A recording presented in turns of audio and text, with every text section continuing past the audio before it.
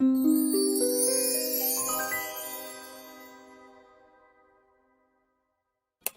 and welcome to another story, and today we have part 1 of Harry Potter and the Chamber of Secrets by J.K. Rowling, starting from the very beginning, Chapter 1, The Worst Birthday. Not for the first time, an argument had broken out over breakfast at number 4 Privet Drive. Mr. Vernon Dursley had been woken in the early hours of the morning by a loud hooting noise from his nephew Harry's room. "Third time this week," he roared across the table. "If you can't control that owl, it'll have to go." Harry tried yet again to explain. "She's bored," he said. She's used to flying around outside. If I could just let her out at night." "Do I look stupid?" snarled Uncle Vernon, a bit of fried egg dangling from his bushy moustache. "I know what'll happen if the owl's let out." He exchanged dark looks with his wife Petunia. Harry tried to argue back, but his words were drowned by a long, loud belch from the Dursley's son, Dudley. "I want more bacon." "There's more in the frying pan, sweetums," said Aunt Petunia, tuning misty eyes onto her massive son. "We must feed you up while we've got the chance. I don't like the sound of that school food." "Nonsense, Petunia. I never went hungry when I was at Smeltings," said Uncle Vernon heartily. "Dudley gets enough, don't you, son?" Dudley, who was so large his bottom drooped over either side of the kitchen chair, grinned and turned to Harry. "Pass the frying pan." "You've forgotten the magic word," said Harry irritably. The effect of this simple sentence on the rest of the family was incredible. Dudley gasped and fell off his chair with a crash that shook the whole kitchen. Mrs. Dursley gave a small scream and clapped her hands to her mouth. Mr. Dursley jumped to his feet, veins throbbing in his temples. "I meant please," said Harry quickly. "I didn't mean—" "What have I told you?" thundered his uncle, spraying spit over the table. "About saying the M word in our house." "But I—" "How dare you threaten Dudley?" roared Uncle Vernon, pounding the table with his fist. I warned you! I will not tolerate mention of your abnormality under this roof." Harry stared from his purple-faced uncle to his pale aunt, who was trying to heave Dudley to his feet. "All right," said Harry. "All right." Uncle Vernon sat down again, breathing like a winded rhinoceros, and watching Harry closely out of the corners of his small, sharp eyes. Ever since Harry had come home for the summer holidays, Uncle Vernon had been treating him like a bomb that might go off at any moment, because Harry wasn't a normal boy. As a matter of fact, he was as not normal as it is possible to be. Harry Potter was a wizard fresh from his first year at Hogwarts School of Witchcraft and Wizardry, and if the Dursleys were unhappy to have him back for the holidays, it was nothing to how Harry felt. He missed Hogwarts so much, it was like having a constant stomachache. He missed the castle, with its secret passageways and ghosts. His lessons, though perhaps not Snape, the potions master. The post arriving by owl, eating banquets in the Great Hall, sleeping in his 4-poster bed in the Tower dormitory, visiting the gamekeeper, Hagrid in his cabin in the grounds next to the Forbidden Forest, and especially Quidditch, the most popular sport in the wizarding world. 6 tall goalposts, 4 flying balls, and 14 players on broomsticks. All Harry's spellbooks, his wand, robes, cauldron, and top-of-the-range Nimbus 2000 broomstick had been locked in a cupboard under the stairs by Uncle Vernon the instant Harry had come home. What did the Dursleys care if Harry lost his place in the house Quidditch team because he hasn't practised all summer? What was it to the Dursleys if Harry went back to school without any of his homework done? The Dursleys were what wizards called muggles, not a drop of magical blood in their veins, and as far as they were concerned, having a wizard in the family was a matter of deepest shame. Uncle Vernon had even padlocked Harry's owl, Hedwig, inside her cage to stop her carrying messages to anyone in the wizarding world. Harry looked nothing like the rest of the family. Uncle Vernon was large and neckless, with an enormous black moustache. Aunt Petunia was horse-faced and bony. Dudley was blonde, pink and porky. Harry, on the other hand, was small and skinny, with brilliant green eyes and jet-black hair that was always untidy. He wore round glasses, and on his forehead was a thin, lightning-shaped scar. It was this scar that made Harry so particularly unusual, even for a wizard. This scar was the only hint of Harry's very mysterious past, of the reason he had been left on the Dursleys' doorstep 11 years before.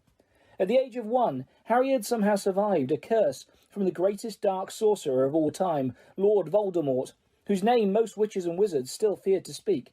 Harry's parents had died in Voldemort's attack, but Harry had escaped with his lightning scar, and somehow, nobody understood why, Voldemort's powers had been destroyed the instant he had failed to kill Harry.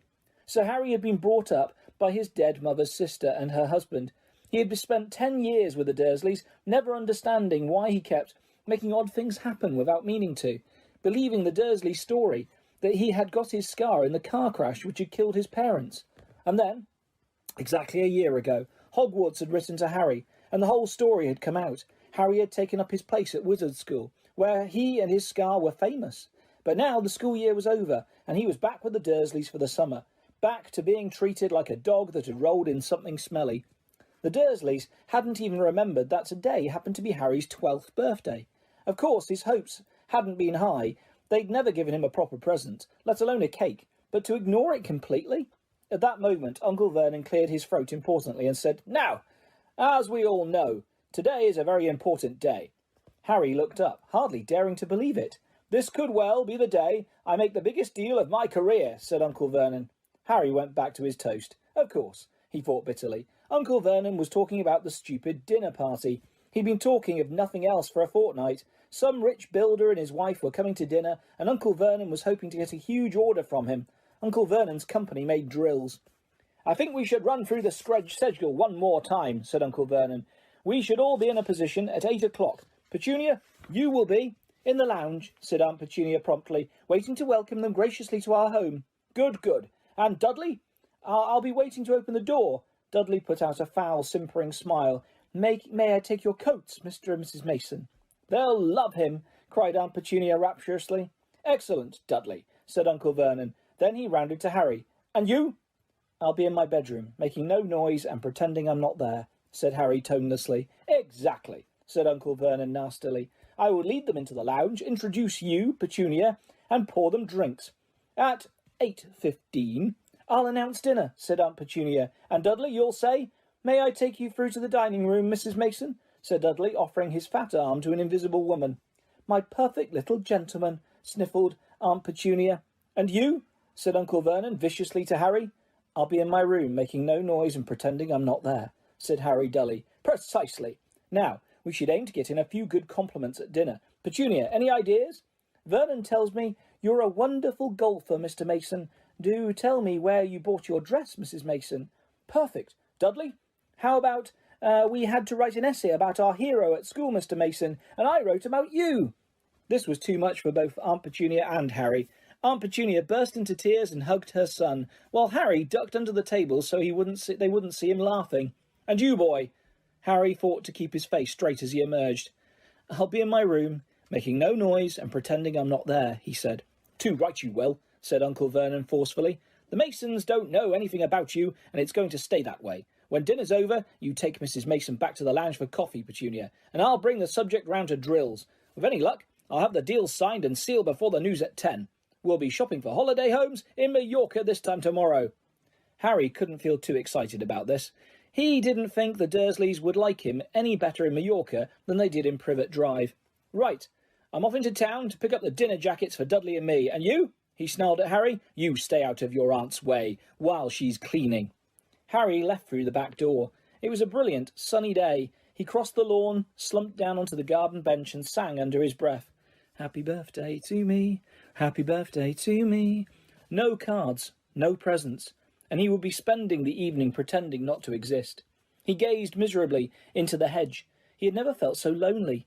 More than anything else at Hogwarts, more even than playing Quidditch, Harry missed his best friends, Ron Weasley and Hermione Granger.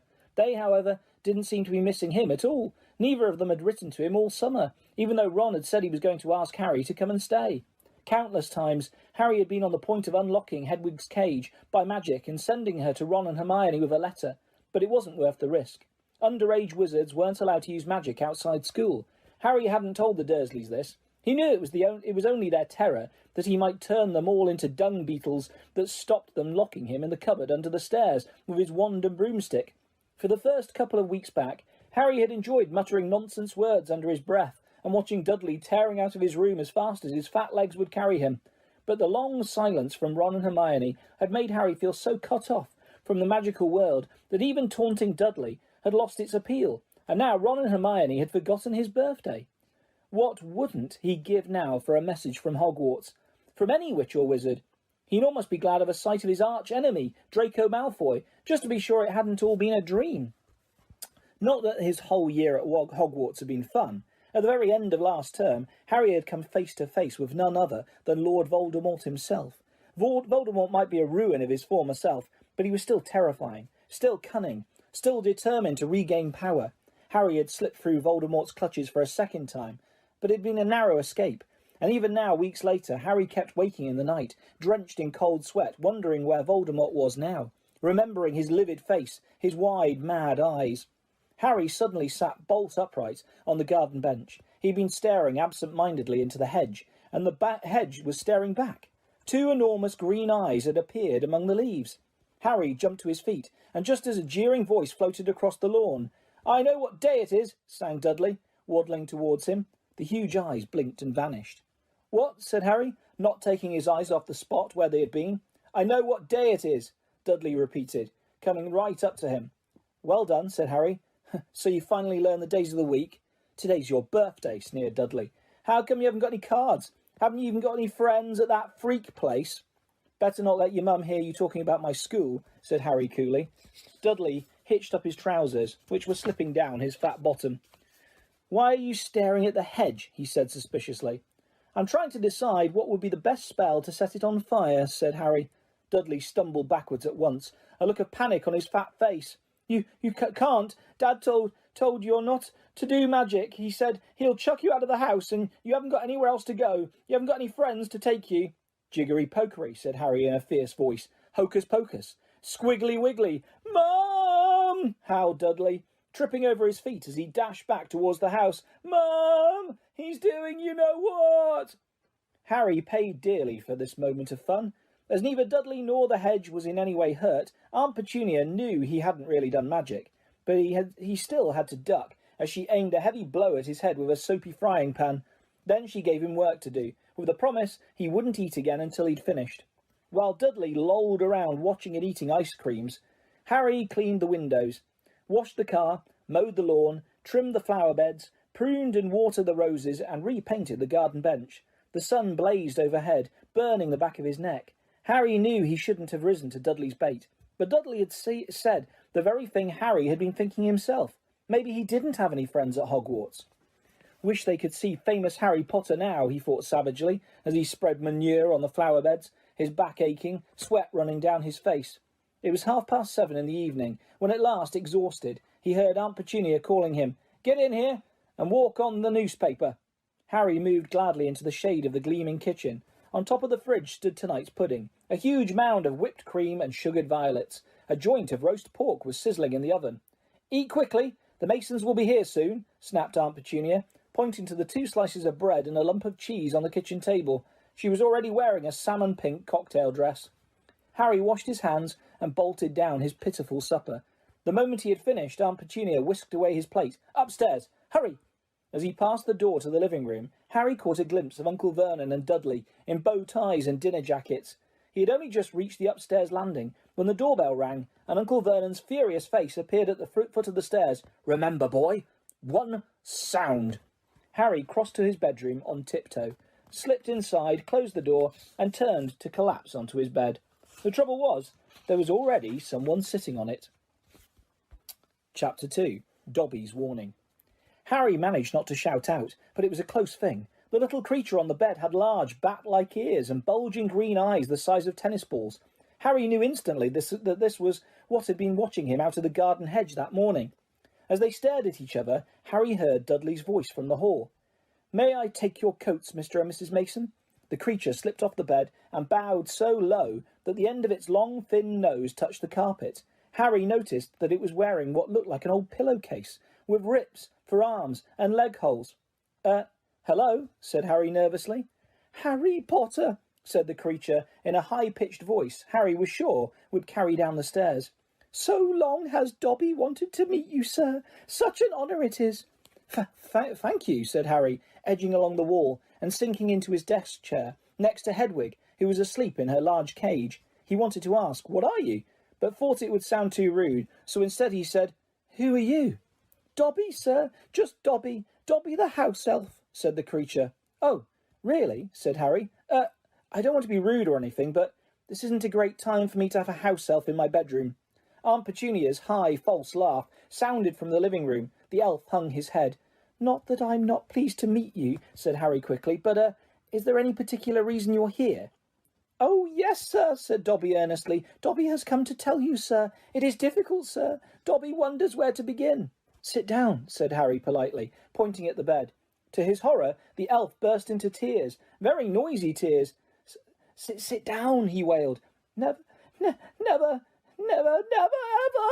Harry thought he heard the voices downstairs falter. "I'm sorry," he whispered. "I didn't mean to offend you or anything." "Offend Dobby?" choked the elf. "Dobby has never been asked to sit down by a wizard, like an equal." Harry, trying to say shh and look comforting at the same time, ushered Dobby back onto the bed, where he sat, hiccuping, looking like a large and very ugly doll. And at last he managed to control himself, and sat with his great eyes fixed on Harry in an expression of watery adoration. "You can't have met many decent wizards," said Harry, trying to cheer him up. Dobby shook his head. Then, without warning, he leapt up and started banging his head furiously on the window, shouting, "Bad Dobby! Bad Dobby!" "Don't! What are you doing?" Harry hissed, springing up and pulling Dobby back onto the bed. Hedwig had woken up with a particularly loud screech and was beating her wings wildly against the bars of her cage. "Dobby had to punish himself, sir," said the elf, who had gone slightly cross-eyed. "Dobby almost spoke ill of his family, sir." "Your family?" "The wizard family Dobby serves, sir. Dobby is a house elf, bound to serve one house and one family forever." Do they know you're here?" asked Harry curiously.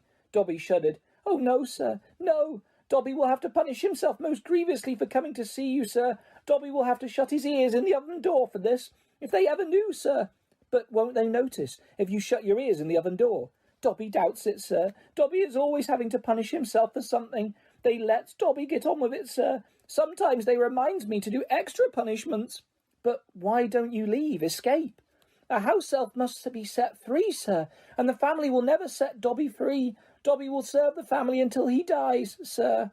Harry stared. "And I thought I was hard done by staying here for another 4 weeks," he said. "This makes the Dursleys sound almost human. Can't anyone help you? Can't I?" Almost at once, Harry wished he hadn't spoken. Dobby dissolved again into wails of gratitude. "Please," Harry whispered frantically, "please be quiet. If the Dursleys hear anything, if they know you're here—" "Harry Potter asks if he can help Dobby. Dobby has heard of your greatness, sir, but of your goodness Dobby never knew." Harry, who was feeling distinctly hot in the face, said, "Whatever you've heard about my greatness is a load of rubbish. I'm not even top of my year at Hogwarts. That's Hermione. But he stopped quickly, because thinking about Hermione was painful. "Harry Potter is humble and modest," said Dobby reverently, his orb-like eyes aglow. "Harry Potter speaks not of his triumph over he who must not be named." "Voldemort," said Harry. Dobby clapped his hands over his bat ears and moaned. "Ah, speak not the name, sir, speak not the name." "Sorry," said Harry quickly. "I know lots of people don't like it. My friend Ron—" He stopped again. Thinking about Ron was painful too. Dobby leaned towards Harry, his eyes wide as headlamps. "Dobby heard tell," he said hoarsely, "that Harry Potter met the Dark Lord for a second time, just weeks ago, that Harry Potter escaped yet again." Harry nodded, and Dobby's eyes suddenly shone with tears. "Ah, sir," he gasped, dabbing his face with a corner of the grubby pillowcase he was wearing, "Harry Potter is valiant and bold.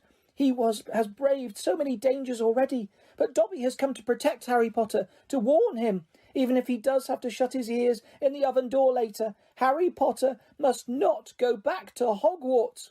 There was a silence broken only by the chink of knives and forks from downstairs and the distant rumble of Uncle Vernon's voice. "What?" Harry stammered. "But I've got to go back. Term starts on September the 1st. It's all that's keeping me going. You don't know what it's like here. I don't belong here. I belong in your world, at Hogwarts." "No, no, no," squeaked Dobby, shaking his head so hard his ears flapped. "Harry Potter must stay where he is safe. He is too great, too good to lose. If Harry Potter goes back to Hogwarts, he will be in mortal danger." "Why?" said Harry in surprise. "There is a plot, Harry Potter, a plot to make most terrible things happen at Hogwarts School of Witchcraft and Wizardry this year," whispered Dobby, suddenly trembling all over. "Dobby has known it for months, sir. Harry Potter must not put himself in peril. He is too important, sir." "What terrible things?" said Harry at once. "Who's plotting them?" Dobby made a funny choking noise and then banged his head madly against the wall. All right, cried Harry, grabbing the elf's arm to stop him. You can't say. I understand. But why are you warning me? A sudden, unpleasant thought struck him. Hang on. This hasn't got anything to do with with you-know-who, has it? You could just shake or nod, he added hastily, as Dobby's head tilted worryingly close to the wall again. Slowly, Dobby shook his head. Not he who must not be named, sir. But Dobby's eyes were wide, and he seemed to be trying to give Harry a hint. Harry, however, was completely at sea. He hasn't got a brother, has he? Dobby shook his head, his eyes wider than ever. Well then, I can't think who else would have a chance of making horrible things happen at Hogwarts, said Harry. I mean, there's Dumbledore, for one thing. You know who Dumbledore is, don't you? Dobby bowed his head. Albus Dumbledore is the greatest headmaster Hogwarts has ever had. Dobby knows it, sir. Dobby has heard Dumbledore's powers rival those of he who must not be named at his height of his strength. But, sir, Dobby's voice dropped to an urgent whisper, there are powers. Dumbledore doesn't. Powers no decent wizard. And before Harry could stop him, Dobby bounded off the bed, seized Harry's desk lamp, and started beating himself around the head with ear-splitting yelps. A sudden silence fell downstairs. 2 seconds later, Harry, heart thudding madly, heard Uncle Vernon coming into the hall, calling, Dudley must have left his television on again, the little tyke. Quick, in the wardrobe, hissed Harry, stuffing Dobby in, shutting the door and flinging himself onto the bed, just as the door handle turned. What the devil are you doing? Said Uncle Vernon, through gritted teeth, his face horribly close to Harry's. You've just ruined the punchline of my Japanese golfer joke. One more sound and you'll wish you'd never been born, boy.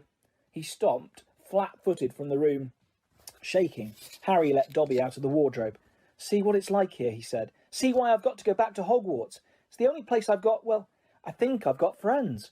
Friends who don't even write to Harry Potter? Said Dobby shyly. I expect they've just been... Hang on, said Harry, frowning. How do you know my friends haven't been writing to me? Dobby shuffled his feet. Harry Potter mustn't be angry with Dobby. Dobby did it for the best. Have you been stopping my letters?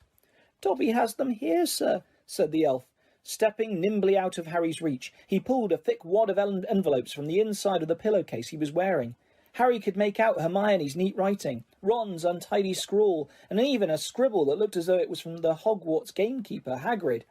Dobby blinked anxiously up at Harry. Harry Potter mustn't be angry. Dobby hoped if Harry Potter thought his friends had forgotten him, Harry Potter might not want to go back to school, sir. Harry wasn't listening. He made a grab for the letters, but Dobby jumped out of reach. Harry Potter will have them, sir, if he gives Dobby his word that he will not return to Hogwarts. Ah, sir, this is a danger you must not face. Say you won't go back, sir. No, said Harry angrily. Give me my friend's letters. Then Harry Potter leaves Dobby no choice, said the elf sadly. Before Harry could move, Dobby had darted to the bedroom door, pulled it open, and sprinted down the stairs. Mouth dry, stomach lurching, Harry sprang after him, trying not to make a sound. He jumped at the last 6 stairs, landing cat-like on the hall carpet, looking around for Dobby.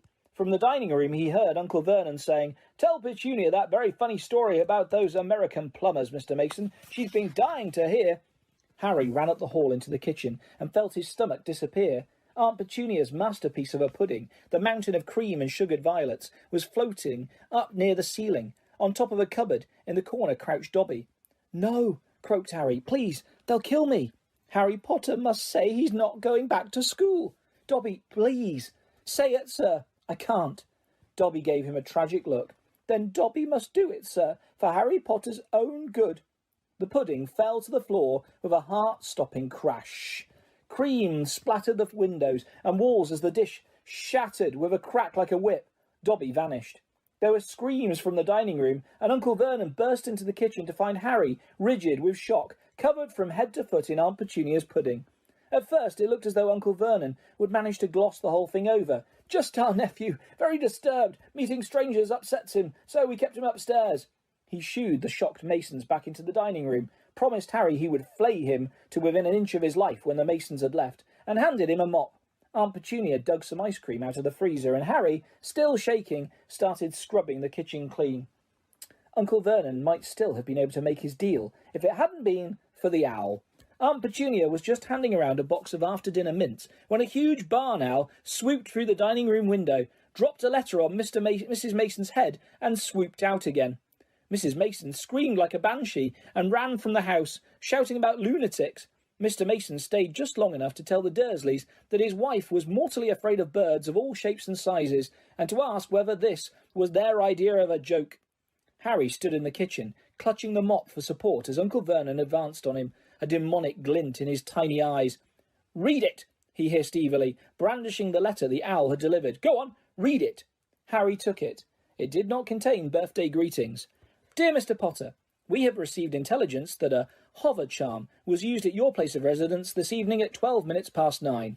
As you know, underage wizards are not permitted to perform spells outside school, and further spell work on your part may lead to expulsion from said school. Decree for the reasonable restriction of underage sorcery, 1875, paragraph C. We would also ask you to remember that any magical activity which risks notice by members of the non-magical community, Muggles, is a serious offence under Section 13 of the International Confederation of Warlocks Statute of Secrecy. Enjoy your holidays. Yours sincerely, Matilda Hopkirk. In proper use of Magic Office, Ministry of Magic."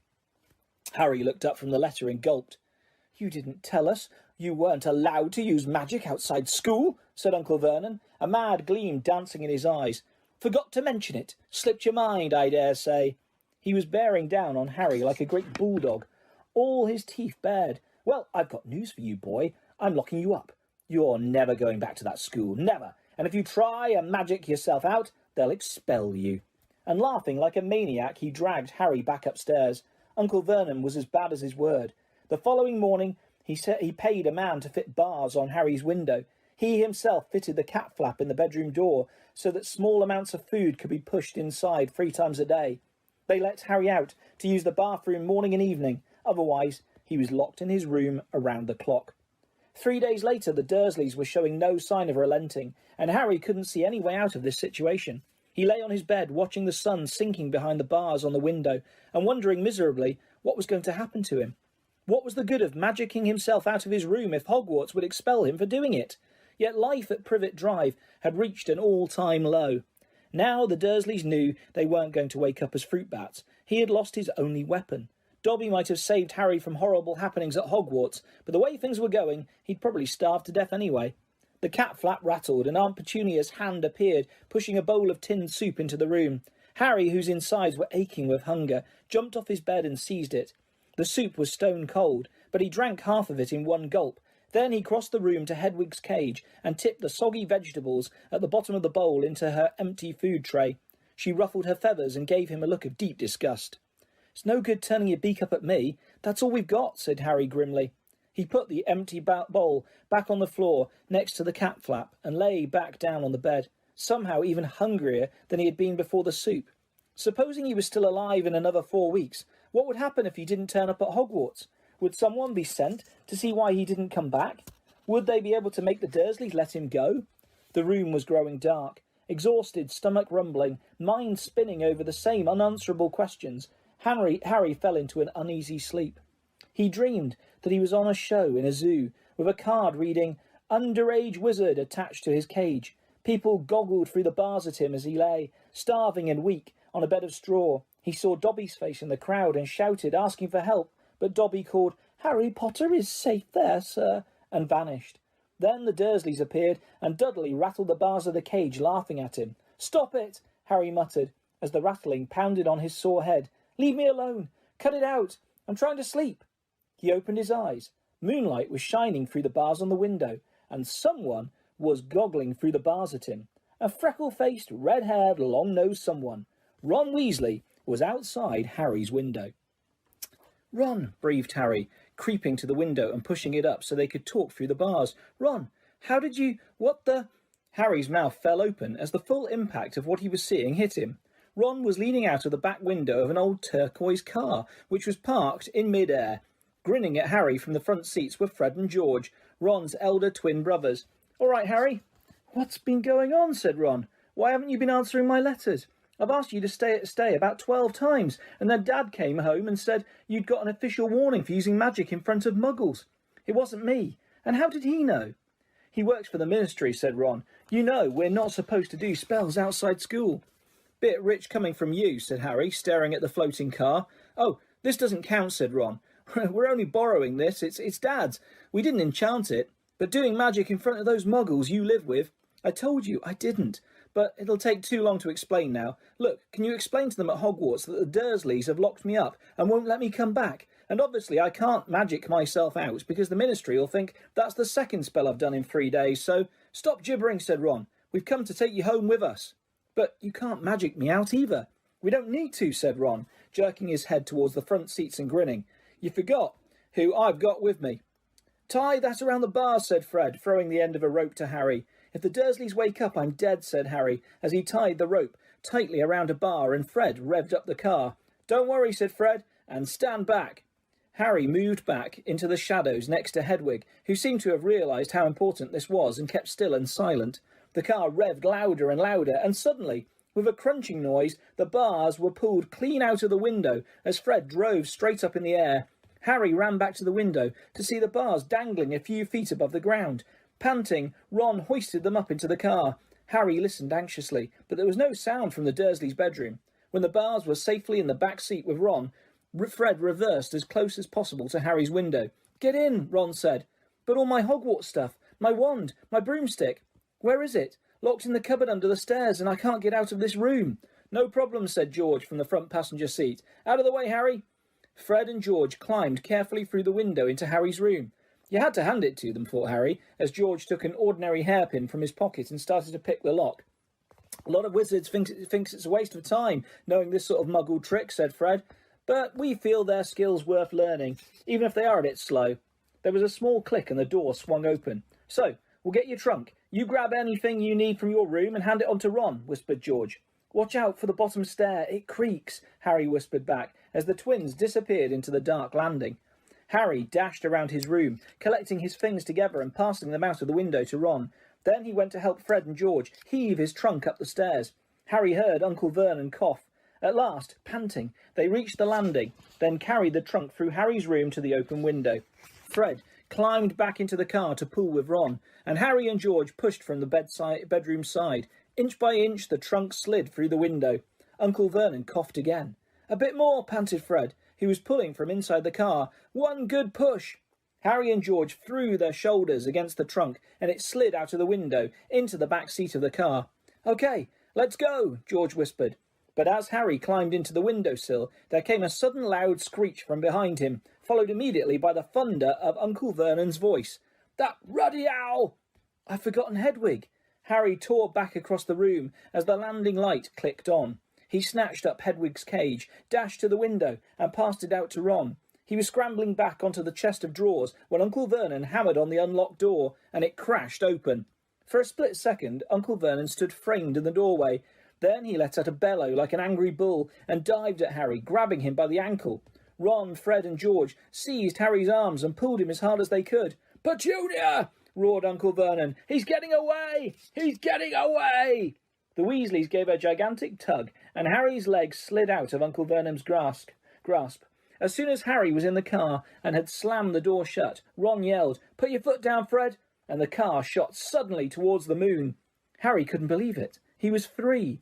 He wound down the window, the night air whipping his hair, and looked back at the shrinking rooftops of Privet Drive. Uncle Vernon, Aunt Petunia and Dudley were all hanging, dumbstruck, out of Harry's window.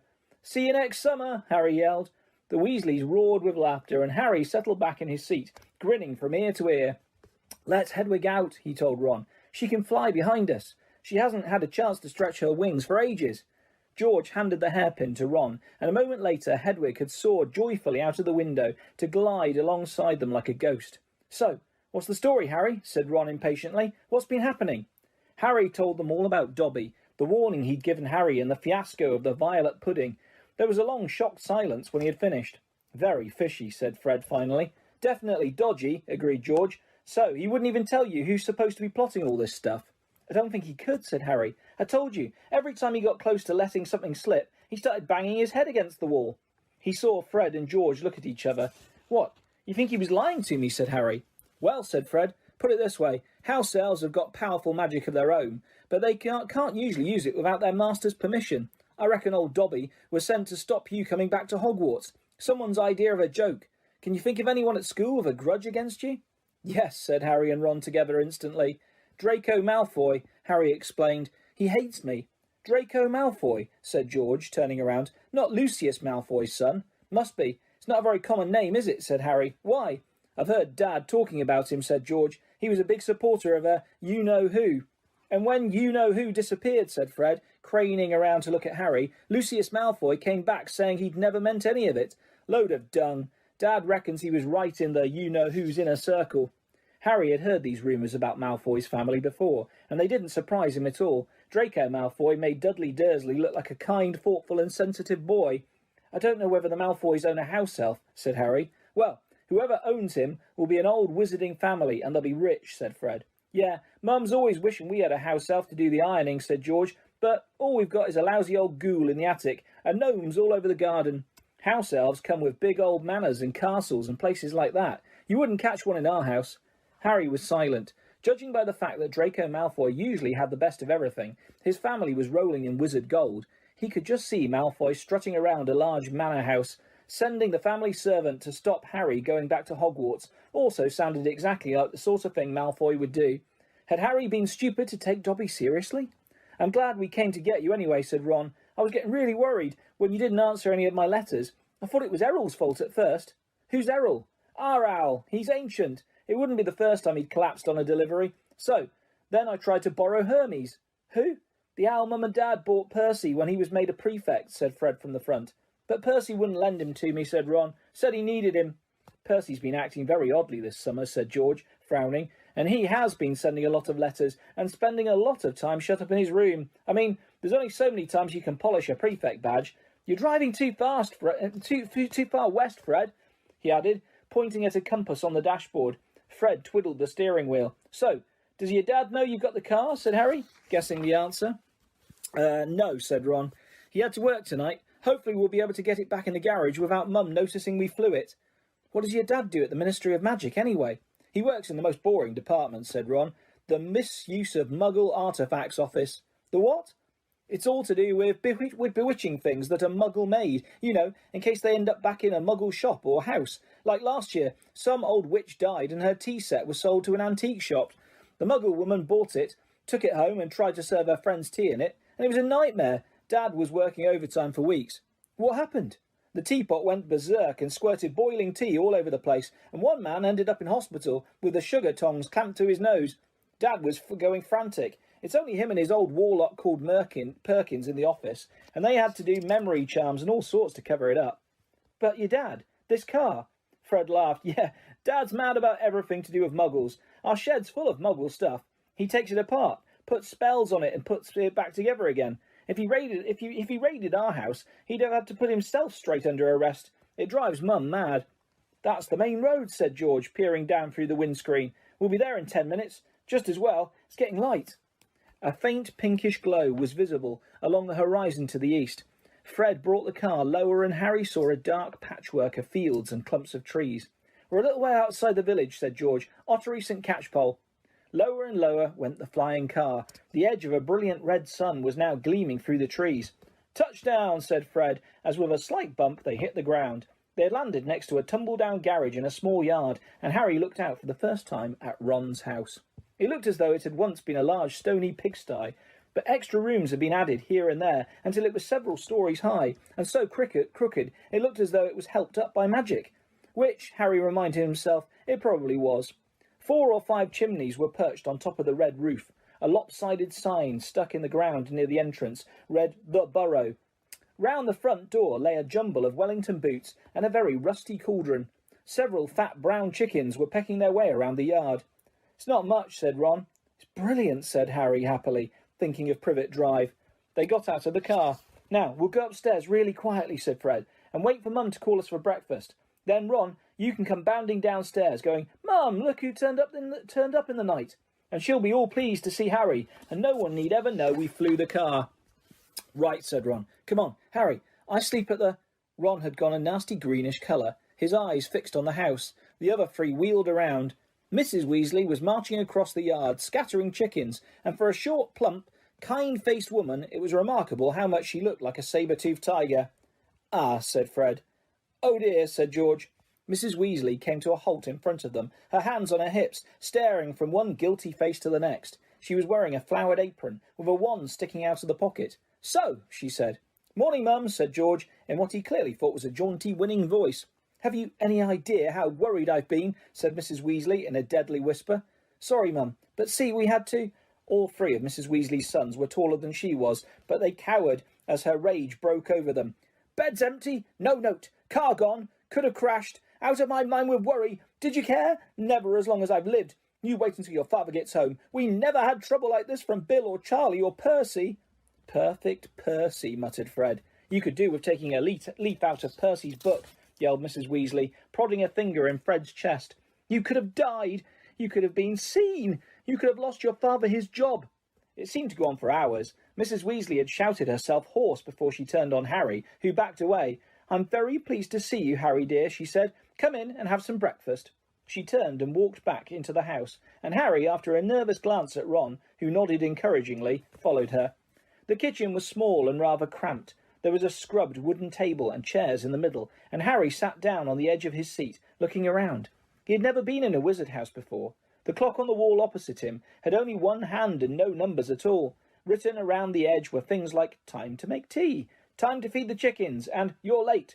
Books were stacked 3 deep on the mantelpiece, books with titles like "Charm Your Own Cheese," "Enchantment in Baking," and "1-Minute Feasts. It's Magic." And unless Harry's ears were deceiving him, the old radio next to the sink had just announced that coming up was Witching Hour with the popular singing sorceress Celestina Warbeck. Mrs. Weasley was clattering around, cooking breakfast a little haphazardly, throwing dirty looks at her sons as she threw sausages into the frying pan. Every now and then she muttered things like, "Don't know what you were thinking of," and "Never would have believed it." "I don't blame you, dear," she assured Harry, tipping 8 or 9 sausages onto his plate. "Arthur and I have been worried about you too. Just last night we were saying we'd come and get you ourselves if you hadn't written back to Ron by Friday. But really," she was now adding 3 fried eggs to his plate, "flying an illegal car halfway across the country, anyone could have seen you." She flicked her wand casually at the washing up in the sink, which began to clean itself, clinking gently in the background. "It was cloudy, Mum," said Fred. "You keep your mouth closed. You're eating." Mrs. Weasley snapped. "They were starving him, Mum," said George. "And you," said Mrs. Weasley, but it was with a slightly softened expression that she started cutting Harry bread and buttering it for him. At that moment there was a diversion in the form of a small, red-headed figure in a long nightdress who appeared in the kitchen, gave a small squeal and ran out again. "Ginny," said Ron in an undertone to Harry, "my sister. She's been talking about you all summer." "Yeah, she'll be wanting your autograph, Harry," grinned Fred, but he caught his mother's eye and bent his face over his plate without another word. Nothing more was said until all 4 plates were clean, which took a surprisingly short time. "Blimey, I'm tired," yawned Fred, setting down his knife and fork at last. "I think I'll go to bed and—" "You will not," snapped Mrs. Weasley. "It's your own fault. You've been up all night. You're going to de-gnome the garden for me. They're getting completely out of hand again." "Oh, Mum. And you two," she said, glaring at Ron and George. "You can go up to bed, dear," she added to Harry. "You didn't ask them to fly that wretched car." But Harry, who felt wide awake, said quickly, "I'll help Ron. I've never seen a de-gnoming." "That's very sweet of you, dear, but it's dull work," said Mrs. Weasley. "Now let's see what Lockhart's got to say on the subject." And she pulled a heavy book from the stack on the mantelpiece. George groaned. "Mum, we know how to de-gnome a garden." Harry looked at the cover of Mrs. Weasley's book. Written across it in fancy gold letters were the words, "Gilderoy Lockhart's Guide to Household Pests." There was a big photograph on the front of a very good-looking wizard with wavy blonde hair and bright blue eyes, and always in the wizarding world the photograph was moving. The wizard, who Harry supposed was Gilderoy Lockhart, kept winking cheekily up at them. Mrs. Weasley beamed down at him. "Oh, he is marvellous," she said. "He knows his household pests all right. It's a wonderful book."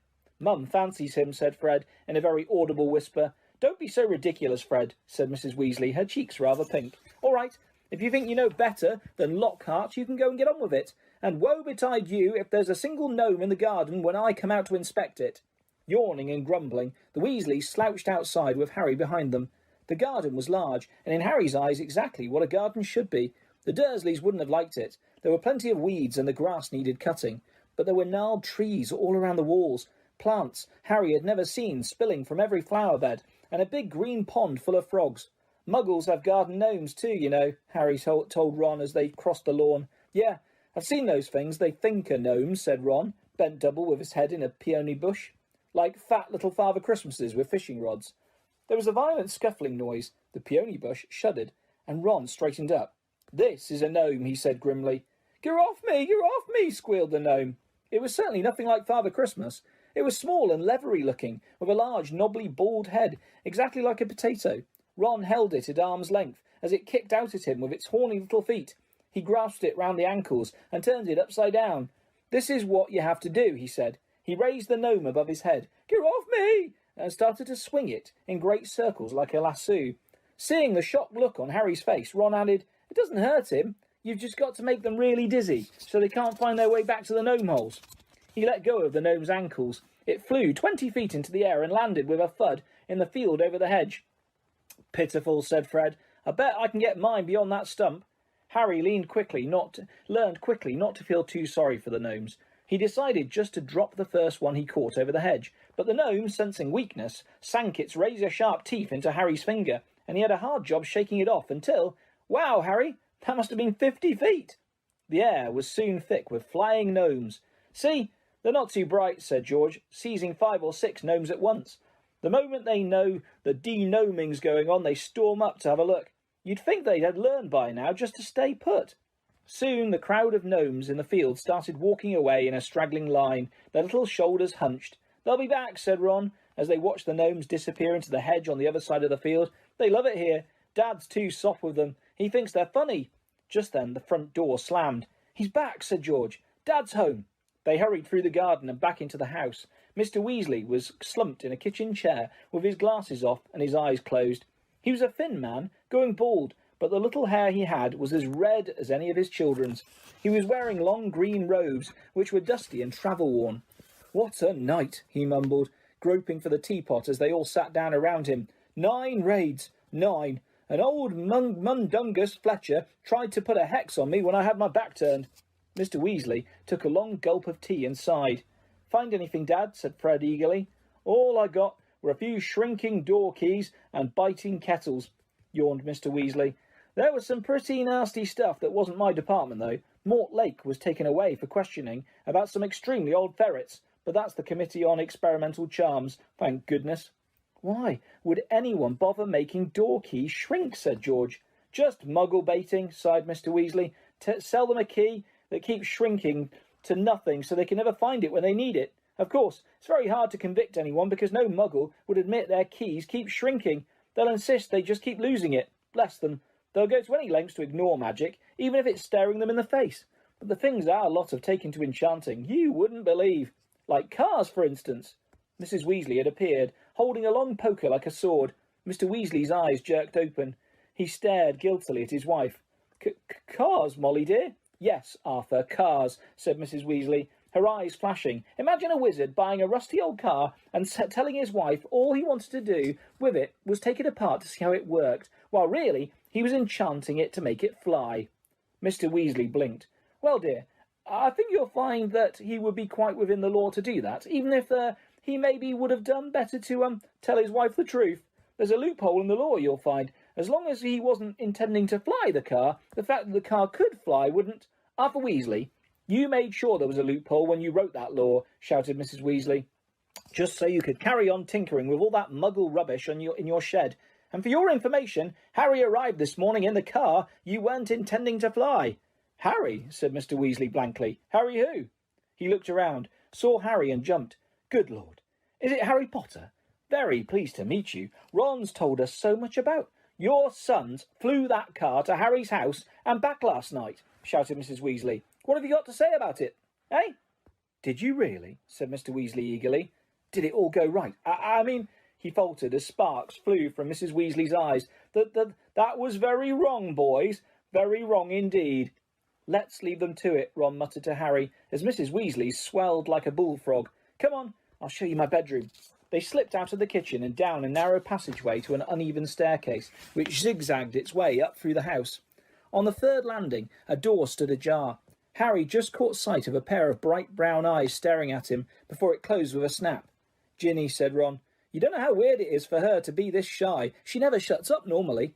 They climbed 2 more flights until they reached a door with peeling paint and a small plaque on it saying Ronald's room. Harry stepped in, his head almost touching the sloping ceiling, and blinked. It was like walking into a furnace. Nearly everything in Ron's room seemed to be a violent shade of orange. The bedspread, the walls, even the ceiling. Then Harry realised that Ron had covered nearly every inch of the shabby wallpaper with posters of the same 7 witches and wizards, all wearing bright orange robes, carrying broomsticks and waving energetically.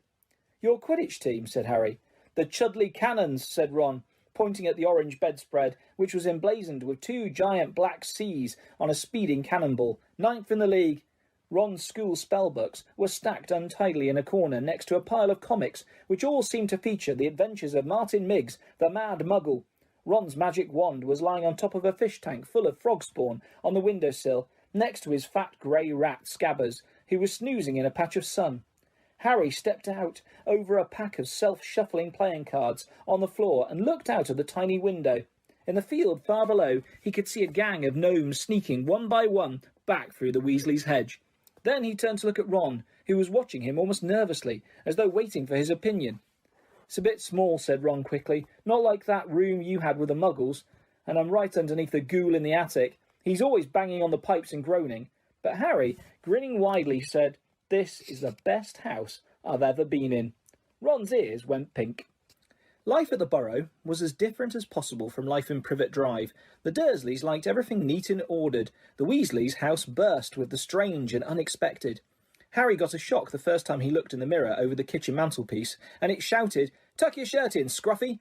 The ghoul in the attic howled and dropped pipes whenever he felt things were getting too quiet, and small explosions from Fred and George's bedroom were considered perfectly normal. What Harry found most unusual about life at Ron's, however, wasn't the talking mirror or the clanking ghoul. It was the fact that everybody there seemed to like him. Mrs. Weasley fussed over the state of his socks and tried to force him to eat 4 helpings at every meal.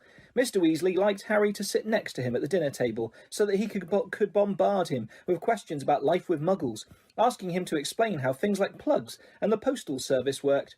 "Fascinating," he would say, as Harry talked him through using a telephone. "Ingenious. Really, how many ways Muggles have found of getting along without magic?"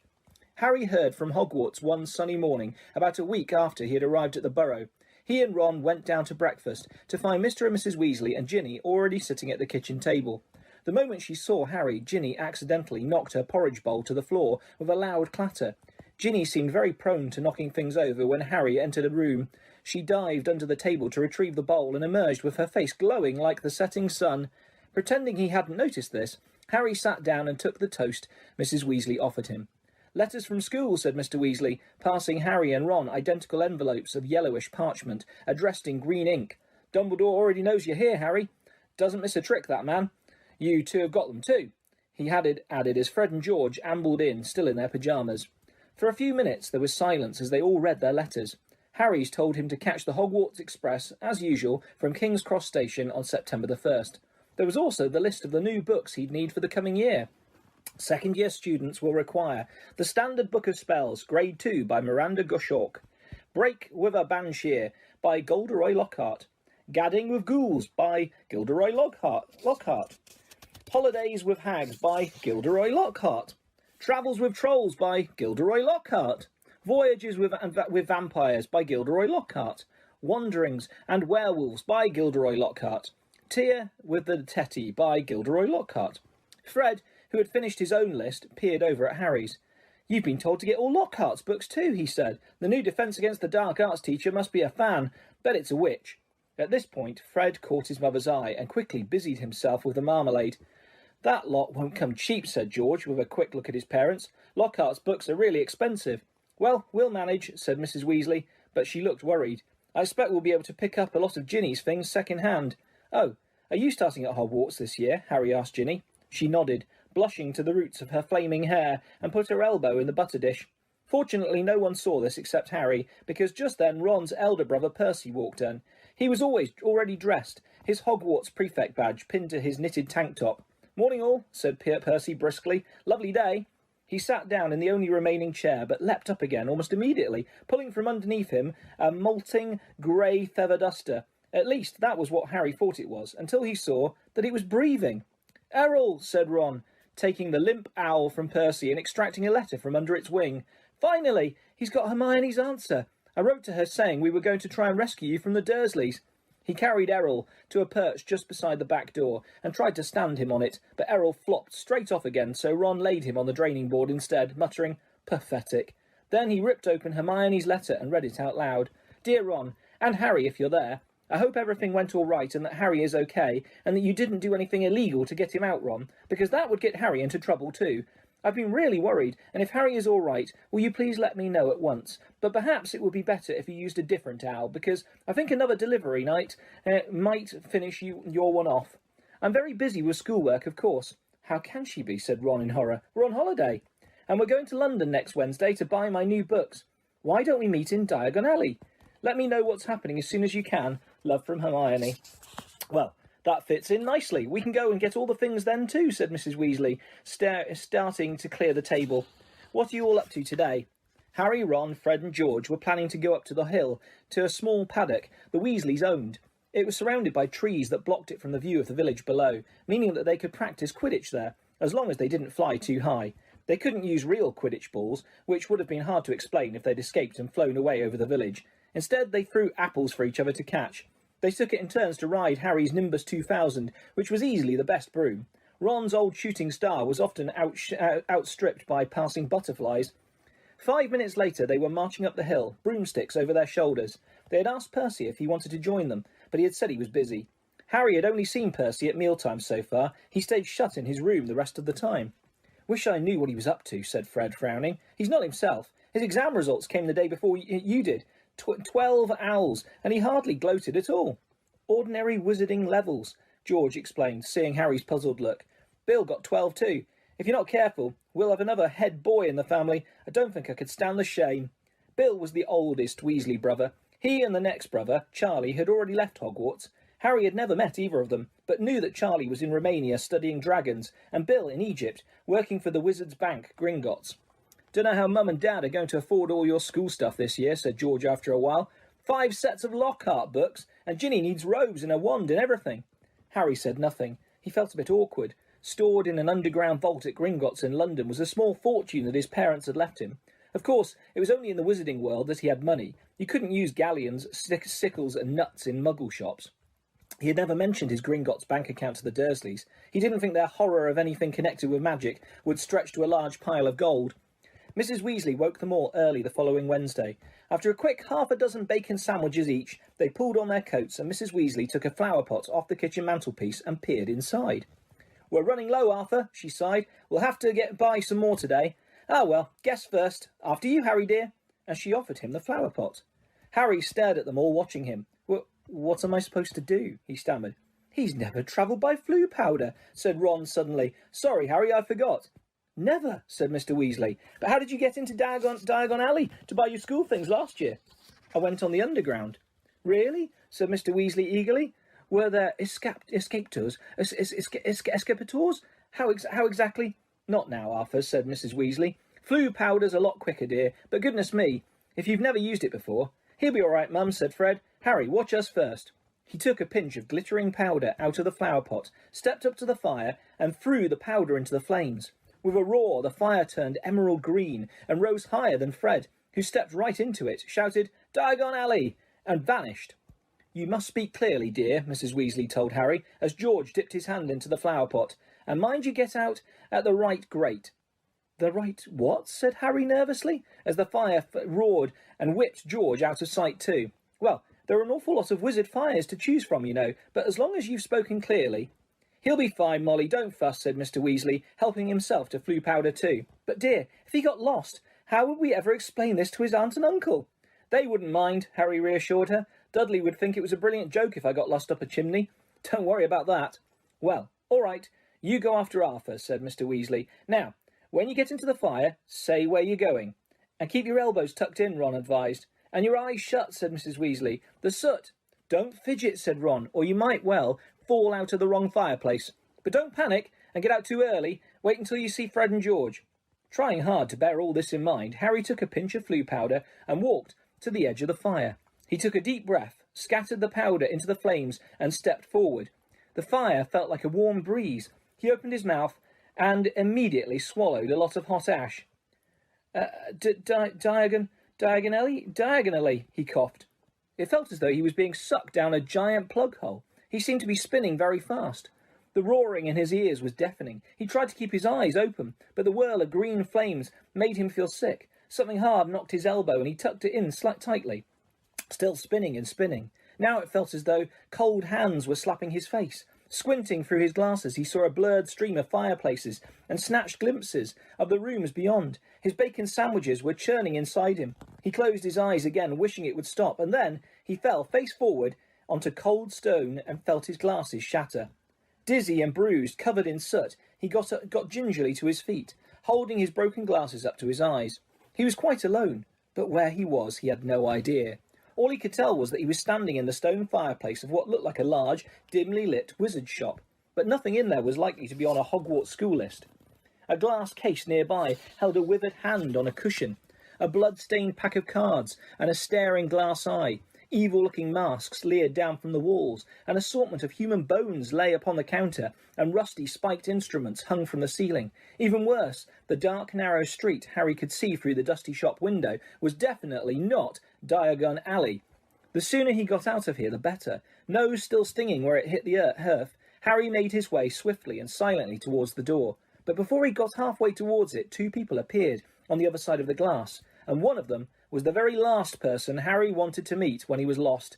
Covered in soot and wearing broken glasses, Draco Malfoy. Harry looked quickly around and spotted a large black cabinet to his left. He shot inside it and pulled the doors to, leaving a small crack to peer through. Seconds later, a bell clanged and Malfoy stepped into the shop. The man who followed could only be his father. He had the same pale, pointed face and identical cold grey eyes. Mr. Malfoy crossed the shop, looking lazily at the items on display, and rang a bell on the counter before turning to his son and saying, "Touch nothing, Draco." Malfoy, who had reached for the glass eye, said, "I thought you were going to buy me a present." "I said I would buy you a racing broom," said his father, drumming his fingers on the counter. "What's the good of that if I'm not in the house team?" said Malfoy, looking sulky and bad-tempered. "Harry Potter got a Nimbus 2000 last year. Special permission from Dumbledore so he could play for Gryffindor. He's not even that good. It's just because he's famous. Famous for having a stupid scar on his forehead." Malfoy bent down to examine a shelf full of skulls. "Everyone thinks he's so smart. Wonderful Potter, with his scar and his broomstick."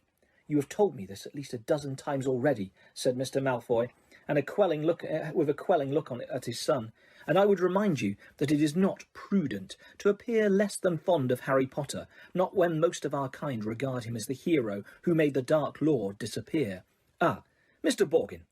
A stooping man had appeared behind the counter, smoothing his greasy hair back from his face. "Mr. Malfoy, what a pleasure to see you again," said Mr. Borgin in a voice as oily as his hair. "Delighted. And young Master Malfoy, too." "Charmed. How may I be of assistance?" "I must show you just in today and very reasonably priced." "I'm not buying today, Mr. Borgin, but selling," said Mr. Malfoy. "Selling?" The smile faded slightly from Mr. Borgin's face. "You have heard, of course, that the Ministry is conducting more raids," said Mr. Malfoy, taking a roll of parchment from his inside pocket and unravelling it for Mr. Borgin to read. "I have a few, items at home that might embarrass me if the Ministry were to call." Mr. Borgin fixed a pince-nez to his nose and looked down to the list. "The Ministry wouldn't presume to trouble you, sir, surely?" Mr. Malfoy's lip curled. "I have not been visited yet. The name Malfoy still commands a certain respect. Yet the Ministry grows ever more meddlesome. There are rumours about a new Muggle Protection Act. No doubt that flea-bitten, Muggle-loving fool Arthur Weasley is behind it." Harry felt a hot surge of anger. "And as you can see, certain of these potions might make it appear—" "I understand, sir, of course," said Mr. Borgin. "Let me see." "Can I have that?" interrupted Draco, pointing at the withered hand on its cushion. "Ah, the Hand of Glory," said Mr. Borgin, abandoning Mr. Malfoy's list and scurrying over to Draco. "Insert a candle and it gives light only to the holder. Best friend of thieves and plunderers. Your son has fine taste, sir."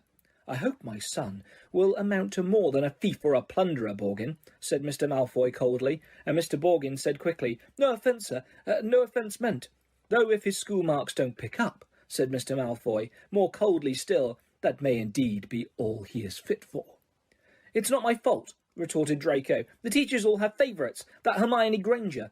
I would have thought you'd be ashamed that a girl of no wizard family beats you in every exam, snapped Mr. Malfoy. Ha! said Harry under his breath, pleased to see Draco looking both abashed and angry.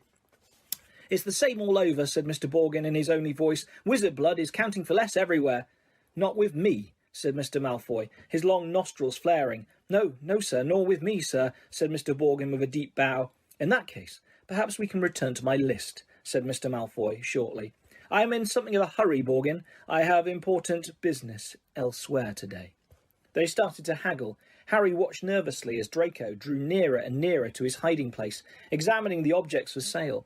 He paused to examine a long coil of hangman's rope and to read, smirking, the card propped on a magnificent necklace of opals. Caution, do not touch, cursed, has claimed the lives of 19 Muggle owners to date.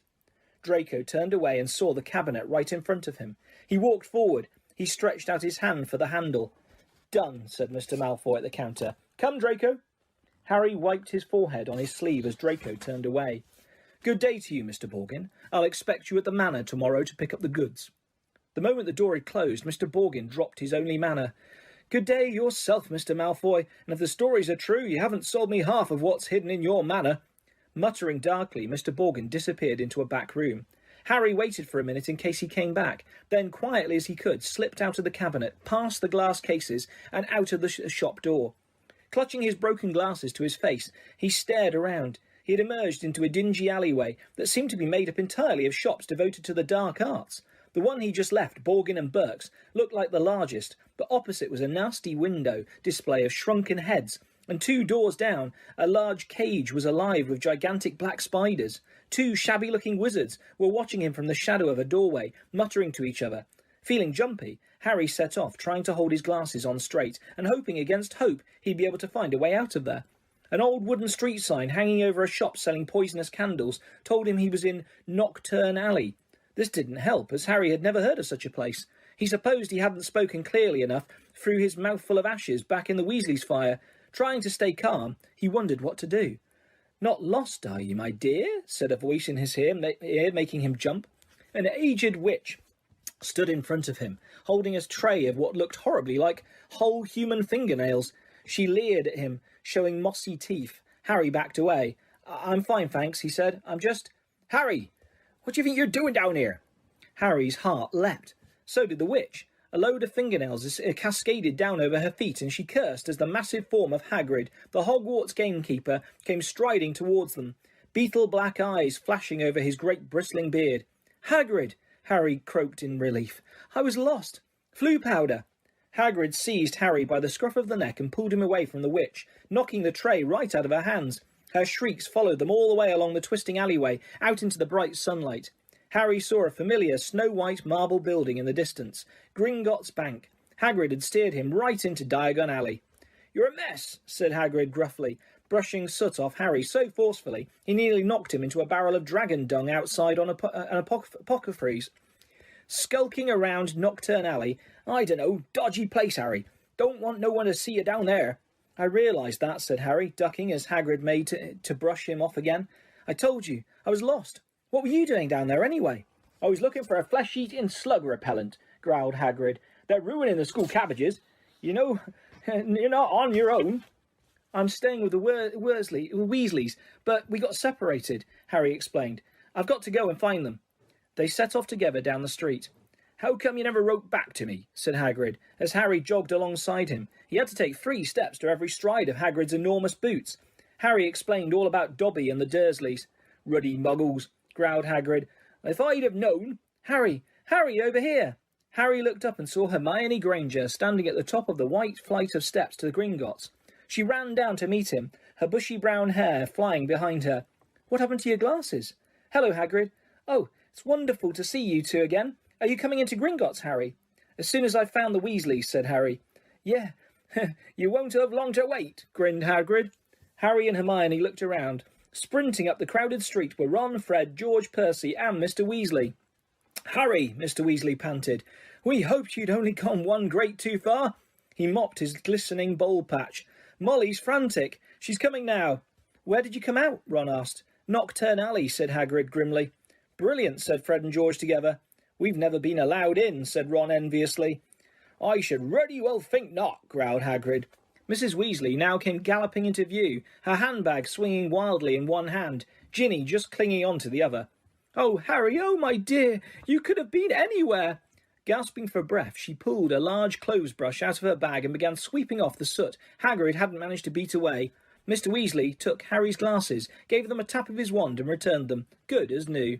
"Well, gotta be off," said Hagrid, who was having his hand wrung by Mrs. Weasley. "Knockturn Alley. If you hadn't found him, Hagrid, see you at Hogwarts." And he strode away, head and shoulders taller than anyone else in the packed street. "Guess who I saw in Borgin and Burke's?" Harry asked Ron and Hermione as they climbed the Gringotts steps. "Malfoy and his father." "Did Lucius Malfoy buy anything?" said Mr. Weasley sharply behind them. "No, he was selling." "So he's worried," said Mr. Weasley with grim satisfaction. "Oh, I'd love to get Lucius Malfoy for something." "You be careful, Arthur," said Mrs. Weasley sharply as they ushered into the bank by a bowing goblin at the door. "That's family trouble. That family's trouble. Don't go biting off more than you can chew." "So you don't think I'm a match for Lucius Malfoy?" said Mr. Weasley indignantly. But he was distracted almost at once by the sight of Hermione's parents, who were standing nervously at the counter that ran all along the great marble hall, waiting for Hermione to introduce them. "But you're muggles," said Mr. Weasley delightedly. "We must have a drink. What's that you've got there? Oh, you're changing muggle money. Molly, look." He pointed excitedly at the £10 notes in Mr. Granger's hand. "Meet you back here," Ron said to Hermione, as the Weasleys and Harry were led off to the underground vaults by another Gringotts goblin.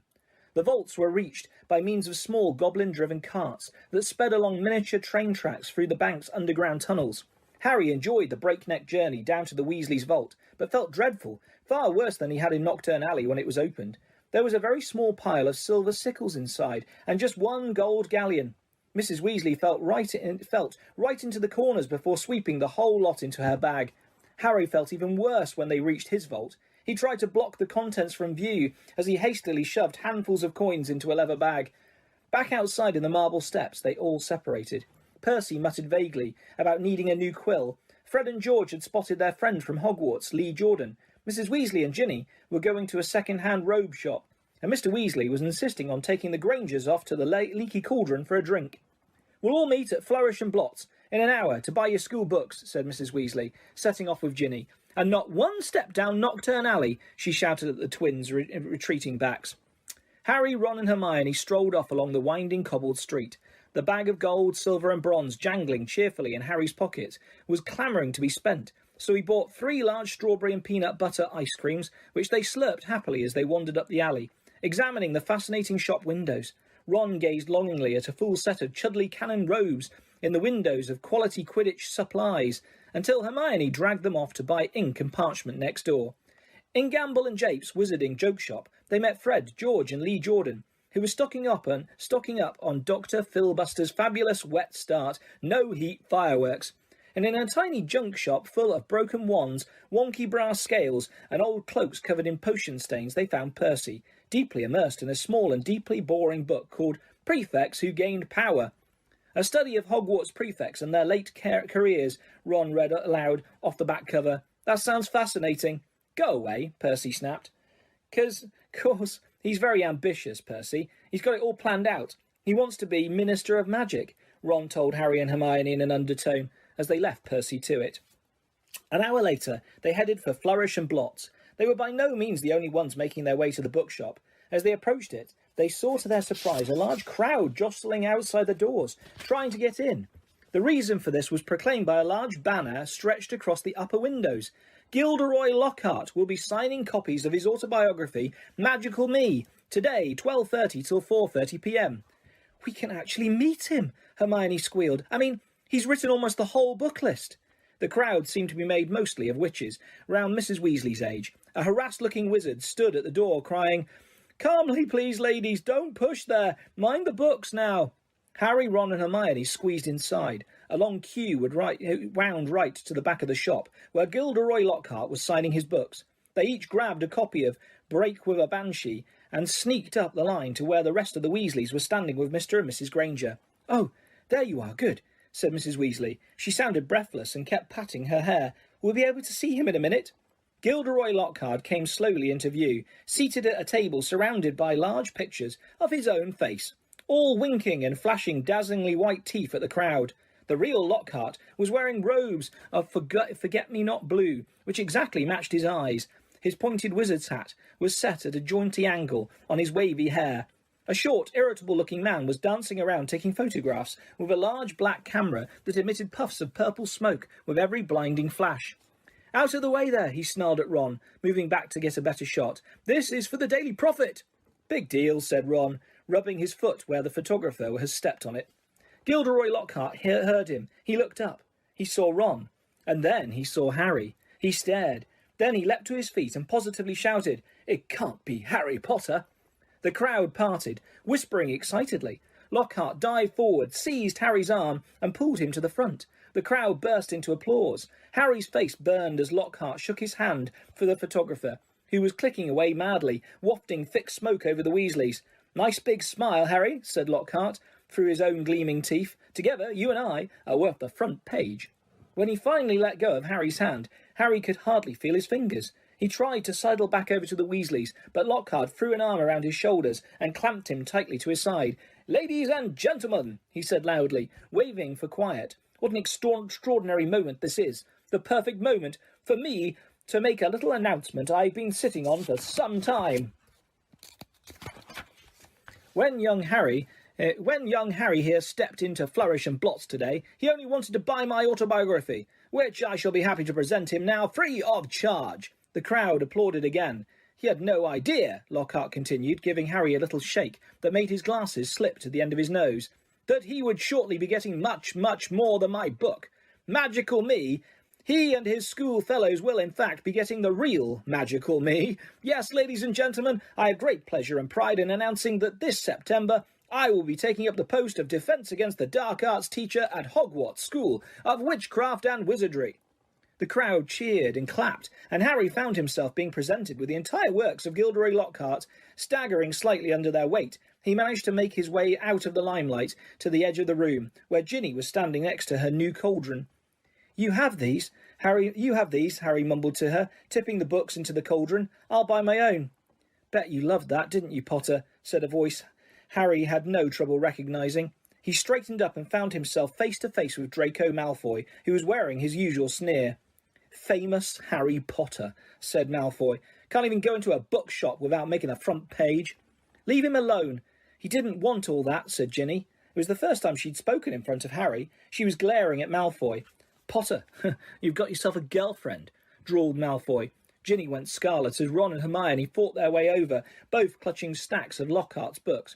"Oh, it's you," said Ron, looking at Malfoy as if he was something unpleasant in the sole of his shoe. "Bet you're surprised to see Harry here, eh?" "Not as surprised as I am to see you in a shop, Weasley," reported Malfoy. "I suppose your parents will go hungry for a month to pay for this lot."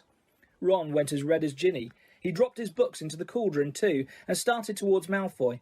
But Harry and Hermione grabbed the back of his jacket. "Ron," said Mr. Weasley, struggling over with Fred and George. "What are you doing?" "It's mad in here. Let's go outside." "Well, well, well, Arthur Weasley." It was Mr. Malfoy. He stood with his hand on Draco's shoulder, sneering in just the same way. "Lucius," said Mr. Weasley, nodding coldly. "Busy time at the Ministry, I hear," said Mr. Malfoy. "All those raids. I hope they're paying you overtime." He reached into Ginny's cauldron and extracted from amidst the glossy Lockhart books a very old, very battered copy of a beginner's guide to Transfiguration.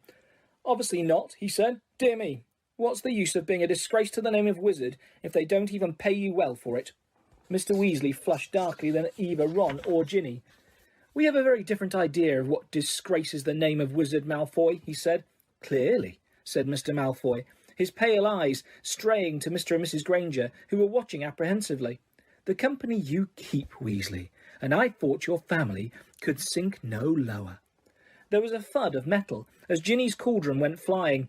Mr. Weasley had thrown himself at Mr. Malfoy, knocking him backwards into a bookshelf. Dozens of heavy spellbooks came thundering down on all their heads. There was a yell of, "Get him, Dad!" from Fred or George. Mrs. Weasley was shrieking, "No, Arthur, no!" The crowd stampeded backwards, knocking more shelves over. "Gentlemen, please, please!" cried the assistant, and then, louder than all, "Break it up there, gents, break it up!" Hagrid was wading towards them through the sea of books. In an instant he had pulled Mr. Weasley and Mr. Malfoy apart. Mr. Weasley had a cut lip, and Mr. Malfoy had been hit in the eye by an encyclopedia of toadstools. He was still holding Ginny's old Transfiguration book. He thrust it at her, his eyes glittering with malice. "Here, girl, take your book. It's the best your father can give you." Pulling himself out of Hagrid's grip, he beckoned to Draco and swept from the shop. "You should have ignored him, Arthur," said Hagrid, almost lifting Mr. Weasley off his feet as he straightened his robes. "Rotten to the core, the whole family. And everyone knows that no Malfoy's worth listening to. Bad blood. That's what it is. Come on now, let's get out of here." The assistant looked as though he wanted to stop them leaving, but he barely came up to Hagrid's waist and seemed to think better of it. They hurried up the street, the Grangers shaking with fright, and Mrs. Weasley beside herself with fury. "A fine example to set to your children, bawling in public. What Gilderoy Lockhart must have thought." "He was pleased," said Fred. "Didn't you hear him as we were leaving? He was asking that bloke from the Daily Prophet if he'd be able to work the fight into his report. Said it was all publicity." But it was a subdued group who headed back to the fireside in the Leaky Cauldron, where Harry, the Weasleys, and all their shopping would be travelling back to the Burrow using flue powder. They said goodbye to the Grangers, who were leaving the pub for the Muggle Street on the other side. Mr. Weasley started to ask them how bus stops work, but stopped quickly at the look of Mrs. Weasley's face. Harry took off his glasses and put them safely in his pocket, before helping himself to flue powder. It definitely wasn't his favourite way to travel. The end of the summer holidays came too quickly for Harry's liking. He was looking forward to getting back to Hogwarts, but his month at the Burrow had been the happiest of his life. It was difficult not to feel jealous of Ron when he thought of the Dursleys and the sort of welcome he could expect next time he turned up at Privet Drive. On their last evening, Mrs. Weasley conjured up a sumptuous dinner, which included all of Harry's favourite things, ending with a mouth-watering treacle pudding. Fred and George rounded off the evening with a display of filibuster fireworks. They filled the kitchen with red and blue stars that bounced from ceiling to wall for at least half an hour. Then it was time for a last mug of hot chocolate and bed. It took a long while to get started next morning. They were up at cock crow, but somehow they still seemed to have a great deal to do. Mrs. Weasley dashed about in a mad mood, looking for spare socks and quills. People kept colliding on the stairs, half-dressed with bits of toast in their hands, and Mr. Weasley nearly broke his neck, tripping over a stray chicken as he crossed the yard, carrying Ginny's trunk to the car. Harry couldn't see how 8 people, 6 large trunks, 2 owls, and a rat were going to fit into one small Ford Anglia. He had reckoned, of course, without the special features which Mr. Weasley had added. "Not a word to Molly," he whispered to Harry, as he opened the boot and showed him how it had been magically expanded so that the trunks fitted easily. When at last they were all in the car, Mrs. Weasley glanced into the back seat, where Harry, Ron, Fred, George and Percy were all sitting comfortably side by side, and said, "Muggles do know more than we give them credit for, don't they?" She and Ginny got into the front seat, which had been stretched so that it resembled a park bench. I mean, you'd never know it was this roomy from the outside, would you? Mr. Weasley started up the engine and they trundled out of the yard, Harry turning back for one last look at the house. He barely had time to wonder when he'd see it again when they were back. George had forgotten his box of filibuster fireworks. 5 minutes after that, they skidded to a halt in the yard so that Fred could run in for his broomstick. They had almost reached the motorway when Ginny shrieked that she'd left her diary. By the time she had clambered back into the car, they were running very late, and tempers were running high. Mr. Weasley glanced at his watch and then at his wife. "Molly, dear." "No, Arthur. No one would see. This little button here is an invisibility booster I installed. That'd get us up in the air. Then we fly above the clouds. We'd be there in 10 minutes and no one would be any the wiser." "I said no, Arthur, not in broad daylight." They reached King's Cross at 11:15. Mr. Weasley dashed across the road to get trolleys for their trunks, and they all hurried into the station. Harry had caught the Hogwarts Express the previous year. The tricky bit was getting onto platform 9 3/4, which wasn't visible to the Muggle eye. What you had to do was walk through the solid barrier dividing platforms 9 and 10. It didn't hurt, but it had to be done carefully so that none of the Muggles noticed you vanishing. "Percy first," said Mrs. Weasley, looking nervously at the clock overhead, which showed they had only 5 minutes to disappear casually through the barrier. Percy strode briskly forward and vanished. Mr. Weasley was next. Fred and George followed. "I'll take Ginny, and you two come right after us," Mrs. Weasley told Harry and Ron, grabbing Ginny's hand and setting off. In the blink of an eye, they were gone. "Let's go together. We've only got a minute," Ron said to Harry. Harry made sure that Hedwig's cage was safely wedged on top of his trunk and wheeled his trolley about to face the barrier. He felt perfectly confident. This wasn't nearly as uncomfortable as using flue powder. Both of them bent low over the handles of their trolleys and walked purposely towards the barrier, gathering speed. A few feet away from it, they broke into a run and crash! Both trolleys hit the barrier and bounced backwards. Ron's trunk fell off with a loud thump. Harry was knocked off his feet, and Hedwig's cage bounced onto the tiny, shiny floor, and she rolled away, shrieking indignantly. People all around them stared, and a guard nearby yelled, "What in blazes do you think you're doing?" Lost control of the trolley," Harry gasped, clutching his rib as he got up. Ron ran to pick up Hedwig, who was causing such a scene that there was a lot of muttering about cruelty to animals from the surrounding crowd. Why can't we get through?" Harry hissed to Ron. "I dunno."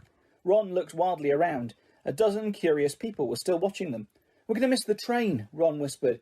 I don't understand why the gateway sealed itself." Harry looked up at the giant clock with a sickening feeling in the pit of his stomach. 10 seconds. 9 seconds. He wheeled his trolley forward cautiously until it was right against the barrier and pushed with all his might. The metal remained solid. 3 seconds. 2 seconds. 1 second. "It's gone," said Ron, sounding stunned. "The train's left. What if Mum and Dad can't get back through to us? Have you got any Muggle money?" Harry gave a hollow laugh. "The Dursleys haven't given me pocket money for about 6 years. Ron pressed his ear to the cold barrier. "Can't hear anything," he said tensely. "What are we going to do? I don't know how long it'll take Mum and Dad to get back to us." They looked around. People were still watching them, mainly because of Hedwig's continuing screeches. "I think we'd better go and wait by the car," said Harry. "We're attracting too much attention." "Harry," said Ron, his eyes gleaming. "The car!" "What about it?" We can fly the car to Hogwarts." "But I thought—" "We're stuck, right? And we've got to get to school, haven't we? And even underage wizards are allowed to use magic if it's a real emergency. Section 19 or something of the restriction of thingy." Harry's feeling of panic turned suddenly to excitement. "Can you fly it?" "No problem," said Ron, wheeling his trolley round to face the exit. "Come on, let's go. If we hurry, we'll be able to follow the Hogwarts Express." And they marched off through the crowd of curious muggles, out of the station, and back into the side road where the old Ford Anglia was parked. Ron unlocked the cavernous boot with a series of taps from his wand. They heaved their trunks back in, put Hedwig on the back seat, and got into the front. "Check no one's watching," said Ron, starting the ignition with another tap of his wand. Harry stuck his head out of the window. Traffic was rumbling along the main road ahead, but their street was empty. "Okay," he said. Ron pressed a tiny silver button on the dashboard. The car around them vanished, and so did they.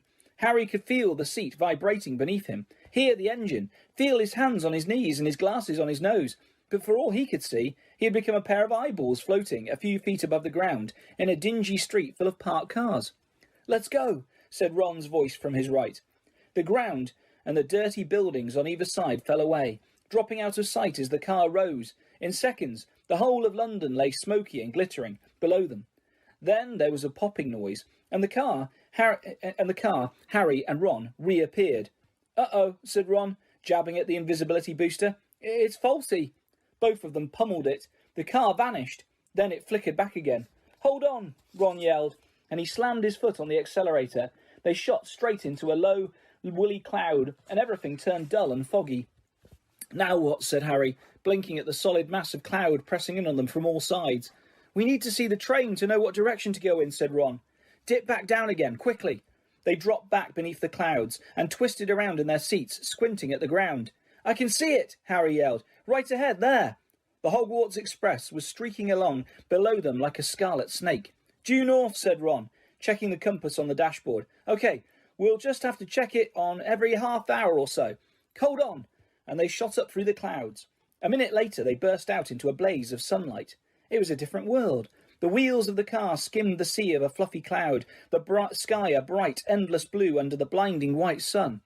"All we've got to worry about now are aeroplanes," said Ron.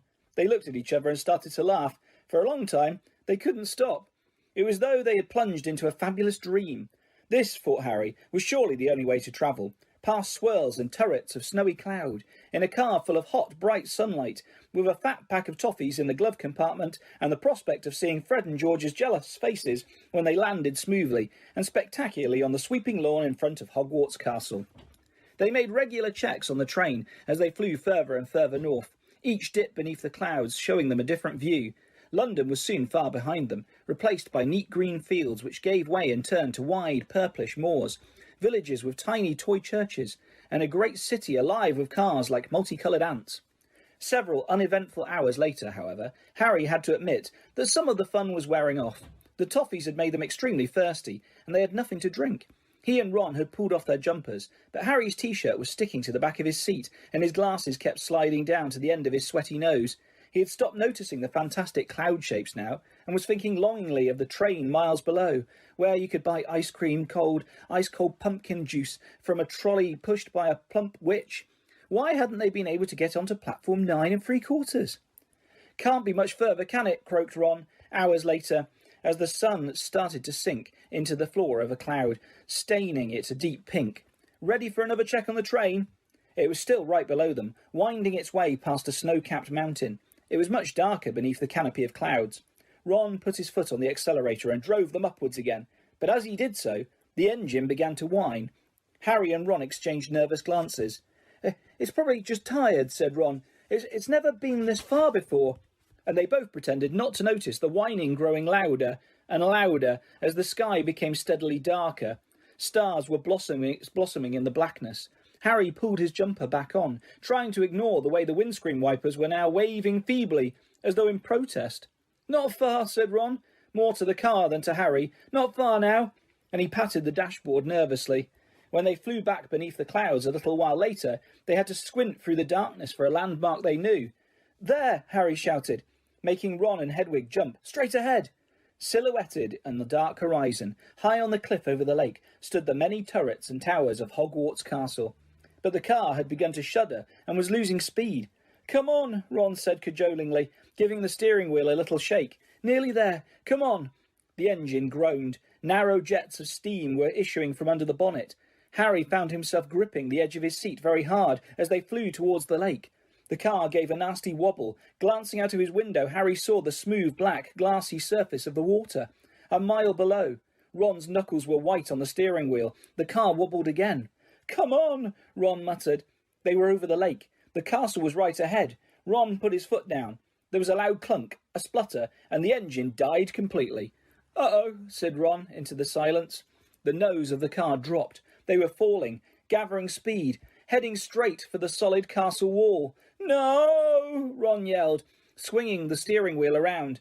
They missed the dark stone wall by inches as the car turned in a great arc, soaring over the dark greenhouses, then the vegetable patch, and then out over the black lawns, losing height all the time. Ron let go of the steering wheel completely and pulled his wand out of his back pocket. "Stop! Stop!" he yelled, whacking the dashboard and the windscreen, but they were still plummeting, the ground flying up towards them.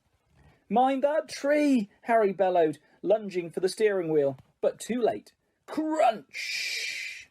With an ear-splitting bang of metal on wood, they hit the thick tree trunk and dropped to the ground with a heavy jolt. Steam was billowing from under the crumpled bonnet. Hedwig was shrieking in terror. A golf ball-sized lump was throbbing on Harry's head where he had hit the windscreen, and to his right, Ron let out a low, despairing groan. "Are you okay?" Harry said urgently. "My wand," said Ron in a shaky voice. "Look at my wand." It had snapped, almost in two. The tip was dangling limply, held on by a few splinters. Harry opened his mouth to say he was sure they'd be able to mend it up at the school, but he never even got started. At that very moment, something hit his side of the car with the force of a charging bull, sending him lurching sideways into Ron, just as equally a heavy blow hit the roof. "What's happened?" Ron gasped, staring through the windscreen, and Harry looked around just in time to see a branch as thick as a python smash into it. The tree they had hit was attacking them. Its trunk was bent almost double, and its gnarled boughs were pummeling every inch of the car it could reach. "Ah!" said Ron, as another twisted limb punched a large dent into his door. The windscreen was now trembling under a hail of blows from knuckle-like twigs, and a branch as thick as a battering ram was pounding furiously on the roof, which seemed to be caving in. "Run for it!" Ron shouted, throwing his full weight against his door. But next second he had been knocked backwards into Harry's lap by a vicious uppercut from another branch. "We're done for," he moaned, as the ceiling sagged, but suddenly the floor of the car was vibrating. The engine had restarted. "Reverse!" Harry yelled, and the car shot backwards. The tree was still trying to hit them, They could hear its roots creaking as it almost ripped itself up, lashing out at them as they sped out of reach. "That," panted Ron, "was close. Well done, car." The car, however, had reached the end of its tether. With two smart clunks, the doors flew open and Harry felt his seat tip sideways. Next thing he knew, he was sprawled on the damp ground. Loud thuds told him that the car was ejecting their luggage from the boot. Hedwig's cage flew through the air and burst open. She rose out of it with a loud, angry screech and sped off towards the castle without a backwards look. Then, dented, scratched and steaming, the car rumbled off into the darkness, its rear lights blazing angrily. "Come back!" Ron yelled after it, brandishing his broken wand. "Dad'll kill me!" But the car disappeared from view with one last snort from its exhaust. "Can you believe our luck?" said Ron miserably, bending down to pick up Scabbers the rat. "Of all the trees we could have hit, we had to get one that hits back." He glanced over his shoulder at the ancient tree, which was still flailing its branches threateningly. "Come on," said Harry wearily. "We'd better get up to the school." It wasn't at all the triumphant arrival they had pictured. Stiff, cold and bruised, they seized the ends of their trunks and began dragging them up the grassy slope towards the great oak front doors. "I think the feast's already started," said Ron, dropping his trunk at the foot of the front steps and crossing quietly to look through a brightly lit window. "Hey, Harry, come and look. It's the sorting." Harry hurried over, and together he and Ron peered in at the great hall. Innumerable candles were hovering in mid-air over 4 long, crowded tables, making the golden plates and goblets sparkle. Overhead, the bewitched ceiling, which always mirrored the sky outside, sparkled with stars. Though through the forest of pointed black Hogwarts hats, Harry saw a long line of scared-looking first-years filing into the hall. Ginny was amongst them, easily visible because of her vivid Weasley hair. Meanwhile, Professor McGonagall, a bespectacled witch, with her hair on a tight bun, was placing the famous Hogwarts sorting hat on a stool before the newcomers.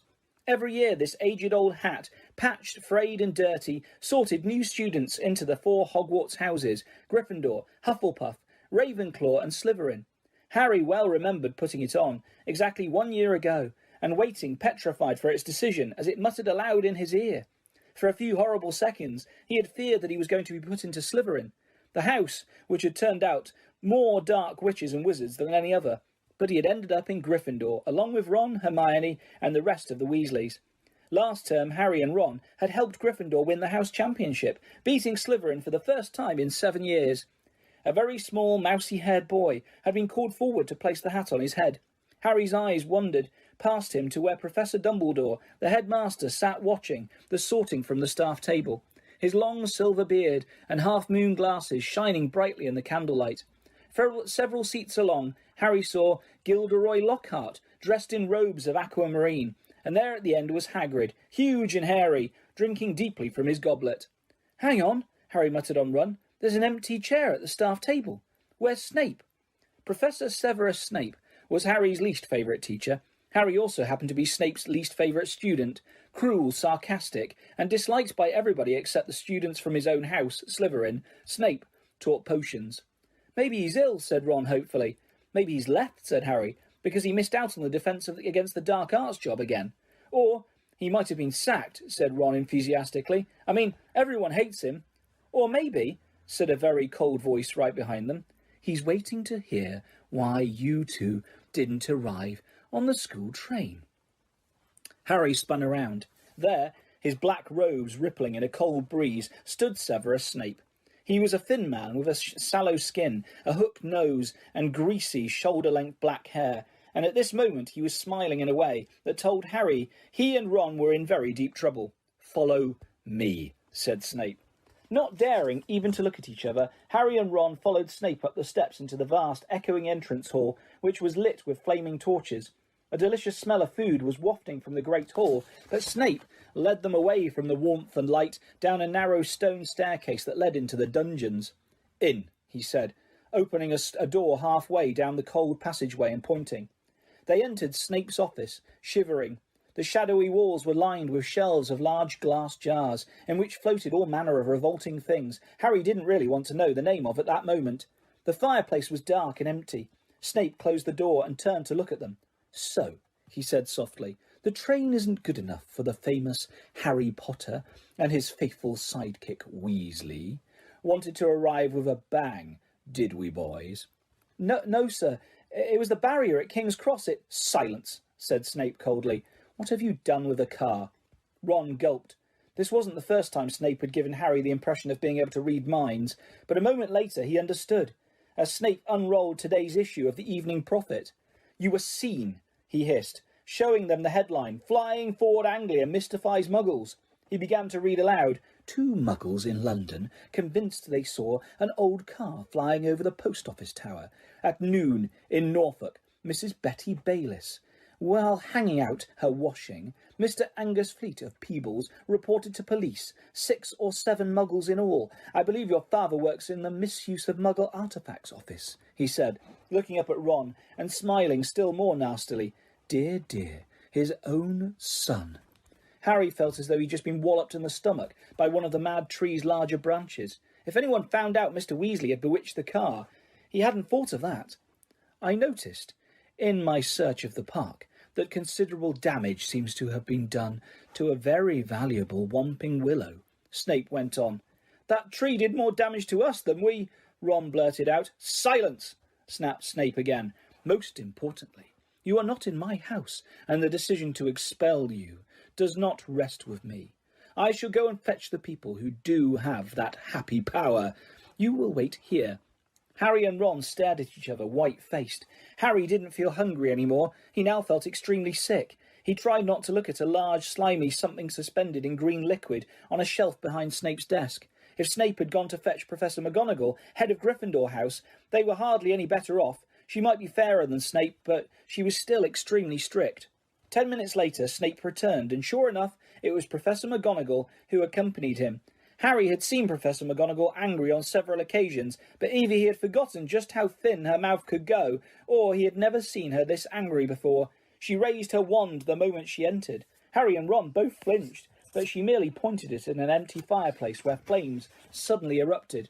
Sit, she said, and they both backed into chairs by the fire. Explain, she said, her glasses glinting ominously. Ron launched into the story, starting with a barrier at the station, refusing to let them through. So we had no choice, Professor. We couldn't get on the train. Why didn't you send us a letter by owl? I believe you have an owl, Professor McGonagall said coldly to Harry. Harry gaped at her. Now she said it. That did seem the obvious thing to have done. I didn't think.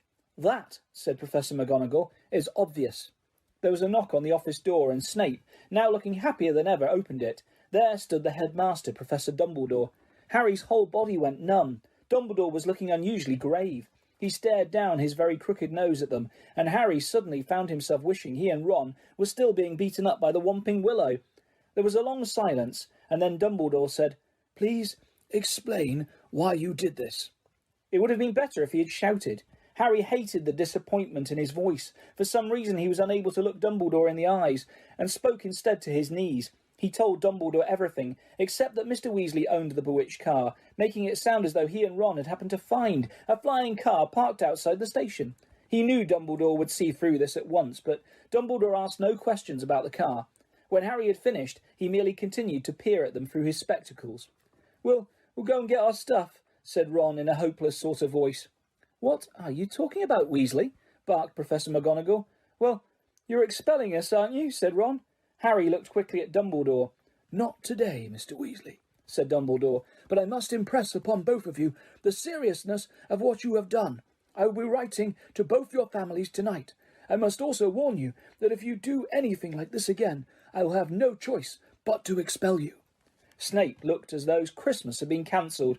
He cleared his throat and said, Professor Dumbledore, these boys have flouted the decree for the restriction of underage wizardry, caused serious damage to an old and valuable tree. Surely acts of this nature.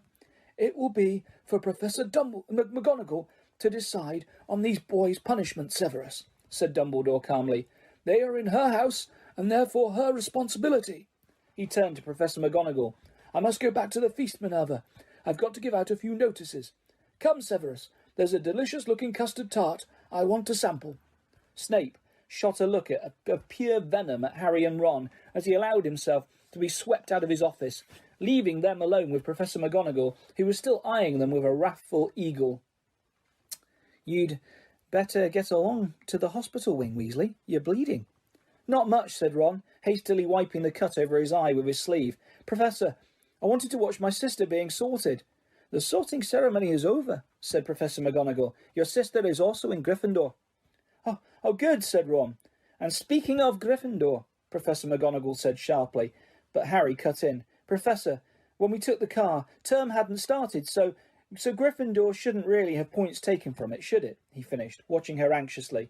Professor McGonagall gave him a piercing look, but he was sure she had almost smiled. Her mouth looked less thin anyway. I will not take any points from Gryffindor, she said, and Harry's heart lightened considerably. But you will both get a detention. It was better than Harry had expected. As for Dumbledore's writing to the Dursleys, that was nothing. Harry knew perfectly well they'd just be disappointed that the Whomping Willow hadn't squashed him flat. Professor McGonagall raised her wand again and pointed it at Snape's desk. A large plate of sandwiches, 2 silver goblets, and a jug of iced pumpkin juice appeared with a pop. You will eat in here and then go straight up to your dormitory, she said. I must also return to the feast. When the door had closed behind her, Ron let out a long, low whistle. I thought we'd had it, he said, grabbing a sandwich. So did I, said Harry, taking one too.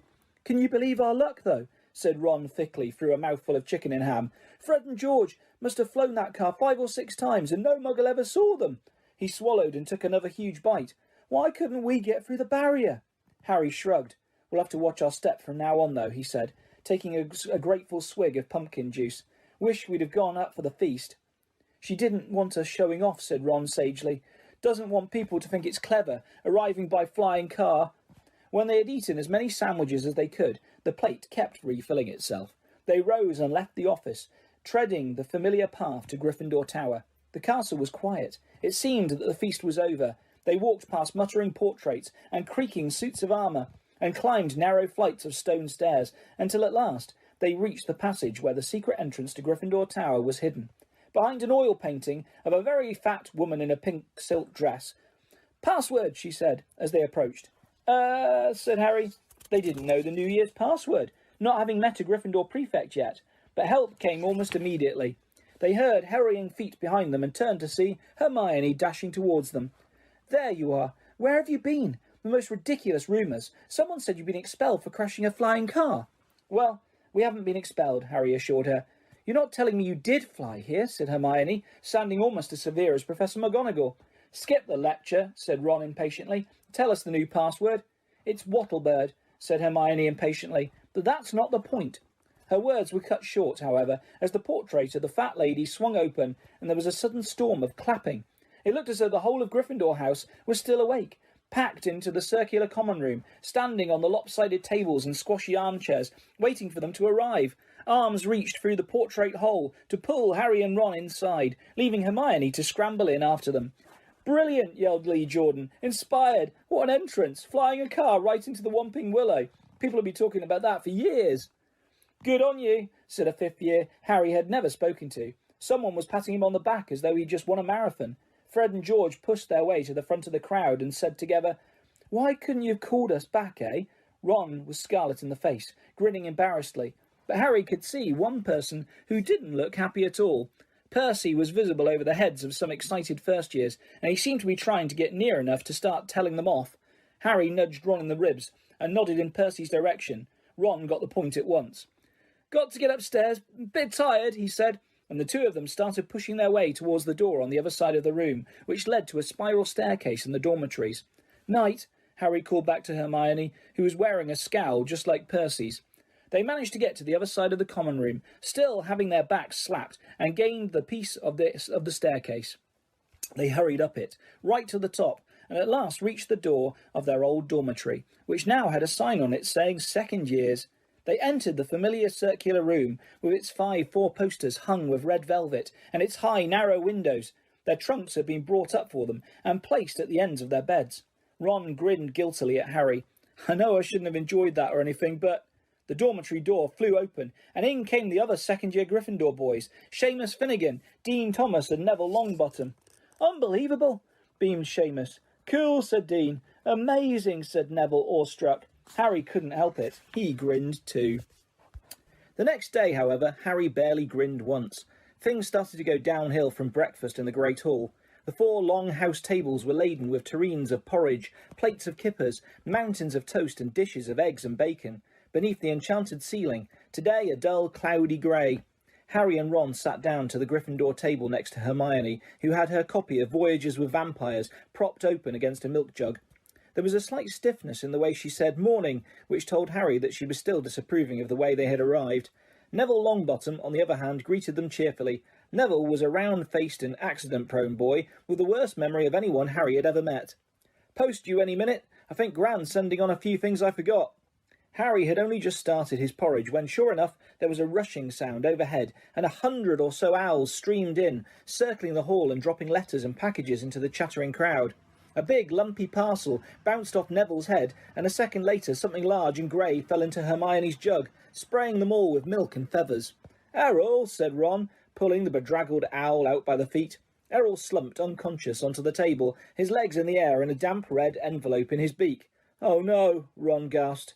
"It's all right, he's still alive," said Hermione, prodding Errol gently with the tip of her finger. "It's not that, it's that." Ron was pointing at the red envelope. It looked quite ordinary to Harry, but Ron and Neville were both looking at it as though they expected it to explode. "What's the matter?" said Harry. She sent me a howler," said Ron faintly. "You'd better open it, Ron," said Neville, in a timid whisper. "It'll be worse if you don't. My gran sent me one once, and I ignored it, and it was horrible." Harry looked from their petrified faces to the red envelope. "What's a howler?" he said, but Ron's whole attention was fixed on the letter, which had begun to smoke at the corners. "Open it," Neville urged. "It'll be over in a few minutes." Ron stretched out a shaking hand, eased the envelope from Errol's beak and slit it open. Neville stuffed his fingers in his ears. A split second later, Harry knew why. He thought for a moment it had exploded. A roar of sound filled the huge hall, shaking dust from the ceiling. "Stealing the car! I wouldn't have been surprised if they'd expelled you. You wait till I get hold of you. I don't suppose you'd stopped to think what your father and I went through when we saw it had gone." Mrs. Weasley's yells, 100 times louder than usual, made the plates and spoons rattle on the table and echoed deafeningly off the stone walls. People throughout the hall were swivelling around to see who had received the howler, and Ron sank so low in his chair that only his crimson forehead could be seen. "Letter from Dumbledore last night. I thought your father would die of shame. We didn't bring you up to behave like this. You and Harry could both have died." Harry had been wondering when his name was going to crop up.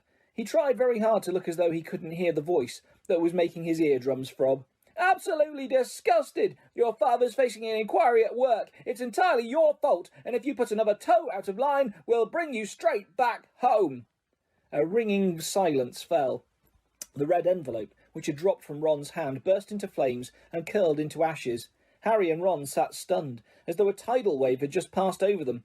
A few people laughed, and gradually a babble of talk broke out again. Hermione closed Voyages with Vampires and looked down at the top of Ron's head. "Well, I don't know what you expected, Ron, but—" "Don't tell me I deserved it," snapped Ron. Harry pushed his porridge away. His insides were burning with guilt.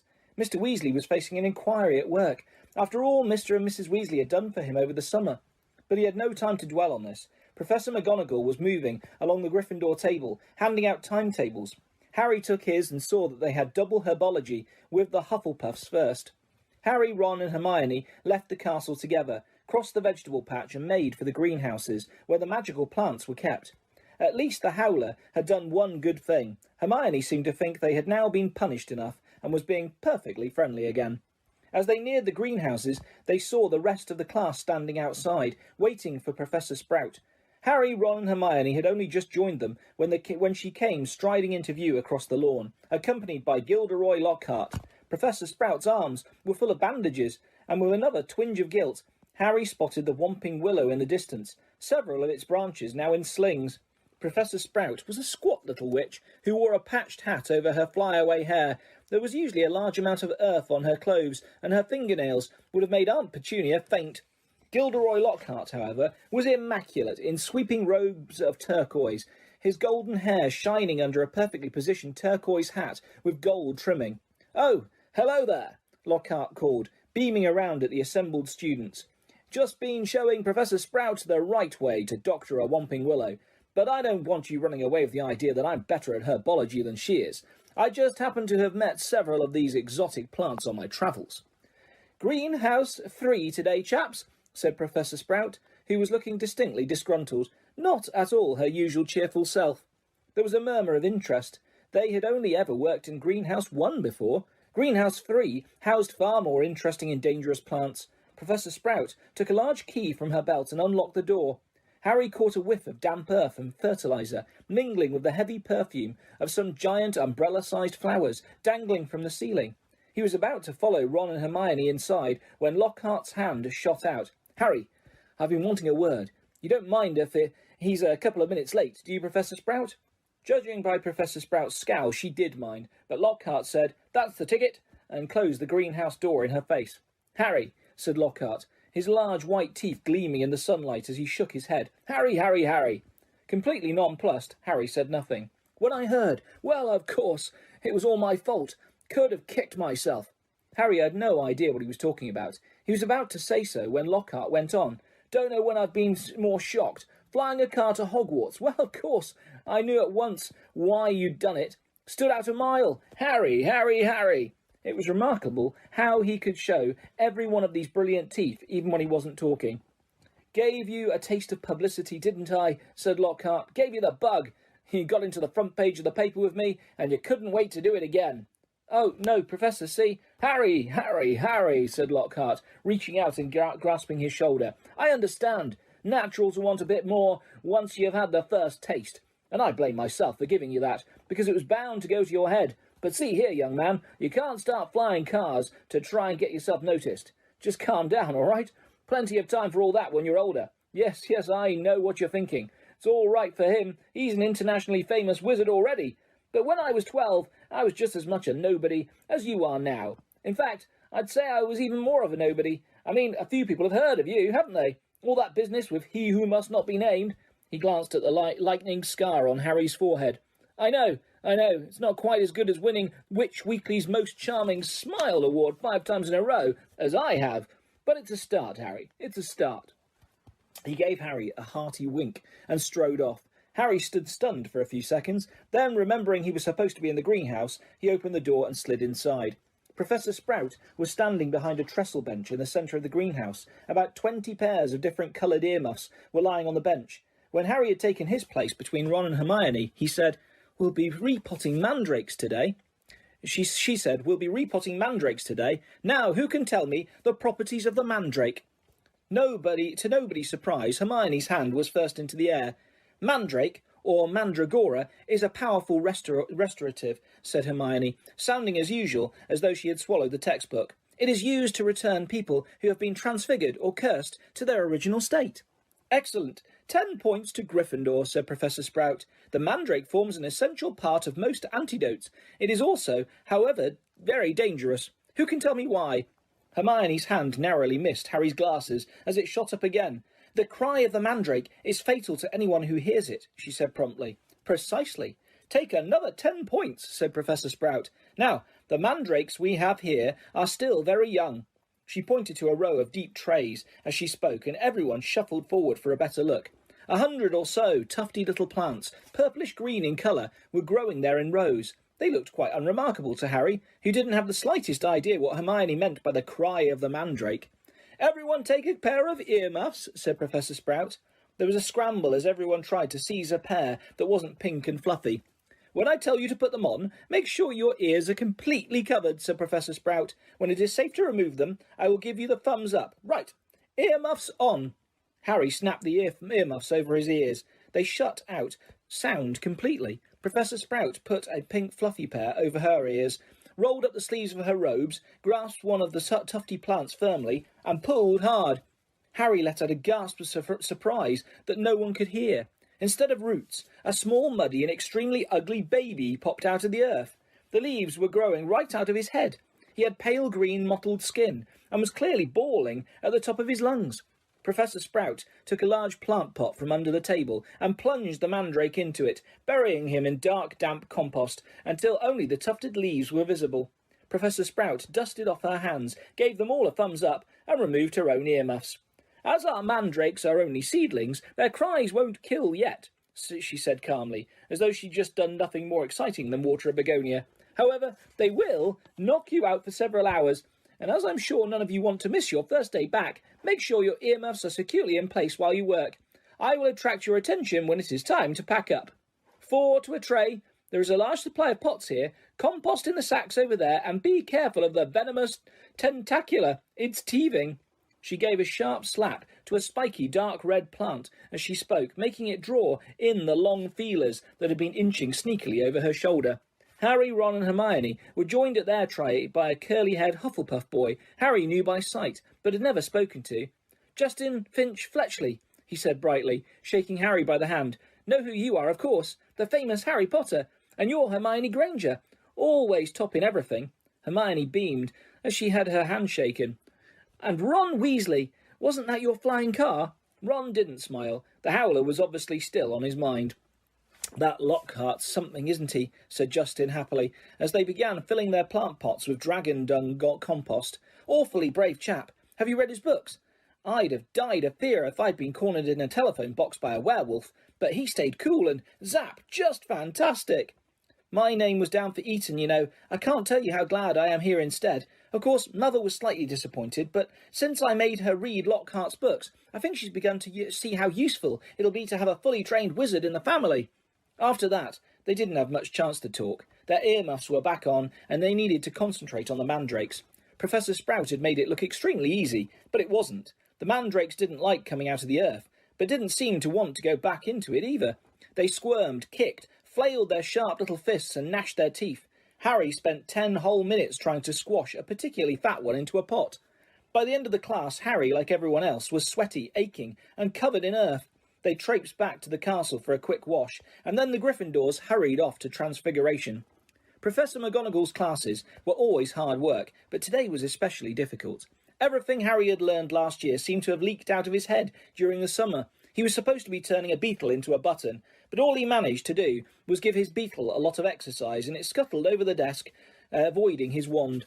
Ron was having far worse problems. He had patched up his wand with some borrowed sellotape, but it seemed to be damaged beyond repair. It kept crackling and sparking at odd moments, and every time Ron tried to transfigure his beetle, it engulfed him in thick grey smoke, which smelled of a rotten egg. Unable to see what he was doing, Ron accidentally squashed his beetle, and with his elbow, and had to ask for a new one. Professor McGonagall was not pleased. Harry was relieved to hear the lunch bell. His brain felt like a wrung sponge.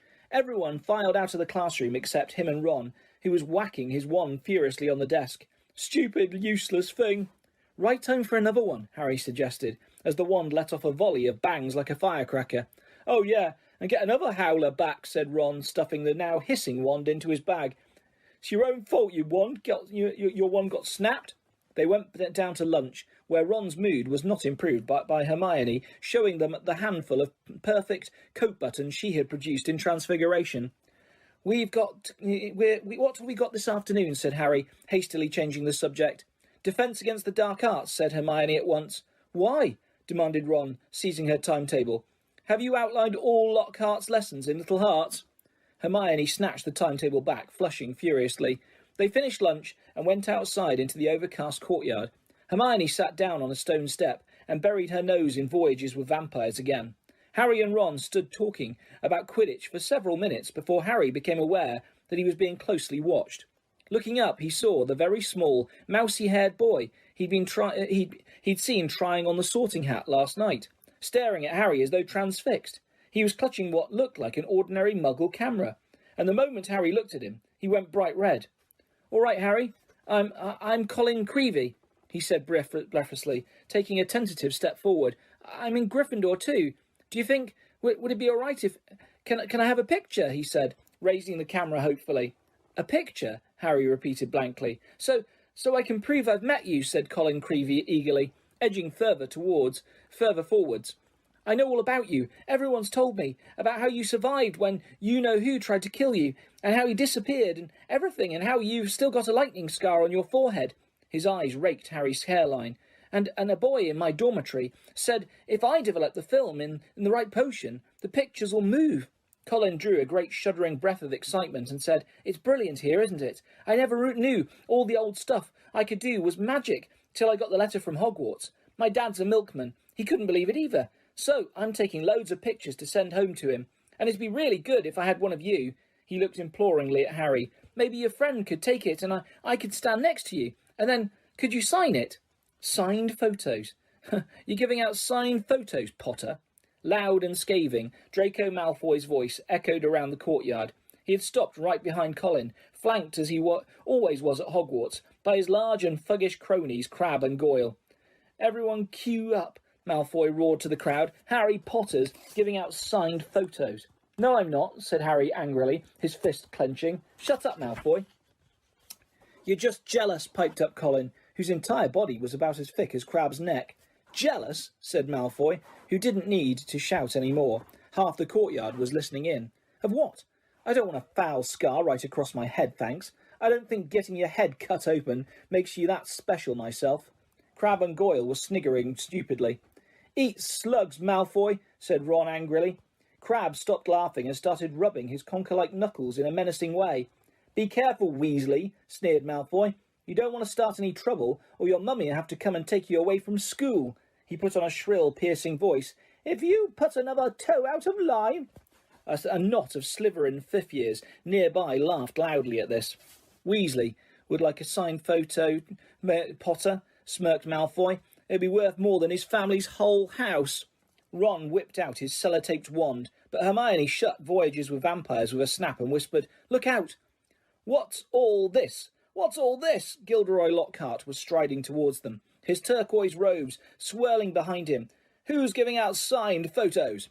Harry started to speak, but he was cut short as Lockhart flung an arm around his shoulders and thundered jovially, "Shouldn't have asked. We meet again, Harry." Pinned to Lockhart's side and burning with humiliation, Harry saw Malfoy slide smirking back into the crowd. "Come on then, Mr. Creevey," said Lockhart, beaming at Colin. "A double portrait. Can't say fairer than that, and we'll both sign it for you." Colin fumbled for his camera and took the picture as the bell rang behind them, signalling the start of afternoon classes.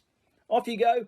Move along there," Lockhart called to the crowd, and he set off back to the castle with Harry, who was wishing he knew a good vanishing spell, still clasped to his side. "A word to the wise, Harry," said Lockhart paternally as they entered the building through a side door. "I covered up for you back there with young Creevey. If he was photographing me too, your schoolfellows won't think you're setting yourself up so much." Deaf to Harry's stammers, Lockhart swept him down a corridor lined with staring students and up a staircase. "Let me just say that handing out signed pictures at this stage of your career isn't sensible. Looks a tad big-headed, Harry, to be frank. There may well come a time when, like me, you'll need to keep a stack handy wherever you go, but have a little chortle. I don't think you're quite there yet." They had reached Lockhart's classroom, and he let Harry go at last. Harry yanked his robe straight and headed for a seat at the very back of the class, where he busied himself with piling all 7 of Lockhart's books in front of him, so that he could avoid looking at the real thing. The rest of the class came clattering in, and Ron and Hermione sat down on either side of Harry. "You could have fried an egg on your face," said Ron. "You'd better hope Creevey doesn't meet Ginny. They'll be starting a Harry Potter fan club." "Shut up," snapped Harry. The last thing he needed was for Lockhart to hear the phrase Harry Potter fan club. When the whole class was seated, Lockhart cleared his throat loudly and silence fell. He reached forward, picked up Neville Longbottom's copy of Travels with Trolls, and held it up to show his own winking portrait on the front. "Me," he said, pointing at it and winking as well. "Gilderoy Lockhart, Order of Merlin, 3rd class, honorary member of the Dark Force Defence League, and 5 times winner of Witch Weekly's Most Charming Smile Award. But I don't talk about that. I didn't get rid of the Brandon Banshee by smiling at her." He waited for them to laugh. A few people smiled weakly. "I see you've bought a complete set of my books. Well done. I thought we'd start today with a little quiz. Nothing to worry about, just to check how well you've read them, how much you've taken in." When he had handed out the test papers, he returned to the front of the class and said, "You have 30 minutes. Start now." Harry looked down at his paper and read, Number 1. What is Gilderoy Lockhart's favourite colour? 2. What is Gilderoy Lockhart's secret ambition? 3. What, in your opinion, is Gilderoy Lockhart's greatest achievement to date? On and on it went, over 3 sides of paper, right down to 54. When is Gilderoy Lockhart's birthday, and what would his ideal gift be? Half an hour later, Lockhart collected in the papers and rifled through them in front of the class. "Hardly any of you remembered that my favourite colour is lilac. I say so in Year with a Yeti. And a few of you need to read Wanderings with Werewolves more carefully. I clearly state in Chapter 12 that my ideal birthday gift would be harmony between all magic and non-magic peoples, though I wouldn't say no to a large bottle of Ogden's old fire whiskey. He gave them another roguish wink. Ron was now staring at Lockhart with an expression of disbelief on his face. Seamus Finnegan and Dean Thomas, who was sitting in front, were shaking with silent laughter. Hermione, on the other hand, was listening to Lockhart with rapt attention, and gave a start when he mentioned her name. But Miss Hermione Granger knew my secret ambition is to rid the world of evil and market my own range of hair care potions. Good girl. In fact, he flipped her paper over. Full marks. Where is Miss Hermione Granger? Hermione raised a trembling hand. Excellent, beamed Lockhart. Quite excellent. Take 10 points for Gryffindor, and so to business. He bent down behind his desk and lifted a large covered cage onto it. Now, be warned. It's my job to arm you against the foulest creatures known to wizard kind. You may find yourselves facing your worst fears in this room. Know only that no harm can befall you whilst I am here. All I ask is that you remain calm. In spite of himself, Harry leaned around his pile of books for a better look at the cage. Lockhart placed a hand on the cover. Dean and Seamus had stopped laughing now. Neville was cowering in his front row seat. I must ask you not to scream, said Lockhart in a low voice. It might provoke them. As the whole class held its breath, Lockhart whipped off the cover. Yes, he said dramatically, freshly caught Cornish pixies. Seamus Finnegan couldn't control himself. He let out a snort of laughter, which even Lockhart couldn't mistake for a scream of terror. Yes, he smiled at Seamus. Well, they're not. They're not very dangerous, are they? Seamus choked. Don't be sure, said Lockhart, waggling a finger annoyingly at Seamus. Devilish, tricky little blighters they can be. The pixies were electric blue and about 8 inches high, with pointed faces and voices so shrill it was like listening to a lot of budgies arguing. The moment the cover had been removed, they had started jabbering and rocketing around, rattling the bars and pulling bizarre faces at the people nearest them. Right then, Lockhart said loudly, let's see what you make of them. And he opened the cage. It was pandemonium. The pixies shot in every direction like rockets. 2 of them seized Neville by the ears and lifted him into the air. Several shot straight through the window, showering the back row with broken glass. The rest proceeded to wreck the classroom more effectively than a rampaging rhino. They grabbed ink bottles and sprayed the class with them, shredded books and papers, tore pictures from the walls, upended the waste bin, grabbed bags and books and threw them out of the smashed window. Within minutes, half the class was sheltering under desks, and Neville was swinging from the candelabra in the ceiling. Come on now, round them up, they're only pixies, Lockhart shouted. He rolled up his sleeves, brandished his wand, and bellowed, Pescibizzi pestoromi! It had absolutely no effect. One of the pixies seized Lockhart's wand and threw it out the window too. Lockhart gulped and dived under his own desk, narrowly avoiding being squashed by Neville, who fell a second later as the candelabra gave way. The bell rang and there was a mad rush towards the exit. In the relative calm that followed, Lockhart straightened up, caught sight of Harry, Ron and Hermione, who were almost at the door, and said, Well, I'll ask you three to just nip the rest of them back into their cage. He swept past them and shut the door quickly behind them. Can you believe him? Roared Ron, as one of the remaining pixies bit him painfully on the ear. He just wants to give us some hands-on experience, said Hermione, immobilising 2 pixies at once with a clever freezing charm and stuffing them back into their cage. Hands-on, said Harry, who was trying to grab a pixie dancing out of reach with its tongue out. Hermione, he didn't have a clue what he was doing. Rubbish, said Hermione. You've read his books. Look at all those amazing things he's done. He says he's done, Ron muttered. Harry spent a lot of time over the next few days dodging out of sight whenever he saw Gilderoy Lockhart coming down a corridor. Harder to avoid was Colin Creevey, who seemed to have memorised Harry's timetable. Nothing seemed to give Colin a bigger thrill than to say, All right, Harry, 6 or 7 times a day, and hear, Hello, Colin, back, however exasperated Harry sounded when he said it. Hedwig was still angry with Harry about the disastrous car journey, and Ron's wand was still malfunctioning, surpassing itself on Friday morning by shooting out of Ron's hand in charms and hitting tiny old Professor Flitwick squarely between the eyes, creating a large throbbing green boil where it had struck. So, with one thing and another, Harry was quite glad to reach the weekend. He, Ron and Hermione were planning to visit Hagrid on Saturday morning. Harry, however, was shaken awake several hours earlier than he would have liked by Oliver Wood, captain of the Gryffindor Quidditch team. "What's the matter?" said Harry groggily. "Quidditch practice," said Wood. "Come on." Harry squinted at the window.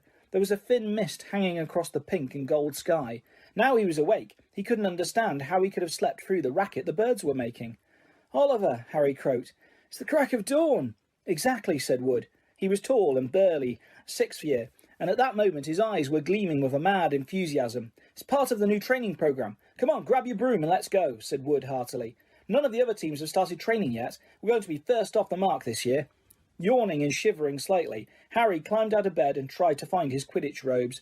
"Good man," said Wood. "Meet you on the pitch in 15 minutes. When he'd found his Scarlet Team robes and pulled on his cloak for warmth, Harry scribbled a note to Ron explaining where he'd gone and went down the spiral staircase to the common room, his Nimbus 2000 on his shoulder.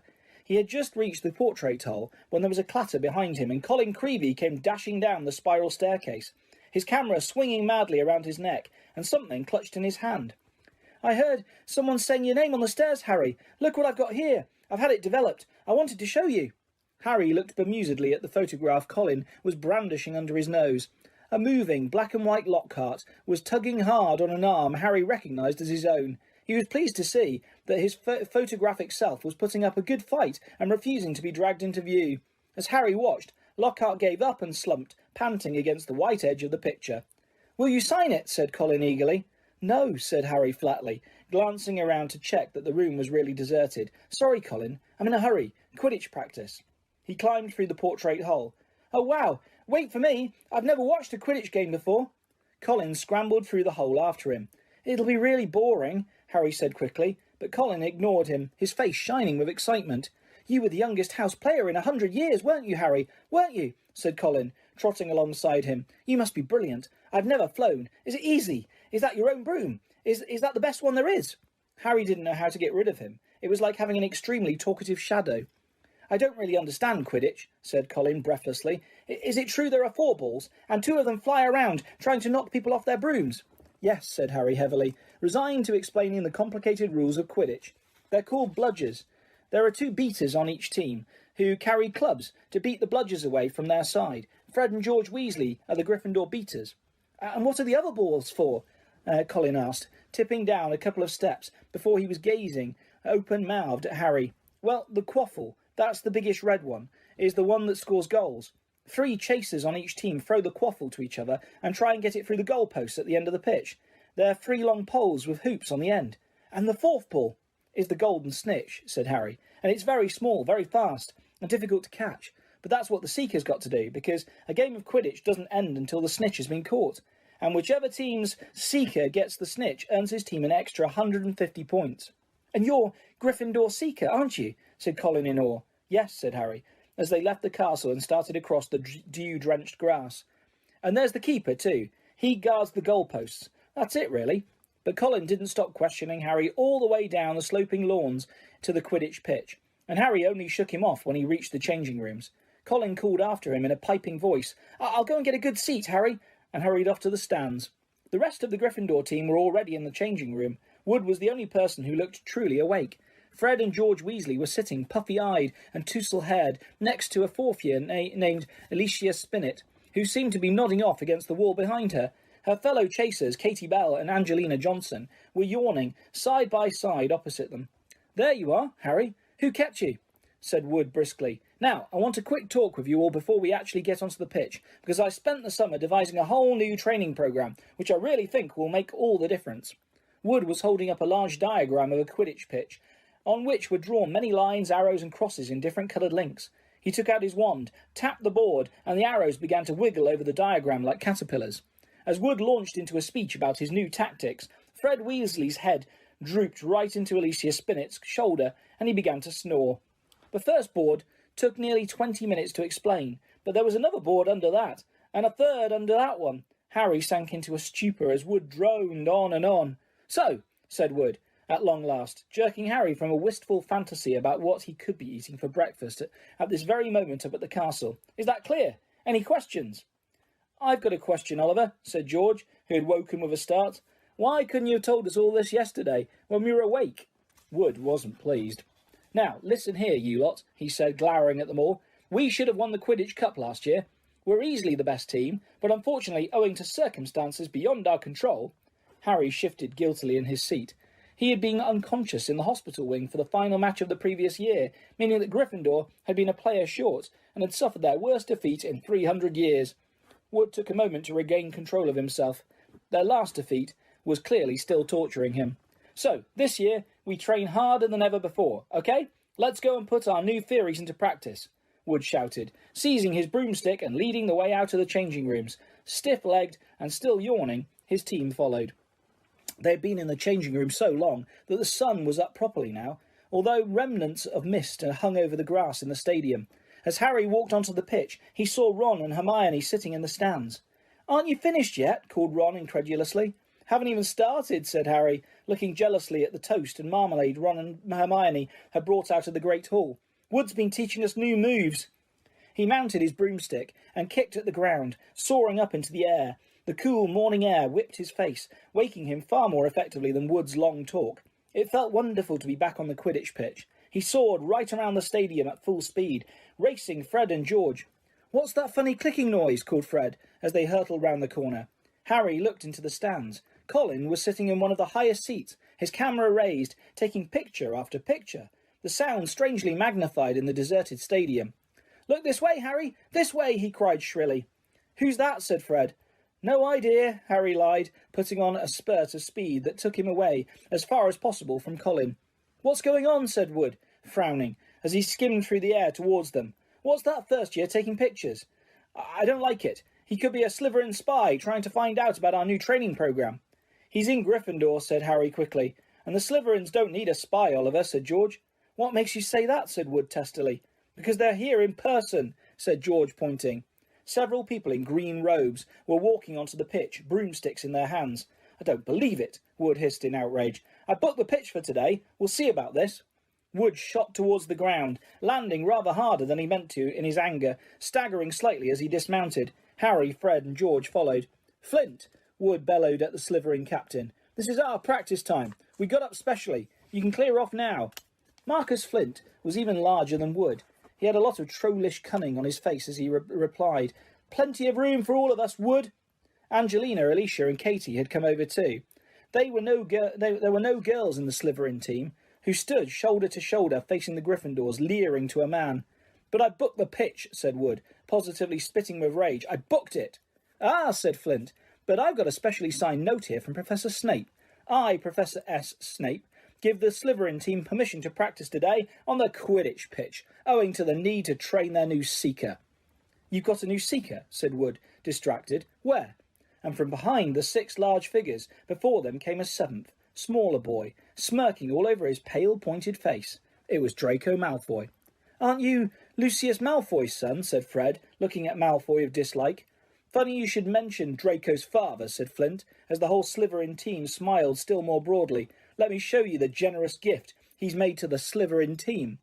All 7 of them held out their broomsticks. 7 highly polished, brand new handles and 7 sets of fine gold lettering spelled the words Nimbus 2001, gleamed under the Gryffindors' noses in the early morning sun. "Very latest model. Only came out last month," said Flint carelessly, flicking a speck of dust from the end of his own. "I believe it outstrips the old 2000 series by a considerable amount. As for the old clean sweeps," he smiled nastily at Fred and George, who were both clutching clean sweep 5s, "sweeps the board with them." None of the Gryffindor team could think of anything to say for a moment. Malfoy was smirking so broadly his cold eyes were reduced to slits. "Oh, look," said Flint, "a pitch invasion." Ron and Hermione were crossing the grass to see what was going on. "What's happening?" Ron asked Harry. "Why aren't you playing? And what's he doing here?" He was looking at Malfoy, taking in his Slytherin Quidditch robes. "I'm the new Slytherin Seeker, Weasley," said Malfoy smugly. "Everyone's just been admiring the brooms my father's bought our team." Ron gaped, open-mouthed at the 7 superb broomsticks in front of him. "Good, aren't they?" said Malfoy smoothly. "But perhaps the Gryffindor team will be able to raise some gold and get new brooms too. You could raffle off those clean sweep 5s. I expect a museum would bid for them." The Slytherin team howled with laughter. "At least no one on the Gryffindor team had to buy their way in," said Hermione sharply. "They got in on pure talent." The smug look on Malfoy's face flickered. No one asked your opinion, you filthy little mudblood, he spat. Harry knew at once that Malfoy had said something really bad, because there was an instant uproar at his words. Flint had to dive in front of Malfoy to stop Fred and George jumping on him. Alicia shrieked, "How dare you!" And Ron plunged his hand into his robes, pulled out his wand, yelling, "You'll pay for that one, Malfoy," and pointed it furiously under Flint's arm at Malfoy's face. A loud bang echoed around the stadium, and a jet of green light shot out of the wrong end of Ron's wand, hitting him in the stomach and sending him reeling backwards onto the grass. Ron, you all right?" squealed Hermione. Ron opened his mouth to speak, but no words came out. Instead, he gave an almighty belch, and several slugs dribbled out of his mouth onto his lap. The Slytherin team were paralysed with laughter. Flint was doubled up, hanging onto his new broomstick for support. Malfoy was on all fours, banging the ground with his fist. The Gryffindors were gathered around Ron, who kept belching large, glistening slugs. Nobody seemed to want to touch him. "We'd better get into Hagrid's. It's nearest," said Harry to Hermione, who nodded bravely, and the pair of them pulled Ron up by the arms. "What happened, Harry? What happened? Is he ill? But you can cure him, can't you?" Colin had run down from his seat and was now dancing alongside them as they left the pitch. Ron gave a huge heave, and more slugs dribbled down his front. "Ooh," said Colin, fascinated and raising his camera. "Can you hold them still, Harry?" "Get out of the way, Colin," said Harry angrily. He and Hermione supported Ron out of the stadium and across the grounds towards the edge of the forest. "Nearly there, Ron," said Hermione, as the gamekeeper's cabin came into view. "You'll be all right in a minute. Almost there." They were within 20 feet of Hagrid's house when the front door opened, but it wasn't Hagrid who emerged. Gilderoy Lockhart, wearing robes of palest mauve today, came striding out. "Quick, behind here," Harry hissed, dragging Ron behind a nearby bush. Hermione followed, somewhat reluctantly. "It's a simple matter, if you know what you're doing," Lockhart was saying loudly to Hagrid. "If you need help, you know where I am. I'll let you have a copy of my book. I'm surprised you haven't got one already. I'll sign one tonight and I'll send it over. Well, goodbye." And he strode away towards the castle. Harry waited until Lockhart was out of sight, then pulled Ron out of the bush and up to Hagrid's front door. They knocked urgently. Hagrid appeared at once, looking very grumpy, but his expression brightened when he saw who it was. "Been wondering where you'd come to see me? Come in, come in. Thought you might have been Professor Lockhart back again." Harry and Hermione supported Ron over the threshold and to the one-roomed cabin, which had an enormous bed in one corner, a fire crackling merrily in another. Hagrid didn't seem perturbed by Ron's slug problem, which Harry hastily explained as he lowered Ron into a chair. "Better out than in," he said cheerfully, plonking a large copper basin in front of him. "Get 'em all up, Ron." "I don't think there's anything to do except wait for it to stop," said Hermione anxiously, watching Ron bend over the basin. That's a difficult curse to work at the best of times, but with a broken wand." Hagrid was bustling around, making them tea. His boar-hound, Fang, was slobbering over Harry. "What did Lockhart want with you, Hagrid?" Harry asked, scratching Fang's ears. Give him the advice on getting kelpies out of a well," growled Hagrid, moving a half-plucked rooster off his scrubbed table and setting down the teapot. "Like I don't know. I'm banging on about them some banshee banished. If it was true, I'll eat my kettle." It was most unlike Hagrid to criticise a Hogwarts teacher, and Harry looked at him in surprise. Hermione, however, said in a voice somewhat higher than usual, "I think you're being a bit unfair. Professor Dumbledore obviously thought he was the best man for the job." "He was the only man for the job," said Hagrid, offering them a plate of treacle toffee, while Ron coughed squelchily into his basin. "And I mean the only one. Getting very difficult to find anyone for the dark arts job. People aren't too keen to take it on, you see. They're starting to think it's jinxed. No one's lasting long for a while now. So tell me," said Hagrid, jerking his head at Ron, "whose was he trying to curse?" "Malfoy called Hermione something. It must have been really bad because everyone went mad."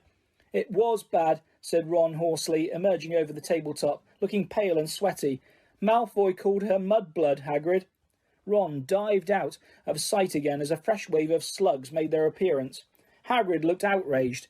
"He didn't," he growled at Hermione. "He did," she said, "but I don't know what it means. I could tell it was really rude, of course." "It's about the most insulting thing he could think of," gasped Ron, coming back up. Mudblood's a really foul name for someone who was muggle-born, non-magic parents. There are some wizards, like Malfoy's family, who think they're better than everyone else because They're what people call pureblood." He gave a small burp and a single slug fell into the outstretched hand. He threw it into the basement and continued, "I mean, the rest of us know it doesn't make any difference at all. Look at Neville Longbottom. He's pureblood, and he can hardly stand a cauldron the right way up." "And they haven't invented a spell our Hermione can't do," said Hagrid proudly, making Hermione go a brilliant shade of magenta. "It's a disgusting thing to call someone," said Ron, wiping his sweaty brow with a shaking hand. "Dirty blood. See? Common blood. It's bad. It's mad. Most wizards these days are half-blood anyway. If we hadn't married muggles, we'd have died out." He retched and ducked out of sight again. "Well, I don't blame you for trying to curse him, Ron," said Hagrid, loudly over the thuds of more slugs hitting the basin. "But maybe it was a good thing year one backfired. Spect Lucius Malfoy would have had come marching up to school if you'd cursed his son. Least you're not in trouble." Harry would have pointed out that trouble didn't come much worse than having slugs pouring out of your mouth, but he couldn't. Hagrid's treacle toffee had cemented his jaws together. "Harry," said Hagrid suddenly, as though struck by a sudden thought, "got a bone to pick with you. I've heard you've been giving out signed photos. How come I haven't got one?" Furious, Harry wrenched his teeth apart. "I have not been giving out signed photos," he said hotly. "If Lockhart's still putting that about—" But then he saw that Hagrid was laughing. "I'm only joking," he said, patting Harry genially on the back and sending him face first into the table. "I knew you hadn't really. I told Lockhart you didn't need to. You're more famous than him without trying." "But he didn't like that," said Harry, sitting up and rubbing his chin. "Don't think he did," said Hagrid, his eyes twinkling. "And then I told him I'd never read one of his books, and he decided to go. Treacle toffee, Ron," he added as Ron reappeared. "No thanks," said Ron weakly. "Better not risk it." "Come on, see what I've been growing," said Hagrid, as Harry and Hermione finished the last of their tea. In the small vegetable patch behind Hagrid's house were a dozen of the largest pumpkins Harry had ever seen. Each was the size of a large boulder. "Getting on well, aren't they?" said Hagrid happily. "For the Halloween feast. Should be big enough by then." What have you been feeding them?" said Harry. Hagrid looked over his shoulder to check that they were alone. "Well, I've been giving them, a bit of help." Harry noticed Hagrid's flowery pink umbrella leaning against the back wall of the cabin.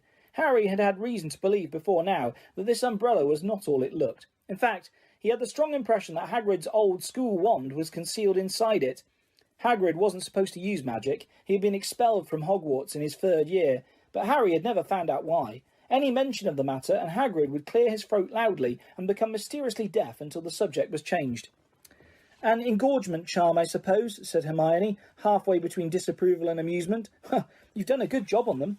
"That's what your little sister said," said Hagrid, nodding at Ron. "Met her just yesterday." Hagrid looked sideways at Harry, his beard twitching. "Said she was just looking around the grounds, but I reckon she was hoping she might run into someone else at my house." He winked at Harry. "If you ask me, she wouldn't say no to a sign." "Oh, shut up," said Harry. Ron snorted with laughter, and the ground was sprayed with slugs. "Watch it!" Hagrid roared, pulling Ron away from his precious pumpkins. It was nearly lunchtime, and as Harry had only had one bit of treacle toffee since dawn, he was keen to go back to school to eat. They said goodbye to Hagrid and walked back up to the castle, Ron hiccuping occasionally, but only bringing up 2 very small slugs. They had barely set foot in the cool entrance hall, when a voice rang out. "There you are, Potter. Weasley." Professor McGonagall was walking towards them, looking stern. "You will both do your detentions this evening." What are we doing, Professor?" What are we doing, Professor?" said Ron nervously, suppressing a burp. "You will be polishing the silver in the trophy room with Mr. Filch," said Professor McGonagall. "And no magic, Weasley. Elbow grease." Ron gulped. Argus Filch, the caretaker, was loathed by every student in the school. "And you, Potter, will be helping Professor Lockhart answer his fan mail," said Professor McGonagall. "Oh, no. Can I go and do the trophy room too?" said Harry desperately. "Certainly not," said Professor McGonagall, raising her eyebrows. "Professor Lockhart requested you particularly. 8 o'clock sharp, both of you." Harry and Ron slouched into the great hall in states of deepest gloom, Hermione behind them, wearing a "well, you did break school rules" sort of expression. Harry didn't fancy his shepherd's pie as much as he'd thought. Both he and Ron felt they'd got the worst deal. "Filch'll have me there all night," said Ron heavily. "No magic. There must be about 100 cups in that room. I'm no good at muggle cleaning." "I'd swap any time," said Harry hollowly. "I've had loads of practice with the Dursleys. Answering Lockhart's fan mail, he'll be a nightmare.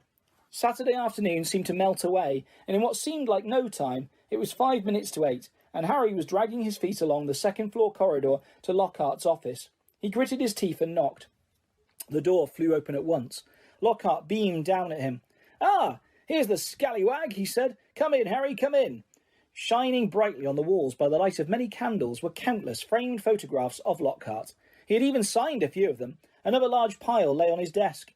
"You can address the envelopes," Lockhart told Harry, as though this was a huge treat. "This first one's to Gladys Gudgeon. Bless her, huge fan of mine." The minutes snailed by. Harry let Lockhart's voice wash over him, occasionally saying and right and yeah.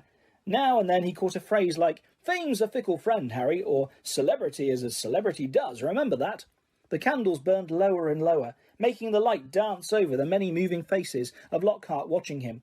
Harry moved his aching hand over what felt like the 1,000th envelope, writing out Veronica Smedley's address. It must be nearly time to leave, Harry thought miserably. Please let it be nearly time. And then he heard something. Something quite apart from the spitting of the dying candles and Lockhart's prattle about his fans. It was a voice to chill the bone marrow, a voice of breathtaking, ice-cold venom. Come to me. Let me rip you. Let me tear you. Let me kill you. Harry gave a huge jump, and a large lilac blot appeared on Veronica Smedley's street. "What?" he said loudly. "I know," said Lockhart. 6 solid months at the top of the bestseller list. Broke all records." "No," said Harry frantically. "That voice." "Sorry?" said Lockhart, looking puzzled. "What voice?" That voice that said... Didn't you hear it?" Lockhart was looking at Harry in high astonishment. "What are you talking about, Harry? Perhaps you're getting a little drowsy. Great Scott, look at the time. We've been here nearly 4 hours. I'd never have believed it. The time's flown, hasn't it?" Harry didn't answer. He was straining his ears to hear the voice again, but there was no sound now, except for Lockhart telling him he mustn't expect a treat like this every time he got detention. Feeling dazed, Harry left. It was so late that the Gryffindor common room was almost empty. Harry went straight up to the dormitory. Ron wasn't back yet. Harry pulled on his pyjamas, got into bed and waited. Half an hour later, Ron arrived, nursing his right arm and bringing a strong smell of polish into the darkened room. "My muscles have all seized up," he groaned, sinking in his bed. 14 times he made me buff up that Quidditch cup before he was satisfied. And then I had another slug attack, all over a special award for services to the school. Took ages to shift the slime. How was it with Lockhart? Keeping his voice low, so not to wake Neville, Dean and Seamus, Harry told Ron exactly what he had heard. "And Lockhart said he couldn't hear it," said Ron. Harry could see him frowning in the moonlight. "Do you think he was lying? But I don't get it. Even someone invisible would have had to open the door."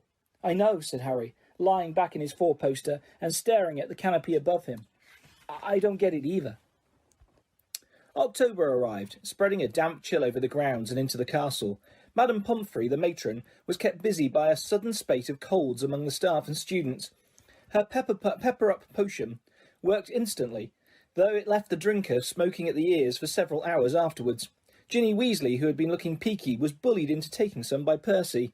The steam pouring from under her vivid hair gave the impression that her whole head was on fire. Raindrops the size of bullets thundered on the castle windows for days on end. The lake rose. The flower beds turned into muddy streams, and Hagrid's pumpkins swelled to the size of garden sheds. Oliver Wood's enthusiasm for regular training sessions, however, was not dampened, which was why Harry was to be found late one stormy Saturday afternoon, a few days before Halloween, returning to Gryffindor Tower, drenched to the skin and spattered with mud. Even aside from the rain and wind, it hadn't been a happy practice session. Fred and George, who had been spying on the Slytherin team, had seen for themselves the speed of those new Nimbus 2001s. They reported that the Slytherin team were no more than 7 greenish blurs, shooting through the air like jump jets. As Harry squelched along the deserted corridor, he came across somebody who looked just as preoccupied as he was. Nearly headless Nick, the ghost of Gryffindor Tower, was staring morosely out of a window, muttering under his breath. "Don't fulfil their requirements. Half an inch, if that." "Hello, Nick," said Harry. Hello, said nearly headless Nick, staring and starting and looking around. He wore a dashing, plumed hat on his long curly hair and a tunic with a ruff, which concealed the fact that his neck was almost completely severed. He was pale as smoke, and Harry could see right through him to the dark sky and torrential rain outside. "You look troubled, young Potter," said Nick, folding a transparent letter as he spoke and tucking it inside his doublet. "So do you," said Harry. "Ah," Nearly Headless Nick waved an elegant hand. "A matter of no importance. It's not as though I was really wanted to join. Thought I'd apply, but apparently I don't fulfil the requirements." In spite of his airy tone, there was a look of great bitterness on his face. "But you would think, wouldn't you," he erupted suddenly, pulling the letter back out of his pocket, "that getting hit 45 times in the neck with a blunt axe would qualify you to join the Headless Hunt?" "Oh, yes," said Harry, who was obviously supposed to agree. "I mean, nobody wishes more than I do that it had all been quick and clean and my head had come off properly. I mean, it would have saved me a great deal of pain and ridicule. However," Nearly Headless Nick shook his letter open and read furiously, "we can only accept huntsmen whose heads have parted company with their bodies. You will appreciate that it would be impossible otherwise for members to participate in hunt activities such as horseback head juggling and head polo. It is with the greatest regret, therefore, that I must inform you that you do not fulfil our requirements. With very best wishes, Sir Patrick Delaney Podmore." Fuming, Nearly Headless Nick stuffed the letter away. "Half an inch of skin and sinew holding my neck on, Harry. Most people would think that's good and beheaded, but oh no, it's not enough for Sir properly decapitated Podmore." Nearly Headless Nick took several deep breaths and then said, in a far calmer tone, "So, what's bothering you? Anything I can do?" "No," said Harry, "not unless you know where we can get 7-3 Nimbus 2001s for our match against The rest of Harry's sentence was drowned by a high-pitched mewing from somewhere near his ankles. He looked down and found himself gazing into a pair of lamp-like yellow eyes. It was Mrs. Norris, the skeletal grey cat who was used by the caretaker, Argus Filch, as a sort of deputy in his endless battle against students. "You'd better get out of here, Harry," said Nick quickly. "Filch isn't in a good mood. He's got flu and some third years accidentally plastered frog brains all over the ceiling in Dungeon 5. He's been cleaning all morning, and if he sees you dripping mud all over the place—" "Right," said Harry, backing away from the accusing stare of Mrs. Norris, but not quickly enough. Drawn to the spot by the mysterious power that seemed to connect him with his foul cat, Argus Filch burst suddenly through a tapestry to Harry's right, wheezing and looking wildly about for the rule-breaker. There was a thick tartan scarf bound around his head, and his nose was unusually purple. "Filth!" he shouted, his jowls a-quiver, his eyes popping alarmingly as he pointed at the muddy puddle that had dripped from Harry's Quidditch robes. "Mess and muck everywhere! I've had enough of it, I tell you. Follow me, Potter." So, Harry waved a gloomy goodbye to Nearly Headless Nick and followed Filch back downstairs, doubling the number of muddy footprints on the floor. Harry had never been inside Filch's office before. It was a place most students avoided. The room was dingy and windowless, lit by a single oil lamp dangling from the low ceiling. A faint smell of fried fish lingered about the place. Wooden filing cabinets stood around the walls. From their labels, Harry could see that they contained details of every pupil Filch had ever punished. Fred and George Weasley had an entire drawer to themselves. A highly polished collection of chains and manacles hung on the wall behind Filch's desk. It was common knowledge that he was always begging Dumbledore to let him suspend students by their ankles from the ceiling. Filch grabbed a quill from a pot on his desk and began shuffling around looking for parchment. "Done," he muttered furiously. "Great sizzling dragon bogies, frog brains, rat intestines. I've had enough of it. Make an example. Where's the form? Yes." He retrieved a large roll of parchment from his desk drawer and stretched it out in front of him, dipping his long black quill into the ink pot. "Name, Harry Potter. Crime." "It was only a bit of mud," said Harry. "It's only a bit of mud to you, boy, but to me it's an extra hour's scrubbing," shouted Filch, a drip shivering unpleasantly at the end of his bulbous nose. "Crime. Befouling the castle. Suggested sentence." Dabbing at his streaming nose, Filch squinted unpleasantly at Harry, who waited with bated breath for his sentence to fall. But as Filch lowered his quill, there was a great bang on the ceiling of the office, which made the oil lamp rattle. "Peeves!" Filch roared, flinging down his quill in a transport of rage. "I'll have you this time, I'll have you!" And without a backwards glance at Harry, Filch ran flat-footed from the office, Mrs. Norris streaking alongside him. Peeves was the school poltergeist, a grinning airborne menace who lived to cause havoc and distress. Harry didn't much like Peeves, but couldn't help feeling grateful for his timing. Hopefully, whatever Peeves had done, and it sounded as though he'd wrecked something very big this time, would distract Filch from Harry. Thinking that he should probably wait for Filch to come back, Harry sank into a moth-eaten chair next to the desk. There was only one thing on it apart from his half-completed form, a large glossy purple envelope with silver lettering on the front. With a quick glance at the door to check that Filch wasn't on his way back, Harry picked up the envelope and read, "Quick Spell, a correspondence course in beginner's magic." Intrigued, Harry flicked the envelope open and pulled out the sheaf of parchment inside. More curly silver writing on the front page said, "Feel out of step in the world of modern magic? Find yourself making excuses not to perform simple spells? Ever been taunted for your woeful wand work? There is an answer. Quick Spell is an all-new, fail-safe, quick-result, easy-learn course. Hundreds of witches and wizards have benefited from the Quick Spell method. Madam Z. Nettles of Topsham writes, I had no memory for incantations, and my potions were a family joke. Now, after a quick spell course, I am the centre of attention at parties, and friends beg for the recipe of my scintillation solution. Warlock DJ Prod of Didsbury says, My wife used to sneer at my feeble charms, but 1 month into your fabulous quick spell course, I succeeded in turning her into a yak. Thank you, Quick Spell. Fascinated, Harry thumbed through the rest of the envelope's contents. Why on earth did Filch want a quick spell course? Did this mean he wasn't a proper wizard? Harry was just reading Lesson 1, Holding Your Wand, some useful tips, when shuffling footsteps outside told him Filch was coming back. Stuffing the parchment back into the envelope, Harry threw it back onto the desk, just as the door opened. Filch was looking triumphant. That vanishing cabinet was extremely valuable, he was saying gleefully to Mrs. Norris. We'll have Peeves out this time, my sweet. His eyes fell on Harry and then darted to the quick spell envelope, which, Harry realised too late, was lying 2 feet away from where it had started. Filch's pasty face went brick red. Harry braced himself for a tidal wave of fury. Filch hobbled across to the desk, snatched up the envelope and threw it into a drawer. Did you read? He spluttered. No, Harry lied quickly. Filch's knobbly hands were twisting together. If I thought you'd read my private... Not that it's mine, for a friend, but... Be that as it may, however.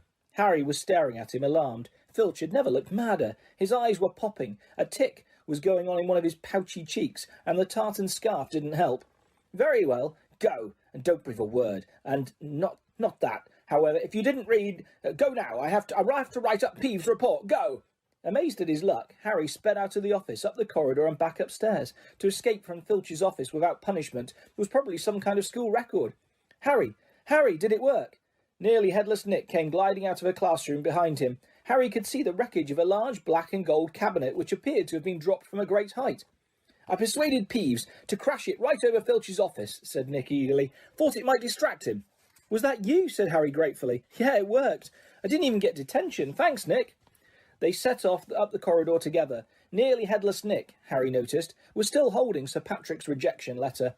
I wish there was something I could do for you about the headless hunt, Harry said.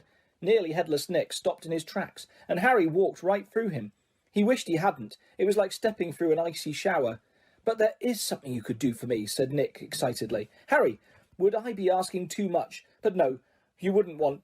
What is it? Said Harry. Well, this Halloween will be my 500th death day. And Nearly headless Nick, said Nearly headless Nick, drawing himself up and looking dignified. Oh, said Harry, not sure whether he should look sorry or happy about this. Right. I'm holding a party down in one of the roomier dungeons. Friends will be coming down from all over the country. It would be such an honour if you would attend. Mr. Weasley and Mrs. Granger could be most welcome too, of course, but I dare say you'd rather go to the school feast. He watched Harry on tenterhooks. No, said Harry quickly, I'll come. My dear boy, Harry Potter at my death day party, and... He hesitated, looking excited. Do you think you could possibly mention to Sir Patrick how very frightening and impressive you find me? Of course, said Harry. Nearly headless Nick beamed at him. A death day party, said Hermione keenly, when Harry had changed at last and joined her and Ron in the common room. I bet there aren't many living people who can say they've been to one of those. It'll be fascinating. Why would anyone want to celebrate the day they died, said Ron, who was halfway through his potions homework and grumpy. Sounds dead depressing to me. Rain was still lashing the windows, which were now inky black, but inside all looked bright and cheerful. The firelight glowed over the countless squashy armchairs where people sat reading, talking, doing homework, or, in the case of Fred and George Weasley, trying to find out what would happen if you fed a filibuster firework to a salamander. Fred had rescued the brilliant orange fire-dwelling lizard from a care of magical creatures class, and it was now smouldering gently on a table, surrounded by a knot of curious people. Harry was on the point of telling Ron and Hermione about Filch and the quick-spell course, when the salamander suddenly whizzed into the air, emitting loud sparks and bangs as it whirled wildly around the room. The sight of Percy bellowing himself hoarse at Fred and George, the spectacular display of tangerine stars showering from the salamander's mouth, and its escape into the fire with accompanying explosions, drove both Filch and quick-spell envelope from Harry's mind. By the time Halloween arrived, Harry was regretting his rash promise to go to the Death Day party. The rest of the school were happily anticipating their Halloween feast. The great hall had been decorated with the usual live bats. Hagrid's vast pumpkins had been carved into lanterns, large enough for 3 men to sit on, and there were rumours that Dumbledore had booked a troupe of dancing skeletons for the entertainment. "A promise is a promise," Hermione reminded Harry bossily. "You said you'd go to the Death Day party." So at 7 o'clock, Harry, Ron and Hermione walked straight past the doorway to the packed great hall, which was glittering invitingly with gold plates and candles, and directed their steps inside towards the dungeons. The passageway leading to Nearly Headless Nick's party had been lined with candles too, though the effect was far from cheerful. These were long, thin, jet-black tapers, all burning bright blue, casting a dim, ghostly light, even over their own living faces. The temperature dropped with every step they took. As Harry shivered and drew his robes tightly around him, he heard what sounded like 1,000 fingernails scraping on an enormous blackboard. "Is that supposed to be music?" Ron whispered. They turned a corner and saw Nearly Headless Nick standing at a doorway hung with black velvet drapes. "My dear friends," he said mournfully, "welcome, welcome. So pleased you could come." He swept off his plumed hat and bowed them inside. It was an incredible sight. The dungeon was full of hundreds of pearly white, translucent people, mostly drifting around a crowded dance floor, waltzing to the dreadful, quavering sound of 30 musical saws, played by an orchestra on a black-draped platform. A chandelier overhead blazed midnight blue, with 1,000 more black candles. Their breath rose in the mist before them. It was like stepping into a freezer. "Shall we have a look around?" Harry suggested, wanting to warm up his feet. "Careful not to walk through anyone," said Ron nervously, and they set off around the edge of the dance floor. They passed a group of gloomy nuns, a ragged man wearing chains, and the fat friar, a cheerful Hufflepuff ghost, who was talking to a knight with an arrow sticking out of his forehead. Harry wasn't surprised to see that the Bloody Baron, a gaunt, staring, slithering ghost covered in silver bloodstains, was being given a wide berth by the other ghosts. "Oh no," said Hermione, stopping abruptly. Turn back, I don't want to talk to Moaning Myrtle." "Who?" said Harry, as they backtracked quickly. "She haunts the girls' toilet on the first floor," said Hermione. "She haunts a toilet?" "Yes. It's been out of order all year because she keeps having tantrums and flooding the place. I never went in there anyway if I could avoid it. It's awful trying to go to the loo with her wailing at you." "Look, food," said Ron. On the other side of the dungeon was a long table, also covered in black velvet. They approached it eagerly, but next moment had stopped in their tracks, horrified. The smell was quite disgusting. Large, rotten fish were laid on handsome silver platters. Cakes, burned charcoal black, were heaped on salvers. There was great maggoty haggis, a slab of cheese covered in furry green mould, and in pride of place, an enormous grey cake in the shape of a tombstone, with tar-like icing forming the words "Sir Nicholas de Mimsy Porpington, died 31st of October, 1492. Harry watched, amazed, as a portly ghost approached the table, crouched low and walked through it, his mouth held wide so that it passed right through one of the stinking salmon. "Can you taste it if you walk through it?" Harry asked him. "Almost," said the ghost sadly, and he drifted away. "I expect they've let it to rot to give it a stronger flavour," said Hermione knowledgeably, pinching her nose and leaning closer to look at the putrid haggis. "Can we move? I feel sick," said Ron. They had barely turned around, however, when a little man swooped suddenly from under the table and came into halt in mid-air before them. "Hello, Peeves," said Harry cautiously. Unlike the ghosts around them, Peeves the poltergeist was the very reverse of pale and transparent. He was wearing a bright orange party hat, a revolving bow tie, and a broad grin on his wide, wicked face. "Nibbles," he said sweetly, offering from a bowl of peanuts covered in fungus. "No thanks," said Hermione. "Heard you talking about poor Myrtle," said Peeves, his eyes dancing. "Rude. you was about poor Myrtle." He took a deep breath and bellowed, "Oi, Myrtle!" "Oh no, Peeves, don't tell her what I said. She'll be really upset," Hermione whispered frantically. "I didn't mean it. I don't mind her. Hello, Myrtle." The squat ghost of a girl had glided over. She had the gloomiest, glummest face Harry had ever seen, half hidden behind lank hair and thick, pearly spectacles. "What?" she said sulkily. "How are you, Myrtle?" said Hermione, in a falsely bright voice. "It's nice to see you out of the toilet." Myrtle sniffled. "Miss Granger was just talking about you," said Peeves, slyly in Myrtle's ear. "Just saying how nice you look tonight," said Hermione, glaring at Peeves. Myrtle eyed Hermione suspiciously. "You're making fun of me," she said, silver tears welling rapidly in her small see-through eyes. "No, honestly, didn't I just say how nice Myrtle's looking?" said Hermione, nudging at Harry and Ron painfully in the ribs. "Oh, yeah, she did." "Don't lie to me," Myrtle gasped, tears now flooding down her face, while Peeves chuckled happily over her shoulder. "Do you think I don't know what people call me behind my back? Fat Myrtle, ugly Myrtle, miserable, moaning, moping Myrtle." "You've missed out Spotty," Peeves hissed in her ear. Moaning Myrtle burst into anguishing sobs and fled from the dungeon. Peeves shot after her, pelting her with mouldy peanuts, yelling, "Spotty! Spotty!" "Oh dear," said Hermione sadly. Nearly Headless Nick now drifted towards them through the crowd. "Enjoying yourselves?" "Oh yes," they lied. "Not a bad turnout," said Nearly Headless Nick proudly. "The Wailing Widow came all the way from Kent. It's nearly time for my speech. I'd better go and warn the orchestra." The orchestra, however, stopped playing at that very moment. They and everyone else in the dungeon fell silent, looking around in excitement as a hunting horn sounded. "Oh, here we go," said Nearly Headless Nick bitterly. Through the dungeon wall burst a dozen ghost horses, each ridden by a headless horseman. The assembly clapped wildly. Harry started to clap too, but stopped quickly at the sight of Nick's face. The horses galloped into the middle of the dance floor and halted, rearing and plunging, a large ghost at the front, whose bearded head was under his arm. Blowing the horn, leapt down, lifted his head high in the air so he could see over the crowd. Everyone laughed, and strode over to Nearly Headless Nick, squashing his head back onto his neck. "Nick," he roared, "how are you? Head still hanging in there?" He gave a hearty guffaw and clapped Nearly Headless Nick on the shoulder. "Welcome, Patrick," said Nick stiffly. "Livens," said Sir Patrick, spotting Harry, Ron and Hermione, and giving a huge fake jump of astonishment so that his head fell off again. The crowd howled with laughter. "Very amusing," said Nearly Headless Nick darkly. "Don't mind Nick," shouted Sir Patrick's head from the floor. "Still upset we won't let him join the hunt. But I mean to say, look at the fellow."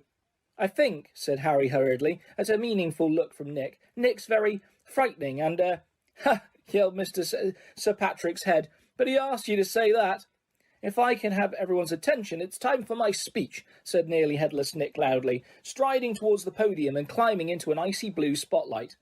"My late lamented lords, ladies and gentlemen, it is my great sorrow." But nobody heard much more. Sir Patrick and the rest of the Headless Hunt had just started a game of head hockey, and the crowd was turning to watch. Nearly Headless Nick tried vainly to recapture his audience, but gave up as Sir Patrick's head went sailing past him to loud cheers. Harry was very cold by now, not to mention hungry. "I can't stand much more of this," Ron muttered, his teeth chattering, as the orchestra ground back into action and the ghosts swept back onto the dance floor. "Let's go," Harry agreed. They backed towards the door, nodding and beaming at anyone who looked at them, and a minute later were hurrying back up the passageway full of black candles. "Pudding might not be finished yet," said Ron hopefully, leading the way towards the steps to the entrance hall, and then Harry heard it. "Rip, tear, kill." It was the same voice. The same cold, murderous voice he had heard in Lockhart's office. He stumbled to a halt, clutching at the stone wall, listening with all his might, looking around, squinting up and down the dimly lit passageway. "Harry, what are you—" "It's that voice again. Shut up a minute." "So hungry for so long." "Listen," said Harry urgently, and Ron and Hermione froze, watching him. "Kill. Time to kill." The voice was growing fainter. Harry was sure it was moving away, moving upwards. A mixture of fear and excitement gripped him as he stared at the dark ceiling. How could it be moving upwards? Was it a phantom, to whom stone ceilings didn't matter? "This way," he shouted, and he began to run up the stairs into the entrance hall. It was no good hoping to hear anything here. The babble of talk from the Halloween feast was echoing out of the great hall. Harry sprinted up the marble staircase to the first floor, Ron and Hermione clattering behind him. Harry, what are we... Shh! Harry strained his ears distantly from the floor above, and growing fainter still he heard the voice, I smell blood. I smell blood. His stomach lurched. It's going to kill someone, he shouted, and ignoring Ron and Hermione's bewildered faces, he ran up the next flight of steps, 3 at a time, trying to listen over his own pounding footsteps. Harry hurtled round the whole of the second floor, Ron and Hermione panting behind him, not stopping until they turned a corner into the last deserted passage. Harry, what was all that about? Said Ron, wiping sweat off his face. I couldn't hear anything. But Hermione gave a sudden gasp, pointing down the corridor. Look! Something was shining on the wall ahead. They approached slowly, squinting through the darkness. Foot-high words had been daubed onto the wall between 2 windows, shimmering in the light cast by the flaming torches. The Chamber of Secrets has been opened. Enemies of the air, beware. What's that thing? Hanging underneath, said Ron, a slight quiver in his voice. As they edged nearer, Harry almost slipped over. There was a large puddle of water on the floor. Ron and Hermione grabbed him, and they inched towards the message, eyes fixed on the dark shadow beneath it. All 3 of them realised what it was at once, and leapt backwards with a splash. Mrs. Norris, the caretaker's cat, was hanging by her tail from the torch bracket. She was stiff as a board, her eyes wide and staring. For a few seconds they didn't move. Then Ron said, Let's get out of here. Shouldn't we try and help? Harry began awkwardly. Trust me, said Ron, we don't want to be found here. But it was too late. A rumble, as though of distant thunder, told them that the feast had just ended. From either end of the corridor where they stood came the sound of hundreds of feet climbing the stairs and the loud, happy talk of well-fed people. Next moment, students were crashing into the passage from both ends. The chatter, the bustle, the noise died suddenly as the people in front spotted the hanging cat. Harry, Ron and Hermione stood alone in the middle of the corridor as silence fell among the mass of students, pressing forward to see the grisly sight. Then someone shouted through the quiet, Enemies of the air, beware! You'll be next, mudbloods! It was Draco Malfoy. He had pushed to the front of the crowd, his cold eyes alive, his usually bloodless face flushed as he grinned at the sight of the hanging, immobile cat. What's going on here? What's going on? Attracted, no doubt, by Malfoy's shout, Argus Filch came shouldering his way through the crowd. Then he saw Mrs. Norris and fell back, clutching his face in horror. My cat! My cat!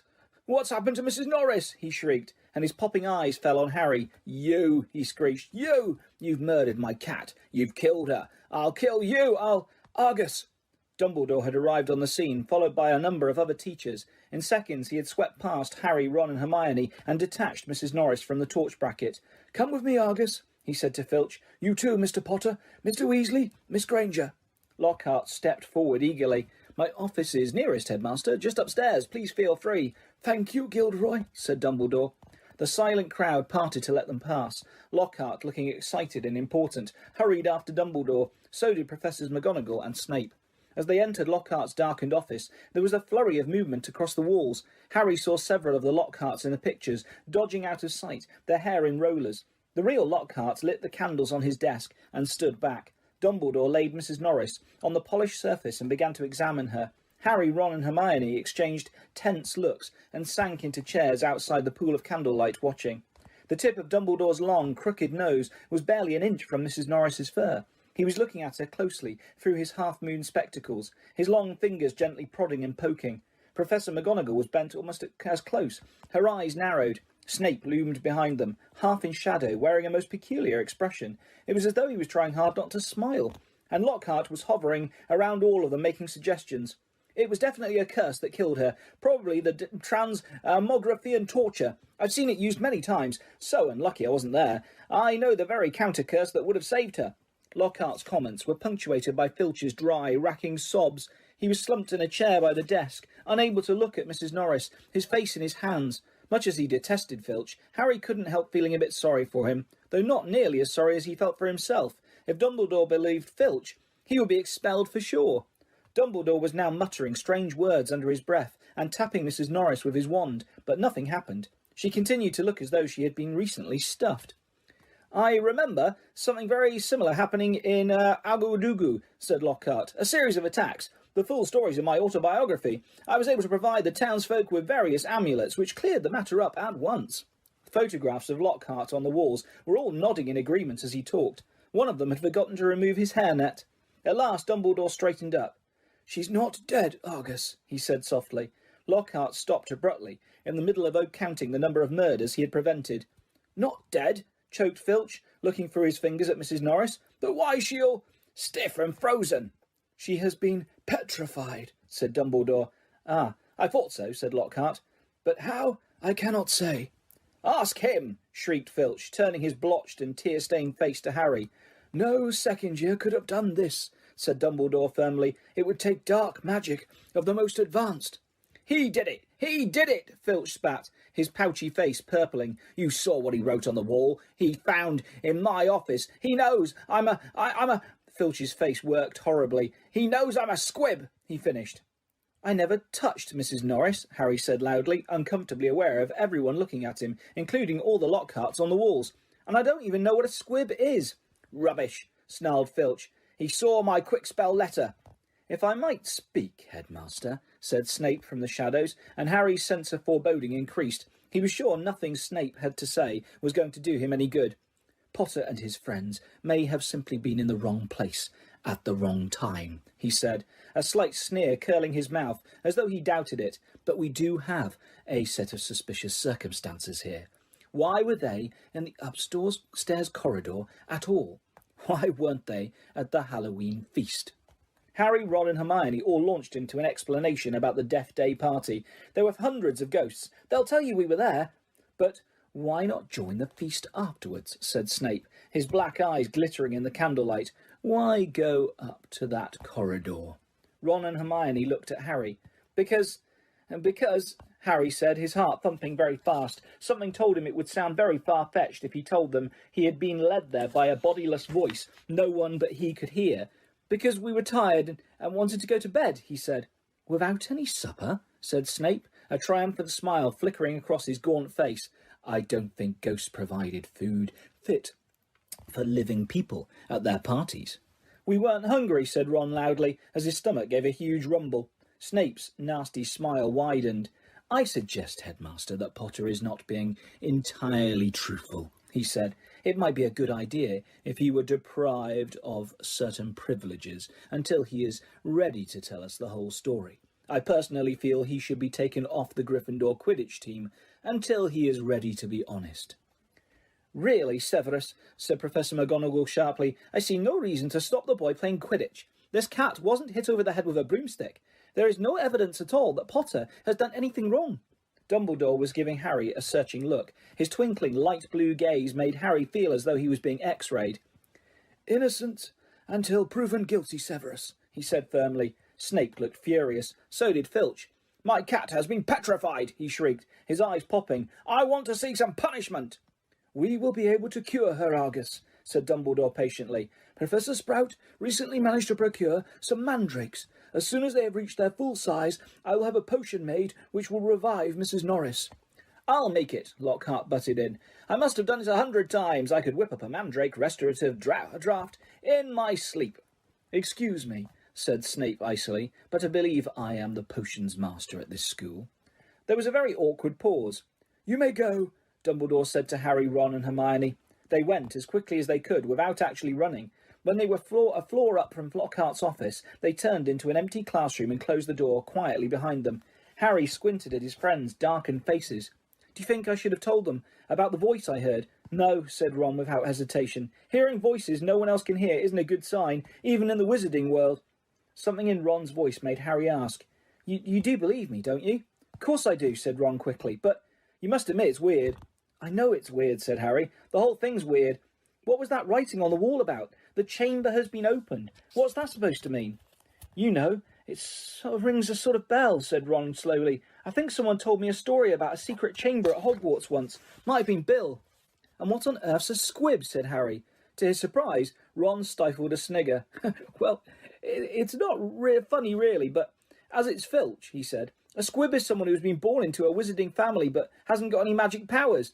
Kind of the opposite of muggle-born wizards. but squibs are quite unusual. If Filch is trying to learn magic from a quick-spell course, I reckon he must be a squib. It would explain a lot, like why he hates students so much. Ron gave a satisfied smile. He's bitter. A clock chimed somewhere. "Midnight," said Harry. "We'd better get to bed before Snape comes along and tries to frame us for something else." For a few days the school could talk of little but the attack on Mrs. Norris. Filch kept it fresh in everyone's minds by pacing the spot where she had been attacked, as though he thought the attacker might come back. Harry had seen him scrubbing the message on the wall with Mrs. Scour's all-purpose magical mess remover, but to no effect. The words were still gleaming as brightly as ever on the stone. When Filch wasn't guarding the scene of the crime, he was skulking red-eyed through the corridors, lunging out at unsuspecting students and trying to put them in detention for things like breathing loudly and looking happy. Ginny Weasley seemed very disturbed by Mrs. Norris's fate. According to Ron, she was a great cat lover. "But you hadn't really got to know Mrs. Norris," Ron told her bracingly. Honestly, we're much better off without her." Ginny's lip trembled. "Stuff like this doesn't often happen at Hogwarts," Ron assured her. "They'll catch the nutter who did it and have him out of here in no time. I just hope he's got time to petrify Filch before he's expelled." "I'm only joking," Ron added hastily as Ginny blanched. The attack had also had an effect on Hermione. It was quite usual for Hermione to spend a lot of time reading, but she was now doing almost nothing else. Nor could Harry and Ron get much response from her when they asked what she was up to, and not until the following Wednesday did they find out.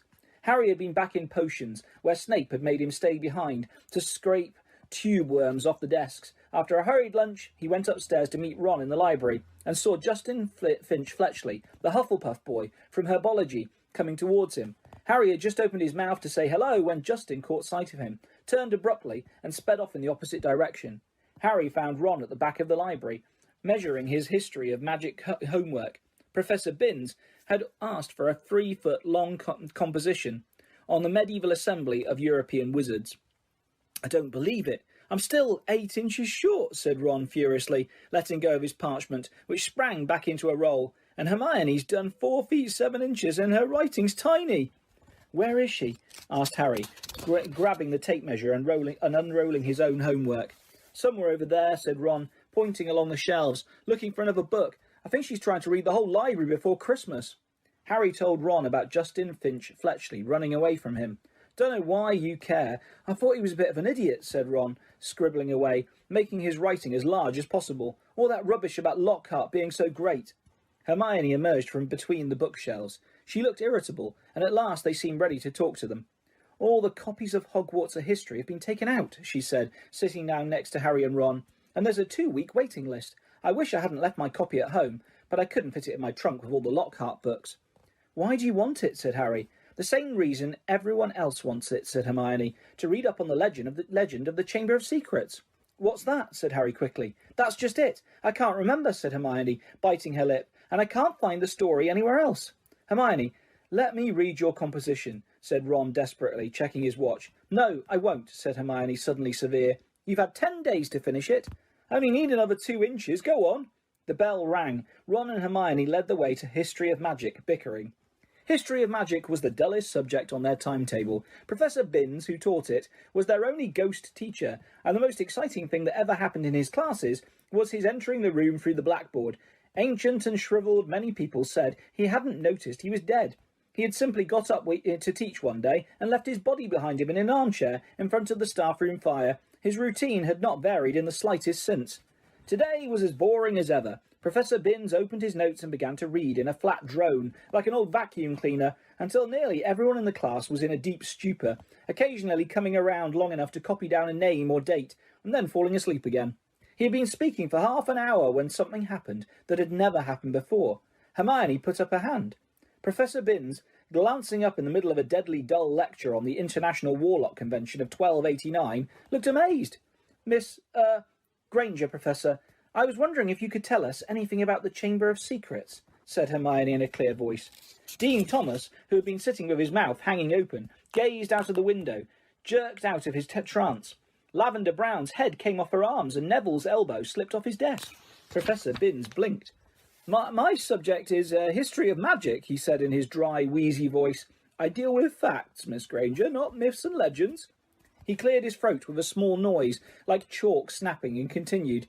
In September of that year, a subcommittee of Sardinian sorcerers—" He stuttered to a halt. Hermione's hand was waving in the air again. "Miss Grant, please, sir, don't legends always have a basis in fact?" Professor Binns was looking at her in such amazement. Harry was sure no student had ever interrupted him before, alive or dead. "Well," said Professor Binns slowly, "yes, one could argue that, I suppose." He peered at Hermione as though he had never seen a student properly before. "However, the legend of which you speak is such a very sensational, even ludicrous tale." But the whole class was now hanging on Professor Binns' every word. He looked dimly at them all. Every face turned to his. Harry could tell he was completely thrown by such an unusual show of interest. "Oh, very well," he said slowly. "Let me see. The Chamber of Secrets.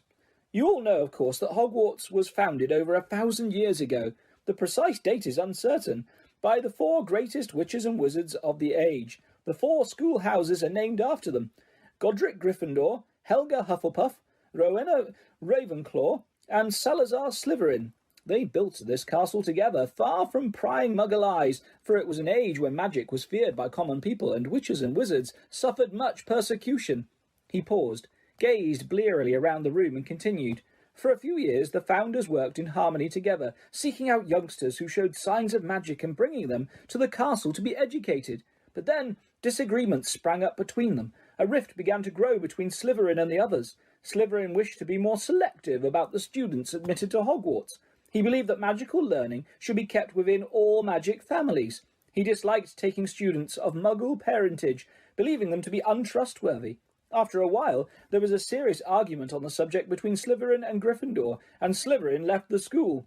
Professor Binns paused again, pursing his lips, looking like a wrinkled old tortoise. "Reliable historical sources tell us this much," he said.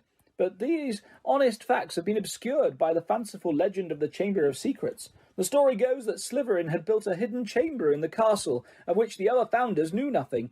Slytherin, according to the legend, sealed the Chamber of Secrets so that no one would be able to open it until his own true heir arrived at the school.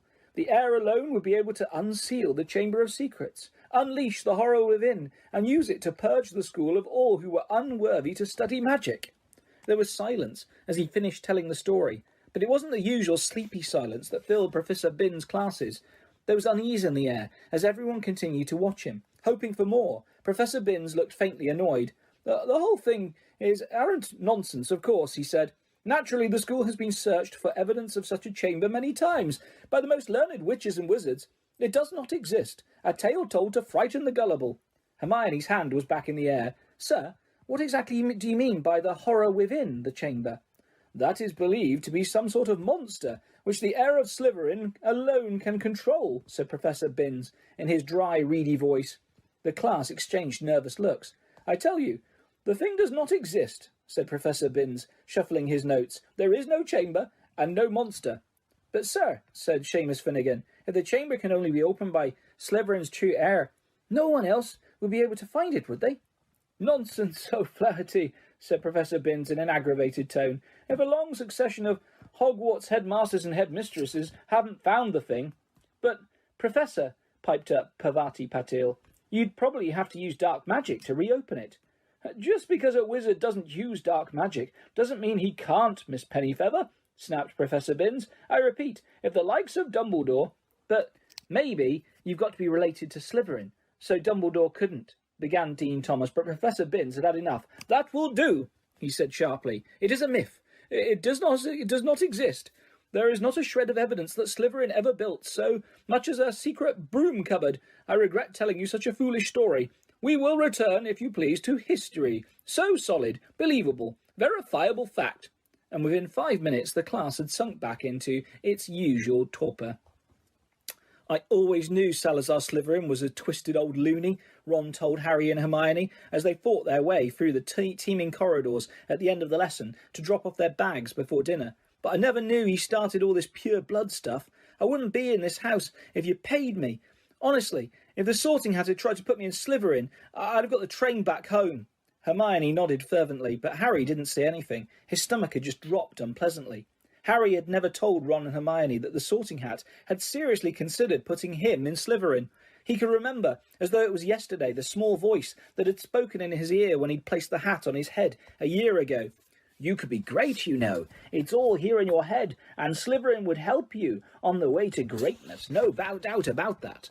But Harry, who had already heard of Slytherin House's reputation for turning out dark wizards, had fought desperately. "Not Slytherin." And the hat had said, "Oh, well, if you're sure, better be Gryffindor." As they were shunted along in the throng, Colin Creevey went past. "Hi, Harry." Hello, Colin," said Harry automatically. Harry, a boy in my class has been saying you're..." But Colin was so small, he couldn't fight against the tide of people bearing him towards the great hall. They heard him squeak, "See you, Harry," and he was gone. "What's a boy in his class saying about you?" Hermione wondered. "That I'm Slytherin's heir, I expect," said Harry, his stomach dropping another inch or so, as he suddenly remembered the way Justin Finch-Fletchley had run away from him at lunchtime. People here will believe anything," said Ron in disgust. The crowd thinned, and they were able to climb the next staircase without difficulty. "Do you really think there's a Chamber of Secrets?" Ron asked Hermione. "I don't know," she said, frowning. "Dumbledore couldn't cure Mrs. Norris, and that makes me think that whatever attacked her might not be, well, human." As she spoke, they turned a corner and found themselves at the end of the very corridor where the attack had happened. They stopped and looked. The scene was just as it had been that night, except that there was no stiff cat hanging from the torch bracket, and an empty chair stood against the wall bearing the message, "The chamber has been opened." "That's where Filch has been keeping guard," Ron muttered. They looked at each other. The corridor was deserted. "Can't hurt to have a poke around," said Harry, dropping his bag and getting to his hands and knees so that he could crawl along searching for clues. "Scorch marks," he said. "Here, and here." "Come and look at this," said Hermione. "This is funny." Harry got up and crossed to the window next to the message on the wall. Hermione was pointing at the topmost pane, where around 20 spiders were scuttling, apparently fighting to get through a small crack in the glass. A long silvery thread was dangling like a rope, as though they had all climbed it in their hurry to get outside. "Have you ever seen spiders act like that?" said Hermione wonderingly. "No," said Harry. "Have you, Ron?" "Ron?" He looked over his shoulder. Ron was standing well back and seemed to be fighting the impulse to run. "What's up?" said Harry. "I don't like spiders," said Ron tensely. "I never knew that," said Hermione, looking at Ron in surprise. "You've used spiders in potions loads of times." "I don't mind them dead," said Ron. He was carefully looking anywhere but at the window. "I just don't like the way they move." Hermione giggled. "It's not funny," said Ron fiercely. "If you must know, when I was 3, Fred turned my teddy bear into a dirty great spider because I broke his toy broomstick. You wouldn't like them either if you've been holding a bear and suddenly it had too many legs and..." He broke off, shuddering. Hermione was obviously still trying not to laugh. Feeling they had better get off the subject, Harry said, "Remember all the water on the floor? Where did that come from?" "Someone's mopped it up." "It was here, about here," said Ron, recovering himself to walk a few paces past Filch's chair and pointing. "Level with this door." He reached for the brass doorknob, but suddenly withdrew his hand as though he'd been burned. "What's the matter?" said Harry. "Can't go in there," said Ron gruffly. "That's a girl's toilet." "Oh, Ron, there won't be anyone in there," said Hermione, standing up and coming over. "That's Moaning Myrtle's place. Come on, let's have a look." And ignoring the large out-of-order sign, she opened the door. It was the gloomiest, most depressing bathroom Harry had ever set foot in. Under a large cracked and spotted mirror was a row of chipped stone sinks. The floor was damp and reflected the dull light given off by the stubs of a few candles burning low in their holders. The wooden doors to the cubicles were flaking and scratched, and one of them was dangling off its hinges. Hermione put her fingers to her lips and set off towards the end cubicle. When she reached it, she said, "Hello, Myrtle. How are you?" Harry and Ron went to look. Moaning Myrtle was floating on the cistern of the toilet, picking a spot on her chin. "This is a girl's bathroom," she said, eyeing Ron and Harry suspiciously. "They're not girls." "No," Hermione agreed. "I just wanted to show them how nice it is in here." She waved vaguely at the dirty old mirror and the damp floor. "Ask her if she saw anything," Harry mouthed at Hermione. "What are you whispering?" said Myrtle, staring at him. "Nothing," said Harry quickly. "We wanted to ask..." "I wish people would stop talking behind my back," said Myrtle, in a voice choked with tears. "I do have feelings, you know, even if I am dead." "Myrtle, no one wants to upset you," said Hermione. "Harry only..." "No one wants to upset me. There, that's a good one," howled Myrtle. "My life was nothing but misery at this place, and now people come along ruining my death." "We wanted to ask you if you'd seen anything funny lately," said Hermione quickly. because a cat was attacked right outside your front door on Halloween. Did you see anything near here that night, said Harry. I wasn't paying attention, said Myrtle dramatically. Peeves upset me so much I came in here and tried to kill myself. Then, of course, I remembered that I'm already dead, said Ron helpfully. Myrtle gave a tragic sob, rose up in the air, turned over and dived headfirst into the toilet, splashing water all over them and vanishing from sight. From the direction of her muffled sobs, she had come to rest somewhere in the U-bend. Harry and Ron stood with their mouths open, but Hermione shrugged wearily and said, Honestly, that was almost cheerful for Myrtle. Come on, let's go. Harry had barely closed the door on Myrtle's gurgling sobs when a loud voice made all three of them jump. Ron! Percy Weasley had stopped dead at the head of the stairs, prefect badge agleam, an expression of complete shock on his face. That's a girl's bathroom, he gasped. What were you? Just having a look around, Ron shrugged. Clues, you know. Percy swelled in a manner that reminded Harry forcefully of Mrs. Weasley. Get away from there, he said, striding towards them and starting to chivvy them along, flapping his arms. Don't you care what this looks like? Coming back here while everyone's at dinner? Well, why shouldn't we be here, said Ron hotly, stopping short of glaring at Percy. Listen, we never laid a finger on that cat. That's what I told Ginny, said Percy fiercely, but she still seems to think you're going to be expelled. I've never seen her so upset, crying her eyes out. You might think of her. All the first years are thoroughly overexcited by this business. You don't care about Ginny, said Ron, whose ears were reddening now. You're just worried I'm going to mess up your chances of being head boy. 5 points from Gryffindor, Percy said tersely, fingering his prefect badge, and I hope it teaches you a lesson. No more detective work, or I'll write to Mum. And he strode off, the back of his neck as red as Ron's ears. Harry, Ron and Hermione chose seats as far off as possible from Percy in the common room that night. Ron was still in a very bad temper and kept blotting his charms homework. When he reached absently for his wand to remove the smudges, it ignited the parchment. Fuming almost as much as his homework, Ron slammed the Standard Book of Spells Grade 2 shut. To Harry's surprise, Hermione followed suit. Who can it be, though? She said in a quiet voice, as though continuing a conversation they had just been having. Who'd want all the squibs and muggleborns out of Hogwarts? Let's think, said Ron in mock puzzlement. Who do we know who thinks muggleborns are scum? He looked at Hermione. Hermione looked back unconvinced. If you're talking about Malfoy, of course I am, said Ron. You heard him. You'll be next, mudbloods. Come on, you've only got to look at his foul rat face to know it's him. Malfoy, the heir of Slytherin, said Hermione sceptically. Look at his family, said Harry, closing his books too. The whole lot of them have been in Slytherin. He's always boasting about it. They could easily be Slytherin's descendants. His father's definitely evil, though. They could have had the key to the Chamber of Secrets for centuries, said Ron, handing it down, father to son. Well, said Hermione cautiously, I suppose it's possible. But how do we prove it, said Harry darkly. There might be a way, said Hermione slowly, dropping her voice still further, with a quick glance around the room at Percy. Of course, it would be difficult, and dangerous, very dangerous. We'd be breaking about 50 school rules, I expect. If, in a month or so, you feel like explaining, you will let us know, won't you, said Ron irritably. All right, said Hermione coldly. What we'll need to do is to get inside the Slytherin common room and ask Malfoy a few questions, without him realising it's us. But that's impossible, Harry said as Ron laughed. No, it's not, said Hermione. All we'd need would be some polyjuice potion. What's that, said Ron and Harry together. Snape mentioned it in a class a few weeks ago. Do you think we've got nothing better to do in potions than listen to Snape? Muttered Ron. It transforms you into somebody else. Think about it. We could change into 3 of the Slytherins. No one would know it was us. Malfoy would probably tell us anything. He's probably boasting about it in the Slytherin common room right now. If only we could hear him. This polyjuice stuff sounds a bit dodgy to me, said Ron, frowning. What if we were stuck looking like 3 of the Slytherins forever? It wears off after a while, said Hermione, waving her hand impatiently. But getting hold of the recipe will be very difficult. Snape said it was in a book called Mosta Potente Potions, and it's bound to be in the restricted section of the library. There was only one way to get out a book from the restricted section. You needed a signed note of permission from a teacher. Hard to see why we'd want the book, really, said Ron, if we weren't going to try and make one of the potions. I think, said Hermione, that if we made it sound as though we were just interested in the theory, we might stand a chance. Oh, come on. No teacher's going to fall for that, said Ron. They'd have to be really thick.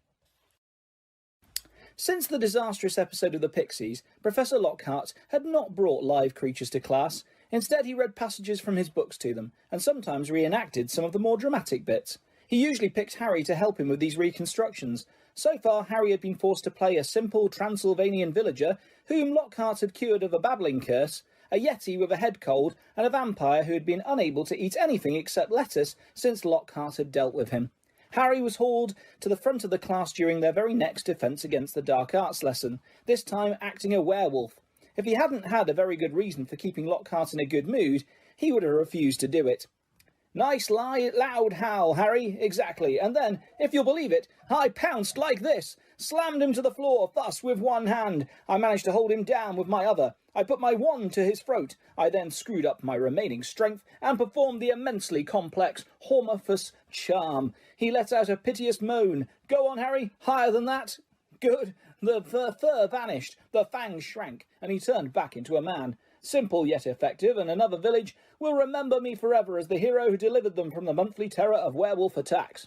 The bell rang and Lockhart got to his feet. Homework? Compose a poem about my defeat of the Wagga Wagga werewolf. Signed copies of Magical Me to the author of the best one. The class began to leave. Harry returned to the back of the room where Ron and Hermione were waiting. Ready? Harry muttered. Wait till everyone's gone, said Hermione nervously. All right. She approached Lockhart's desk, a piece of paper clutched tightly in her hand, Harry and Ron right behind her. Professor Lockhart, Hermione stammered. I wanted to get this book out of the library, just for background reading. She held out the piece of paper, her hand shaking slightly. But the thing is, it's in the restricted section of the library, so I need a teacher to sign for it. I'm sure it would help me understand what you say in Gadding with Ghouls about slow-acting venoms. Ah, Gadding with Ghouls, said Lockhart, taking the note from Hermione and smiling widely at her. Possibly my very favourite book. You enjoyed it? Oh, yes, said Hermione eagerly. So clever, the way you trapped that last one with the tea strainer. Well, I'm sure no one will mind me giving the best student in the year a little extra help, said Lockhart warmly, and he pulled out an enormous peacock quill. Yes, nice, isn't it? He said, misreading the revolted look on Ron's face. I usually save it for book signings. He scrawled an enormous loopy signature on the note and handed it back to Hermione. So, Harry, said Lockhart, while Hermione folded the note with fumbling fingers and slipped it into her bag. Tomorrow's the first Quidditch match of the season, I believe. Gryffindor against Slytherin, is it not? I hear you're a useful player. I was a seeker too. I was asked to try for the national squad, but preferred to dedicate my life to the eradication of the dark forces. Still, if you ever feel the need for a little private training, don't hesitate to ask. Always happy to pass on my expertise to less able players. Harry made an indistinct noise in his throat and then hurried off after Ron and Hermione. I don't believe it, he said, as the three of them examined the signature on the note. He didn't even look at the book we wanted. That's because he's a brainless git, said Ron. But who cares? We've got what we needed. He is not a brainless git, said Hermione shrilly, as they half ran towards the library. Just because he said you were the best student in the year. They dropped their voices as they entered the muffled stillness of the library. Madame Pince, the librarian, was a thin, irritable woman who looked like an underfed vulture. Muste potente potions, she repeated, suspiciously, trying to take the note from Hermione, but Hermione wouldn't let go. I was wondering if I could keep it, she said breathlessly. Oh, come on, said Ron, wrenching it from her grasp and thrusting it at Madame Pince. We'll get you another autograph. Lockhart will sign anything if it stands still long enough. Madame Pince held the note up to the light, as though determined to detect a forgery, but it passed the test. She stalked away between the lofty shelves and returned several minutes later, carrying a large and mouldy-looking book. Hermione put it carefully into her bag, and they left, trying not to walk too quickly or look too guilty. 5 minutes later, they were barricaded in Moaning Myrtle's out-of-order bathroom once again. Hermione had overridden Ron's objections by pointing out that it was the last place anyone in their right minds would go, so they were guaranteed some privacy. Moaning Myrtle was crying noisily in her cubicle, but they were ignoring her, and she them. Hermione opened Muste Potente potions carefully, and the three of them bent over the damp, spotted pages. It was clear from a glance why it belonged in the restricted section. Some of the potions had effects almost too gruesome to think about, and there were some very unpleasant illustrations, which included a man who seemed to have been turned inside out, and a witch sprouting several extra pairs of arms out of her head. Here it is, said Hermione excitedly, as she found the page headed The Polyjuice Potion. It was decorated with drawings of people halfway through transforming into other people. Harry sincerely hoped the artist had imagined the looks of intense pain on their faces. This is the most complicated potion I've ever seen, said Hermione, as they scanned the recipe. Lacewing flies, leeches, fluxweed and knotgrass, she murmured, running her finger down the list of ingredients. Well, they're easy enough. They're in the student store cupboard. We can help ourselves. Oh, look, powdered horn of bicorn. Don't know where we're going to get that. Shredded skin of a boomslang. That'll be tricky too. And of course, a bit of whoever we want to change into. Excuse me, said Ron sharply. What do you mean, a bit of whoever we're changing into? I'm drinking nothing with crab's toenails in it. Hermione continued as though she hadn't heard him. We don't have to worry about that yet, though, because we add those bits last. Ron turned speechless to Harry, who had another worry. Do you realise how much we're going to have to steal, Hermione? Shredded skin of boomslang. That's definitely not in the student's cupboard. What are we going to do, break into Snape's private stores? I don't know if this is a good idea. Hermione shut the book with a snap. Well, if you two are going to chicken out, fine, she said. There were bright pink patches on her cheeks, and her eyes were brighter than usual. I don't want to break rules, you know. I think threatening Muggle-borns is far worse than brewing up a difficult potion. But if you don't want to find out if it's Malfoy, I'll go straight to Madame Pince now and hand the book back. I never thought I'd see the day when you'd be persuading us to break rules, said Ron. All right, we'll do it. But not toenails, okay? How long will it take to make anyway, said Harry. As Hermione, looking happier, opened the book again. Well, as the fluxweed has got to be picked at the full moon and the lacewings have got to be stewed for 21 days, I'd say it'll be ready in about a month, if we can get all the ingredients. A month, said Ron. Malfoy could have attacked half the Muggle-borns in the school by then. But Hermione's eyes narrowed dangerously again, and he added swiftly, But it's the best plan we've got, so full steam ahead, I say. However, while Hermione was checking that the coast was clear for them to leave the bathroom, Ron muttered to Harry, It'll be a lot less hassle if you can just knock Malfoy off his broom tomorrow.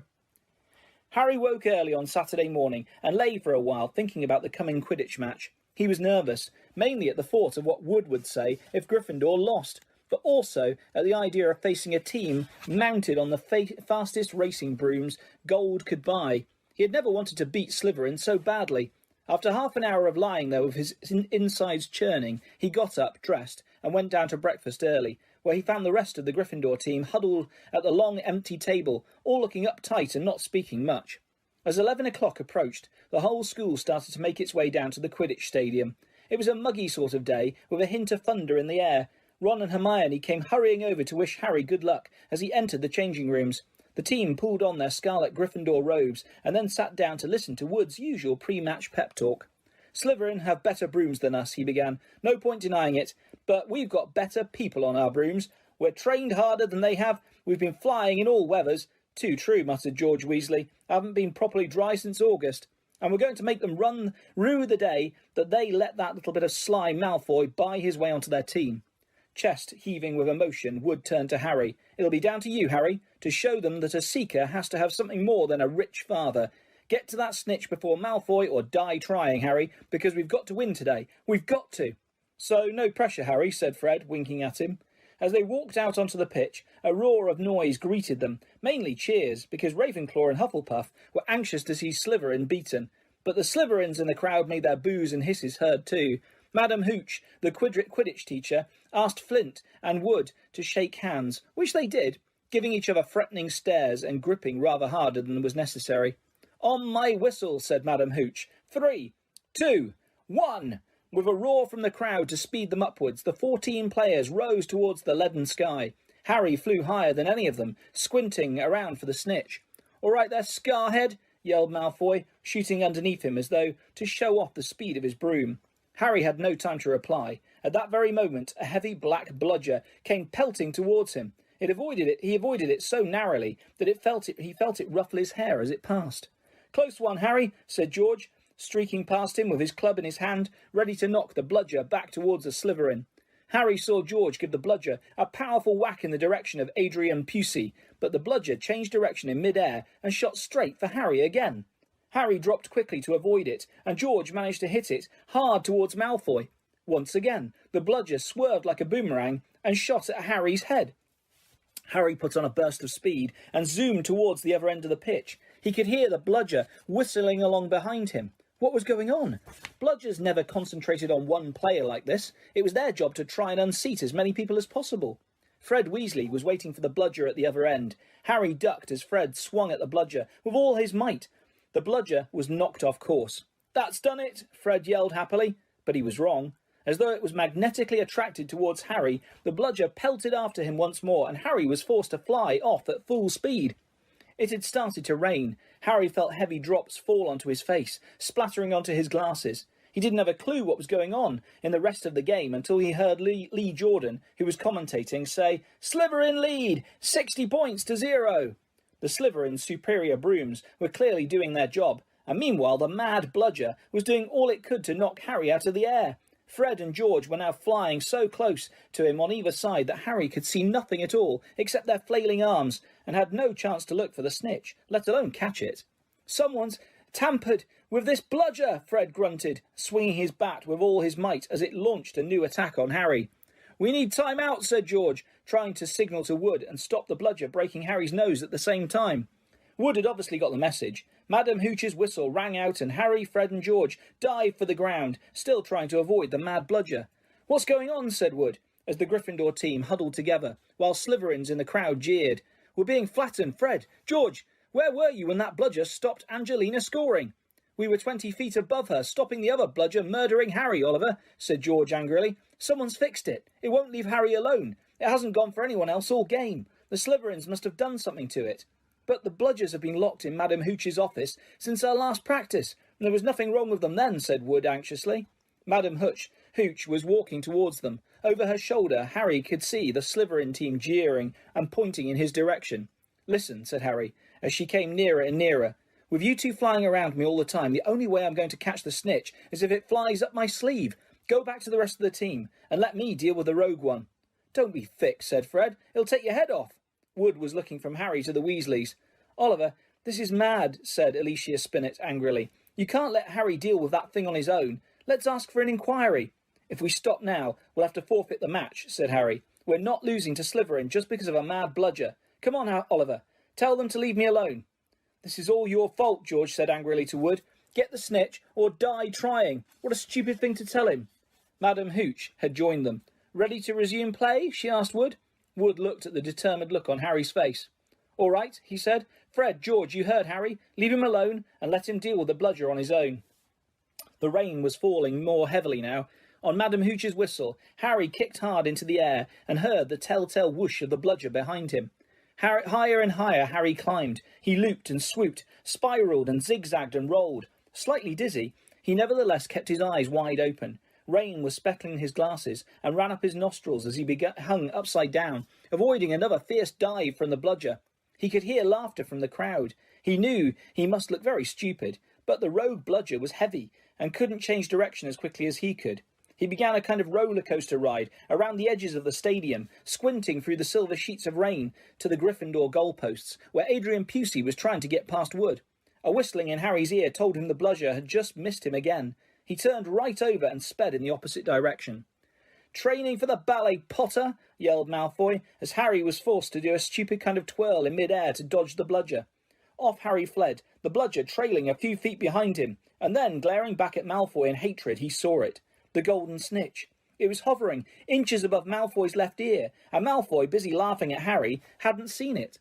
For an astonishing moment, Harry hung in mid-air, not daring to speed towards Malfoy in case he looked up and saw the snitch. Wham! He had stayed still a second too long. The bludger had hit him at last, smashing into his elbow, and Harry felt his arm break. Dimly, dazed by the searing pain in his arm, he slid sideways on his rain-drenched broom, one knee still crooked over, his right arm dangling, useless at his side. The bludger came pelting back for a second attack, this time aiming at his face. Harry swerved out of the way, one idea firmly lodged in his numb brain. Get to Malfoy. Through a haze of rain and pain, he dived for the shimmering, sneering face below him and saw its eyes widen with fear. Malfoy thought Harry was attacking him.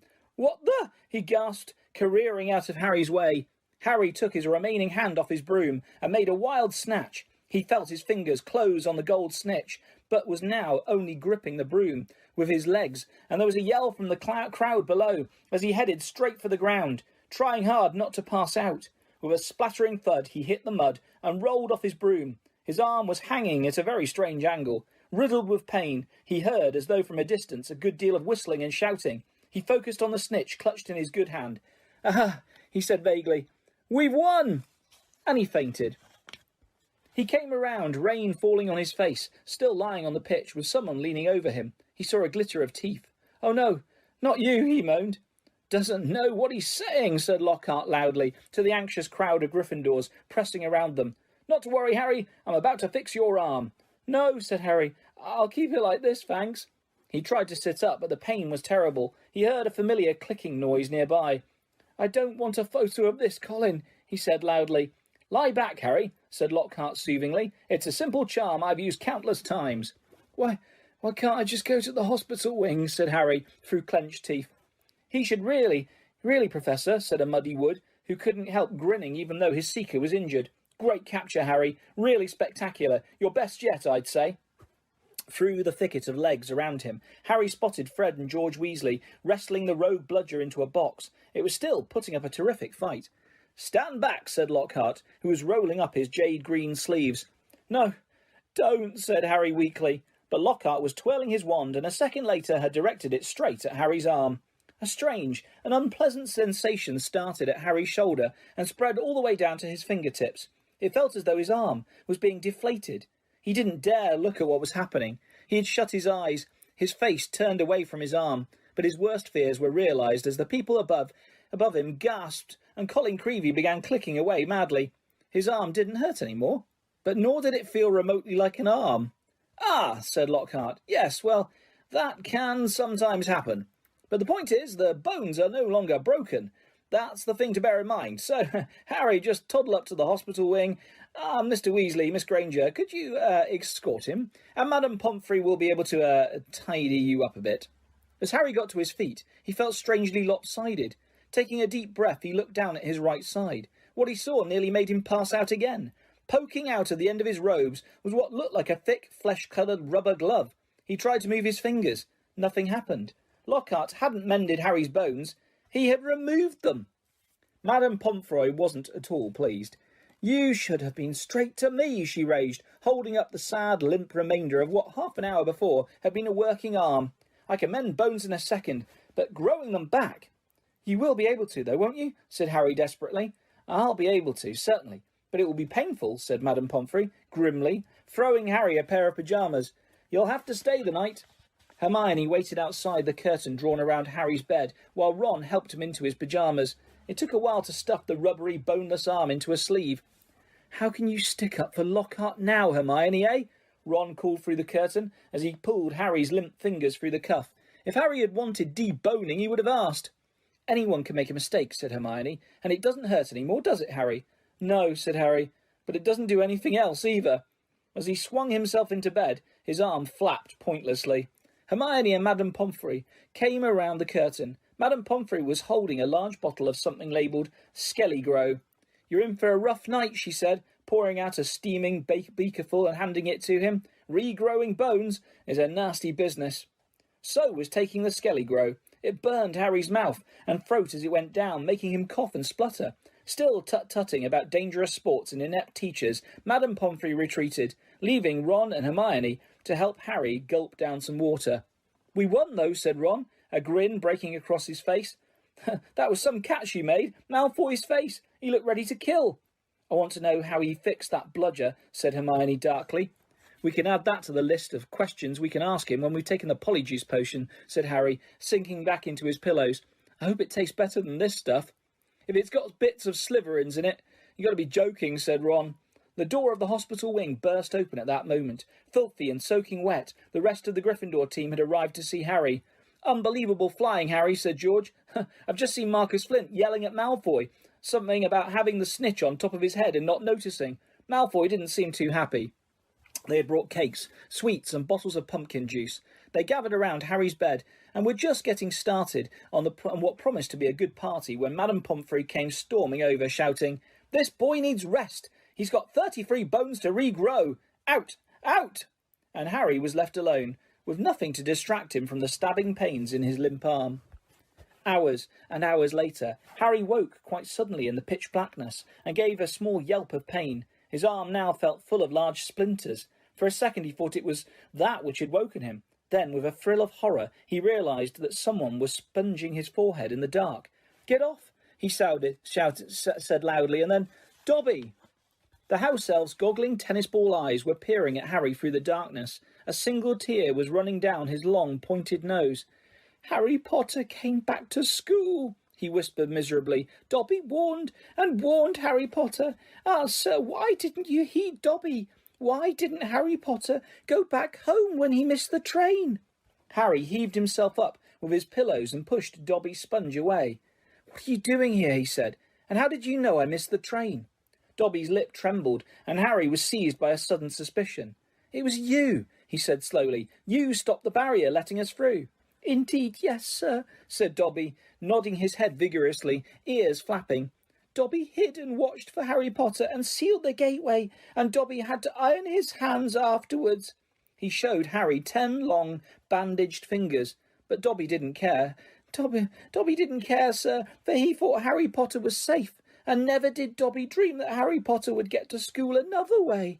He was rocking backwards and forwards, shaking his ugly head. Dobby was so shocked when he heard Harry Potter was back at Hogwarts. He let his master's dinner burn. Such a flogging Dobby never had, sir.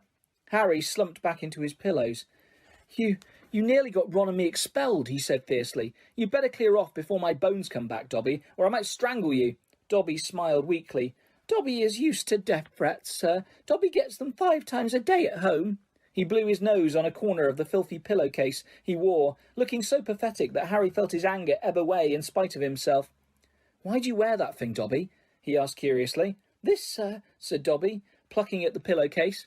"'Tis a mark of the house elf's enslavement, sir. Dobby can only be freed if his masters present him with clothes, sir. The family is careful not to pass Dobby even a sock, sir, for then he will be free to leave their house forever." Dobby mopped his bulging eyes and said suddenly, "Harry Potter must go home." Dobby thought his bludger would be enough to make... "Your bludger?" said Harry, anger rising once more. "What do you mean, your bludger? You made that bludger try and kill me?" Not kill you, sir. Never kill you," said Dobby, shocked. "Dobby wants to save Harry Potter's life. Better sent home, grievously injured, than remain here, sir. Dobby only wanted Harry Potter hurt enough to be sent home." "Oh, is that all?" said Harry angrily. "I don't suppose you're going to tell me why you wanted me sent home in pieces?" If Harry Potter only knew," Dobby groaned, more tears dripping into his ragged pillowcase. "If he knew what he means to us, to the lowly, the enslaved, us dregs of the magical world. Dobby remembers how it was when he who must not be named was at the height of his powers, sir. We house elves were treated like vermin, sir. Of course, Dobby is still treated like that, sir," he admitted, drying his face on the pillowcase. "But mostly, sir, life has improved for my kind since you triumphed over he who must not be named. Harry Potter survived, and the Dark Lord's power was broken, and it was a new dawn, sir, and Harry Potter shone like a beacon of hope for those of us who thought the dark days would never end, sir. And now, at Hogwarts, terrible things are to happen, and perhaps happened already, and Dobby cannot let Harry Potter stay here now that history is to repeat itself, now that the Chamber of Secrets is open once more." Dobby froze, horror-struck, then grabbed Harry's water jug from the bedside table and cracked it over his head, toppling out of sight. A second later, he crawled back into the bed, cross-eyed, muttering, "Bad Dobby! Very bad Dobby!" "So there is a Chamber of Secrets," Harry whispered. And did you say it's happened before? It's opened before? Tell me, Dobby." He seized the elf's bony wrist as Dobby's hand inched towards the water jug. "But I'm not Muggle-born. How can I be in danger from the chamber?" Sir, ask no more of poor Dobby," stammered the elf, his eyes huge in the dark. "Dark deeds are planned in this place, but Harry Potter must not be here when they happen. Go home, Harry Potter, go home. Harry Potter must not meddle in this, sir. 'Tis too dangerous." "Who is it, Dobby?" Harry said, keeping a firm hold on Dobby's wrist to stop him hitting himself with the water jug again. "Who's opened it? Who opened it last time?" "Dobby can't, sir. Dobby can't. Dobby mustn't tell," squealed the elf. "Go home, Harry Potter, go home." "I'm not going anywhere," said Harry fiercely. "One of my best friends is Muggle-born. She'll be first in line if the chamber really has been opened." Harry Potter risks his own life for his friends, moaned Dobby in a kind of miserable ecstasy. So noble, so valiant. But he must save himself. He must. Harry Potter must not. Dobby suddenly froze, his bat ears quivering. Harry heard it too. There were footsteps coming down the passageway outside. Dobby must go, breathed the elf, terrified. There was a loud crack, and Harry's fist was suddenly clenched on thin air. He slumped back into his bed, his eyes on the dark doorway to the hospital wing as the footsteps drew nearer. Next moment, Dumbledore was backing into the dormitory, wearing a long woolly dressing gown and a nightcap. He was carrying one end of what looked like a statue. Professor McGonagall appeared a second later, carrying its feet. Together they heaved it onto a bed. "Get Madame Pomfrey," whispered Dumbledore, and Professor McGonagall hurried past the end of Harry's bed, out of sight. Harry lay quite still, pretending to be asleep. He heard urgent voices, and then Professor McGonagall swept back into view, closely followed by Madame Pomfrey, who was pulling a cardigan on over her nightdress. He heard a sharp intake of breath. "What happened?" Madame Pomfrey whispered to Dumbledore, bending over the statue on the bed. "Another attack," said Dumbledore. "Minerva found him on the stairs." "There was a bunch of grapes next to him," said Professor McGonagall. "We think he was trying to sneak up here to visit Potter." Harry's stomach gave a horrible lurch. Slowly and carefully, he raised himself a few inches so he could look at the statue on the bed. A ray of moonlight lay across its staring face. It was Colin Creevey. His eyes were wide, and his hands were stuck up in front of him, holding his camera. "Petrified," whispered Madame Pomfrey.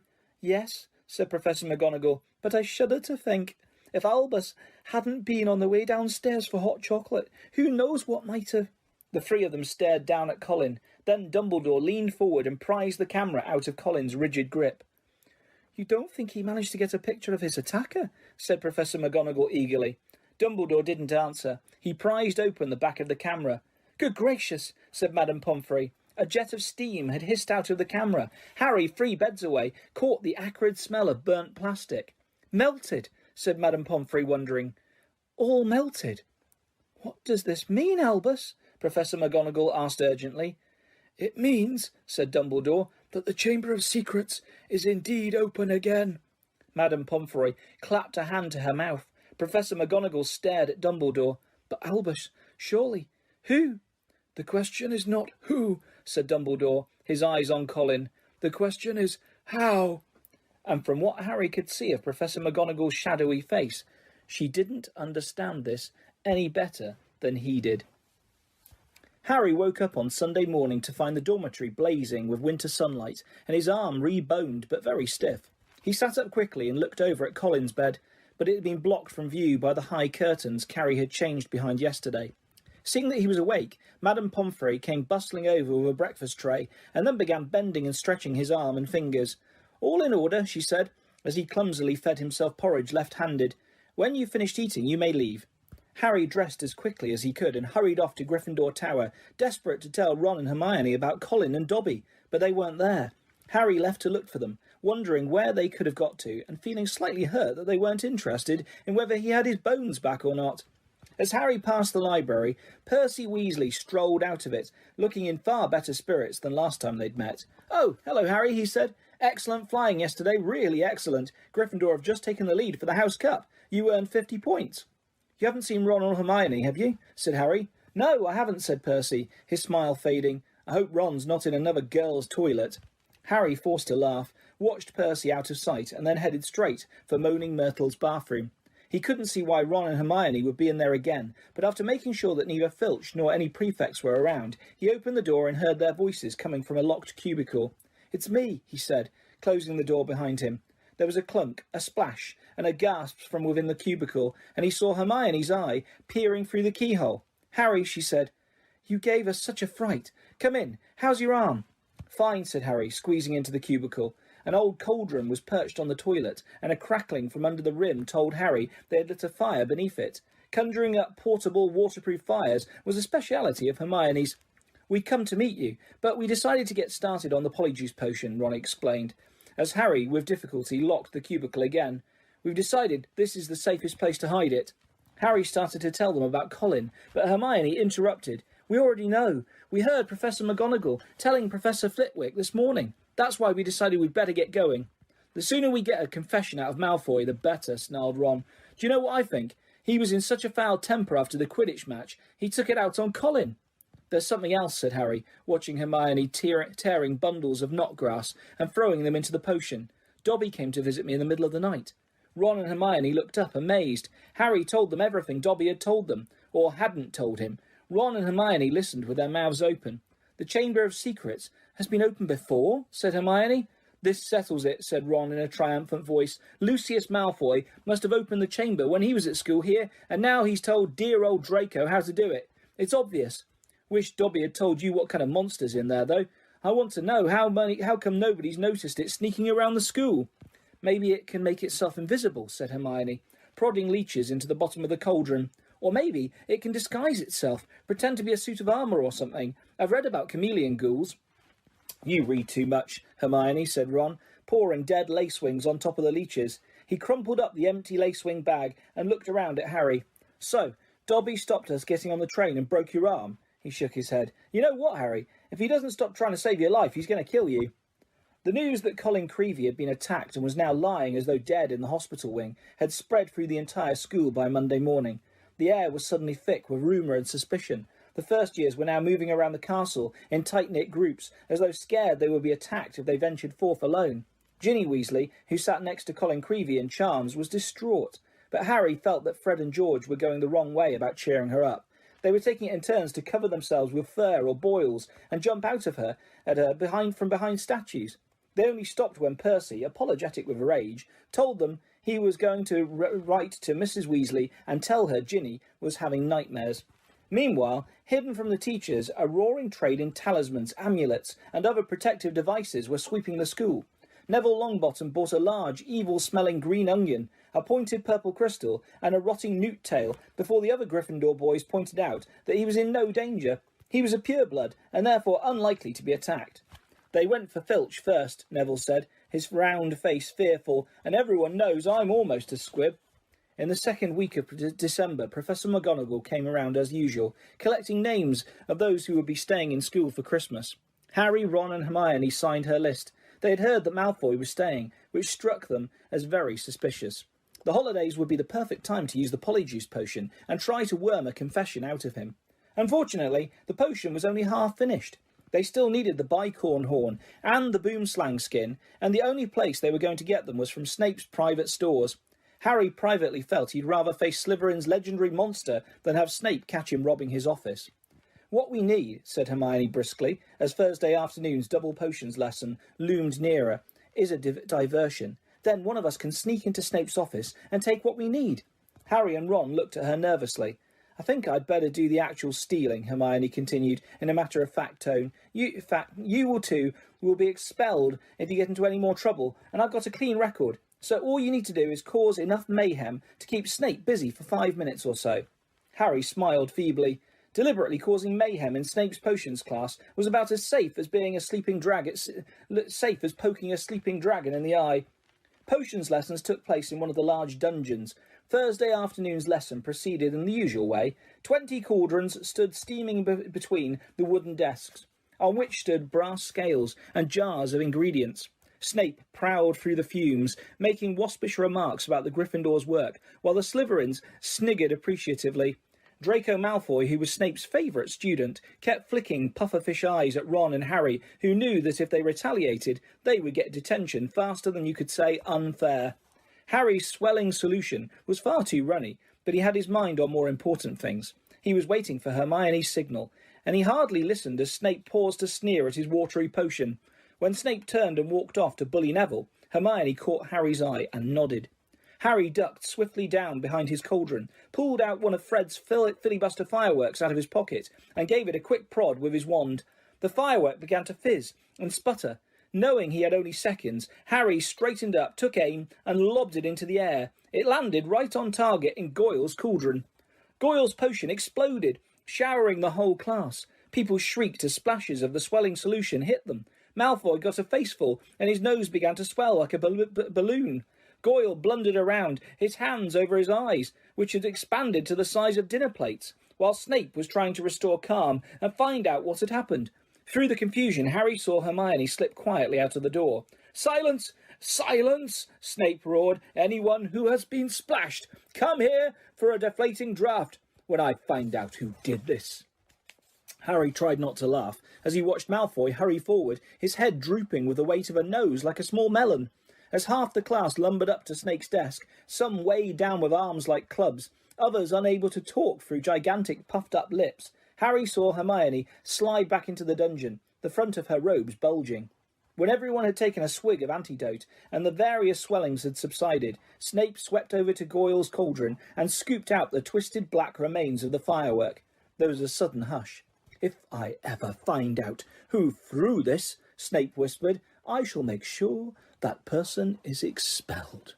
Harry arranged his face into what he hoped was a puzzled expression. Snape was looking right at him, and the bell, which rang 10 minutes later, could not have been more welcome. "He knew it was me," Harry told Ron and Hermione as they hurried back to Moaning Myrtle's bathroom. "I could tell." Hermione threw the new ingredients into the cauldron and began to stir feverishly. "It'll be ready in a fortnight," she said happily. "Snape can't prove it was you," said Ron reassuringly to Harry. "What can he do?" "Knowing Snape, something foul," said Harry, as the potion frothed and bubbled. A week later, Harry, Ron and Hermione were walking across the entrance hall when they saw a small knot of people gathered around the notice board, reading a piece of parchment that had just been pinned up. Seamus Finnegan and Dean Thomas beckoned them over, looking excited. "They're starting a duelling club," said Seamus. "First meeting tonight. I wouldn't mind duelling lessons. They might come in handy one of these days." "What, you reckon Slytherin's monster can duel?" said Ron, but he too read the sign of interest. "Could be useful," he said to Harry and Hermione as they went into dinner. "Shall we go?" Harry and Hermione were all for it, so at 8 o'clock that evening they hurried back to the Great Hall. The long dining tables had vanished, and a golden stage had appeared along one wall, lit by thousands of candles floating overhead. The ceiling was velvety black once more, and most of the school seemed to be packed beneath it, all carrying their wands and looking excited. "I wonder who'll be teaching us," said Hermione, as they edged into the chattering crowd. "Someone told me Flitwick was a duelling champion when he was young. Maybe it'll be him." "As long as it's not—" Harry began, but he ended on a groan. Gilderoy Lockhart was walking onto the stage, resplendent in robes of deep plum, and accompanied by none other than Snape wearing his usual black. Lockhart waved an arm for silence and called, gather round, can everyone see me? Can you all hear me? Excellent. Now, Professor Dumbledore has granted me permission to start this little duelling club, to train you all up in case you ever need to defend yourselves, as I myself have done on countless occasions. For full details, see my published works." "Let me introduce my assistant, Professor Snape," said Lockhart, flashing a wide smile. "He tells me he knows a tiny little bit about duelling himself, and has sportingly agreed to help me with a short demonstration before we begin. Now, I don't want any of you youngsters to worry. You'll still have your potions master when I'm through with him, never fear." "Wouldn't it be good if they finished each other off?" Ron muttered in Harry's ear. Snape's upper lip was curling. Harry wondered why Lockhart was still smiling. If Snape had been looking at him like that, he'd be running as fast as he could in the opposite direction. Lockhart and Snape turned to face each other and bowed. At least, Lockhart did, with much twirling of his hands, whereas Snape jerked his head irritably. Then they raised their hands like swords in front of them. "As you see, we are holding our wands in the accepted combative position," Lockhart told the silent crowd. "On the count of 3, we will cast our first spells. Neither of us will be aiming to kill, of course." "I wouldn't bet on that," Harry murmured, watching Snape baring his teeth. 1, 2, 3. Both of them swung their wands up and over their shoulders. Snape cried, "Expelliarmus!" There was a dazzling flash of scarlet light, and Lockhart was blasted off his feet. He flew backwards off the stage, smashed into the wall, and slid down it to sprawl on the floor. Malfoy and some of the other Slytherins cheered. Hermione was dancing on tiptoes. "Do you think he's all right?" she squealed through her fingers. "Who cares?" said Harry and Ron together. Lockhart was getting unsteadily to his feet. His hat had fallen off and his wavy hair was standing on end. "Well, there you have it," he said, tottering back into the platform. "That was a disarming charm, as you see.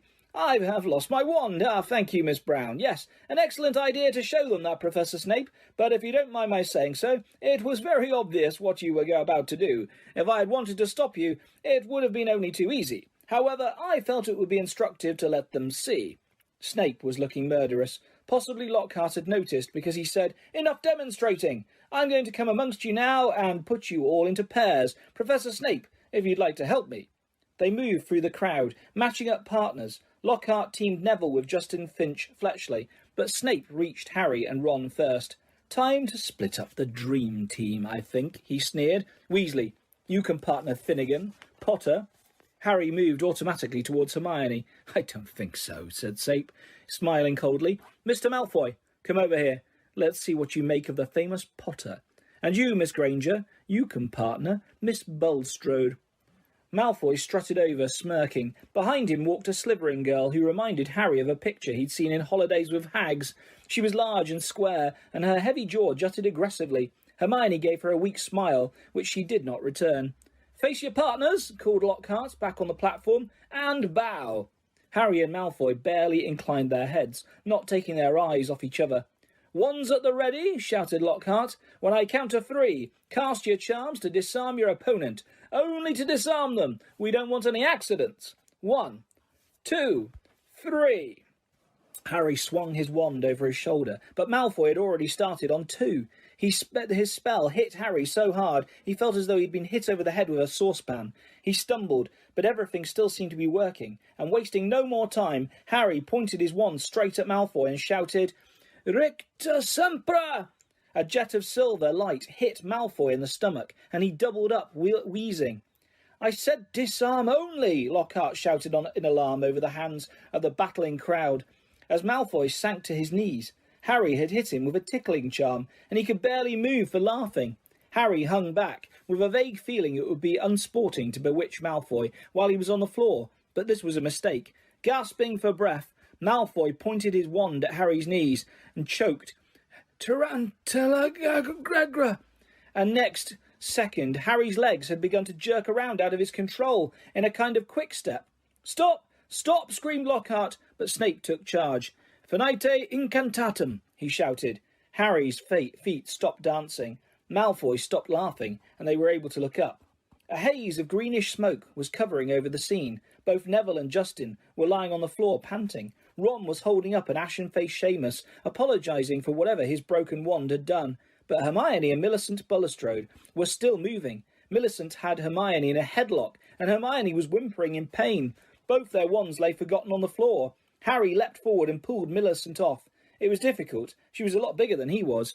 "Dear, dear," said Lockhart, skittering through the crowd, looking at the aftermath of the duels. "Up you get, Macmillan. Careful there, Miss Fawcett. Pinch it hard. It'll stop bleeding in a second. Boot!" "I think I'd better teach you how to block unfriendly spells," said Lockhart, standing flustered in the midst of the hall. He glanced at Snape, whose black eyes glinted, and looked quickly away. "Let's have a volunteer pair. Longbottom and Finch Fletchley. How about you?" "A bad idea, Professor Lockhart," said Snape, gliding over like a large and malevolent bat. "Longbottom causes devastation with the simplest spells. We'd be sending what's left of Finch Fletchley up to the hospital wing in a matchbox." Neville's round pink face went pinker. "How about Malfoy and Potter?" said Snape with a twisted smile. "Excellent idea," said Lockhart, gesturing Harry and Malfoy into the middle of the hall as the crowd backed away to give them room. "Now, Harry," said Lockhart, "when Draco points his wand at you, you do this." He raised his own wand, attempted a complicated sort of wiggling action, and dropped it. Snape smirked as Lockhart quickly picked it up, saying, "Whoops! My wand is a little overexcited." Snape moved closer to Malfoy, bent down and whispered something in his ear. Malfoy smirked too. Harry looked nervously up at Lockhart and said, "Professor, could you show me that blocking thing again?" "Scared?" muttered Malfoy, so that Lockhart couldn't hear him. "You wish," said Harry, out of the corner of his mouth. Lockhart cuffed Harry merrily on the shoulder. "Just do what I did, Harry." "What, drop my wand?" But Lockhart wasn't listening. 3, 2, 1, go, he shouted. Malfoy raised his wand quickly and bellowed, "Serpensortia!" The end of the wand exploded. Harry watched, aghast, as a long black snake shot out of it, fell heavily onto the floor between them, and raised itself ready to strike. There were screams as the crowd backed swiftly away, clearing the floor. "Don't move, Potter," said Snape lazily, clearly enjoying the sight of Harry standing motionless, eye to eye with the angry snake. "I'll get rid of it." "Allow me!" shouted Lockhart. He brandished his wand at the snake, and there was a loud bang. The snake, instead of vanishing, flew 10 feet into the air and fell back to the floor with a loud smack. Enraged, hissing furiously, it slithered straight towards Justin Finch Fletchley and raised itself again, fangs exposed, poised to strike. Harry wasn't sure what made him do it. He wasn't even aware of deciding to do it. All he knew was that his legs were carrying him forward, as though he was on casters, and that he had shouted stupidly at the snake, "Leave him!" And miraculously, inexplicably, the snake slumped to the floor, docile as a thick black garden hose, its eyes now on Harry. Harry felt the fear drain out of him. He knew the snake wouldn't attack anyone now, though how he knew it, he couldn't have explained. He looked up at Justin, grinning, expecting to see Justin looking relieved or puzzled or even grateful, but certainly not angry and scared.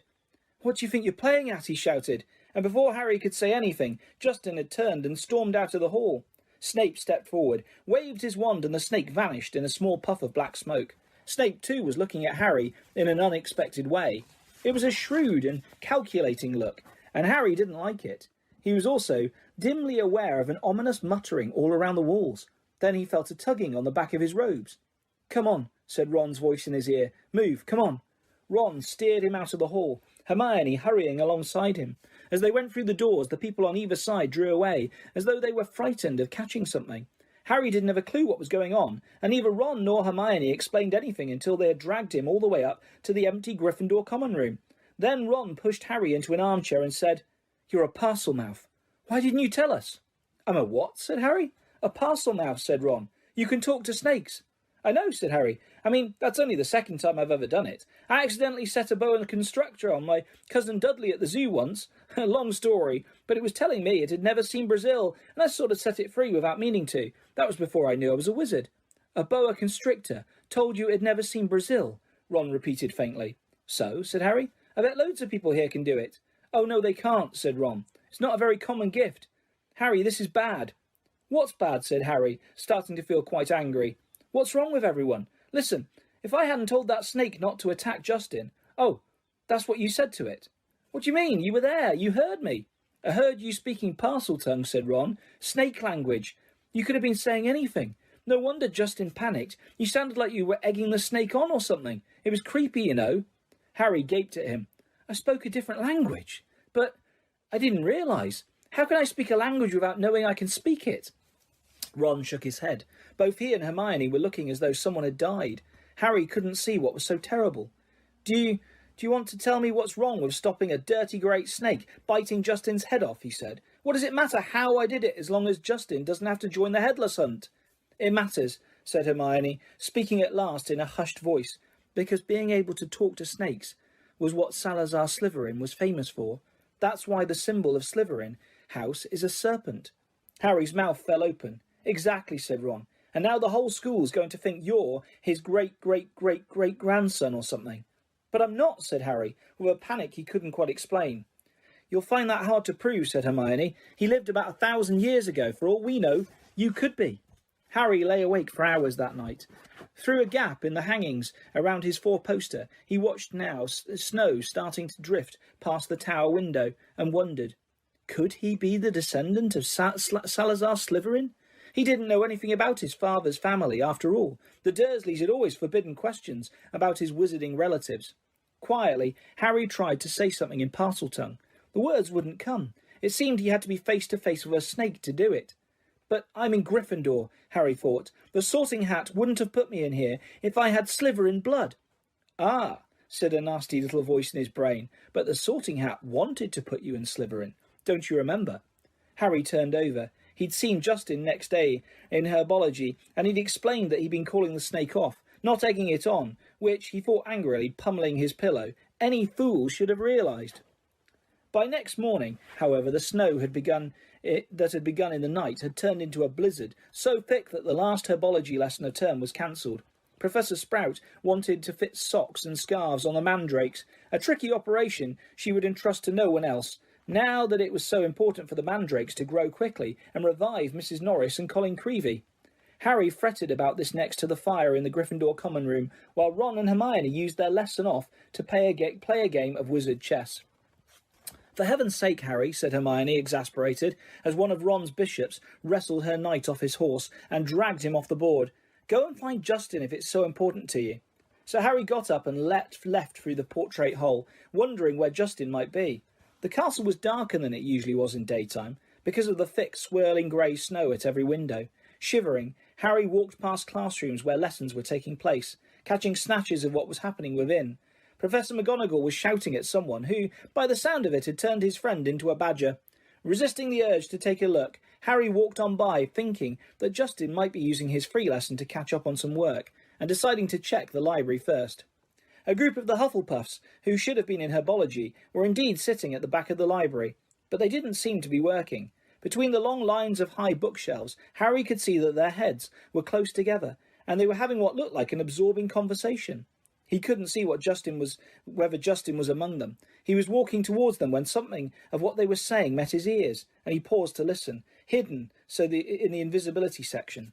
So, anyway, a stout boy was saying, I told Justin to hide up in our dormitory. I mean to say, if Potter's marked him down as his next victim, it's best if he keeps a low profile for a while. Of course, Justin's been waiting for something like this to happen ever since he let slip to Potter he was Muggle-born.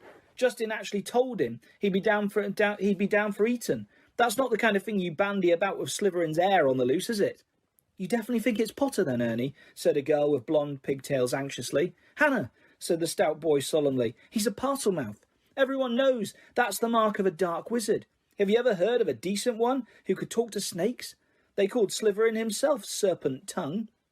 There was some heavy murmuring at this, and Ernie went on. Remember what was written on the wall? Enemies of the air, beware. Potter had some sort of run-in with Filch. Next thing we know, Filch's cat's attacked. That first year, Creevy was annoying Potter at the Quidditch match, taking pictures of him while he was lying in the mud. Next thing we know, Creevy's been attacked. He always seems to be so nice, though, said Hannah uncertainly. And, well, he's the one who made the you-know-who disappear. He can't be all bad, can he? Ernie lowered his voice mysteriously.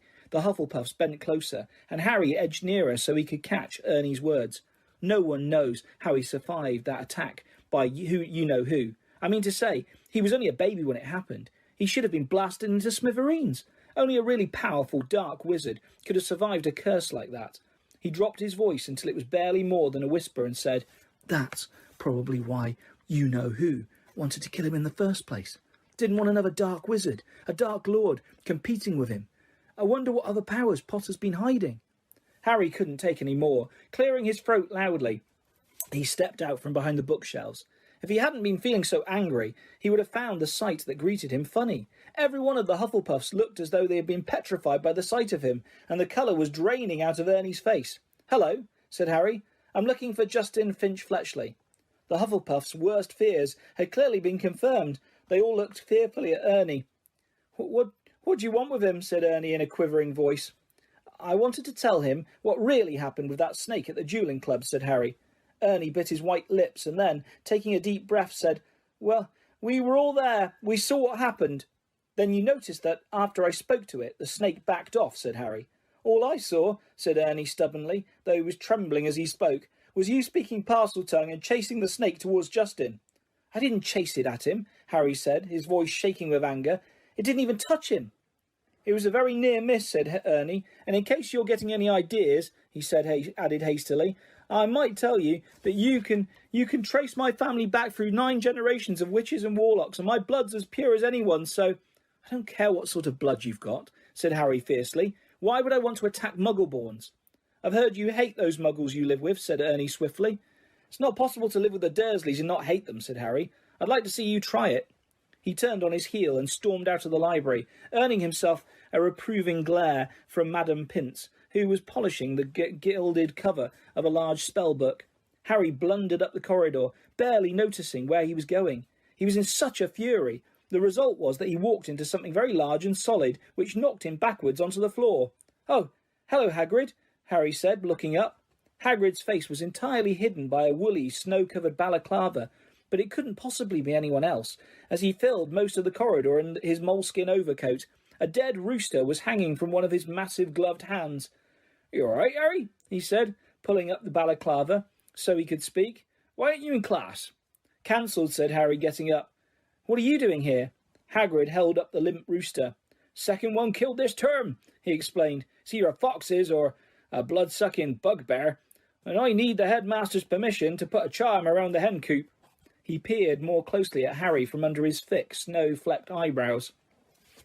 "You sure you're all right?" "Yeah, you look a lot hot and bothered." Harry couldn't bring himself to repeat what Ernie and the rest of the Hufflepuffs had been saying about him. "It's nothing," he said. "I'd better get going, Hagrid. It's Transfiguration next, and I've got to go pick up my books." He walked off, his mind still full of what Ernie had said about him. Justin's been waiting for something like this to happen ever since he let slip to Potter he was Muggle-born. Harry stamped up the stairs and turned along another corridor, which was particularly dark. The torches had been extinguished by a strong icy draught, which was blowing through a loose window pane. He was halfway down the passage when he tripped headlong over something lying on the floor.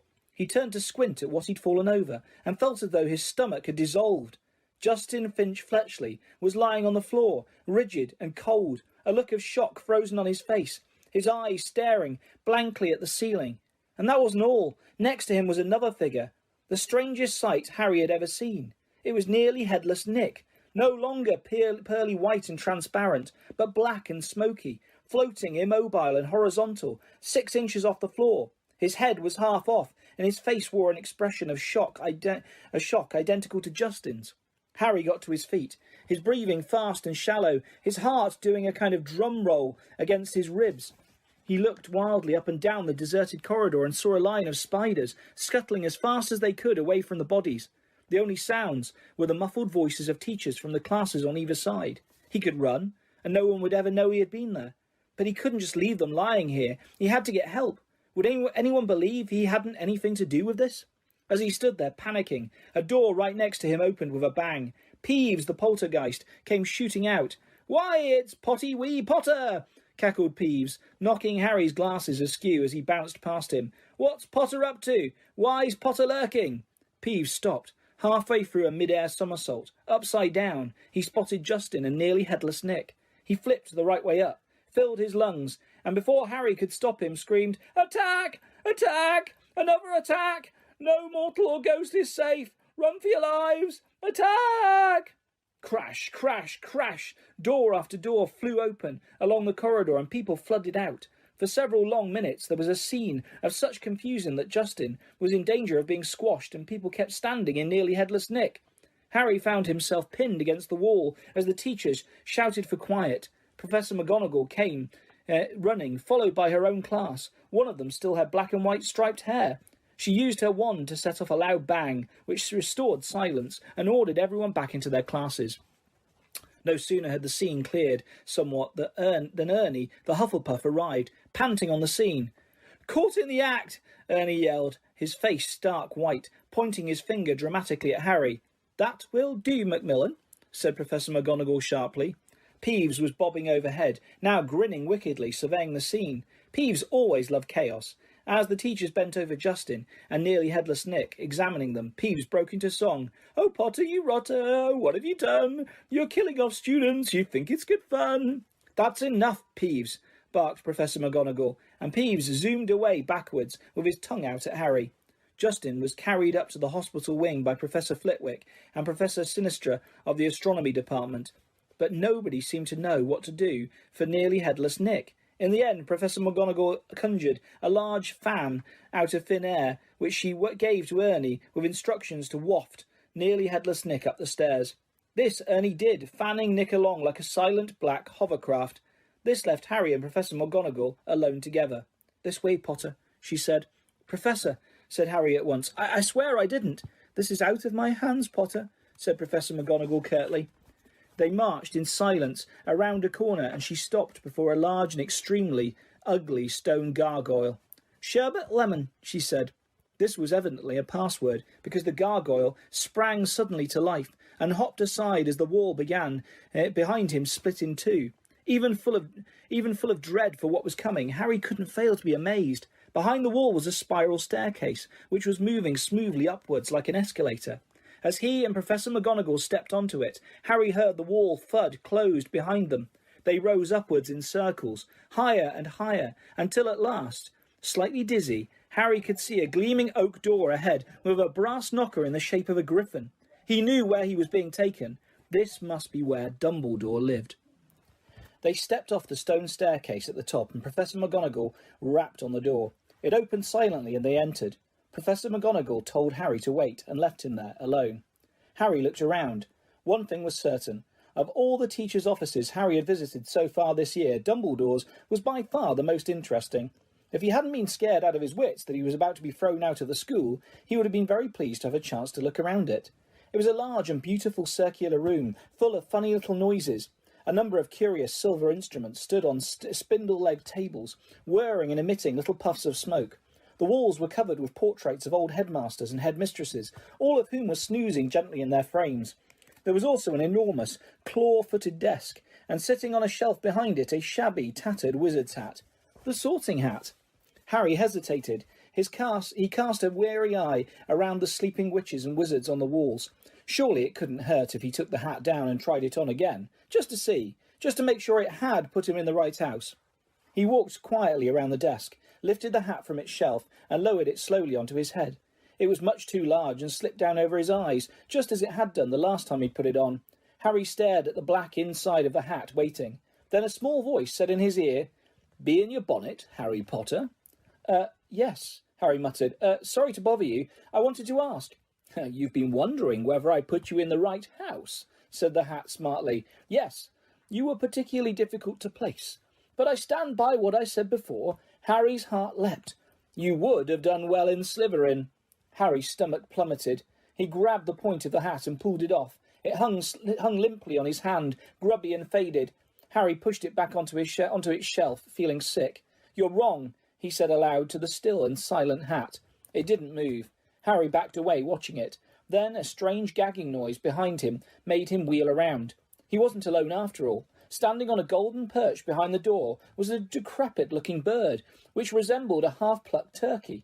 Harry stared at it, and the bird looked balefully back, making its gagging noise again. Harry thought it looked very ill. Its eyes were dull, and even as Harry watched, a couple more feathers fell out of its tail. Harry was just thinking that all he needed was for Dumbledore's pet bird to die while he was alone in the office with it, when the bird burst into flames. Harry yelled in shock and backed away into the desk. He looked feverishly around in case there was a glass of water somewhere, but couldn't see one. The bird, meanwhile, had become a fireball. It gave one loud shriek, and the next second there was nothing but a smouldering pile of ash on the floor. The office door opened. Dumbledore came in, looking very sombre. "Professor," Harry gasped, "your bird. I couldn't do anything. He just caught fire." To Harry's astonishment, Dumbledore smiled. "About time, too," he said. "He's been looking dreadful for days. I've been telling him to get a move on." He chuckled at the stunned look on Harry's face. "Fawkes is a phoenix, Harry. Phoenixes burst into flames when it is time for them to die, and are reborn from the ashes. Watch him." Harry looked down in time to see a tiny, wrinkled, new-born bird poke its head out of the ashes. It was quite as ugly as the old one. "It's a shame you had to see him on Burning Day," said Dumbledore, seating himself behind his desk. "He's really very handsome most of the time. Wonderful red and gold plumage, fascinating creatures, phoenixes. They can carry immensely heavy loads. Their tears have healing powers, and they make highly faithful pets." In the shock of Fawkes catching fire, Harry had forgotten what he was there for, but it all came back to him as Dumbledore settled himself in the high-backed chair behind the desk and fixed Harry with his penetrating, light blue stare. Before Dumbledore could speak another word, however, the door of the office flew open with an almighty bang, and Hagrid burst in, a wild look in his eyes, his balaclava perched on top of his shaggy black head, and the dead rooster still swinging from his hand. "It wasn't Harry, Professor Dumbledore," said Hagrid urgently. "I was talking to him seconds before that kid was found. He never had time, sir." Dumbledore tried to say something, but Hagrid went ranting on, waving the rooster around in his agitation, sending feathers everywhere. "It can't have been him, I swear it, in front of the Ministry of Magic if I have to. Hagrid, you've got the wrong boy, sir. I know Harry never—" "Hagrid," said Dumbledore loudly, "I do not think that Harry attacked those people." "Oh," said Hagrid, the rooster falling limply at his side. "Right, I'll wait outside then, Headmaster." And he stomped out, looking embarrassed. "You don't think it was me, Professor?" Harry repeated hopefully, as Dumbledore brushed rooster feathers off his desk. "No, Harry, I don't," said Dumbledore, though his face was sombre again. "But I still want to talk to you." Harry waited nervously, while Dumbledore considered him, the tips of his long fingers together. "I must ask you, Harry, whether there is anything you'd like to tell me," he said gently. "Anything at all." Harry didn't know what to say. He thought of Malfoy shouting, "You'll be next, mudbloods," and of the polyjuice potion simmering away in Moaning Myrtle's bathroom. Then he thought of the disembodied voice he had heard twice and remembered what Ron had said. Hearing voices no one else can hear isn't a good sign, even in the wizarding world. He thought, too, about what everyone was saying about him, and his growing dread that he was somehow connected with Salazar Slytherin. "No," said Harry. "There isn't anything, Professor." The double attack on Justin and nearly headless Nick turned what had hitherto been nervousness into real panic. Curiously, it was nearly headless Nick's fate that seemed to worry people most. What could possibly do that to a ghost? People asked each other. What terrible power could harm someone who was already dead? There was almost a stampede to book seats on the Hogwarts Express so that students could go home for Christmas. "At this rate, we'll be the only ones left," Ron told Harry and Hermione. "Us, Malfoy, Crabbe and Goyle. What a jolly holiday it's going to be." Crabbe and Goyle, who always did whatever Malfoy did, had signed up to stay over the holidays too. But Harry was glad that most people were leaving. He was tired of people skirting around him in the corridors as though he was about to sprout fangs or spit poison, tired of all the muttering, pointing and hissing as he passed. Fred and George, however, found all this very funny.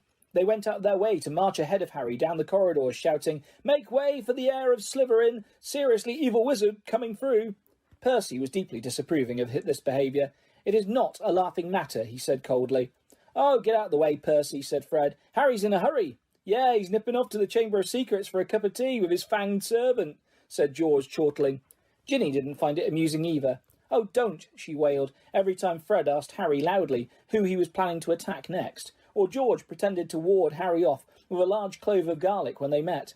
Harry didn't mind. It made him feel better that Fred and George, at least, thought the idea of his being Slytherin's heir was quite ludicrous. But their antics seemed to be aggravating Draco Malfoy, who looked increasingly sour each time he saw them at it. "It's because he's bursting to say it's really him," said Ron knowingly. "You know how he hates anyone beating him at anything, and you're getting all the credit for his dirty work."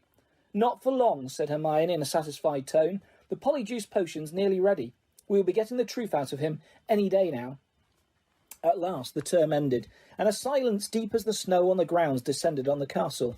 Harry found it peaceful, rather than gloomy, and enjoyed the fact that he, Hermione and the Weasleys had the run of the Gryffindor Tower, which meant they could play Exploding Snap loudly without bothering anyone, and practice duelling in private. Fred, George and Ginny had chosen to stay at school rather than visit Bill in Egypt with Mr. and Mrs. Weasley. Percy, who disapproved of what he termed their childish behaviour, didn't spend much time in the Gryffindor common room. He had already told them pompously that he was only staying over Christmas because it was his duty as a prefect to support the teachers during this troubled time. Christmas morning dawned, cold and white. Harry and Ron, the only ones left in their dormitory, were woken very early by Hermione, who burst in, fully dressed and carrying presents for them both. "Wake up," she said loudly, pulling back the curtains at the window. "Hermione, you're not supposed to be in here," said Ron, shielding his eyes against the light. "Merry Christmas to you too," said Hermione, throwing him a present. "I've been up nearly an hour, adding more lace wings to the potion. It's ready." Harry sat up, suddenly wide awake. "Are you sure?" "Positive," said Hermione, shifting Scabbers the rat so that she could sit down on the end of his four-poster. "If we're going to do it, I say it should be tonight." At that moment, Hedwig swooped into the room, carrying a very small package in her beak. "Hello," said Harry happily, as she landed on his bed. "Are you speaking to me again?" She nibbled his ear in an affectionate sort of way, which is a far better present than the one which she had brought him, which turned out to be from the Dursleys. They had sent Harry a toothpick and a note, telling him to find out whether he'd be able to stay at Hogwarts for the summer holidays too. The rest of Harry's Christmas presents were far more satisfactory. Hagrid had sent him a large tin of treacle fudge, which Harry decided to soften by the fire before eating. Ron had given him a book called Flying with the Cannons, a book of interesting facts about his favourite Quidditch team, and Hermione had bought him a luxury eagle feather quill. Harry opened the last present to find a new, hand-knitted jumper from Mrs. Weasley and a large plum cake. He put up her card with a fresh surge of guilt, thinking about Mr. Weasley's car, which hadn't been seen since its crash with the Whomping Willow and the bout of rule-breaking he and Ron were planning next. No one, not even someone dreading taking Polyjuice Potion later, could fail to enjoy Christmas dinner at Hogwarts. The Great Hall looked magnificent. Not only were there a dozen frost-covered Christmas trees and thick streamers of holly and mistletoe crisscrossing the ceiling, but enchanted snow was falling, warm and dry from the ceiling. Dumbledore led them in a few of his favourite carols, Hagrid booming more and more loudly with every goblet of eggnog he consumed. Percy, who hadn't noticed that Fred had bewitched his prefect badge so that it now read Pinhead, kept asking them all what they were sniggering at. Harry didn't even care that Draco Malfoy was making loud, snide remarks about his new jumper from the Slytherin table. With a bit of luck, Malfoy would be getting his comeuppance in a few hours' time. Harry and Ron had barely finished their third helpings of Christmas pudding when Hermione ushered them out of the hall to finalise their plans for the evening. "We still need a bit of the people you're changing into," said Hermione matter-of-factly, as though she was sending them to the supermarket for washing powder. "And obviously, it'll be best if you can get something of Crabbe and Goyle's. They're Malfoy's best friends. He'll tell them anything. And we also need to make sure the real Crabbe and Goyle can't burst in on us while we're interrogating them." I've got it all worked out," she went on smoothly, ignoring Harry and Ron's stupefied faces. She held up 2 plump chocolate cakes. "I filled these with a simple sleeping draught, and all you have to do is make sure Crabbe and Goyle find them. You know how greedy they are. They're bound to eat them. Once they're asleep, pull out a few of their hairs and hide them in a broom cupboard." Harry and Ron looked incredulously at each other. "Hermione, I don't think that could go seriously wrong." But Hermione had a steely glint in her eye, not unlike the one Professor McGonagall sometimes had. "The potion will be useless without Crabbe and Goyle's hair," she said sternly. "You do want to investigate Malfoy, don't you?" "Oh, all right," said Harry. "But what about you? Whose hair are you ripping out?" "I've already got mine," said Hermione brightly, pulling a tiny bottle out of her pocket and showing them the single hair inside it. "Remember Millicent Bulstrode wrestling with me at the duelling club? She left this on my robes when she was trying to strangle me, and she's gone home for Christmas, so I'll just have to tell the Slytherins I've decided to come back." When Hermione had bustled off to check on the Polyjuice potion again, Ron turned to Harry with a doom-laden expression. "Have you ever heard of a plan where so many things could go wrong?" But to Harry and Ron's utter amazement, stage 1 of the operation went just as smoothly as Hermione had said. They lurked in the deserted entrance hall after Christmas tea, waiting for Crabbe and Goyle, who had remained alone at the Slytherin table, shoveling down 4th helpings of trifle. Harry had perched the chocolate cakes on the end of the banisters. When they spotted Crabbe and Goyle coming out of the great hall, Harry and Ron hid quickly behind a suit of armour next to the front door. "How thick can you get?" Ron whispered ecstatically, as Crabbe gleefully pointed out the cakes to Goyle, and grabbed them. Grinning stupidly, they stuffed the cakes whole into their large mouths. For a moment, both of them chewed greedily, looks of triumph on their faces. Then, without the smallest change of expression, they both keeled over backwards onto the floor. Much the most difficult bit was hiding them in the cupboard across the hall. Once they were safely stowed amongst the buckets and mops, Harry yanked out a couple of the bristles that covered Goyle's forehead, and Ron pulled out several of Crabbe's hairs. They also stole their shoes, because their own were far too small for Crabbe and Goyle-sized feet. Then, still stunned at what they had just done, they sprinted up to Moaning Myrtle's bathroom. They could hardly see for the thick black smoke issuing from the cubicle in which Hermione was stirring the cauldron. Pulling their robes up over their faces, Harry and Ron knocked softly on the door. "Hermione?" They heard the scrape of the lock, and Hermione emerged, shiny-faced and looking anxious. Behind her they heard the gloop-gloop of the bubbling, treacle-thick potion. 3 glass tumblers stood ready on the toilet seat. "Did you get them?" Hermione asked breathlessly.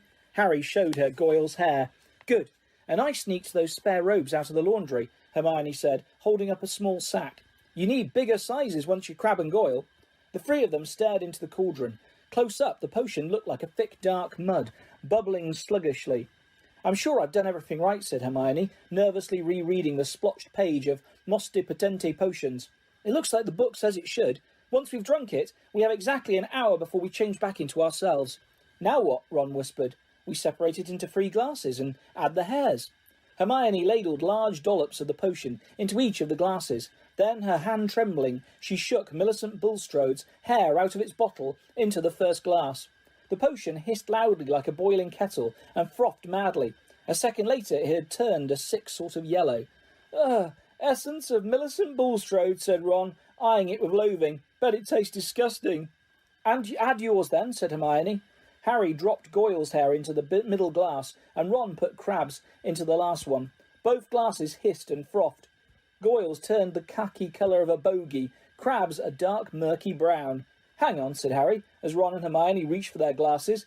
"We'd better not all drink them in here. Once we turn into Crabbe and Goyle, we won't fit. And Millicent Bulstrode's no pixie." "Good thinking," said Ron, unlocking the door. "We'll take separate cubicles. Careful not to spill a drop of this Polyjuice potion, Harry." So Harry slipped into the middle cubicle. "Ready," he called. "Ready?" came Ron and Hermione's voices. 1, 2, 3. Pinching his nose, Harry drank the potion down in 2 large gulps. It tasted like overcooked cabbage. Immediately his insides started writhing as though he'd just swallowed live snakes. Doubled up, he wondered whether he was going to be sick. Then a burning sensation spread rapidly from his stomach to the very ends of his fingers and toes. Next, bringing him gasping to all fours, came a horrible melting feeling, as the skin all over his body bubbled like hot wax, and before his eyes his hands began to grow.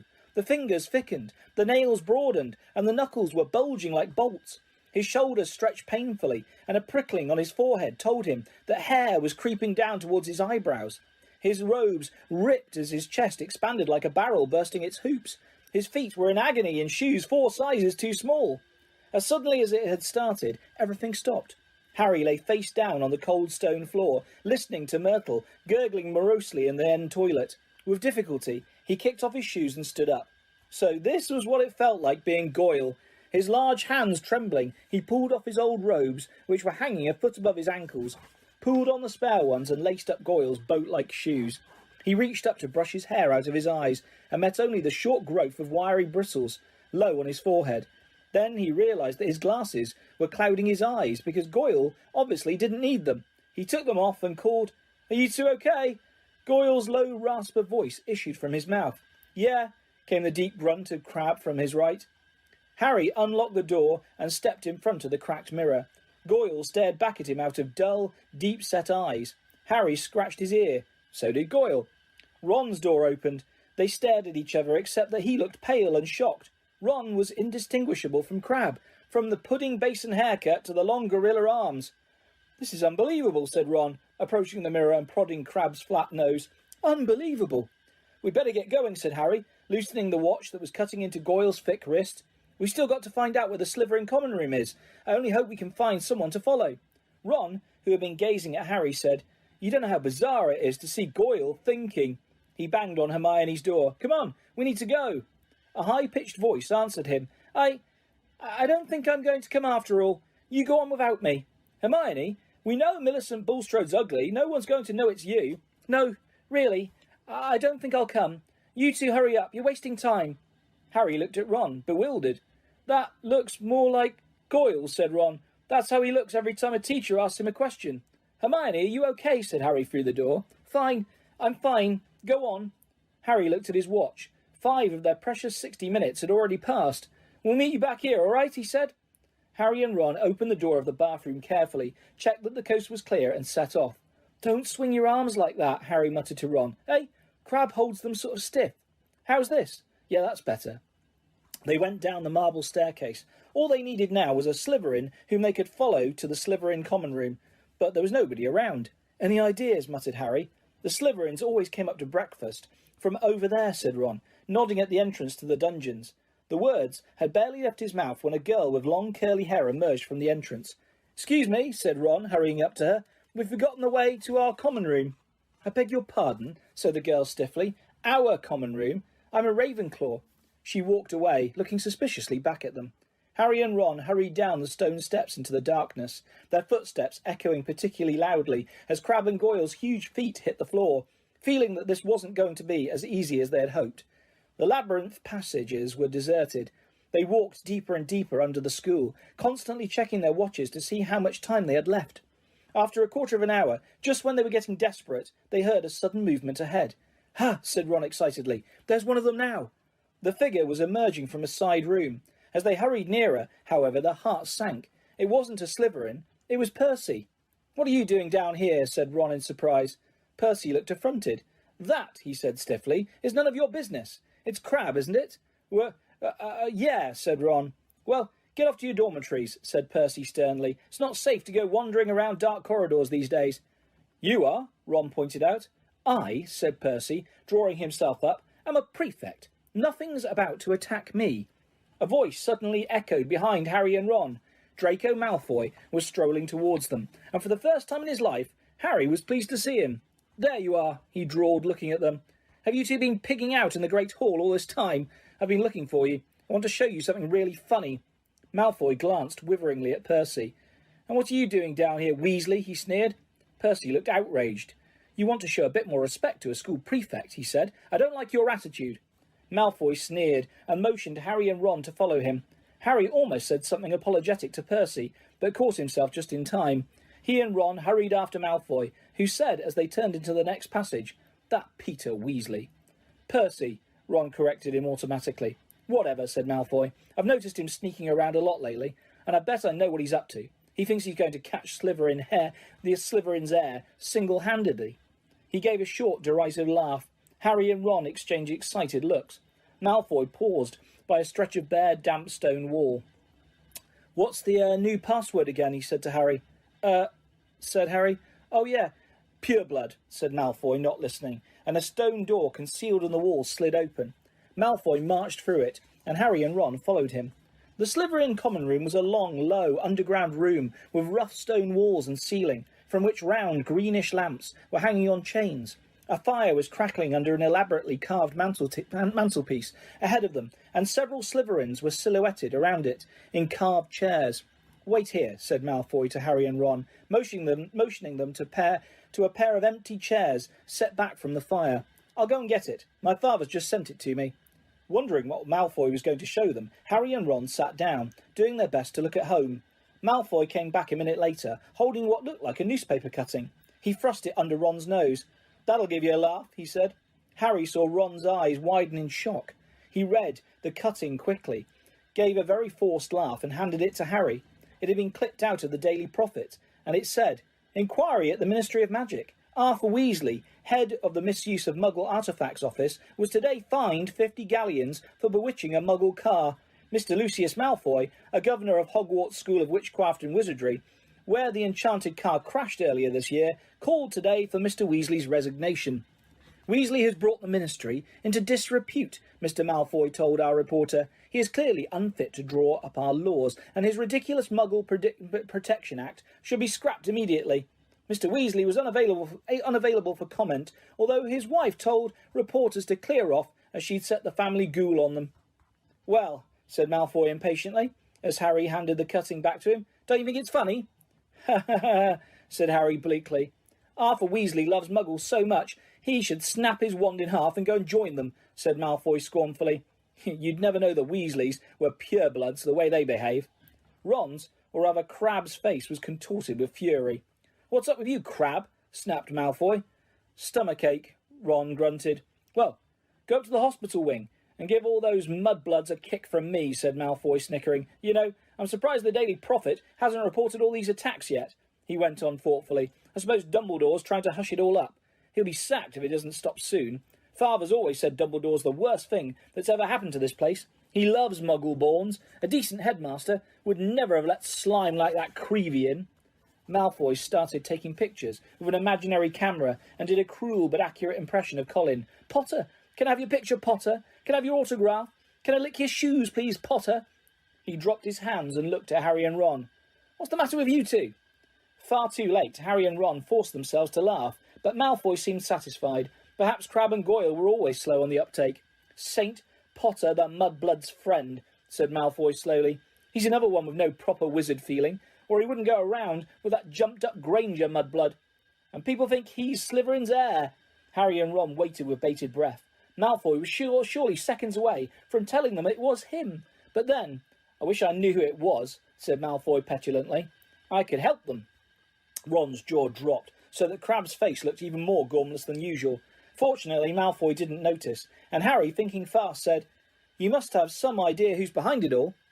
"You know I haven't, Goyle. How many times do I have to tell you?" snapped Malfoy. And Father won't tell me anything about the last time the chamber was opened either. Of course, it was 50 years ago, so it was before his time, but he knows all about it, and he says that it was all kept quiet, and it'll look suspicious if I know too much about it. But I know one thing. Last time the Chamber of Secrets was opened, a mudblood died, so I bet it's only a matter of time before one of them's killed this time. I hope it's Granger," he said with relish. Ron was clenching Crabbe's gigantic fists. Feeling that it would be a bit of a giveaway if Ron punched Malfoy, Harry shot him a warning look and said, "Do you know if the person who opened the chamber last time was caught?" "Oh, yeah. Whoever it was expelled," said Malfoy. "They're probably still in Azkaban." "Azkaban," said Harry, puzzled. "Azkaban. The wizard prison, Goyle. said Malfoy, looking at him in disbelief. "Honestly, if you were any slower, you'd be going backwards." He shifted restlessly in his chair and said, "Father says to keep my head down and let the heir of Slytherin get on with it. He says the school needs ridding of all the mudblood filth, but not to get mixed up in it. Of course, he's got a lot on his plate at the moment. You know, the Ministry of Magic raided our manor last week." Harry tried to force Goyle's dull face into a look of concern. "Yeah," said Malfoy. "Luckily, they didn't find much. Father's got some very valuable dark art stuff, but luckily, we've got our own secret chamber under the drawing-room floor." "Ho," said Ron. Malfoy looked at him. So did Harry. Ron blushed. Even his hair was turning red. His nose was also lengthening. Their hour was up.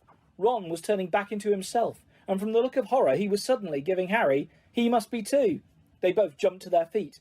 "Medicine for my stomach," Ron grunted, and without further ado they sprinted the length of the Slytherin common room, hurled themselves at the stone wall and dashed up the passage, hoping against hope that Malfoy hadn't noticed anything.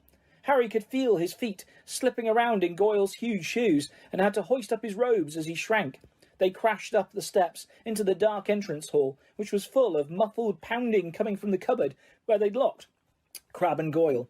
Leaving their shoes outside the cupboard door, they sprinted in their socks up the marble staircase towards Moaning Myrtle's bathroom. "Well, it wasn't a complete waste of time," Ron panted, closing the bathroom door behind them.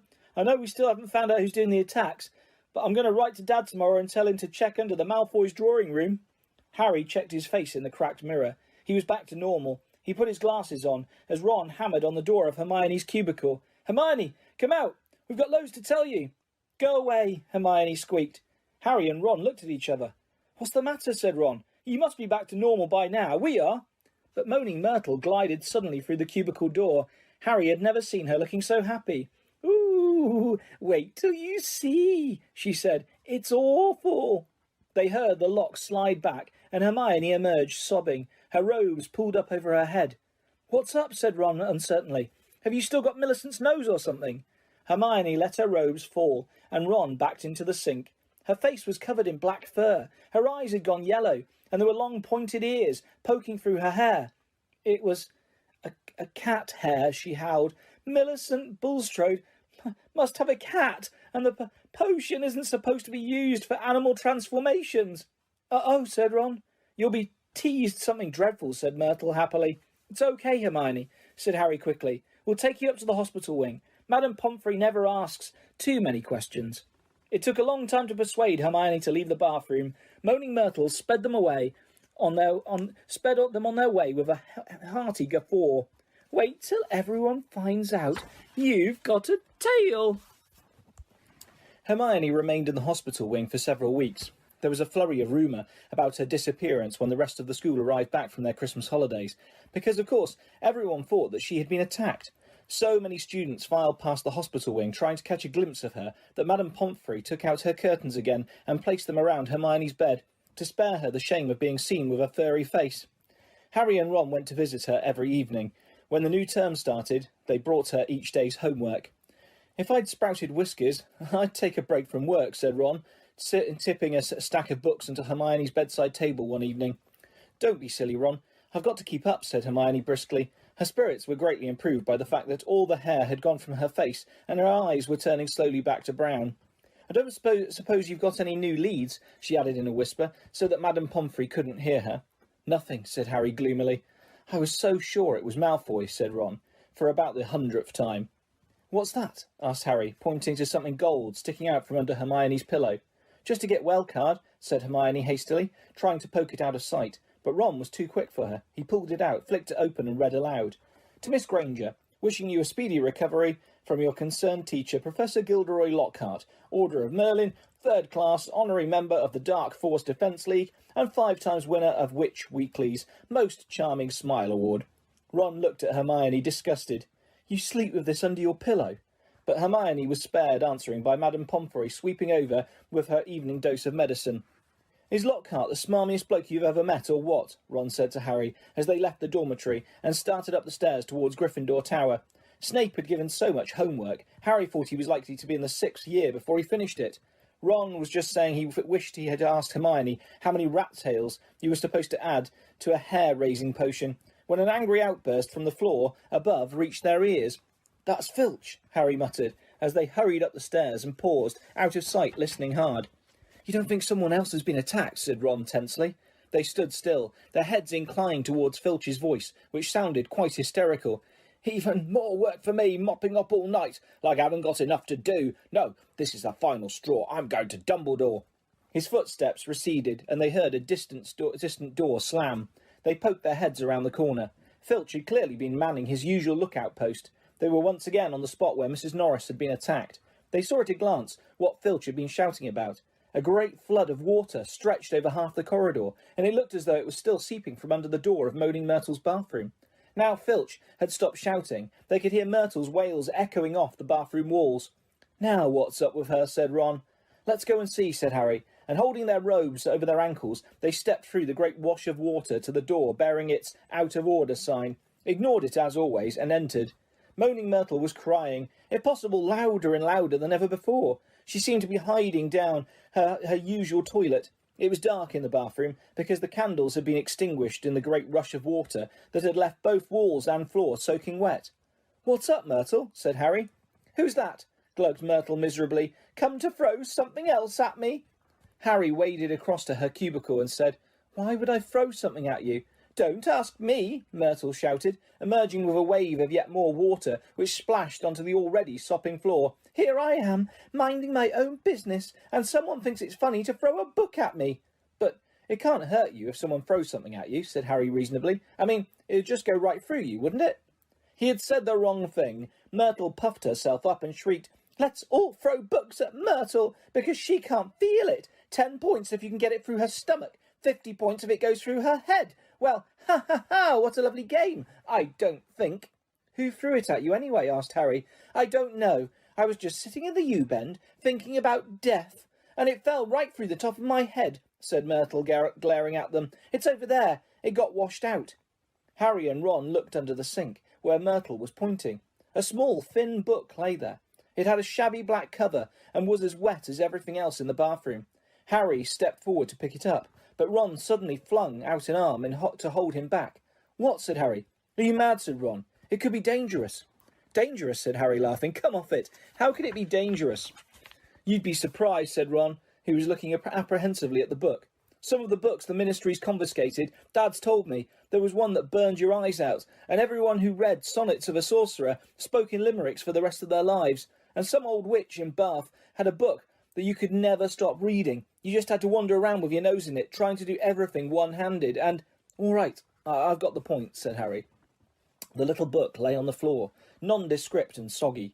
Well, we won't find out unless we look at it, he said, and he ducked round Ron and picked it up off the floor. Harry saw at once that it was a diary, and the faded year on the cover told him it was 50 years old. He opened it eagerly. On the first page he could just make out the name T.M. Riddle in smudged ink. Hang on, said Ron, who had approached cautiously and was looking over Harry's shoulder. I know that name. T.M. Riddle. Got an award for special services to the school 50 years ago. How on earth do you know that? Said Harry in amazement. Because Filch made me polish his shield about 50 times in detention, said Ron resentfully. That was the one I burped slugs all over. If you'd wiped slime off a name for an hour, you'd remember it too. Harry peeled the wet pages apart. They were completely blank. There wasn't the faintest trace of writing on any of them, not even Auntie Mabel's birthday or dentist 3:30.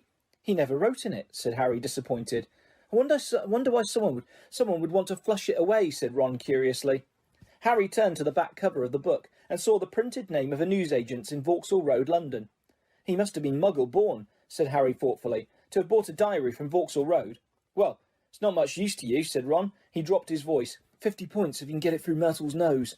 Harry, however, pocketed it. Hermione left the hospital wing, de-whiskered, tailless and fur-free, at the beginning of February. On her first evening back in Gryffindor Tower, Harry showed her T.M. Riddle's diary and told her the story of how they had found it. "Ooh, it might have hidden powers," said Hermione enthusiastically, taking the diary and looking at it closely. "If it has, it's hiding them very well," said Ron. "Maybe it's shy. I don't know why you don't chuck it, Harry." "I wish I knew why someone did try to chuck it," said Harry. "I wouldn't mind knowing how Riddle got an award for special services to Hogwarts either." "Could have been anything," said Ron. "Maybe he got 30 owls, or saved a teacher from the giant squid. Maybe he murdered Myrtle. That would have done everyone a favour." but Harry could tell from the arrested look on Hermione's face that she was thinking what he was thinking. "What?" said Ron, looking from one to the other. "Well, the Chamber of Secrets was opened 50 years ago, wasn't it?" he said. "That was what Malfoy said." "Yeah," said Ron slowly. "And this diary is 50 years old," said Hermione, tapping at it excitedly. "So?" "Oh, Ron, wake up," snapped Hermione. "We know the person who opened the chamber last time was expelled 50 years ago. We know T.M. Riddle got an award for special services to the school 50 years ago. Well, what if Riddle got his special award for catching the heir of Slytherin? His diary would probably tell us everything, where the chamber is, and how to open it, and what sort of creatures live in it. The person who's behind the attacks this time wouldn't want that lying around, would they?" "That's a brilliant theory, Hermione," said Ron, "with just one tiny little flaw. There's nothing written in this diary." But Hermione was pulling her wand out of her bag. "It might be invisible ink," she whispered. She tapped the diary 3 times and said, "Aparecesium." Nothing happened. Undaunted, Hermione shoved her hand back into her bag and pulled out what appeared to be a bright red eraser. "It's a revealer. I got it in Diagon Alley," she said. She rubbed hard on January the 1st. Nothing happened. "I'm telling you, there's nothing to find in there," said Ron. "Riddle just got a diary for Christmas and couldn't be bothered filling it in." Harry couldn't explain, even to himself, why he didn't just throw Riddle's diary away. The fact was that even though he knew the diary was blank, he kept absent-mindedly picking it up and turning the pages, as though it was a story he wanted to finish, and while Harry was sure he had never heard the name T.M. Riddle before, it still seemed to mean something to him, almost as though Riddle was a friend he'd had when he was very small, and half forgotten. But this was absurd. He'd never had friends before Hogwarts. Dudley had made sure of that. Nevertheless, Harry was determined to find out more about Riddle. So next day at break, he headed for the trophy room to examine Riddle's special award, accompanied by an interested Hermione and a thoroughly unconvinced Ron, who told them he'd seen enough of the trophy room to last him a lifetime. Riddle's burnished gold shield was tucked away in a corner cabinet.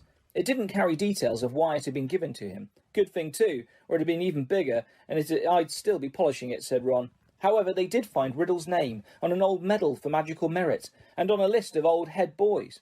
"He sounds like Percy," said Ron, wrinkling his nose in disgust. "Prefect, head boy, probably top of every class." "You say that like it's a bad thing," said Hermione, in a slightly hurt voice. The sun had now begun to shine weakly on Hogwarts again. Inside the castle, the mood had grown more hopeful. There had been no more attacks since those on Justin and nearly headless Nick, and Madame Pomfrey was pleased to report that the mandrakes were becoming moody and secretive, meaning that they were fast leaving childhood. "The moment their acne clears up, they'll be ready for reporting again," Harry heard her telling Filch kindly one afternoon. "And after that, it won't be long until we're cutting them up and stewing them. You'll have Mrs. Norris back in no time." Perhaps the heir of Slytherin had lost his or her nerve, thought Harry. It must be getting riskier and riskier to open the Chamber of Secrets, with the school so alert and suspicious. Perhaps the monster, whatever it was even now settling itself down to hibernate for another 50 years. Ernie Macmillan of Hufflepuff didn't take this cheerful view. He was still convinced that Harry was the guilty one, that he'd given himself away at the duelling club. Peeves wasn't helping matters. He kept popping up in the crowded corridors singing, "Oh, Potter, you rotter," now with a dance routine to match. Gilderoy Lockhart seemed to think he himself had made the attack stop. Harry overheard him telling Professor McGonagall so while the Gryffindors were lining up for transfiguration. "I don't think there'll be any more trouble, Minerva," he said, tapping his nose knowingly and winking. "I think the chamber has been locked for good this time. The culprit must have known it was only a matter of time before I caught them. Rather sensible to stop now, before I came down hard on them. You know, what the school needs now is a morale booster. Wash away the memories of last term. I won't say any more just now, but I think I know just the thing." He tapped his nose again and strode off. Lockhart's idea of a morale booster became clear at breakfast time on February the 14th. Harry hadn't had much sleep because of a late-running Quidditch practice the night before, and he hurried down to the Great Hall slightly late. He thought for a moment that he'd walked through the wrong doors. The walls were all covered with large, lurid pink flowers. Worse still, heart-shaped confetti was falling from the pale blue ceiling. Harry went over to the Gryffindor table where Ron was sitting looking sickened, and Hermione seemed to have come over rather giggly. "What's going on?" Harry asked them, sitting down and wiping confetti off his bacon. Ron pointed to the teacher's table, apparently too disgusted to speak. Lockhart, wearing lurid pink robes to match the decorations, was waving for silence. The teachers on either side of him were looking stony-faced. From where he sat, Harry could see a muscle going in Professor McGonagall's cheek. Snape looked as though someone had just fed him a large beaker of Skelligro. "Happy Valentine's Day!" Lockhart shouted, "and may I thank the 46 people who have so far sent me cards. Yes, I have taken the liberty of arranging this little surprise for you all, and it doesn't end here." Lockhart clapped his hands, and through the doors to the entrance hall marched a dozen surly-looking dwarfs. Not just any dwarfs, however. Lockhart had them all wearing golden wings and carrying harps. "My friendly card-carrying cupids," beamed Lockhart. "They will be roving around the school today, delivering your valentines. And the fun doesn't stop here. I'm sure my colleagues will want to enter into the spirit of the occasion. Why not ask Professor Snape to show you how to whip up a love potion? And while you're at it, Professor Flitwick knows more about entrancing enchantments than any wizard I've ever met. The sly old dog." Professor Flitwick buried his face in his hands. Snape was looking as though the first person to ask him for a love potion would be force-fed poison. "Please, Hermione, tell me you aren't one of the 46, said Ron, as they left the Great Hall for their first lesson. Hermione suddenly became very interested in searching her bag for her timetable and didn't answer. All day long the dwarfs kept barging into their classes to deliver valentines, to the annoyance of the teachers, and late that afternoon, as the Gryffindors were walking upstairs for charms, one of them caught up with Harry. "Oi, you! Harry Potter!" shouted a particularly grim-looking dwarf, elbowing people out of the way to get to Harry. Hot all over at the thought of being given a valentine in front of a queue of first years, which happened to include Ginny Weasley, Harry tried to escape. The dwarf, however, cut his way through the crowd by kicking people's shins and reached him before he'd gone 2 paces. "I've got a musical message to deliver to Harry Potter in person," he said, twanging his harp in a threatening sort of way. "Not here," Harry hissed, trying to escape. "Stay still," grunted the dwarf, grabbing hold of Harry's bag and pulling him back. "Let me go," Harry snarled, tugging. With a loud ripping noise, his bag split in 2. His books, wand, parchment and quill spilled onto the floor, and his ink bottle smashed over the lot. Harry scrambled around, trying to pick it all up before the dwarf started singing, causing something of a hold-up in the corridor. "What's going on here?" came the cold, drawling voice of Draco Malfoy. Harry started stuffing everything feverishly into his ripped bag, desperate to get away before Malfoy could hear his musical valentine. "What's all this commotion?" said another familiar voice as Percy Weasley arrived. Losing his head, Harry tried to make a run for it, but the dwarf seized him around the knees and brought him crashing to the floor. "Right," he said, sitting on Harry's ankles. "Here is your singing valentine. His eyes are as green as a fresh pickled toad. His hair is as dark as a blackboard. I wish he was mine. He's really divine, the hero who conquered the Dark Lord." Harry would have given all the gold in Gringotts to evaporate on the spot. Trying valiantly to laugh along with everyone else, he got up, his feet numb from the weight of the dwarf, as Percy Weasley did his best to disperse the crowd, some of whom were crying with mirth. "Off you go! Off you go!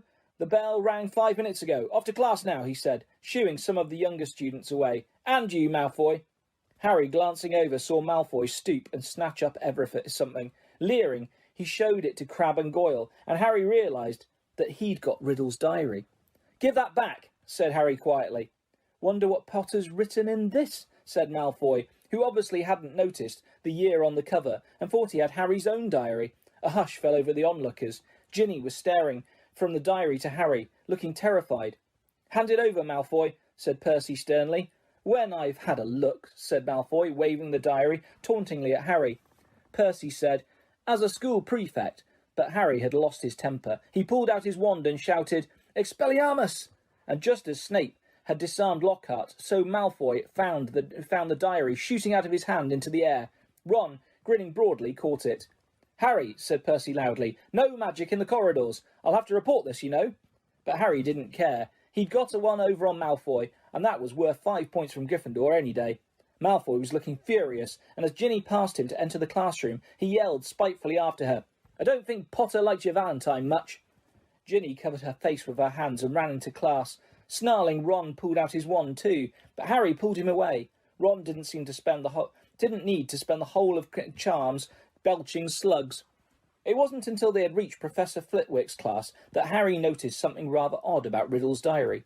All of his other books were drenched in scarlet ink. The diary, however, was as clean as it had been before the ink bottle had smashed all over it. He tried to point this out to Ron, but Ron was having trouble with his wand again. Large purple bubbles were blossoming out of the end, and he wasn't much interested in anything else. Harry went to bed before anyone else in his dormitory that night. That was partly because he didn't think he could stand Fred and George singing "His eyes are as green as a fresh pickled toad" one more time, and partly because he wanted to examine Riddle's diary again, and knew that Ron thought he was wasting his time. Harry sat on his four-poster and flicked through the blank pages, not one of which had a trace of scarlet ink on it. Then he pulled a new bottle out of his bedside cabinet, dripped his quill into it, and dropped a blot onto the first page of the diary. The ink shone brightly on the paper for a second, and then, as though it was being sucked into the page, vanished. Excited, Harry loaded up his quill a second time and wrote, "My name is Harry Potter." The words shone momentarily on the page, and they too sank without trace. Then at last something appeared. Oozing back out of the page, in his very own ink, came words Harry had never written. "Hello, Harry Potter. My name is Tom Riddle. How did you come by my diary?" These words, too, faded away, but not before Harry had started to scribble back. Someone tried to flush it down a toilet. He waited eagerly for Riddle's reply. Lucky that I recorded my memories in some more lasting way than ink, but I always knew that there would be those who would not want this diary read. "What do you mean?" Harry scrawled, blotting the page in his excitement. "I mean that this diary holds memories of terrible things, things which were covered up, things which happened at Hogwarts School of Witchcraft and Wizardry." "That's where I am now," Harry wrote quickly. "I'm at Hogwarts, and horrible stuff's been happening. Do you know anything about the Chamber of Secrets?" His heart was hammering. Riddle's reply came quickly. His writing became untidier, as though he was hurrying to tell all he knew. "Of course I know about the Chamber of Secrets. In my day, they told us it was a legend, that it did not exist. But this was a lie. In my 5th year, the chamber was opened, and the monster attacked several students, finally killing one. I caught the person who'd opened the chamber, and he was expelled. But the headmaster, Professor Dippet, ashamed that such a thing had happened at Hogwarts, forbade me to tell the truth. A story was given out that the girl had died in a freak accident. They gave me a nice shiny engraved trophy for my trouble, and warned me to keep my mouth shut. But I knew it could happen again. The monster lived on, and the one who had the power to release it was not imprisoned." Harry nearly upset his ink bottle in his hurry to write back. "It's happened again. There have been 3 attacks, and no one seems to know who's behind them. Who was it last time?" "I can show you if you like," came Riddle's reply. "You don't have to take my word for it. I can take you inside my memory of the night when I caught him." Harry hesitated, his quill suspended over the diary. What did Riddle mean? How could he be taken inside somebody else's memory? He glanced nervously at the door to the dormitory, which was growing dark. When he looked back at the diary, he saw fresh words forming. "Let me show you." Harry paused for a fraction of a second, and then wrote 2 letters. "OK." The pages of the diary began to blow as though caught in a high wind, stopping halfway through the month of June. Mouth hanging open, Harry saw the little square for June the 13th seemed to have turned into a minuscule television screen. His hands trembling slightly, he raised the book to press his eye against the little window, and before he knew what was happening, he was tilting forwards. The window was widening. He felt his body leave his bed, and he was pitched head first through the opening in the page into a whirl of colour and shadow. He felt his feet hit solid ground and stood shaking as the blurred shapes around him came suddenly into focus. He knew immediately where he was. The circular room with the sleeping portraits was Dumbledore's office, but it wasn't Dumbledore who was sitting behind the desk. A wizened, frail-looking wizard, bald except for a few wisps of white hair, was reading a letter by candlelight. Harry had never seen this man before. "I'm sorry," he said shakily. "I didn't mean to butt in." But the wizard didn't look up. He continued to read, frowning slightly. Harry drew nearer to the desk and stammered, I'll just go, shall I?" Still, the wizard ignored him. He didn't seem to have even heard him. Thinking about that the wizard might be deaf, Harry raised his voice. "Sorry, I disturbed you. I'll go now," he half shouted. The wizard folded up the letter with a sigh, stood up, walked past Harry without glancing at him, and went to draw the curtains at his window. The sky outside the window was ruby red. It seemed to be sunset. The wizard went back to the desk, sat down and twiddled his thumbs, watching the door. Harry looked around the office. No Fawkes the Phoenix, no whirring silver contraptions. This was Hogwarts as Riddle had known it, meaning that this unknown wizard was headmaster, not Dumbledore, and he, Harry, was little more than a phantom, completely invisible to the people of 50 years ago. There was a knock on the office door. "Enter," said the old wizard in a feeble voice. A boy of about 16 entered, taking off his pointed hat. A silver prefect's badge was glinting on his chest. He was much taller than Harry, but he, too, had jet-black hair. "Ah, Riddle," said the headmaster. "You wanted to see me, Professor Dippet," said Riddle. He looked nervous. "Sit down," said Dippet. "I've just been reading the letter you sent me." "Oh," said Riddle. He sat down, gripping his hands together very tightly. "My dear boy," said Dippet kindly, "I cannot possibly let you stay at school over the summer. Surely you want to go home for the holidays." "No," said Riddle at once. "I'd much rather stay at Hogwarts than go back to that. You live in a Muggle orphanage during the holidays, I believe," said Dippet curiously. "Yes, sir," said Riddle, reddening slightly. "You are Muggle-born?" "Half-blood, sir," said Riddle. "Muggle father, witch mother." "And are both your parents?" "My mother died just after I was born, sir. They told me at the orphanage she lived just long enough to name me Tom, after my father, Marvolo, after my grandfather." Dippet clucked his tongue sympathetically. "The thing is, Tom," he sighed, "special arrangements might have to be made for you, but in the current circumstances—" "You mean all these attacks, sir?" said Riddle, and Harry's heart leapt, and he moved closer, scared of missing anything. "Precisely," said the headmaster. "My dear boy, you must see how foolish it would be of me to allow you to remain at the castle when term ends, particularly in the light of the recent tragedy, the death of that poor little girl. You will be safer by far at your orphanage. As a matter of fact, the Ministry of Magic is even now talking about closing the school. We are no nearer locating the source of all this unpleasantness." Riddle's eyes had widened. "Sir, if the person was caught, if it all stopped—" "What do you mean?" said Dippet, with a squeak in his voice, sitting up in his chair. "Riddle, do you mean to know something? Do you mean you know something about these attacks?" "No, sir," said Riddle quickly. But Harry was sure it was the same sort of no that he himself had given Dumbledore. Dippet sank back, looking faintly disappointed. "You may go, Tom." Riddle slid off his chair and stumped out of the room. Harry followed him. Down the moving spiral staircase they went, emerging next to the gargoyle in the darkening corridor. Riddle stopped, and so did Harry, watching him. Harry could tell that Riddle was doing some serious thinking. He was biting his lip, his forehead furrowed. Then, as though he had suddenly reached a decision, he hurried off, Harry gliding noiselessly behind him. They didn't see another person until they reached the entrance hall, when a tall wizard with long, sweeping auburn hair and beard called to Riddle from the marble staircase. "What are you doing, wandering around this late, Tom?" Harry gaped at the wizard. He was none other than a 50-year younger Dumbledore. "I had to see the headmaster, sir," said Riddle. "Well, hurry off to bed," said Dumbledore, giving Riddle exactly the kind of penetrating stare Harry knew so well. "Best not to roam the corridors these days. Not since—" He sighed heavily, bade Riddle good night, and strode off. Riddle watched him out of sight, and then, moving quickly, headed straight down the stone steps to the dungeons, with Harry in hot pursuit. But to Harry's disappointment, Riddle led him not into a hidden passageway or a secret tunnel, but the very dungeon in which Harry had potions with Snape. The torches hadn't been lit, and when Riddle pushed the door almost closed, Harry could only just see Riddle, standing stock still by the door, watching the passage outside. It felt to Harry that they were there for at least an hour. All he could see was the figure of Riddle at the door, staring through the crack, waiting like a statue. And just when Harry had stopped feeling expectant and tense, and started wishing he could return to the present, he heard something move beyond the door. Someone was creeping along the passage. He heard, whoever it was, pass the dungeon where he and Riddle were hidden. Riddle, quiet as a shadow, edged through the door and followed. Harry tiptoeing behind him, forgetting that he couldn't be heard. For perhaps 5 minutes they followed the footsteps until Riddle stopped suddenly, his head inclined in the direction of new noises. Harry heard a door creak open, and then someone speaking in a hoarse whisper. "Come on. Gotta get you out of here. Come on now. In the box." There was something familiar about that voice. Riddle suddenly jumped around the corner. Harry stepped out behind him. He could see the dark outline of a huge boy who was crouching in front of an open door, a very large box next to it. "Evening, Rubeus," said Riddle sharply.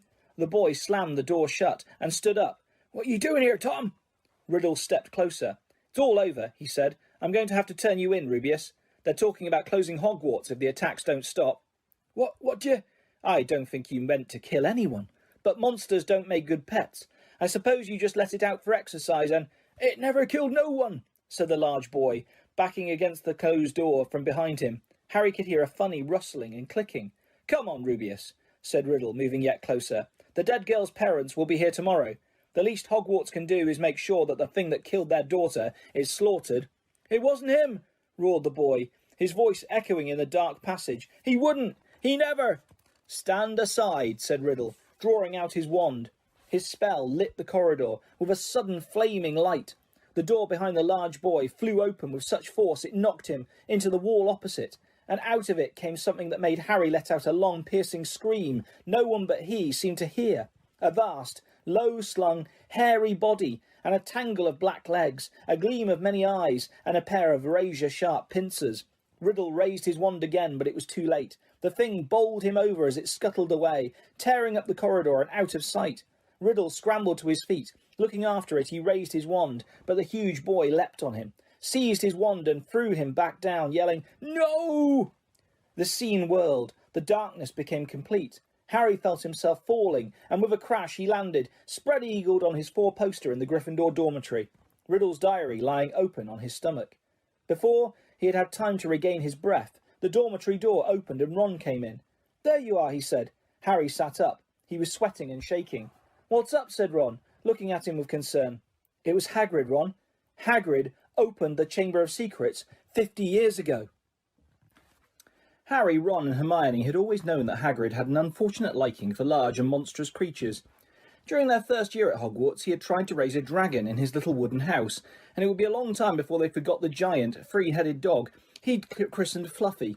And if as a boy Hagrid had heard that a monster was hidden somewhere in the castle, Harry was sure he'd have gone to any lengths for a glimpse of it. He'd probably thought it was a shame that the monster had been cooped up so long, and thought it deserved the chance to stretch its many legs. Harry could just imagine the 13-year-old Hagrid trying to fit a lead and collar on it, but he was equally certain that Hagrid would never have meant to kill anybody. Harry half wished he hadn't found out how to work Riddle's diary. Again and again, Ron and Hermione made him recount what he'd seen, until he was heartily sick of telling them, and sick of the long circular conversations that followed. "Riddle might have got the wrong person," said Hermione. "Maybe it was some other monster that was attacking people." "How many monsters do you think this place can hold?" Ron asked dully. "Well, we always knew Hagrid had been expelled," said Harry miserably, "and the attacks must have stopped after Hagrid was kicked out. Otherwise, Riddle wouldn't have got his award." Ron tried a different track. "Riddle does sound like Percy. Who asked him to grouse on Hagrid anyway?" "But the monster had killed someone, Ron," said Hermione. "And Riddle was going to go back to some muggle orphanage if they closed Hogwarts," said Harry. "I don't blame him for wanting to stay here." Ron bit his lip, then said tentatively, "You met Hagrid down Knockturn Alley, didn't you, Harry?" "He was buying a flesh-eating slug repellent," said Harry quickly. The three of them fell silent. After a long pause, Hermione voiced the knottiest question of all in a hesitant voice. "Do you think we should go and ask Hagrid about it all?" "That'll be a cheerful visit," said Ron. "Hello, Hagrid, tell us, have you been setting anything mad and hairy loose in the castle lately?" In the end, they decided that they wouldn't say anything to Hagrid unless there was another attack, and as more and more days went by with no whisper from the disembodied voice, they became hopeful that they would never need to talk to him about why he had been expelled. It was now nearly 4 months since Justin and nearly headless Nick had been petrified, and nearly everybody seemed to think that the attacker, whoever it was, had retired for good. Peeves had finally got bored of his "Oh, Potter, you rotter" song. Ernie Macmillan asked Harry quite politely to pass a bucket of leaping toadstools in herbology one day, and in March several of the mandrakes threw a loud and raucous party in Greenhouse 3. This made Professor Sprout very happy. "The moment they start trying to move into each other's pots, we'll know they're fully mature," she told Harry. "Then we'll be able to revive those poor people in the hospital wing." The second years were given something new to think about during their Easter holidays. The time had come to choose their subjects for the third year, a matter that Hermione had, at least, took very seriously. "It could affect our whole future," she told Harry and Ron as they pored over lists of new subjects, marking them with ticks. "I just want to give up potions," said Harry. "We can't," said Ron gloomily. "We keep all our old subjects, or I'd have ditched Defence Against the Dark Arts." "But that's very important," said Hermione, shocked. "Not the way Lockhart teaches it," said Ron. "I haven't learned anything from him, except not to set pixies loose." Neville Longbottom had been sent letters from all the witches and wizards in his family, all giving him different advice on what to choose. Confused and worried, he sat reading the subject lists, with his tongue poking out, asking people whether they thought amphiromancy sounded more difficult than study of ancient runes. Dean Thomas, who, like Harry, had grown up with muggles, ended up closing his eyes and jabbing his wand at the list, then picking the subjects it landed on. Hermione took nobody's advice, but signed up for everything. Harry smiled grimly to himself at the thought of what Uncle Vernon and Aunt Petunia would say if he tried to discuss his career in wizardry with them. Not that he didn't get any guidance. Percy Weasley was eager to share his experience. "Depends where you want to go, Harry," he said. "It's never too early to think about the future, so I'd recommend divination. People say Muggle studies is a soft option, but I personally think wizards should have a thorough understanding of the non-magical community, particularly if they're thinking of working in close contact with them. Look at my father. He has to deal with Muggle business all the time. My brother Charlie is always more of an outdoor type, so he went for care of magical creatures. Play to your strengths, Harry." But the only thing Harry felt he was really good at was Quidditch. In the end, he chose the same new subjects as Ron, feeling that if he was rubbish at them, at least he'd have someone friendly to help him. Gryffindor's next Quidditch match would be against Hufflepuff. Wood was insisting on team practices every night after dinner, so that Harry barely had time for anything but Quidditch and homework.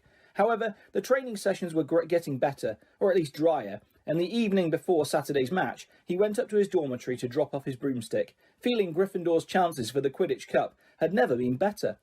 But his cheerful mood didn't last long. At the top of the stairs to the dormitory, he met Neville Longbottom, who was looking frantic. "Harry, I don't know who did it. I just found—" Watching Harry fearfully, Neville pushed open the door.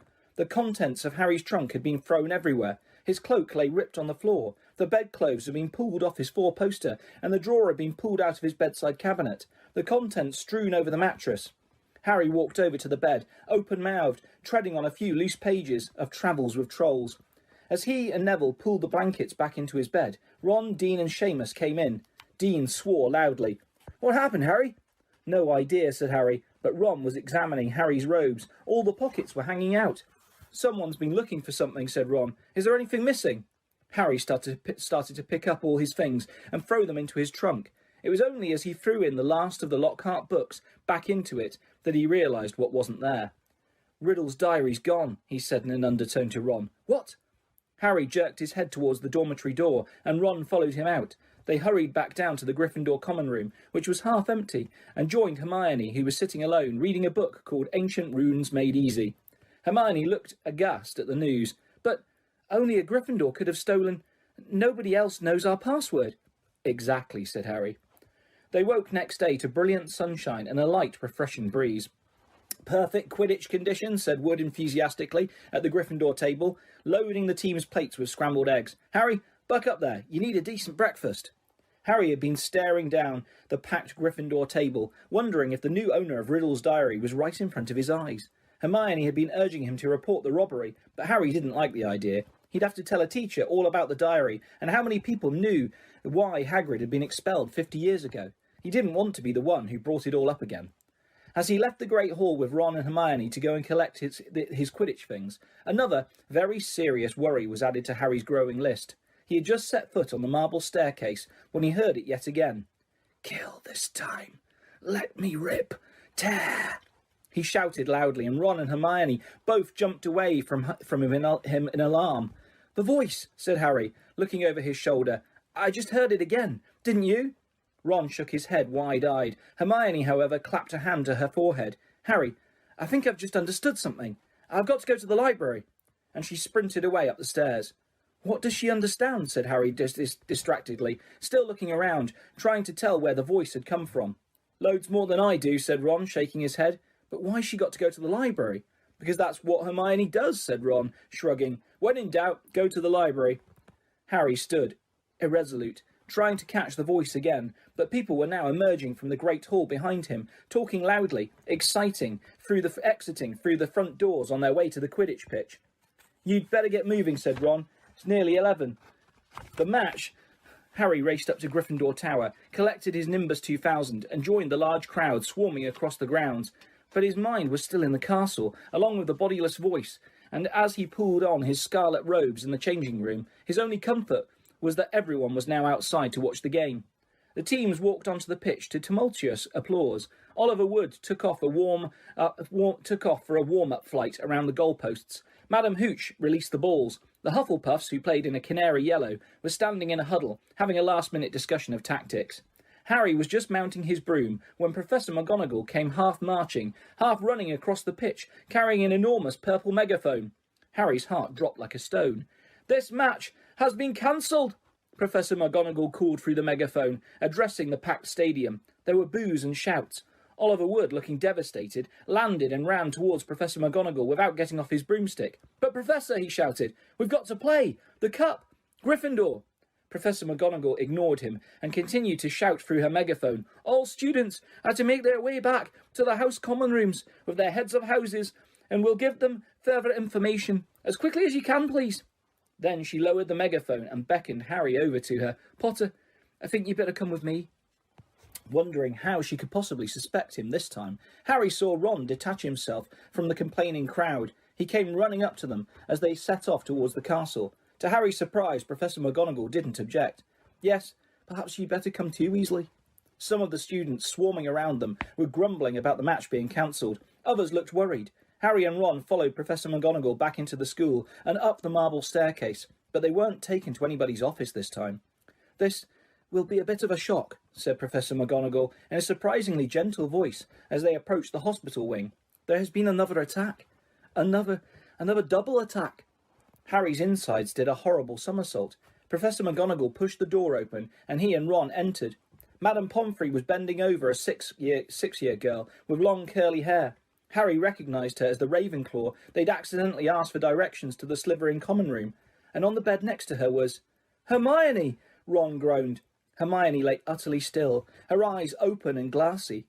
"They were found near the library," said Professor McGonagall. "I don't suppose either of you can explain this. It was on the floor next to them." She was holding up a small circular mirror. Harry and Ron shook their heads, both staring at Hermione. "I will escort you back to Gryffindor Tower," said Professor McGonagall heavily. "I need to address the students in any case. All students will return to their house common rooms by 6 o'clock in the evening. No student is to leave the dormitories after that time.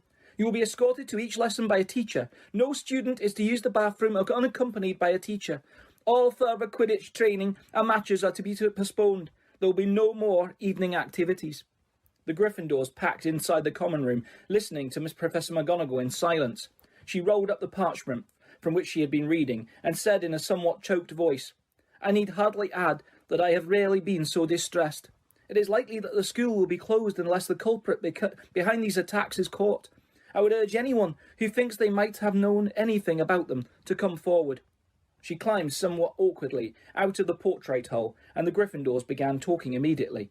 "That's 2 Gryffindors down, not counting a Gryffindor ghost, 1 Ravenclaw and 1 Hufflepuff," said the Weasley twins' friend Lee Jordan, counting on his fingers. "Haven't any of the teachers noticed that the Slytherins are all safe? Isn't it obvious that the stuff's coming from Slytherin? The heir of Slytherin, the monster of Slytherin. Why don't they just chuck all the Slytherins out?" he roared, to nods and scattered applause. Percy Weasley was sitting in a chair behind Lee, but for once he didn't seem keen to make his views heard. He was looking pale and stunned. "Percy's in shock," George told Harry quietly. "That Ravenclaw girl, Penelope Clearwater, she's a prefect. I don't think he thought the monster would dare attack a prefect." But Harry was only half listening. He didn't seem to be able to get rid of the picture of Hermione lying on the hospital bed as though carved out of stone. And if the culprit wasn't caught soon, he was looking at a lifetime back with the Dursleys. Tom Riddle had turned Hagrid in because he was faced with the prospect of a Muggle orphanage if the school closed. Harry now knew exactly how he had felt. "What are we going to do?" said Ron quietly in Harry's ear. "Do you think they suspect Hagrid?" "We've got to go and talk to him," said Harry, making up his mind. "I can't believe it's him this time, but if he set the monster loose last time, he'll know how to get inside the Chamber of Secrets, and that's a start. But McGonagall said we've got to stay in our tower unless we're in class." "I think," said Harry, more quietly still, "it's time to get my dad's old cloak out again." Harry had inherited just one thing from his father, a long and silvery invisibility cloak. It was their only chance of sneaking out of the school to visit Hagrid without anyone knowing about it. They went to bed at the usual time, waited until Neville, Dean and Seamus had stopped discussing the Chamber of Secrets and finally fallen asleep, then got up, dressed up again, and threw the cloak over themselves. The journey through the dark and deserted castle corridors wasn't enjoyable. Harry, who had wandered the castle at night several times before, had never seen it so crowded after sunset. Teachers, prefects and ghosts were marching the corridors in pairs, staring around for any unusual activity. Their invisibility cloak didn't stop them making any noise, and there was a particularly tense moment when Ron stubbed his toe only yards from the spot where Snape was standing guard. Thankfully, Snape sneezed at almost exactly the moment Ron swore. It was with relief that they reached the oak front doors and eased them open. It was a clear, starry night. They hurried towards the lighted windows of Hagrid's house and pulled off the cloak only when they were right inside his front door. Seconds after they had knocked, Hagrid flung it open. They found themselves face to face with him aiming a crossbow at them, Fang the boarhound barking loudly behind him. "Oh," he said, lowering the weapon and staring at them. "What are you two doing here?" "What's that for?" said Harry, pointing at the crossbow as they stepped inside. Nothing, Hagrid muttered. I've been expecting... It doesn't matter. Sit down. I'll make tea." He hardly seemed to know what he was doing. He nearly extinguished the fire, spilling water from the kettle on it, and then smashed the teapot with a nervous jerk of his massive hand. "Are you okay, Hagrid?" said Harry. Did you hear about Hermione?" "Oh, I heard all right," said Hagrid, a slight break in his voice. He kept glancing nervously at the windows. He poured them both large mugs of boiling water. He had forgotten to add tea bags, and was just putting a slab of fruitcake on a plate when there was a loud knock on the door. Hagrid dropped the fruitcake. Harry and Ron exchanged panic-stricken looks, then threw the invisibility cloak back over themselves and retreated into a corner. Hagrid checked that they were hidden, seized his crossbow, and flung open his door once more. "Good evening, Hagrid." It was Dumbledore. He entered looking deadly serious, and was followed by a second, very old-looking man. The stranger was a short, portly man, with a rumpled grey hair and anxious expression. He was wearing a strange mixture of clothes, a pinstriped suit, a scarlet tie, a long black cloak, and pointed purple boots. Under his arm he carried a lime-green bowler. "That's Dad's boss," Ron breathed. "Cornelius Fudge, the Minister of Magic." Harry elbowed Ron hard to make him shut up. Hagrid had gone pale and sweaty. He dropped into one of his chairs and looked from Dumbledore to Cornelius Fudge. "Bad business, Hagrid," said Fudge, in a rather clipped tone. "Very bad business. Had to come. 4 attacks on Muggleborns. Things have gone far enough. Ministry's got to act." I never," said Hagrid, looking imploringly at Dumbledore. "You know I never. Professor Dumbledore, sir." "I want it understood, Cornelius, that Hagrid has my full confidence," said Dumbledore, frowning at Fudge. "Look, Albus," said Fudge uncomfortably, "Hagrid's record's against him. Ministry's got to do something. The school governors have been in touch." "Yet again, Cornelius, I tell you that taking Hagrid away will not help in the slightest," said Dumbledore. His blue eyes were full of fire that Harry had never seen before. "Look at it from my point of view," said Fudge, fidgeting with his bowler. "I'm under a lot of pressure. Got to be seen to be doing something. If it turns out it wasn't Hagrid, he'll be back and no more said. But I've got to take him. Got to. Wouldn't be doing my duty." "Take me?" said Hagrid, who was trembling. Take me where?" "For a short stretch only," said Fudge, not meeting Hagrid's eyes. "Not a punishment, Hagrid, more a precaution. If someone else is caught, you'll be let out with a full apology." "Not Azkaban," croaked Hagrid. Before Fudge could answer, there was another loud rap on the door. Dumbledore answered it. It was Harry's turn for an elbow in the ribs. He'd let out an audible gasp. Mr. Lucius Malfoy strode into Hagrid's hut, swathed in long black travelling cloak. Smiling a cold and satisfied smile, Fang started to growl. "Already here, Fudge," he said approvingly. Good. "What are you doing here?" said Hagrid furiously. "Get out of my house!" "My dear man, please believe me, I have no pleasure at all in being inside your, did you call this a house?" said Lucius Malfoy, sneering as he looked around the small cabin. "I simply called at the school and was told that the headmaster was here." "And what exactly did you want with me, Lucius?" said Dumbledore. He spoke politely, but the fire was still blazing in his blue eyes. "Dreadful thing, Dumbledore," said Mr. Malfoy lazily, taking out a long roll of parchment, "but the governors feel it's time for you to step aside. This is an order of suspension. You'll find all 12 signatures on it. I'm afraid we feel you're losing your touch. How many attacks have there been now? 2 more this afternoon, wasn't it? At this rate, there'll be no Muggleborns left at Hogwarts, and we all know what an awful loss that would be to the school." Oh, now, see here, Lucius," said Fudge, looking alarmed. "Dumbledore suspended? No. Last thing we want just now. The appointment or suspension of the headmaster is a matter for the governors, Fudge, said Mr. Malfoy smoothly, and as Dumbledore has failed to stop these attacks. Now, look, Lucius, if Dumbledore can't stop them, said Fudge, whose upper lip was sweating now, I mean to say, who can? That remains to be seen, said Mr. Malfoy, with a nasty smile. But as all 12 of us have voted. Hagrid leapt to his feet, his shaggy black head grazing the ceiling. And how many do you have to threaten and blackmail before they agree, Malfoy, eh? He roared. Dear, you know that temper of yours will lead you into trouble one of these days, Hagrid, said Mr. Malfoy. I would advise you not to shout at the Azkaban guards like that. They don't like it at all. Yeah, you can take Dumbledore, yelled Hagrid, making Fang and Boarhound cower and whimper in his basket. Take him away, and the Muggleborns won't stand a chance. There'll be killings next. Calm yourself, Hagrid, said Dumbledore sharply. He looked at Lucius Malfoy. If the governors want my removal, Lucius, I shall, of course, step aside. But, stuttered Fudge. No, growled Hagrid. Dumbledore had not taken his bright blue eyes off Lucius Malfoy's cold grey ones. However, said Dumbledore, speaking very slowly and clearly, so that none of them could miss a word, you will find that I will only truly have left this school when none here are loyal to me. You will also find that help will always be given at Hogwarts to those who ask for it. For a second, Harry was almost sure Dumbledore's eyes flickered towards the corner where he and Ron stood hidden. Admirable sentiments, said Malfoy, bowing. We shall all miss your highly individual way of running things, Albus, and only hope that your successor will manage to prevent any killings. He strode to the cabin door, opened it and bowed Dumbledore out. Fudge, fiddling with his bowler, waited for Hagrid to go ahead of him, but Hagrid stood his ground, took a deep breath and said carefully, if anyone wanted to find out some stuff, all they'd have to do would be to follow the spiders. That'd lead 'em right. That's all I'm saying. Fudge stared at him in amazement. All right, I'm coming, said Hagrid, pulling on his small-skin overcoat. But as he was about to follow Fudge through the door, he stopped again and said loudly, and someone will need to feed Fang while I'm away. The door banged shut, and Ron pulled the invisibility cloak off. We're in trouble now, he said hoarsely. No Dumbledore. They might as well close the school tonight. There'll be an attack a day with him gone. Fang started howling, scratching at the closed door. Chapter 15. Aragog.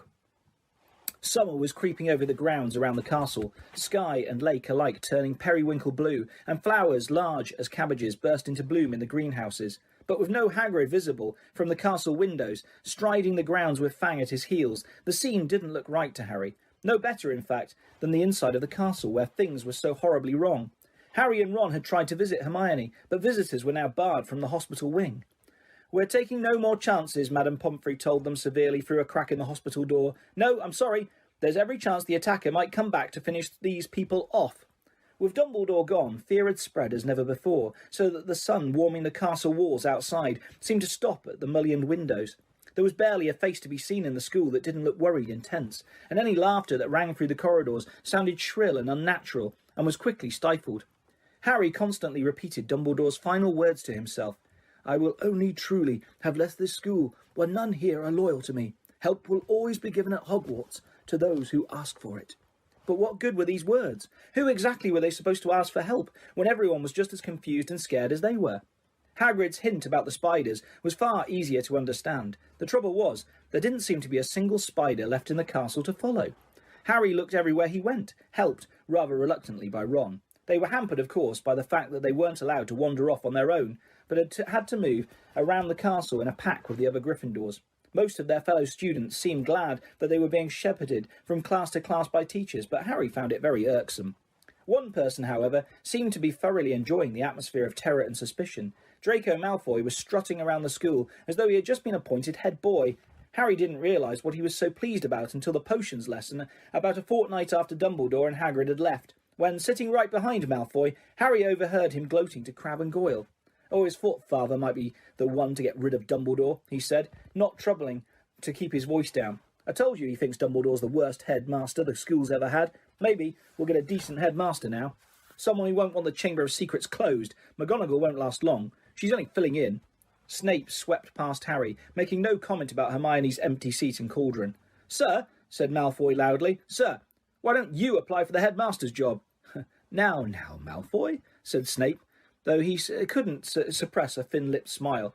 "Professor Dumbledore has only been suspended by the governors. I dare say he'll be back with us soon enough." "Yeah, right," said Malfoy, smirking. "I expect you have Father's vote, sir. If you wanted to apply for the job, I'll tell Father you're the best teacher here, sir." Snape smirked as he swept off around the dungeon, fortunately not spotting Seamus Finnegan, who was pretending to vomit into his cauldron. I'm quite surprised the mudbloods haven't all packed their bags by now," Malfoy went on. "Bet you have 5 galleons the next one dies. Pity it wasn't Granger." The bell rang at that moment, which was lucky. At Malfoy's last words, Ron had leapt off his stool, and in the scramble to collect bags and books, his attempts to reach Malfoy went unnoticed. "Let me at him," Ron growled, as Harry and Dean hung out his arms. "I don't care. I don't need my wand. I'm going to kill him with my bare hands." "Hurry up. I've got to take you all to herbology," barked Snape over the classes' heads, and off they went crocodile fashion, with Harry, Ron and Dean bringing up the rear. Ron still trying to get loose. It was only safe to let go of him when Snape had seen them out of the castle, and they were making their way across the vegetable patch towards the greenhouses. The herbology class was very subdued. There was now 2 missing from their number, Justin and Hermione. Professor Sprout set them all to work, pruning the Abyssinian shrivel figs. Harry went to tip an armful of withered stalks into the compost heap and found himself face to face with Ernie Macmillan. Ernie took a deep breath and said very formally, "I just want to say, Harry, that I'm sorry I ever suspected you. I knew you'd never attack Hermione Granger, and I apologise for all the stuff I said. We're all in the same boat now, and well..." He held out a pudgy hand, and Harry shook it. Ernie and his friend Hannah came to work at the same shrivel fig as Harry and Ron. "That Draco Malfoy character," said Ernie, breaking off dead twigs. "He seems very pleased about all this, doesn't he? Do you know, I think he might be Slytherin's heir." "That's clever of you," said Ron, who didn't seem to have forgiven Ernie as readily as Harry. Do you think it's Malfoy, Harry?" Ernie asked. "No," said Harry, so firmly that Ernie and Hannah stared. A second later, Harry spotted something that made him hit Ron over the hand with his pruning shears. "Ouch! What are you..." Harry was pointing at the ground a few feet away. Several large spiders were scurrying across the earth. "Oh yeah," said Ron, trying and failing to look pleased. "But we can't follow them now." Ernie and Hannah were listening curiously. Harry watched the spiders running away. "Looks like they're heading for the Forbidden Forest."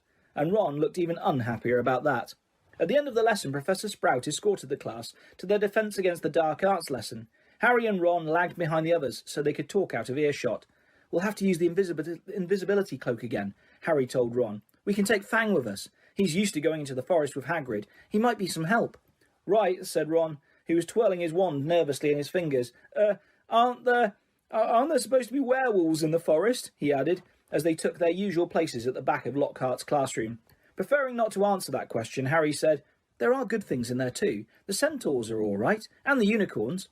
Ron had never been into the Forbidden Forest before. Harry had entered it only once, and had hoped never to do so again. Lockhart bounded into the room, and the class stared at him. Every other teacher in the place was looking grimmer than usual, but Lockhart appeared nothing short of buoyant. "Come now," he cried, beaming around him. "Why all these long faces?" People swapped exasperated looks, but nobody answered. "Don't you people realise," said Lockhart, speaking slowly, as though they were all a bit dim, "the danger has passed. The culprit has been taken away." "Says who?" said Dean Thomas loudly. "My dear young man, the Minister of Magic wouldn't have taken Hagrid if he hadn't been 100% sure that he was guilty," said Lockhart, in the tone of someone explaining that 1 and 1 made 2. "Oh yes, he would," said Ron, even more loudly than Dean. "I flatter myself if I know a touch more about Hagrid's arrest than you do, Mr. Weasley," said Lockhart in a self-satisfied tone. Ron started to say that he didn't think so, somehow, but stopped in mid-sentence when Harry kicked him hard under the desk. "We weren't there, remember?" Harry muttered. But Lockhart's disgusting cheeriness, his hints that he had always thought Hagrid was no good, his confidence that the whole business was now at an end, irritated Harry so much that he yearned to throw gadding with ghouls right in Lockhart's stupid face. Instead, he contented himself with a scrawling note to Ron, "Let's do it tonight." Ron read the message, swallowed hard and looked sideways at the empty seat usually filled by Hermione. The sight seemed to stiffen his resolve, and he nodded. The Gryffindor common room was always very crowded these days. because from 6 o'clock onwards the Gryffindors had nowhere else to go. They also had plenty to talk about, with the result that the common room often didn't empty until past midnight. Harry went to get the invisibility cloak out of his trunk right after dinner, and spent the evening sitting on it, waiting for the room to clear. Fred and George challenged Harry and Ron to a few games of exploding snap, and Ginny sat watching them, very subdued in Hermione's usual chair. Harry and Ron kept losing on purpose, trying to finish the games quickly, but even so, it was well past midnight when Fred, George and Ginny finally went to bed. Harry and Ron waited for the distant sounds of 2 dormitory doors closing before seizing the cloak, throwing it over themselves and climbing through the portrait hole. It was another difficult journey through the castle, dodging all the teachers. At last they reached the entrance hall, slid back in the lock on the front oak front doors, squeezed between them, trying to stop any creaking, and stepped out into the moonlit grounds. "Course," said Ron abruptly, as they strode across the black grass, "we might get to the forest and find there's nothing to follow. Those spiders might not have been going there at all. I know it looked like they were moving in that sort of general direction, but—" His voice tailed away hopefully. They reached Hagrid's house, sad and sorry looking with its blank windows. When Harry pushed the door open, Fang went mad with joy at the sight of them. Worried he might wake everyone at the castle with his deep booming barks, they hastily fed him treacle fudge from a tin on the mantelpiece, which glued his teeth together. Harry left the invisibility cloak on Hagrid's table. There would be no need for it in the pitch-dark forest. "Come on, Fang, we're going for a walk," said Harry, patting his leg, and Fang bounded happily out of the house behind them, dashed to the edge of the forest and lifted his leg against a large sycamore tree. Harry took out his wand, murmured, "Lumus," and a tiny light appeared at the end of it, just enough to let them watch the path for signs of spiders. "Good thinking," said Ron. "I'd like mine too, but, you know, it'll probably blow up or something." Harry tapped Ron on the shoulder, pointing at the grass. 2 solitary spiders were hurrying away from the wand light into the shade of the trees. "Okay," Ron sighed, as though resigned to the worst. "I'm ready. Let's go." So with Fang scampering around them, sniffing tree roots and leaves, they entered the forest. By the glow of Harry's wand, they followed the steady trickle of spiders moving along the path. They walked for about 20 minutes, not speaking, listening hard for noises other than breaking twigs and rustling leaves. Then, when the trees had become thicker than ever, so that the stars overhead were no longer visible, and Harry's wand shone alone in the sea of dark, they saw their spider guides leaving the path. Harry paused, trying to see where the spiders were going, but everything outside his little sphere of light was pitch black. He had never been this deep into the forest before. He could vividly remember Hagrid advising him not to leave the forest path last time he'd been in here, but Hagrid was miles away now, probably sitting in a cell in Azkaban, and he had also said to follow the spiders. Something wet touched Harry's hand, and he jumped backwards, crushing Ron's foot, but it was only Fang's nose. "What do you reckon?" Harry said to Ron, whose eyes he could just make out, reflecting the light from his wand. "We've come this far," said Ron. So they followed the darting shadows of the spiders into the trees. They couldn't move very quickly now. There were tree roots and stumps in their way, barely visible in the near blackness. Harry could feel Fang's hot breath on his hand. More than once they had to stop so that Harry could crouch down and find the spiders in the wand light. They walked for what seemed like at least half an hour, their robes snagging on low-slung branches and brambles. After a while they noticed that the ground seemed to be sloping downwards, through the trees, though the trees were as thick as ever. Then Fang suddenly let loose a great echoing bark, making both Harry and Ron jump out of their skins. "What?" said Ron loudly, looking around into the pitch dark, and gripping Harry's elbow very hard. "There's something moving over there," Harry breathed. "Listen, sounds like something big." They listened. Some distance to their right, the something big was snapping branches as it carved a path through the trees. "Oh no," said Ron. "Oh no, oh no, oh." "Shut up," said Harry frantically. "It'll hear you." "Hear me?" said Ron in an unnaturally high voice. "It's already heard Fang." The darkness seemed to be pressing on their eyeballs as they stood terrified, waiting. There was a strange rumbling noise and then silence. "What do you think it's doing?" said Harry. "Probably getting ready to pounce," said Ron. They waited, shivering, hardly daring to move. Do you think it's gone?" Harry whispered. "Dunno." Then to their right came a sudden blaze of light, so bright in the darkness that both of them flung up their hands to shield their eyes. Fang yelped and tried to run, but got lodged in a tangle of thorns and yelped even louder. "Harry!" Ron shouted, his voice breaking with relief. "Harry! It's our car!" "What? Come on!" Harry blundered after Ron towards the light, stumbling and tripping, and a moment later they had emerged into a clearing. Mr. Weasley's car was standing empty in the middle of a circle of thick trees under a roof of dense branches. its headlamps ablaze.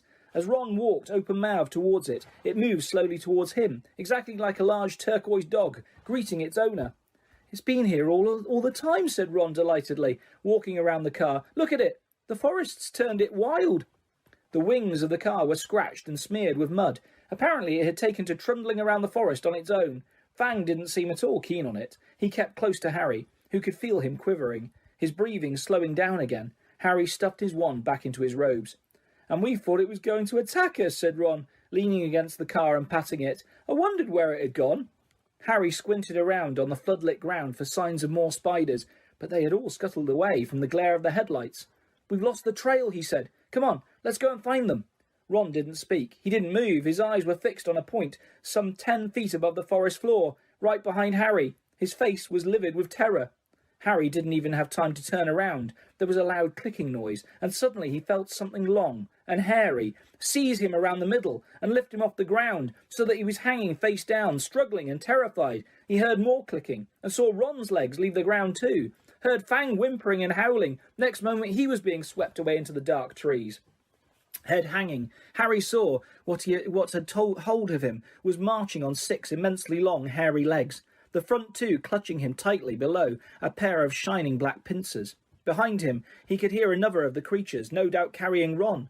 They were moving into the very heart of the forest. Harry could hear Fang fighting to free himself from a third monster, whining loudly, but Harry couldn't have yelled, even if he had wanted to. He seemed to have left his voice back with the car in the clearing.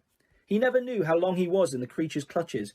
He only knew that the darkness suddenly lifted enough for him to see that the leaf-strewn ground was now swarming with spiders.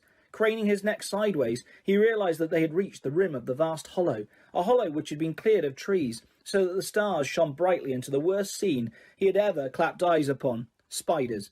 Not tiny spiders, like those surging over the leaves below. Spiders the size of cart horses, 8-eyed, 8-legged, black, hairy, gigantic. The massive specimen that was carrying Harry made its way down the steep slope towards a misty domed web in the very centre of the hollow, while its fellows closed in all around it, clicking their pincers excitedly at the sight of its load.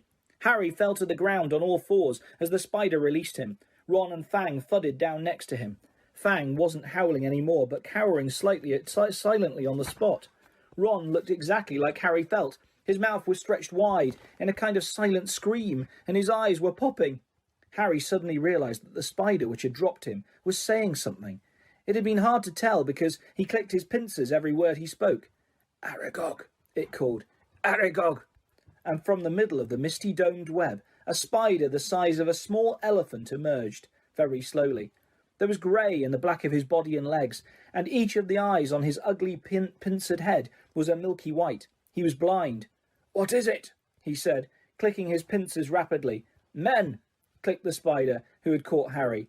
"Is it Hagrid?" said Aragog, moving closer, his 8 milky eyes wandering vaguely. "Strangers," clicked the spider, who had brought Ron. "Kill them," clicked Aragog fretfully. "I was sleeping." "We're friends of Hagrid's," Harry shouted. His heart seemed to have left his chest to pound in his throat. Click, click, click went the pincers of the spiders all around the hollow. Aragog paused. "Hagrid has never sent men into our hollow before," he said slowly. "Hagrid's in trouble," said Harry, breathing very fast. "That's why we've come." "In trouble?" said the aged spider, and Harry thought he heard concern beneath the clicking pincers. "But why has he sent you?" Harry thought of getting to his feet, but decided against it. He didn't think his legs would support him, so he spoke from the ground as calmly as he could. "They think, at the school, that Hagrid's been setting a something on students. They've taken him to Azkaban." Aragog clicked his pincers furiously, and all around the hollow the sound was echoed by the crowd of spiders. It was like applause, except applause didn't usually make Harry feel sick with fear. "But that was years ago," said Aragog fretfully. "Years and years ago. I remember it well. That's why they made him leave the school. They believed that I was the monster that dwells in what they call the Chamber of Secrets. They thought that Hagrid had opened the chamber and set me free." "And you didn't come from the Chamber of Secrets," said Harry, who could feel cold sweat on his forehead. "I?" said Aragog, clicking angrily. "I was not born in a castle. I come from a distant land. A traveller gave me to Hagrid when I was an egg. Hagrid was only a boy, but he cared for me, hidden in a cupboard in the castle, feeding me on scraps from the table. Hagrid is my good friend, and a good man. When I was discovered and blamed for the death of a girl, he protected me. I have lived here in the forest ever since. When said Riddle visits me. He even found me a wife, Mosag, and you see how our family has grown, all through Hagrid's goodness. Harry summoned what remained of his courage. So you never attacked anyone? Never, croaked the old spider. It would have been my instinct, but from respect of Hagrid, I never harmed a human. The body of the girl who was killed was discovered in a bathroom. I never saw any part of the castle but the cupboard in which I grew up. Our kind like the dark and the quiet. But then, did you know what did kill that girl? Said Harry. Because whatever it is, it's back and attacking people again.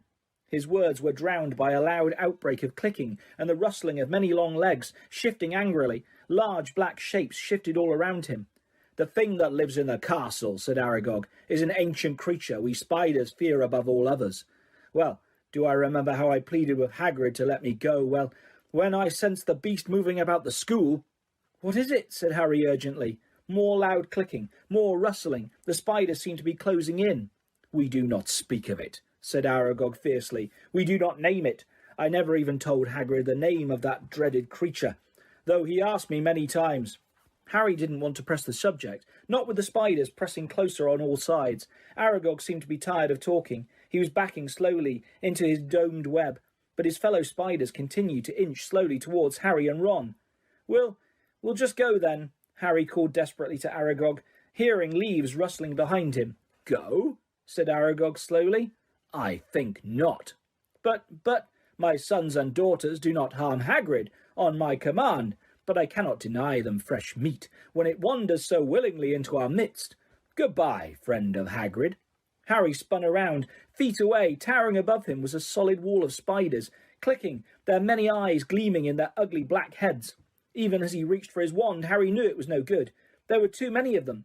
But as he tried to stand, ready to die fighting, a loud, long note sounded, and a blaze of light flamed through the hollow. Mr. Weasley's car was thundering down the slope, headlamps glaring, its horn screeching, knocking spiders aside. Several were thrown onto their backs, their endless legs waving in the air. The car screeched to a halt in front of Harry and Ron, and the doors flew open. Get Fang! Harry yelled, diving into the front seat. Ron seized the boarhound round the middle and threw him yelping into the back of the car. The doors slammed shut. Ron didn't touch the accelerator, but the car didn't need him. The engine roared and they were off, hitting more spiders. They sped up the slope, out of the hollow, and they were soon crashing through the forest, branches whipping the windows as the car wound its way cleverly through the widest gaps, following a path it obviously knew.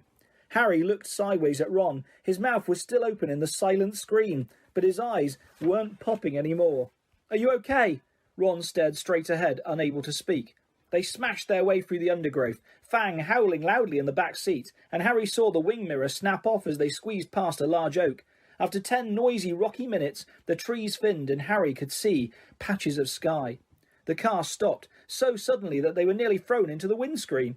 They had reached the edge of the forest. Fang flung himself at the window in his anxiety to get out, and when Harry opened the door, he shot off through the trees to Hagrid's house, tail between his legs. Harry got out too, and after a minute or so, Ron seemed to regain the feeling in his limbs and followed, still stiff-necked and staring. Harry gave the car a grateful pat as it reversed back into the forest and disappeared from view. Harry went back into Hagrid's cabin to get the invisibility cloak.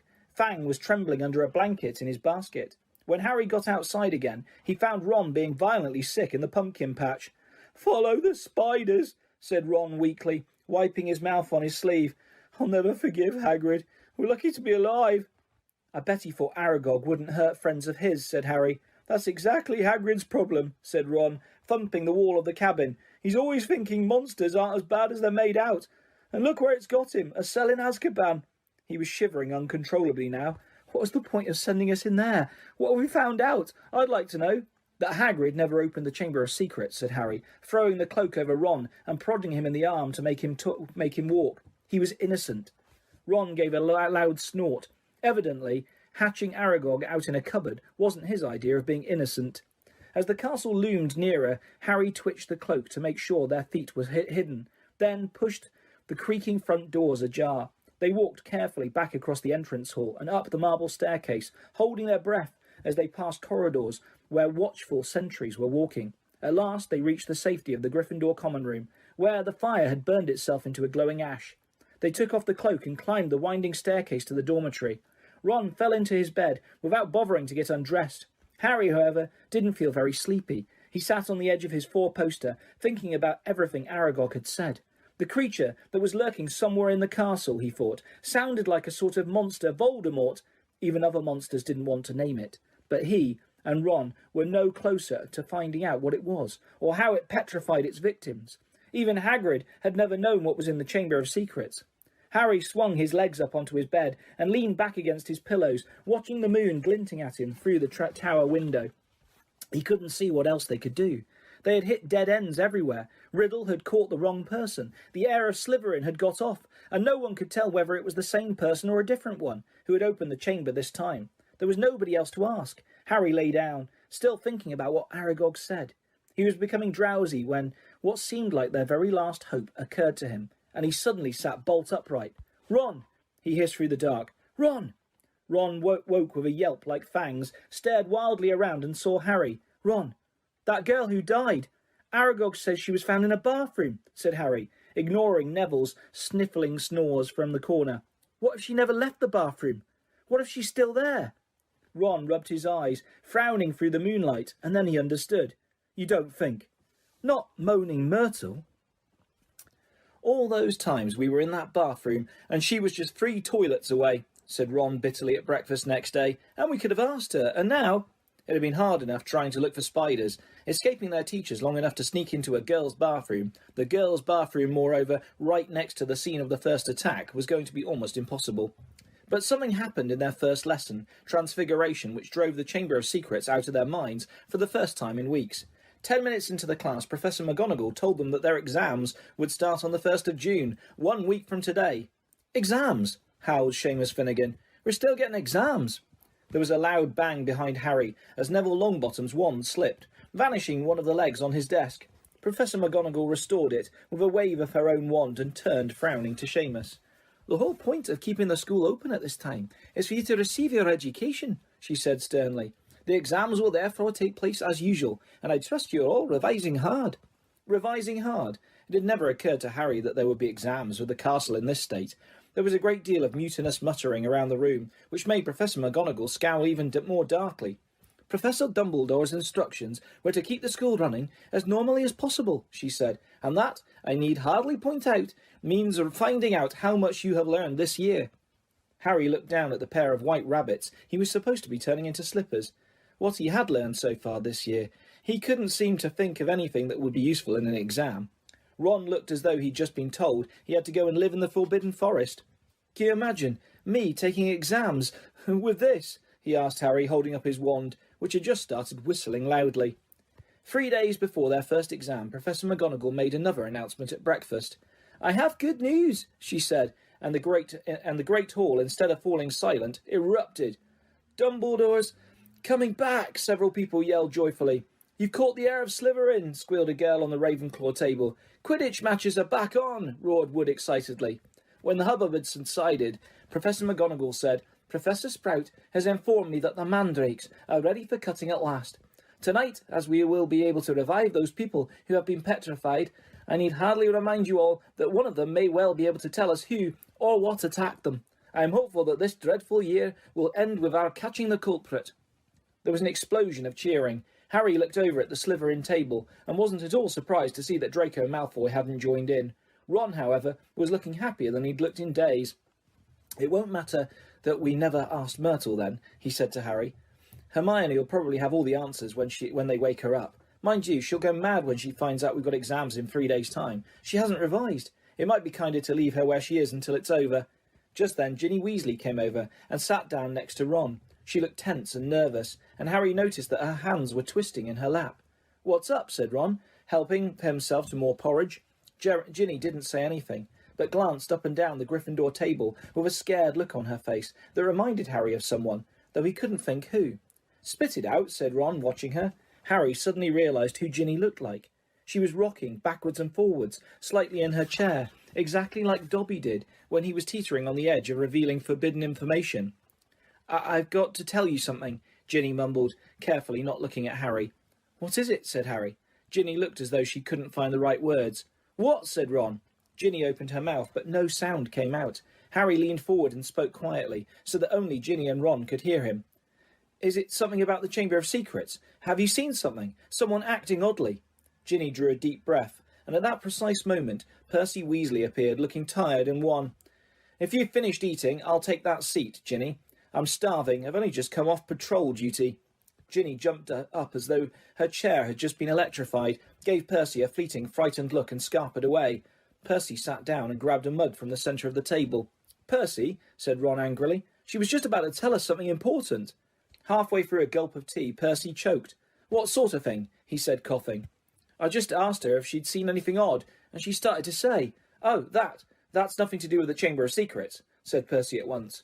"How do you know?" said Ron, his eyebrows raised. "Well, if you must know, Ginny walked in on me the other day when I was well, never mind. The point is, she spotted me doing something, and I asked her not to mention it to anybody. I must say I did think she'd keep her word. It's nothing really. I just rather—" Harry had never seen Percy look so uncomfortable. "What were you doing, Percy?" said Ron, grinning. "Go on, tell us. We won't laugh." Percy didn't smile back. "Pass me those rolls, Harry. I'm starving." Harry knew the whole mystery might be solved tomorrow without their help, but he wasn't about to pass up a chance to speak to Myrtle if it turned up, and to his delight it did, mid-morning, when they were being led to History of Magic by Gilderoy Lockhart. Lockhart, who had so often assured them that all danger had passed, only to be proved wrong straight away, was now wholeheartedly convinced that it was hardly worth the trouble to see them safely down the corridors. His hair wasn't as sleek as usual. It seemed he had been up most of the night patrolling the fourth floor. "Mark my words," he said, ushering them around a corner. "The first words out of those poor petrified people's mouths will be, 'It was Hagrid.' Frankly, I'm astounded Professor McGonagall thinks all these security measures are necessary." "I agree, sir," said Harry, making Ron drop his books in surprise. "Thank you, Harry," said Lockhart graciously, while they waited for a long line of Hufflepuffs to pass. "I mean, we teachers have quite enough to be getting on with, without walking students to classes and standing guard all night." "That's right," said Ron, catching on. "Why don't you leave us here, sir? We've only got one more corridor to go." "You know, Weasley, I think I will," said Lockhart. "I really should go and prepare my next class." And he hurried off. "Prepare his class," Ron sneered after him. "Gone to curl his hair, more like." They let the rest of the Gryffindors draw ahead of them, then darted down a side passage and hurried off towards Moaning Myrtle's bathroom. But just as they were congratulating each other on their brilliant scheme, "Potter! Weasley! What are you doing?" It was Professor McGonagall, and her mouth was finished of thin lines. We were, Ron stammered. "We were going to go and see—" "Hermione," said Harry. Ron and Professor McGonagall both looked at him. We haven't seen her for ages, Professor," Harry went on hurriedly, treading on Ron's foot. "And we thought we'd sneak into the hospital wing, and tell her the mandrakes are nearly ready and not to worry." Professor McGonagall was still staring at him, and for a moment Harry thought she was going to explode. But when she spoke, it was in a strangely croaky voice. "Of course," she said, and Harry, amazed, saw a tear glistening in her beady eye. "Of course. I realise this has all been hardest on the friends of those who have been... I quite understand. Yes, Potter, of course you may visit Miss Granger. I will inform Professor Binns where you've gone. Tell Madame Pomfrey I have given my permission." Harry and Ron walked away, hardly daring to believe that they'd avoided detention. As they turned the corner, they distinctly heard Professor McGonagall blow her nose. "That," said Ron fervently, "was the best story you've ever come up with." They had no choice now but to go to the hospital wing and tell Madame Pomfrey that they had Professor McGonagall's permission to visit Hermione. Madame Pomfrey let them in, but reluctantly. "There's just no point talking to a petrified person," she said, and they had to admit she was right when they'd taken their seats next to Hermione. It was plain that Hermione didn't have the faintest inkling that she had visitors, and that they might just as well tell her bedside cabinet not to worry for all the good it would do. "Wonder if she did see the attacker, though," said Ron, looking sadly at Hermione's rigid face. "Because if he sneaked up on them all, no one will ever know." But Harry wasn't looking at Hermione's face. He was more interested in her right hand.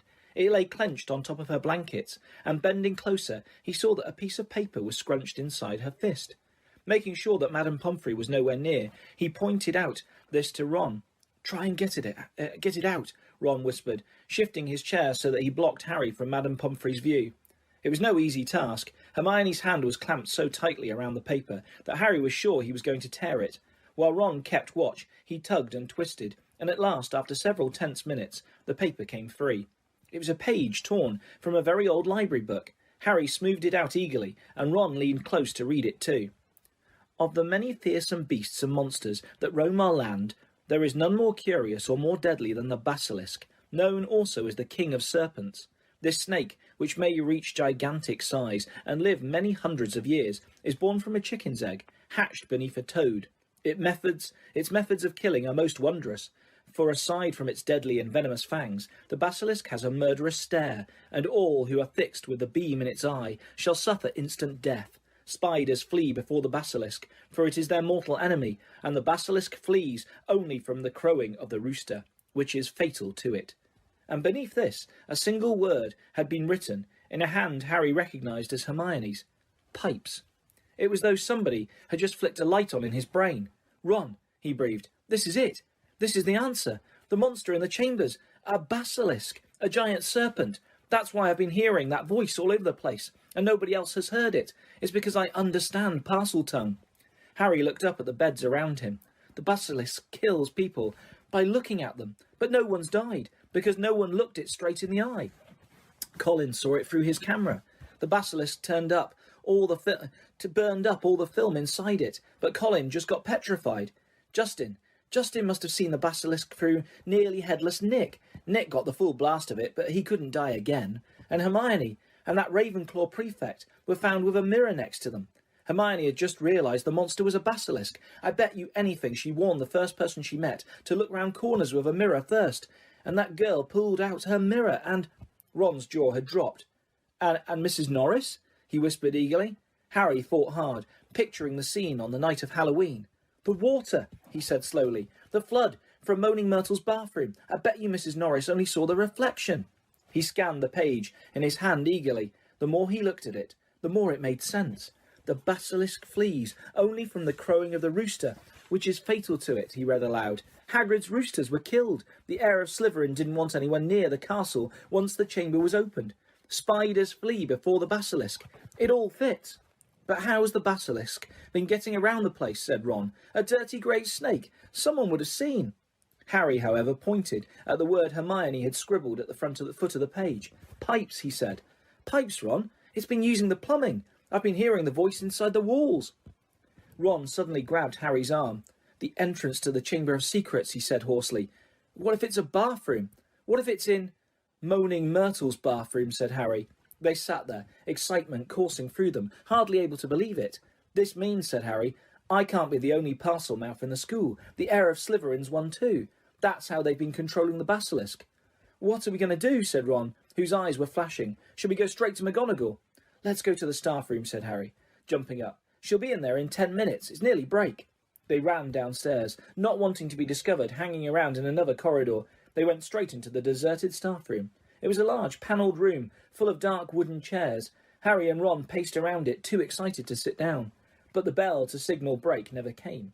Instead, echoing through the corridors came Professor McGonagall's voice, magically magnified. "All students, to return to their house dormitories at once. All teachers, return to the staff room, immediately, please." Harry wheeled around to stare at Ron. Not another attack. Not now. "What do we do?" said Ron aghast. "Go back to the dormitory?" "No," said Harry, glancing around. There was an ugly sort of wardrobe to his left, full of teachers' cloaks. "In here. Let's hear what it's all about. Then we can tell them what we found out." They hid themselves inside it, listening to the rumbling of hundreds of people moving overhead, and the staff room door banging open. From between the musty folds of the cloaks, they watched the teachers filtering into the room.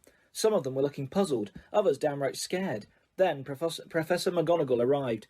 "It has happened," she said, and told the silent staff room. "A student has been taken by the monster, right into the chamber itself." Professor Flitwick let out a squeal. Professor Sprout clapped her hands over her mouth. Snape gripped the back of a chair very hard and said, "How can you be sure?" "The heir of Slytherin," said Professor McGonagall, who was very white, "left another message, right underneath the first one. Her skeleton will lie in the chamber forever." Professor Flitwick burst into tears. "Who is it?" said Madame Hooch, who had sunk weak-kneed into a chair. "Which student?" "Ginny Weasley," said Professor McGonagall. Harry felt Ron slide silently down onto the wardrobe floor beside him. "We shall have to send all the students home tomorrow," said Professor McGonagall. "This is the end of Hogwarts.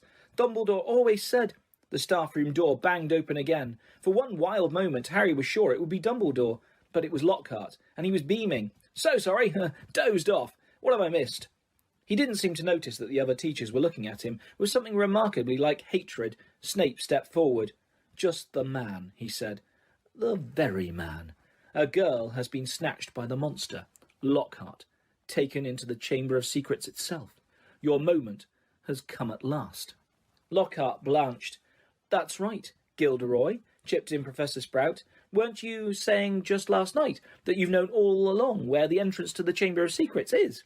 I spluttered Lockhart. Yes.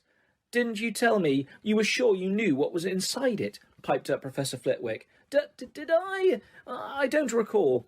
I certainly remember you saying you were sorry you hadn't a crack at the monster before Hagrid was arrested, said Snape. Didn't you say that the whole affair had been bungled, and that you should have been given a free rein from the first?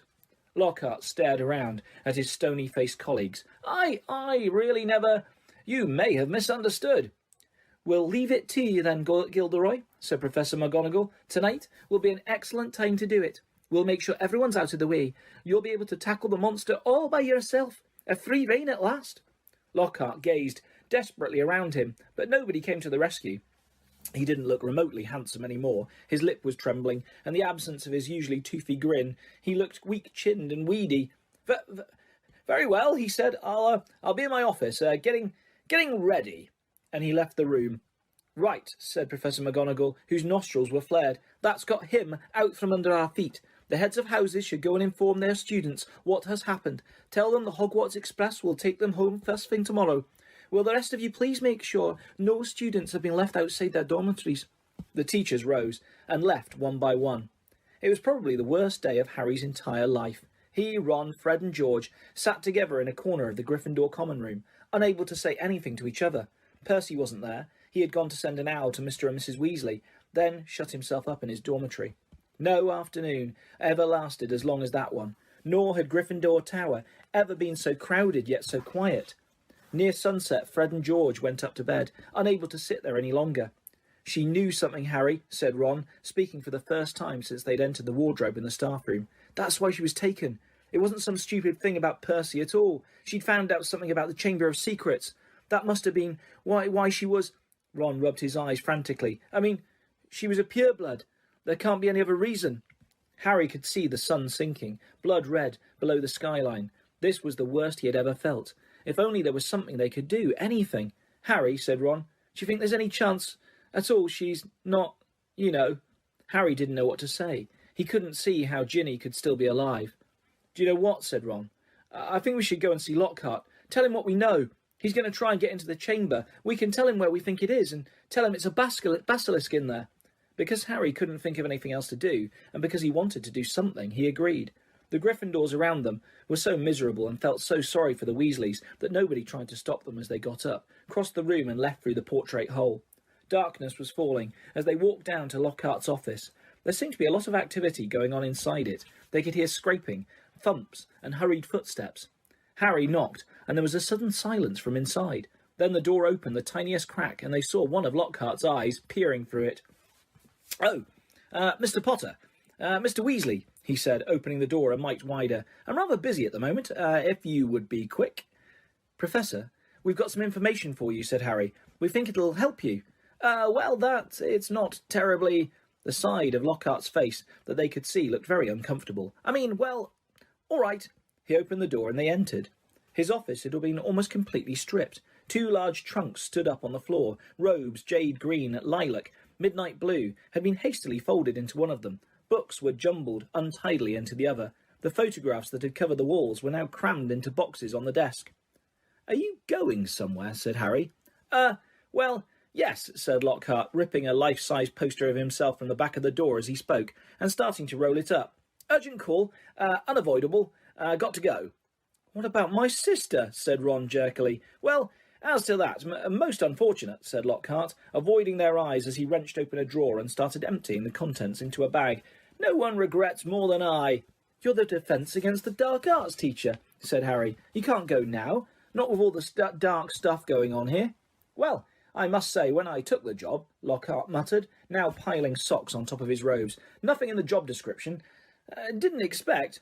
You mean you're running away, said Harry disbelievingly, after all that stuff you did in your books? Books can be misleading, said Lockhart delicately. You wrote them, Harry shouted. My dear boy, said Lockhart, straightening up and frowning at Harry. Do use your common sense. My books wouldn't have sold half as well if people didn't think I'd done all those things. No one wants to read about some ugly old Armenian warlock, even if he did save a village from werewolves. He'd look dreadful on the front cover, no dress sense at all, and the witch you banished, the Bandan Banshee, had a hairy chin. I mean, come on. So you've just been taking credit for what a load of other people have done, said Harry incredulously. Harry, Harry, said Lockhart, shaking his head impatiently. It's not nearly as simple as that. There was work involved. I had to track those people down, ask them exactly how they managed to do what they did. Then I had to put a memory charm on them so that they wouldn't remember doing it. If there's one thing I pride myself on, it's memory charms. No, it's been a lot of work, Harry. It's not all book signings and publicity photos, you know. You want fame, you have to be prepared for a long, hard slog. He banged the lids of his trunk shut and locked them. Let's see, he said. I think that's everything. Yes, only one thing left.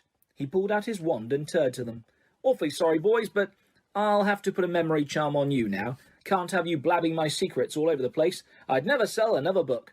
Harry reached his wand just in time. Lockhart had barely raised his when Harry bellowed, Expelliarmus! Lockhart was blasted backwards, falling over his trunk. His wand flew high into the air. Ron caught it and flung it out of the open window. Shouldn't have let Professor Snape teach us that one, said Harry furiously, kicking Lockhart's trunk aside. Lockhart was looking up at them, weedy once more. Harry was still pointing his wand at him. What do you want me to do? Said Lockhart weakly. I don't know where the Chamber of Secrets is. There's nothing I can do. You're in luck, said Harry, forcing Lockhart to his feet at wand point. We think we know where it is, and what's inside it. Let's go. They marched Lockhart out of the office and down the nearest stairs, along the dark corridor where the messages shone on the wall, to the door of Moaning Myrtle's bathroom. They sent Lockhart in first. Harry was pleased to see that he was shaking. Moaning Myrtle was sitting on the cistern at the end of the toilet. Oh, it's you, she said, when she saw Harry. What do you want this time? To ask you how you died, said Harry. Myrtle's whole aspect changed at once. She looked as though she had never been asked such a flattering question. Oh, it was dreadful, she said with relish. It happened right in here. I died in this very cubicle. I remember it so well. I'd hidden because Olive Hornby was teasing me about my glasses. The door was locked, and I was crying, and then I heard somebody come in. They said something funny, a different language. I think it must have been. Anyway, what really got me was that it was a boy speaking. So I unlocked the door to tell him to go and use his own toilet. And then... Myrtle swelled importantly, her face shining. I died. How? Said Harry. No idea, said Myrtle in hushed tones. I just remember seeing a pair of great, big, yellow eyes. My whole body sort of seized up, and then I was floating away. She looked dreamily at Harry, and then I came back again. I was determined to haunt Olive Hornby, you see. Oh, she was sorry she'd ever laughed at my glasses. Where exactly did you see the eyes? Said Harry. Somewhere there, said Myrtle, pointing vaguely towards the sink in front of the toilet. Harry and Ron hurried over to it. Lockhart was standing well back, a look of utter terror on his face. It looked like an ordinary sink. They examined every inch of it, inside and out, including the pipes below. And then Harry saw it. Scratched on the side of one of the copper taps was a tiny snake. That tap's never worked, said Myrtle brightly, as he tried to turn it. Harry, said Ron, say something. Something in Parseltongue. But Harry fought hard. The only times he'd ever managed to speak Parseltongue were when he'd been faced with a real snake. He stared hard at the tiny engraving, trying to imagine it was real. Open up, he said. He looked at Ron, who shook his head. English, he said. Harry looked back at the snake, willing himself to believe it was alive. If he moved his head, the candlelight made it look as though it was moving. Open up, he said, except that the words weren't what he heard. A strange hissing had escaped him, and at once the tap glowed with a brilliant white light and began to spin. Next second, the sink began to move. The sink, in fact, sank right out of sight, leaving a large pipe exposed, a pipe wide enough for a man to slide into. Harry heard Ron gasp and looked up again. He had made up his mind what he was going to do. I'm going down there, he said. He couldn't not go. Not now that he had found the entrance to the chamber. Not if there was even the faintest, slimmest, wildest chance that Ginny might be alive. "Me too," said Ron. There was a pause. "Well, you hardly seem to need me," said Lockhart with a shadow of his old smile. "I'll just—" He put his hand on the doorknob, but Ron and Harry both pointed their wands at him. "You can go first," Ron snarled. White-faced and wandless, Lockhart approached the opening. "Boys," he said, his voice feeble. "Boys, what good will it do?" Harry jabbed him in the back with his wand. Lockhart slid his legs into the pipe. "I really don't think—" he started to say, but Ron gave him a push, and he slid out of sight. Harry followed quickly. He lowered himself slowly into the pipe, then let go. It was like rushing down an endless, slimy, dark slide. He could see more pipes branching off in all directions, but none as large as theirs, which twisted and turned, sloping steeply downwards. And he knew that he was falling deeper below the school than even the dungeons. Behind him he could hear Ron thudding slightly at the curves. And then, just as he had begun to worry what would happen when he hit the ground, the pipe levelled out, and he shot out of the end with a wet thud, landing on the damp floor of the dark stone tunnel, large enough to stand in. Lockhart was getting to his feet, and a little way away, covered in slime and white as a ghost. Harry stood aside as Ron came whizzing out of the pipe too. "We must be miles under the school," said Harry, his voice echoing in the black tunnel. "Under the lake, probably," said Ron, squinting around at the dark, slimy walls. All three of them turned to stare into the darkness ahead. "Loomis," Harry muttered to his wand, and it lit again. "Come on," he said to Ron and Lockhart, and off they went, their footsteps slapping loudly on the wet floor. The tunnel was so dark that they could only see a little distance ahead. Their shadows on the wet walls looked monstrous in the wand light. "Remember," Harry said quietly, as they walked cautiously forward, "any sign of movement, close your eyes straight away." But the tunnel was quiet as the grave, and the first unexpected sound they heard was a loud crunch as Ron stepped on what turned out to be a rat's skull. Harry lowered his wand to look at the floor, and saw it was littered with small animal bones. Trying very hard not to imagine what Ginny might look like if they found her, Harry led the way forward, round a dark bend in the tunnel. "Harry, there's something up there," said Ron hoarsely, grabbing Harry's shoulder. They froze, watching. Harry could just see the outline of something huge and curved, lying right across the tunnel. It wasn't moving. "Maybe it's asleep," he breathed, glancing back at the other two. Lockhart's hands were pressed over his eyes. Harry turned back to look at the thing, his heart beating so fast it hurt. Very slowly, his eyes as narrow as he could make them, and still see, Harry edged forward, his wand held high. The light slid over a gigantic snakeskin, of a vivid poisonous green, lying curled and empty across the tunnel floor. The creature that had shed it must have been 20 feet long at least. "Blimey," said Ron weakly. There was a sudden movement behind them. Gilderoy Lockhart's knees had given way. "Get up," said Ron sharply, pointing his wand at Lockhart. Lockhart got to his feet. Then he dived at Ron, knocking him to the ground. Harry jumped forward, but too late. Lockhart was straightening up, panting, Ron's wand in his hand, and a gleaming smile back on his face. "The adventure ends here, boys," he said. "I shall take a bit of this skin back up to the school, tell them I was too late to save the girl, and that you two tragically lost your minds at the sight of her mangled body. Say goodbye to your memories." He raised Ron's sellotaped wand, high over his head, and yelled, "Obliviate!" The wand exploded with the force of a small bomb. Harry flung his arms over his head and ran, slipping over the coils of snakeskin, out of the way of great chunks of tunnel ceiling which were thundering to the floor. Next moment he was standing alone, gazing at a solid wall of broken rock. "Ron," he shouted. "Are you okay, Ron?" "I'm here," came Ron's muffled voice from behind the rockfall. "I'm okay. This Git's not, though. He got blasted by the wand." There was a dull thud and a loud "Ow!" It sounded as though Ron had just kicked Lockhart in the shins. "What now?" Ron's voice said, sounding desperate. "We can't get through. It'll take ages." Harry looked up at the tunnel ceiling. Huge cracks had appeared in it. He had never tried to break apart anything as large as these rocks by magic, and now didn't seem a good moment to try. What if the whole tunnel caved in? There was another thud and another "ow" from behind the rocks. They were wasting time. Ginny had already been in the Chamber of Secrets for hours. Harry knew there was only one thing to do. "Wait there," he yelled to Ron. "Wait with Lockhart. I'll go on. If I'm not back in an hour." There was a very pregnant pause. "I'll try and shift some of this rock," said Ron, who seemed to be trying to keep his voice steady, "so you can get back through. And Harry—" "See you in a bit," said Harry, trying to inject some confidence into his shaking voice, and he set off alone, past the giant snakeskin. Soon the distant noise of Ron straining to shift the rocks was gone. The tunnel turned and turned again. Every nerve in Harry's body was tingling unpleasantly. He wanted the tunnel to end, yet dreaded what he'd find when he did. And then, at last, as he crept around yet another bend, he saw a solid wall ahead, on which 2 entwined serpents were carved, their eyes set with great, glinting emeralds. Harry approached, his throat very dry. There was no need to pretend these stone snakes were real. Their eyes looked strangely alive. He could guess what he had to do. He cleared his throat, and the emerald eyes seemed to flicker. "Open," said Harry, in a low, faint hiss.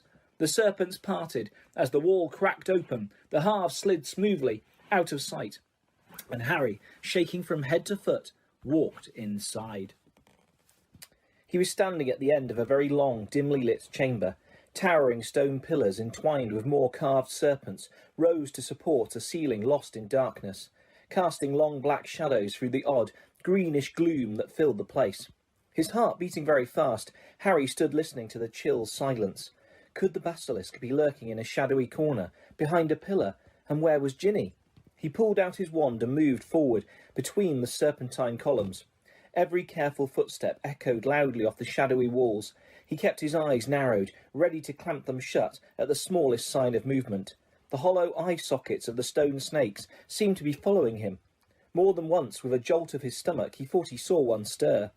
Then, as he drew level with the last pair of pillars, a statue high as the chamber itself loomed into view, standing against the back wall. Harry had to crane his neck to look up into the giant face above. It was ancient and monkey-like, with a long thin beard that fell almost to the bottom of the wizard's sweeping stone robes, where 2 enormous grey feet stood on the smooth chamber floor, and between the feet, face down, lay a small black-robed figure with flaming red hair. "Ginny!" Harry muttered, sprinting to her and dropping to his knees. "Ginny, don't be dead. Please don't be dead." He flung his wand aside, grabbed Ginny's shoulders and turned her over. Her face was white as marble and as cold, yet her eyes were closed, so she wasn't petrified. But then she must be...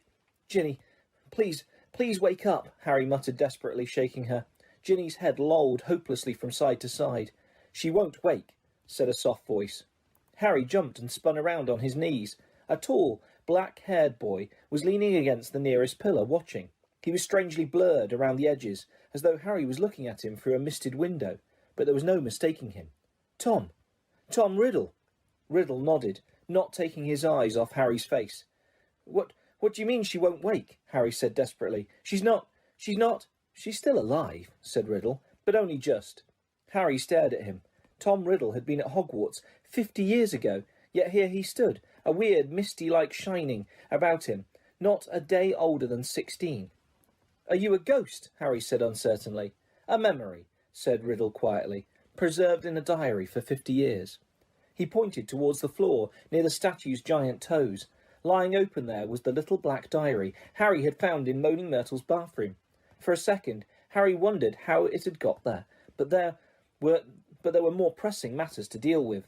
"You've got to help me, Tom," Harry said, raising Ginny's head again. "We've got to get her out of here. There's a basilisk. I don't know where it is, but it could be along any moment. Please help me." Riddle didn't move. Harry, sweating, managed to hoist Ginny half off the floor and bent to pick up his wand again. But his wand had gone. "Did you see?" He looked up. Riddle was still watching him, twirling Harry's wand between his long fingers. "Thanks," said Harry, stretching out his hand for it. A smile curled the corners of Riddle's mouth. He continued to stare at Harry, twirling the wand idly. "Listen," said Harry urgently, his knees sagging with Ginny's dead weight. "We've got to go. If the basilisk comes..." "It won't come until it is called," said Riddle calmly. Harry lowered Ginny back onto the floor, unable to hold her up any longer. "What do you mean?" he said. "Look, give me my wand. I might need it." Riddle's smile broadened. "You won't be needing it," he said. Harry stared at him. "What do you mean I won't be..." "I've waited a long time for this, Harry Potter," said Riddle, "for the chance to see you, to speak to you." "Look," said Harry, losing patience, I don't think you get it. We're in the Chamber of Secrets. We can talk later." "We're going to talk now," said Riddle, still smiling broadly, and he pocketed Harry's wand. Harry stared at him. There was something very funny going on here. How did Ginny get like this?" he asked slowly. "Well, that's an interesting question," said Riddle pleasantly, "and quite a long story. I suppose the real reason Ginny Weasley's like this is because she opened her heart and spilled all her secrets to an invisible stranger." "What are you talking about?" said Harry. "The diary," said Riddle. "My diary. Little Ginny's been writing in it for months and months, telling me all her pitiful worries and woes, how her brothers tease her, how she had to come to school with second-hand robes and books, how—" Riddle's eyes glinted. "How she didn't think famous, good, great Harry Potter would ever look at her." All the time he spoke, Riddle's eyes never left Harry's face. There was an almost hungry look in them. "It's very boring, having to listen to the silly little troubles of an 11-year-old girl," he went on, "but I was patient. I wrote back. I was sympathetic. I was kind. Ginny simply loved me. No one's ever understood me like you, Tom. I'm so glad I've got this diary to confide in.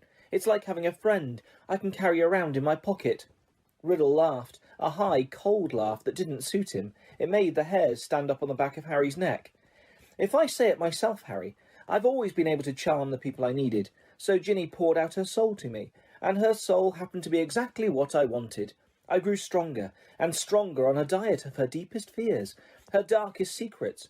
I grew powerful, far more powerful than little Miss Weasley, powerful enough to start feeding Miss Weasley a few of my secrets, to start pouring a little of my soul back into her." "What do you mean?" said Harry, whose mouth had gone very dry. "Haven't you guessed yet, Harry Potter?" said Riddle softly. "Ginny Weasley opened the Chamber of Secrets. She strangled the school roosters and daubed threatening messages on the walls. She sat on the serpent. She set the serpent of Slytherin on 4 mudbloods and the Squib's cat." "No," Harry whispered. "Yes," said Riddle calmly. "Of course, she didn't know what she was doing at first. It was very amusing. I wish you could have seen her new diary entries. Far more interesting they became. 'Dear Tom,'" he recited, watching Harry's horrified face. "I think I'm losing my memory. There are rooster feathers all over my robes, and I don't know how they got there.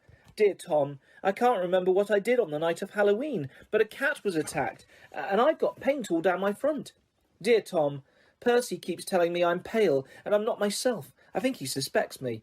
There was another attack today, and I don't know where I was. Tom, what am I going to do? I think I'm going mad. I think I'm the one attacking everyone, Tom." Harry's fists were clenched, the nails digging deep into his palms. "It took a very long time for stupid little Ginny to stop trusting her diary," said Riddle, "but she finally became suspicious and tried to dispose of it.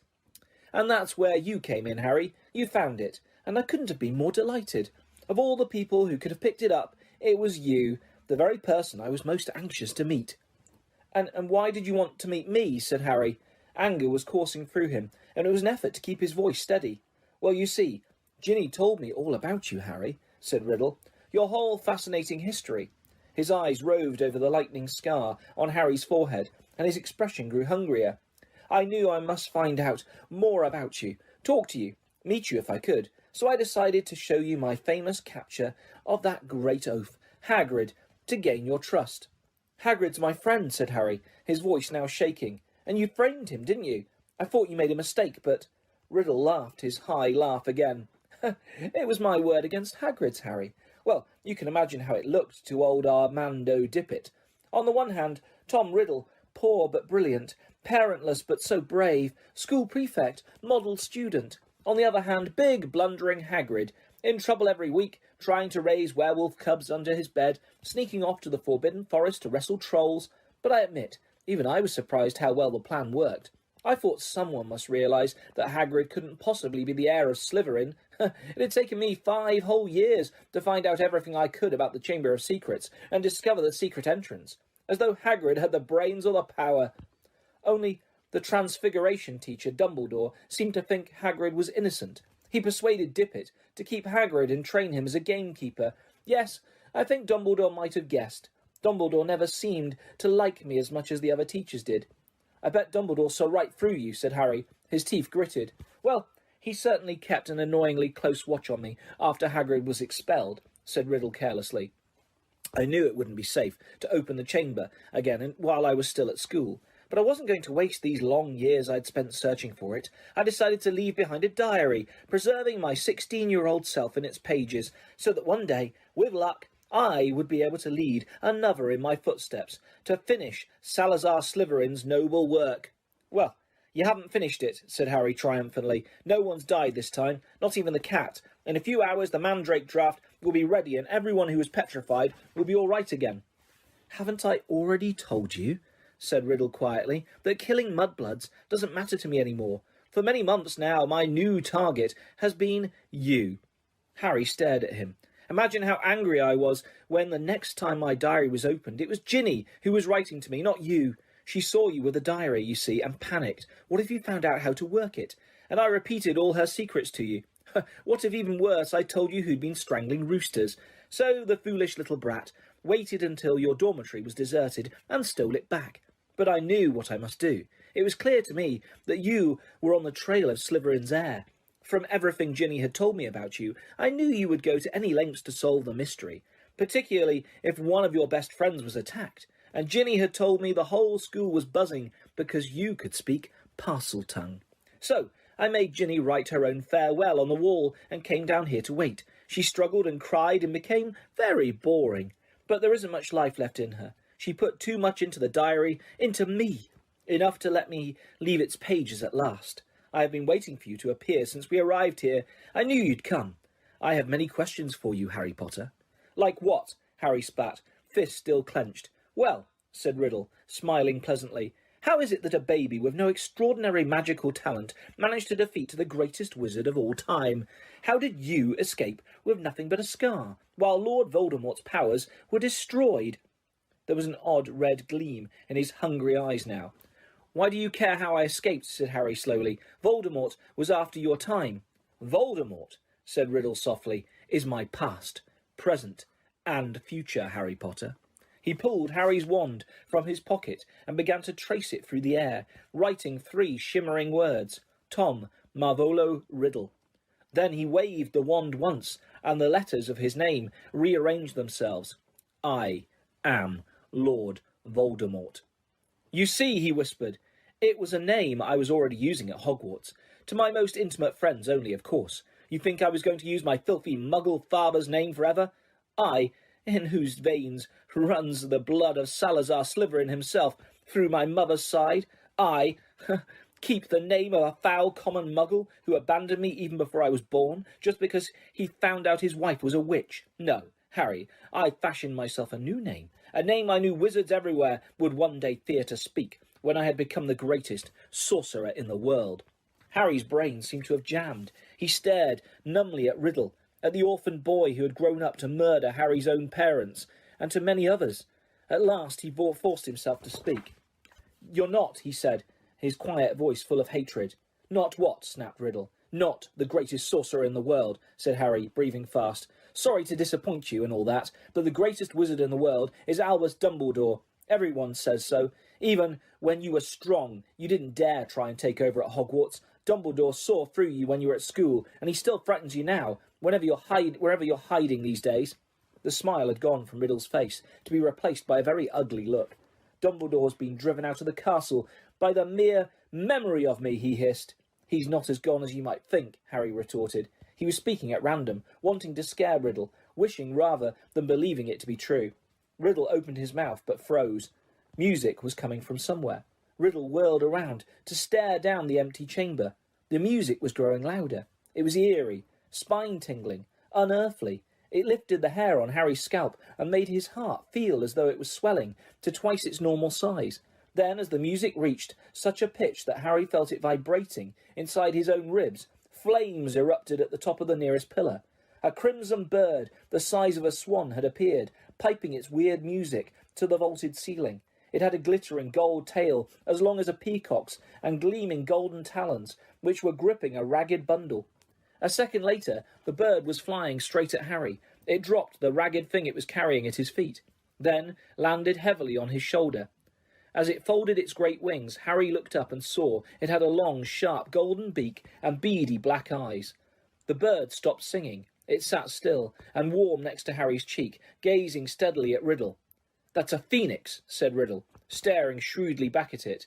"Fawkes," Harry breathed, and he felt the bird's golden claws squeeze his shoulder gently. "And that," said Riddle, now eyeing the ragged thing that Fawkes had dropped, "that's the old-school sorting hat." So it was, patched, frayed and dirty, The hat lay motionless at Harry's feet. Riddle began to laugh again. He laughed so hard that the dark chamber rang with it, as though 10 Riddles were laughing at once.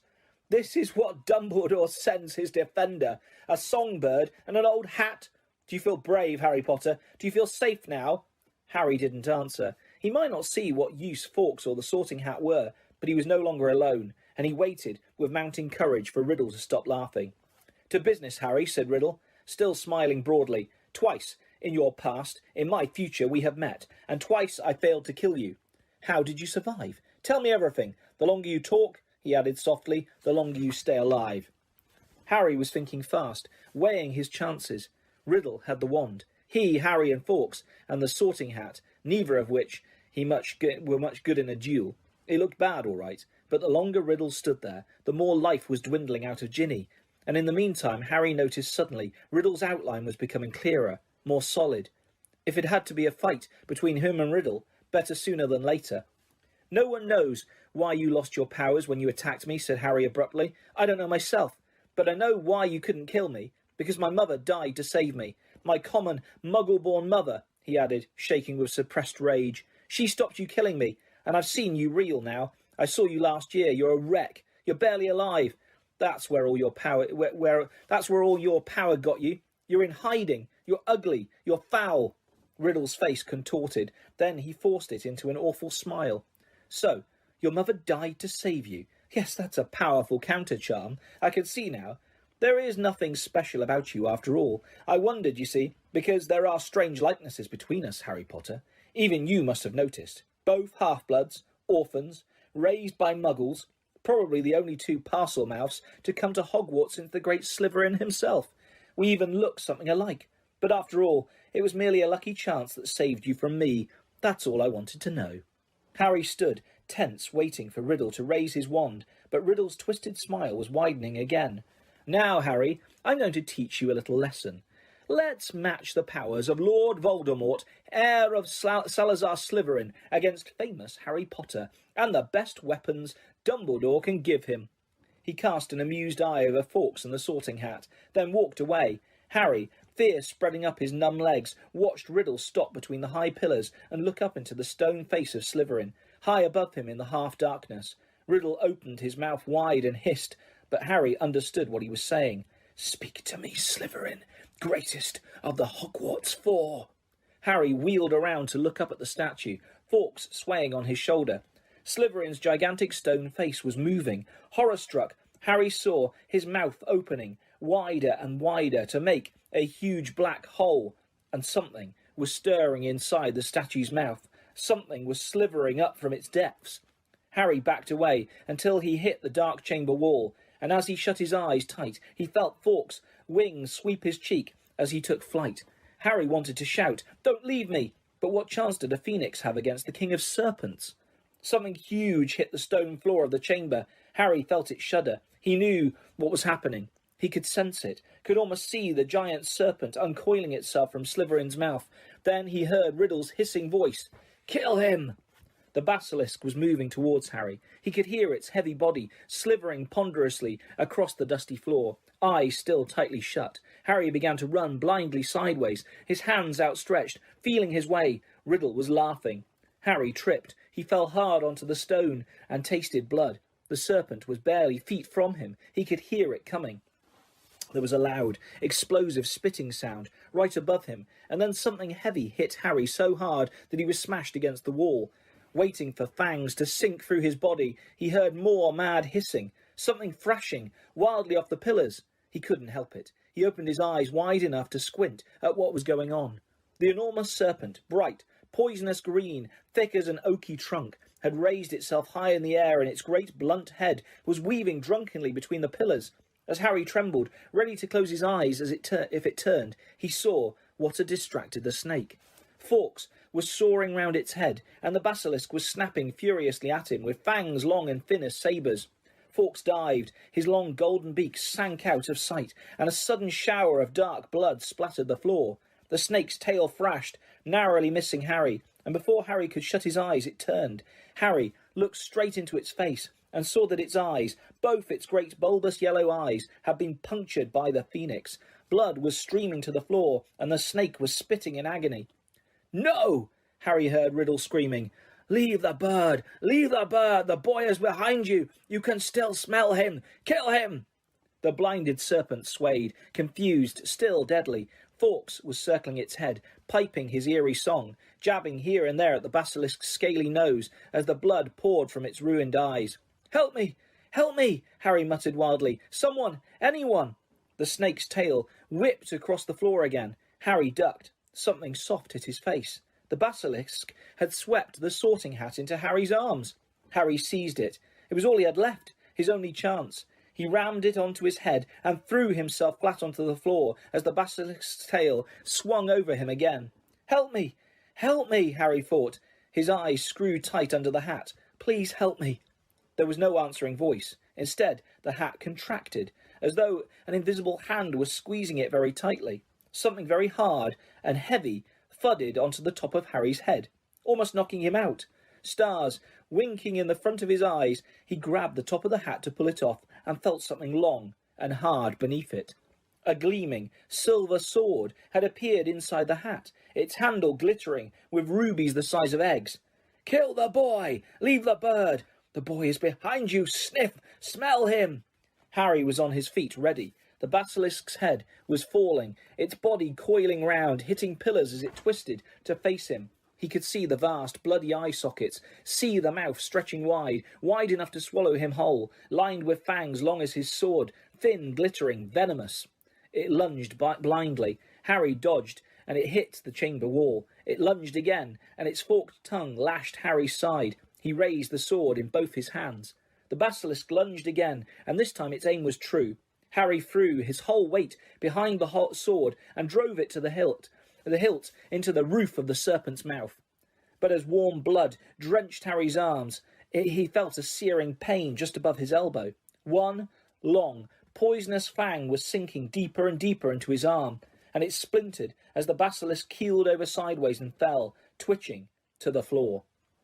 Harry slid down the wall. He gripped the fang that was spreading poison through his body and wrenched it out of his arm. But he knew it was too late. White-hot pain was spreading slowly and steadily from the wound. Even as he dropped the fang and watched his own blood soaking his robes, his vision went foggy. The chamber was dissolving in a whirl of dull colour. A patch of scarlet swam past, and Harry heard a soft clatter of claws beside him. "Fawkes," said Harry thickly. "You were brilliant, Fawkes." He felt the bird lay its beautiful head on the spot where the serpent's fang had pierced him. He could hear echoing footsteps, and then a dark shadow moved in front of him. "You're dead, Harry Potter," said Riddle's voice above him. "Dead. Even Dumbledore's bird knows it. Do you see what he's doing, Potter? He's crying." Harry blinked. Fawkes' head slid in and out of focus. Thick, pearly tears were trickling down the glossy feathers. "I'm going to sit here and watch you die, Harry Potter. Take your time. I'm in no hurry." Harry felt drowsy. Everything around him seemed to be spinning. "So ends the famous Harry Potter," said Riddle's distant voice, alone in the Chamber of Secrets, forsaken by his friends, defeated at last by the Dark Lord he so unwisely challenged. "You'll be back with your dear mudblood mother soon, Harry. She bought you 12 years of borrowed time, but Lord Voldemort got you in the end, as you knew he must." Is this dying?" thought Harry. "It's not so bad." Even the pain was leaving him. But was this dying? Instead of going black, the chamber seemed to be coming back into focus. Harry gave his head a little shake, and there was Fawkes, still resting his head on Harry's arm. A pearly patch of tears was shining all around the wound, except there was no wound. "Get away, bird!" said Riddle's voice suddenly. "Get away from him! I said get away!" Harry raised his head. Riddle was pointing Harry's wand at Fawkes. There was a bang like a gun, and Fawkes took flight again in a whirl of gold and scarlet. "Phoenix tears," said Riddle quietly, staring at Harry's arm. "Of course. Healing powers. I forgot." He looked into Harry's face. "But it makes no difference. In fact, I prefer it this way. Just you and me, Harry Potter. You and me." He raised the wand. Then, in a rush of wings, Fawkes soared back overhead, and something fell into Harry's lap. The diary. For a split second, both Harry and Riddle, wand still raised, stared at it. Then, without thinking, without considering, as though he had meant to do it all along, Harry seized the basilisk fang on the floor next to him and plunged it straight into the heart of the book. There was a long, dreadful, piercing scream. Ink spurted out of the diary in torrents, streaming over Harry's hands, flooding the floor. Riddle was writhing and twisting, screaming and flailing, and then he had gone. Harry's wand fell to the floor with a clatter, and there was silence. Silence except for the steady drip, drip of ink still oozing from the diary. The basilisk venom had burned a sizzling hole right through it. Shaking all over, Harry pulled himself up. His head was spinning, as though he just travelled miles by flue powder. Slowly, he gathered together his wand and the sorting hat, and with a huge tug, retrieved the glittering sword from the roof of the basilisk's mouth. Then came a faint moan from the end of the chamber. Ginny was stirring. As Harry hurried towards her, she sat up. Her bemused eyes travelled from the huge form of a dead basilisk over Harry in his blood-soaked robes, then to the diary in his hand. She drew a great, shuddering gasp, and tears began to pour down her face. "Harry, oh, Harry, I tried to tell you at breakfast, but I couldn't say it in front of Percy. It was me, Harry, but I swear I didn't mean to. Riddle made me. He took me over, and how did you kill that thing? Where's Riddle? The last thing I remember is coming out of the diary." "It's all right," said Harry, holding up the diary and showing Ginny the fang hole. "Riddle's finished. Look, him and the basilisk. Come on, Ginny, let's get out of here." "I'm going to be expelled," Ginny wept, as Harry helped her awkwardly to her feet. I've looked forward to coming to Hogwarts ever since Bill came, and now I'll have to leave, and what'll Mum and Dad say?" Fawkes was waiting for them, hovering in the chamber entrance. Harry urged Ginny forward and stepped over the motionless coils of the dead basilisk. Through the echoing gloom and back into the tunnel, Harry heard the stone doors close behind them with a soft hiss. After a few minutes' progress up the dark tunnel, a distant sound of slowly shifting rock reached Harry's ears. "Ron!" Harry yelled, speeding up. "Ginny's okay! I've got her!" He heard Ron give a strangled cheer and then turn the next bend to see his eager face staring through the sizable gap he had managed to make in the rock's fall. "Ginny!" Ron thrust an arm through the gap in the rock to pull her through first. "You're alive! I don't believe it! What happened?" He tried to hug her, but Ginny held him off, sobbing. "But you're okay, Ginny," said Ron, beaming at her. "It's over now. Where did that bird come from?" Fawkes had swooped through the gap after Ginny. "He's Dumbledore's," said Harry, squeezing through himself. "And how come you've got a sword?" said Ron, gaping at the glittering weapon in Harry's hand. "I'll explain when we get out of here," said Harry, with a sideways glance at Ginny. "But later," Harry said quickly. He didn't think it was a good idea to tell Ron yet who'd been opening the chamber, not in front of Ginny anyway. "Where's Lockhart?" "Back there," said Ron, grinning and jerking his head up at the tunnel towards the pipe. "He's in a bad way. Come and see." Led by Fawkes, whose wide scarlet wings emitted a soft golden glow in the darkness, they walked all the way back to the mouth of the pipe. Gilderoy Lockhart was sitting there, humming placidly to himself. "His memory's gone," said Ron. "The memory charm backfired. Hit him instead of us. Hasn't got a clue who he is, or where he is, or who we are. I told him to come and wait here. He's a danger to himself." Lockhart peered good-naturedly up at them all. "Hello," he said. "Odd sort of place, this, isn't it?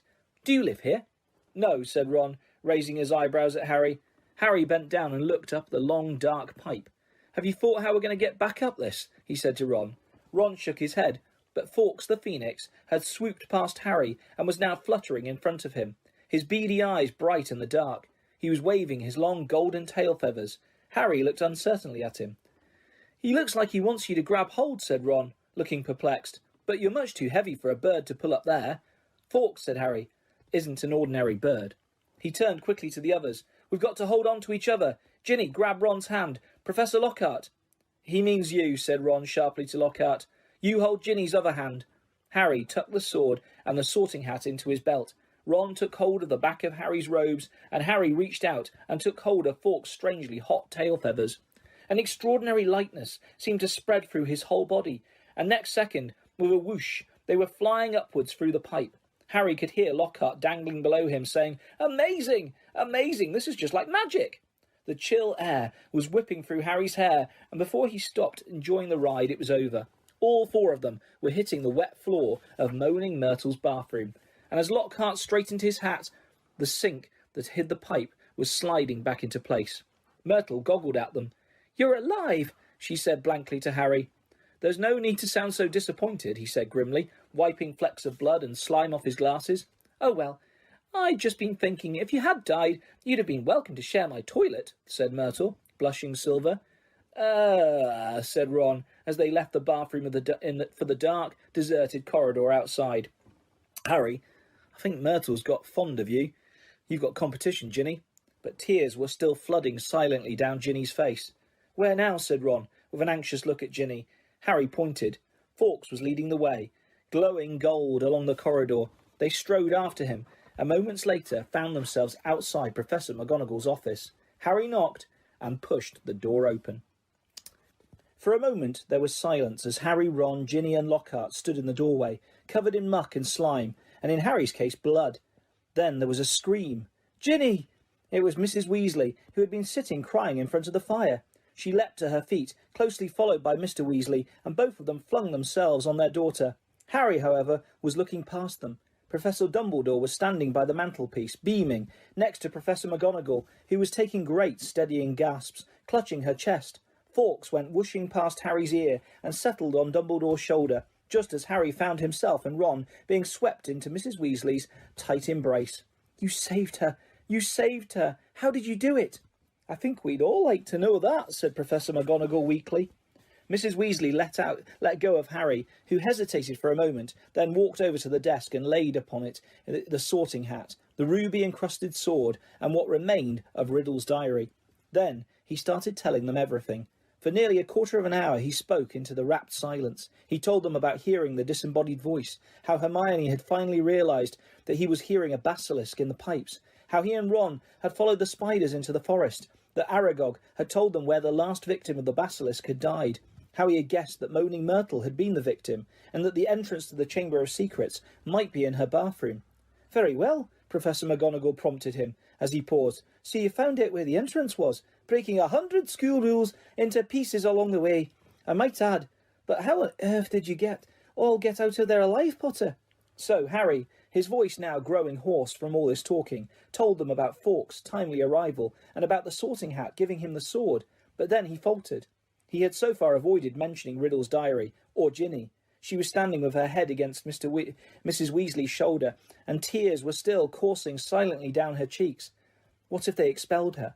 Harry thought in panic. Riddle's diary didn't work any more. How could they prove it had been he who'd made her do it all? Instinctively, Harry looked at Dumbledore, who smiled faintly, the firelight glancing off his half-moon spectacles. "What interests me most," said Dumbledore gently, "is how Lord Voldemort managed to enchant Ginny, when my sources tell me he is currently in hiding in the forests of Albania." Relief, warm, sweeping, glorious relief swept over Harry. What's that?" said Mr. Weasley in a stunned voice. "You know who? Enchant Ginny? But Ginny hasn't been, has she?" "It was this diary," said Harry quickly, picking it up and showing it to Dumbledore. "Riddle wrote in it when he was 16. Dumbledore took the diary from Harry and peered keenly down his long, crooked nose at its burnt and soggy pages. "Brilliant," he said softly. "Of course. He was probably the most brilliant student Hogwarts had ever seen." He turned around to the Weasleys, who were looking utterly bewildered. "Very few people know that Lord Voldemort was once called Tom Riddle. I taught him myself 50 years ago at Hogwarts. He disappeared after leaving the school, travelled far and wide, sank so deeply into the dark arts, consorted with the very worst of our kind, underwent so many dangerous magical transformations that when he resurfaced as Lord Voldemort, he was barely recognisable. Hardly anyone connected Lord Voldemort with the clever, handsome boy who was once head boy here." "But Ginny," said Mrs. Weasley, "what's our Ginny got to do with him?" "His diary," Ginny sobbed. I've been writing in it, and he's been writing back all year." "Ginny," said Mr. Weasley, flabbergasted, "haven't I taught you anything? What have I always told you? Never trust anything that can think for itself if you can't see where it keeps its brain. Why didn't you show the diary to me? As your mother, a suspicious object like that? It was clearly full of dark magic." I don't know," said Ginny. "I found it inside one of the books Mum got me. I thought someone had just left it in there and forgotten about it." "Miss Weasley should go up to the hospital wing straight away," Dumbledore interrupted, in a firm voice. This has been a terrible ordeal for her. There will be no punishment. Older and wiser wizards than she have been hoodwinked by Lord Voldemort. He strode over to the door and opened it. Bed rest, and perhaps a large steaming mug of hot chocolate. I always find that cheers me up, he added, twinkling kindly down at her. You will find that Madame Pomfrey is still awake. She's just giving out mandrake juice. I dare say the basilisk's victims will be waking up any moment. So, Hermione's okay, said Ron brightly. There has been no lasting harm done, said Dumbledore.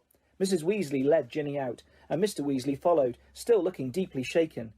You know, Minerva, Professor Dumbledore said thoughtfully to Professor McGonagall, I think all this merits a good feast. Might I ask you to go and alert the kitchens? Right, said Professor McGonagall crisply, also moving to the door. I'll leave you to deal with Potter and Weasley, shall I? Certainly, said Dumbledore. She left, and Harry and Ron gazed uncertainly at Dumbledore. What exactly had Professor McGonagall meant, deal with them? Surely they weren't about to be punished. I seem to remember telling you both that I would have to expel you if you broke any more school rules, said Dumbledore. Ron opened his mouth in horror. Which goes to show that the best of us must sometimes eat our words, Dumbledore went on, smiling. You will both receive special awards for services to the school, and let me see, yes, I think 200 points apiece for Gryffindor. Ron went as brightly pink as Lockhart's Valentine flowers and closed his mouth again. But one of us seems to be keeping mightily quiet about his part in this dangerous adventure, Dumbledore added. Why so modest, Gilderoy? Harry gave a start. He had completely forgotten about Lockhart. He turned and saw that Lockhart was standing in a corner of the room, still wearing his vague smile. When Dumbledore addressed him, Lockhart looked over his shoulder to see who he was talking to. Professor Dumbledore, Ron said quickly, there was an accident down in the Chamber of Secrets. Professor Lockhart...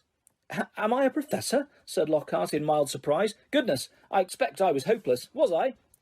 He tried to do a memory charm, and the wand backfired, Ron explained quietly to Dumbledore. Dear me, said Dumbledore, shaking his head, his long silver moustache quivering. Impaled upon your own sword, Gilderoy. Sword? Said Lockhart dimly. Haven't got a sword. That boy has, though. He pointed at Harry. He'll lend you one. Would you mind taking Professor Lockhart up to the hospital wing too? Dumbledore said to Ron. I'd like a few more words with Harry. Lockhart ambled out. Ron cast a curious look back at Dumbledore, and Harry, as he closed the door. Dumbledore crossed to one of the chairs by the fire. Sit down, Harry, he said, and Harry sat, feeling unaccountably nervous. First of all, Harry, I want to thank you, said Dumbledore, eyes twinkling again. You must have shown me real loyalty down in the chamber. Nothing but that would have called Fawkes to you. He stroked the phoenix, which had fluttered down onto his knee. Harry grinned awkwardly as Dumbledore watched him. And so you met Tom Riddle, said Dumbledore thoughtfully. I imagine he was most interested in you. Suddenly, something that was nagging at Harry came tumbling out of his mouth. Professor Dumbledore, Riddle said, I'm like him. Strange likenesses, he said. Did he now? Said Dumbledore, looking thoughtfully under his quick silver eyebrows at Harry. And what do you think, Harry? I don't think I'm like him, said Harry, more loudly than he'd intended. I mean, I'm in Gryffindor, But he fell silent, a lurking doubt resurfacing in his mind. Professor, he started again after a moment, the Sorting Hat told me I'd have done well in Slytherin. Everyone thought I was Slytherin's heir for a while, because I can speak Parseltongue. You can speak Parseltongue, Harry, said Dumbledore calmly, because Lord Voldemort, who is the last remaining descendant of Salazar Slytherin, can speak Parseltongue. Unless I'm much mistaken, he transferred some of his own powers to you the night he gave you that scar. Not something he intended to do, I'm sure. Voldemort put a bit of himself in me, Harry said, thunderstruck. It certainly seems so. So I should be in Slytherin, Harry said, looking desperately into Dumbledore's face. The Sorting Hat could see Slytherin's power in me, and it... Put you in Gryffindor, said Dumbledore calmly. Listen to me, Harry. You happen to have many qualities Salazar Slytherin prized in his hand-picked students. His own very rare gift, Parseltongue, resourcefulness, determination, a certain disregard for rules, he added, his moustache quivering again. Yet the Sorting Hat placed you in Gryffindor. You know why that was. Think. It only put me in Gryffindor, said Harry in a defeated voice, because I asked not to go in Slytherin. Exactly, said Dumbledore, beaming once more, "which makes you very different from Tom Riddle. It is our choices, Harry, that show what we truly are, far more than our abilities." Harry sat motionless in his chair, stunned. "If you want proof, Harry, that you belong in Gryffindor, I suggest you look more closely at this." Dumbledore reached across to Professor McGonagall's desk, picked up the blood-stained silver sword, and handed it to Harry. Dully, Harry turned it over, the rubies blazing in the firelight, and then he saw the name engraved just below the hilt, Godric Gryffindor. "Only a true Gryffindor could have pulled that out of the hat, Harry," said Dumbledore simply. For a minute neither of them spoke. Then Dumbledore pulled open one of the drawers in Professor McGonagall's desk and took out a quill and a bottle of ink. "What do you need, Harry? Is some food and sleep. I suggest you go down to the feast, while I write to Azkaban. We need our gamekeeper back, and I must draft an advertisement for the Daily Prophet too," he added thoughtfully. "We'll be needing a new defence against the dark arts teacher. Dear me, we do seem to run through them, don't we?" Harry got up and crossed to the door. He had just reached for the handle, however, when the door burst open so violently that it bounced back off the wall. Lucius Malfoy stood there, fury in his face, and cowering under his arm, heavily wrapped in bandages, was Dobby. "Good evening, Lucius," said Dumbledore patiently and pleasantly. Mr. Malfoy almost knocked Harry over as he swept into the room. Dobby went scurrying in after him, crouching at the hem of his cloak, a look of abject terror on his face. "So," said Lucius Malfoy, his cold eyes fixed on Dumbledore, "you've come back. The governor suspended you, but you still saw fit to return to Hogwarts." "Well, you see, Lucius," said Dumbledore, smiling serenely, "the other 11 governors contacted me today. It was something like being caught in a hailstorm of owls, to tell the truth.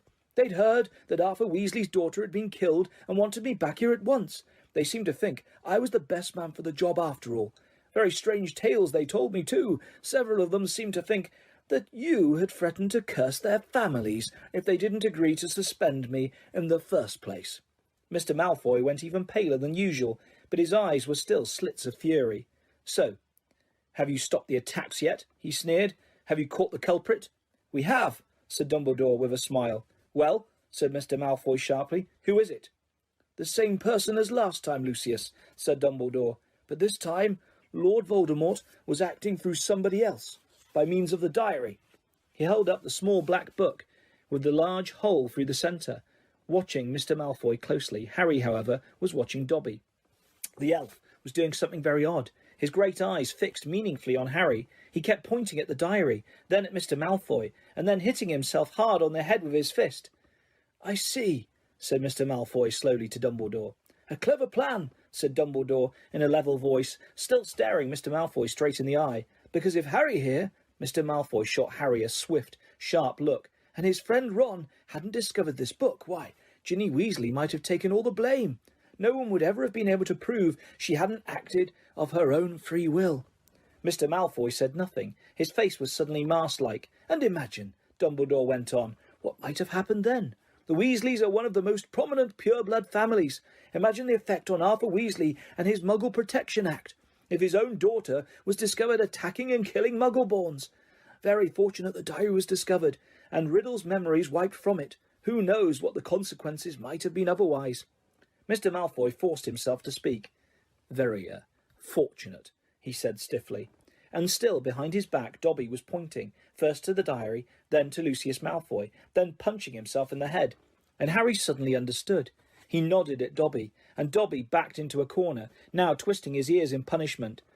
"Don't you want to know how Ginny got hold of that diary, Mr. Malfoy?" said Harry. Lucius Malfoy rounded on him. "How should I know how the stupid little girl got hold of it?" he said. "Because you gave it to her," said Harry, "in flourish and blots. You'd picked up her old Transfiguration book and slipped the diary inside, didn't you?" He saw Mr. Malfoy's white hands clench and unclench. "Prove it," he hissed. "Oh, no one will be able to do that," said Dumbledore, smiling at Harry. "Not now Riddle has vanished from the book. On the other hand, I would advise you, Lucius, not to go giving out any more of Lord Voldemort's old school things. If any more of them find their way into innocent hands, I think Arthur Weasley, for one, will make sure they are traced back to you." Lucius Malfoy stood for a moment, and Harry distinctly saw his right hand twitch, as though he was longing to reach for his wand. Instead, he turned to his house elf. "We're going, Dobby." He wrenched open the door, and as the elf came hurrying up to him, he kicked him right through it. They could hear Dobby squealing with pain all the way along the corridor. Harry stood for a moment, thinking hard. Then it came to him. "Professor Dumbledore," he said hurriedly, "can I have that diary back? Can I give it back to Mr. Malfoy, please?" "Certainly, Harry," said Dumbledore calmly. "But hurry. The feast, remember?" Harry grabbed the diary and dashed out of the office. He could hear Dobby's squeals of pain receding around the corner. Quickly, wondering if this plan could possibly work, Harry took off one of his shoes, pulled off his slimy, filthy sock, and stuffed the diary into it. Then he ran down the dark corridor. He caught up with them at the top of the stairs. "Mr. Malfoy!" he gasped, skidding to a halt. "I've got something for you." And he forced the smelly sock into Lucius Malfoy's hand. "What the—" Mr. Malfoy ripped the sock off the diary, threw it aside, and looked furiously from the ruined book to Harry. "You'll meet the same sticky end as your parents one of these days, Harry Potter," he said softly. "They were meddlesome fools too." He turned to go. "Come, Dobby." I said, "Come." But Dobby didn't move. He was holding up Harry's disgusting, slimy sock and looking at it as though it were a priceless treasure. "Master has given Dobby a sock," said the elf in wonderment. "Master gave it to Dobby." "What's that?" spat Mr. Malfoy. "What did you say?" "Dobby has got a sock," said Dobby in disbelief. "Master threw it, and Dobby caught it, and Dobby is free." Lucius Malfoy stood frozen, staring at the elf. Then he lunged at Harry. "You've lost me, my servant boy!" But Dobby shouted, "You shall not harm Harry Potter!" There was a loud bang, and Mr. Malfoy was thrown backwards. He crashed down the stairs, 3 at a time, landing in a crumpled heap on the landing below. He got up, his face livid, and pulled out his wand, but Dobby raised a long, threatening finger. "You shall go now," he said fiercely, pointing down at Mr. Malfoy. "You shall not touch Harry Potter. You shall go now."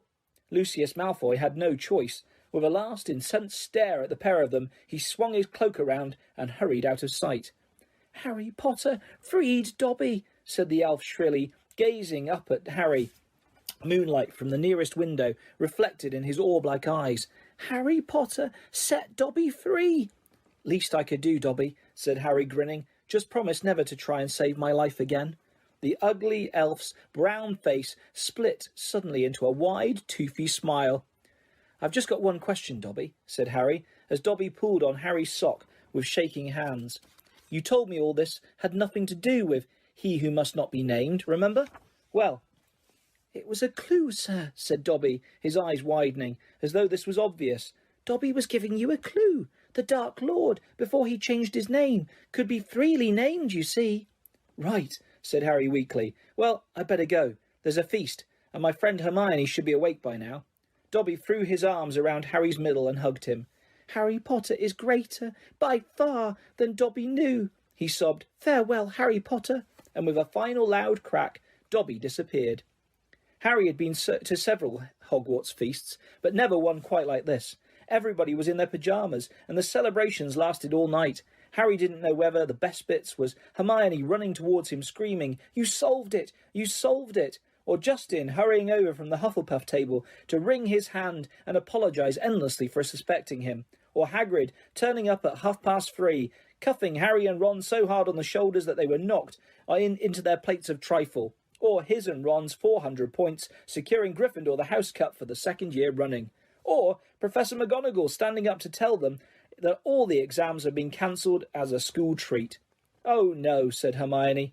Or Dumbledore announcing that unfortunately Professor Lockhart would be unable to return next year owing to the fact that he needed to go away and get his memory back. Quite a few of the teachers joined in the cheering that greeted this news. "Shame," said Ron, helping himself to a jam donut. "He was starting to grow on me." The rest of the summer term passed in a haze of blazing sunshine. Hogwarts was back to normal, and with only a few small differences. Defence against the dark arts classes were cancelled, but we've had plenty of practice on that anyway, Ron told a disgruntled Hermione. And Lucius Malfoy had been sacked as the school governor. Draco was no longer strutting around the school as though he owned the place. On the contrary, he looked resentful and sulky. On the other hand, Ginny Weasley was perfectly happy again. Too soon, it was time for the journey home on the Hogwarts Express. Harry, Ron, Hermione, Fred, George and Ginny got a compartment to themselves. They made the most of the last few hours in which they were allowed to do magic before the holidays. They played Exploding Snap, set off the very last of Fred and George's filibuster fireworks, and practised disarming each other by magic. Harry was getting very good at it. They were almost at King's Cross when Harry remembered something. Ginny, what did you see Percy doing that he didn't want you to tell anyone? Oh, that, said Ginny, giggling. Well, Percy's got a girlfriend. Fred dropped a stack of books on George's head. What? It's that Ravenclaw prefect, Penelope Clearwater, said Ginny. That's who he was writing to all last summer. He's been meeting her all over the school in secret. I walked in on them kissing in an empty classroom one day. He was so upset when she was, attacked. You won't tease him, will you? She added anxiously. Wouldn't dream of it, said Fred, who was looking as if his birthday had come already. Definitely not, said George, sniggering. The Hogwarts Express slowed and finally stopped. Harry pulled out his quill and a bit of parchment and turned to Ron and Hermione. This is called a telephone number, he told Ron, scribbling it twice, tearing the parchment in two and handing it to them. I told your dad how to use a telephone last summer. He'll know. Call me at the Dursleys, OK? I can't stand another 2 months with only Dudley to talk to. Your aunt and uncle will be proud, though, won't they? Said Hermione, as they got off the train and joined the crowd thronging towards the enchanted barrier. When they hear what you did this year. Proud, said Harry. Are you mad? All those times I could have died, and I didn't manage it. They'll be furious. And together they walked back through the gateway to the Muggle world. And that is the end of Harry Potter and the Chamber of Secrets by J.K. Rowling.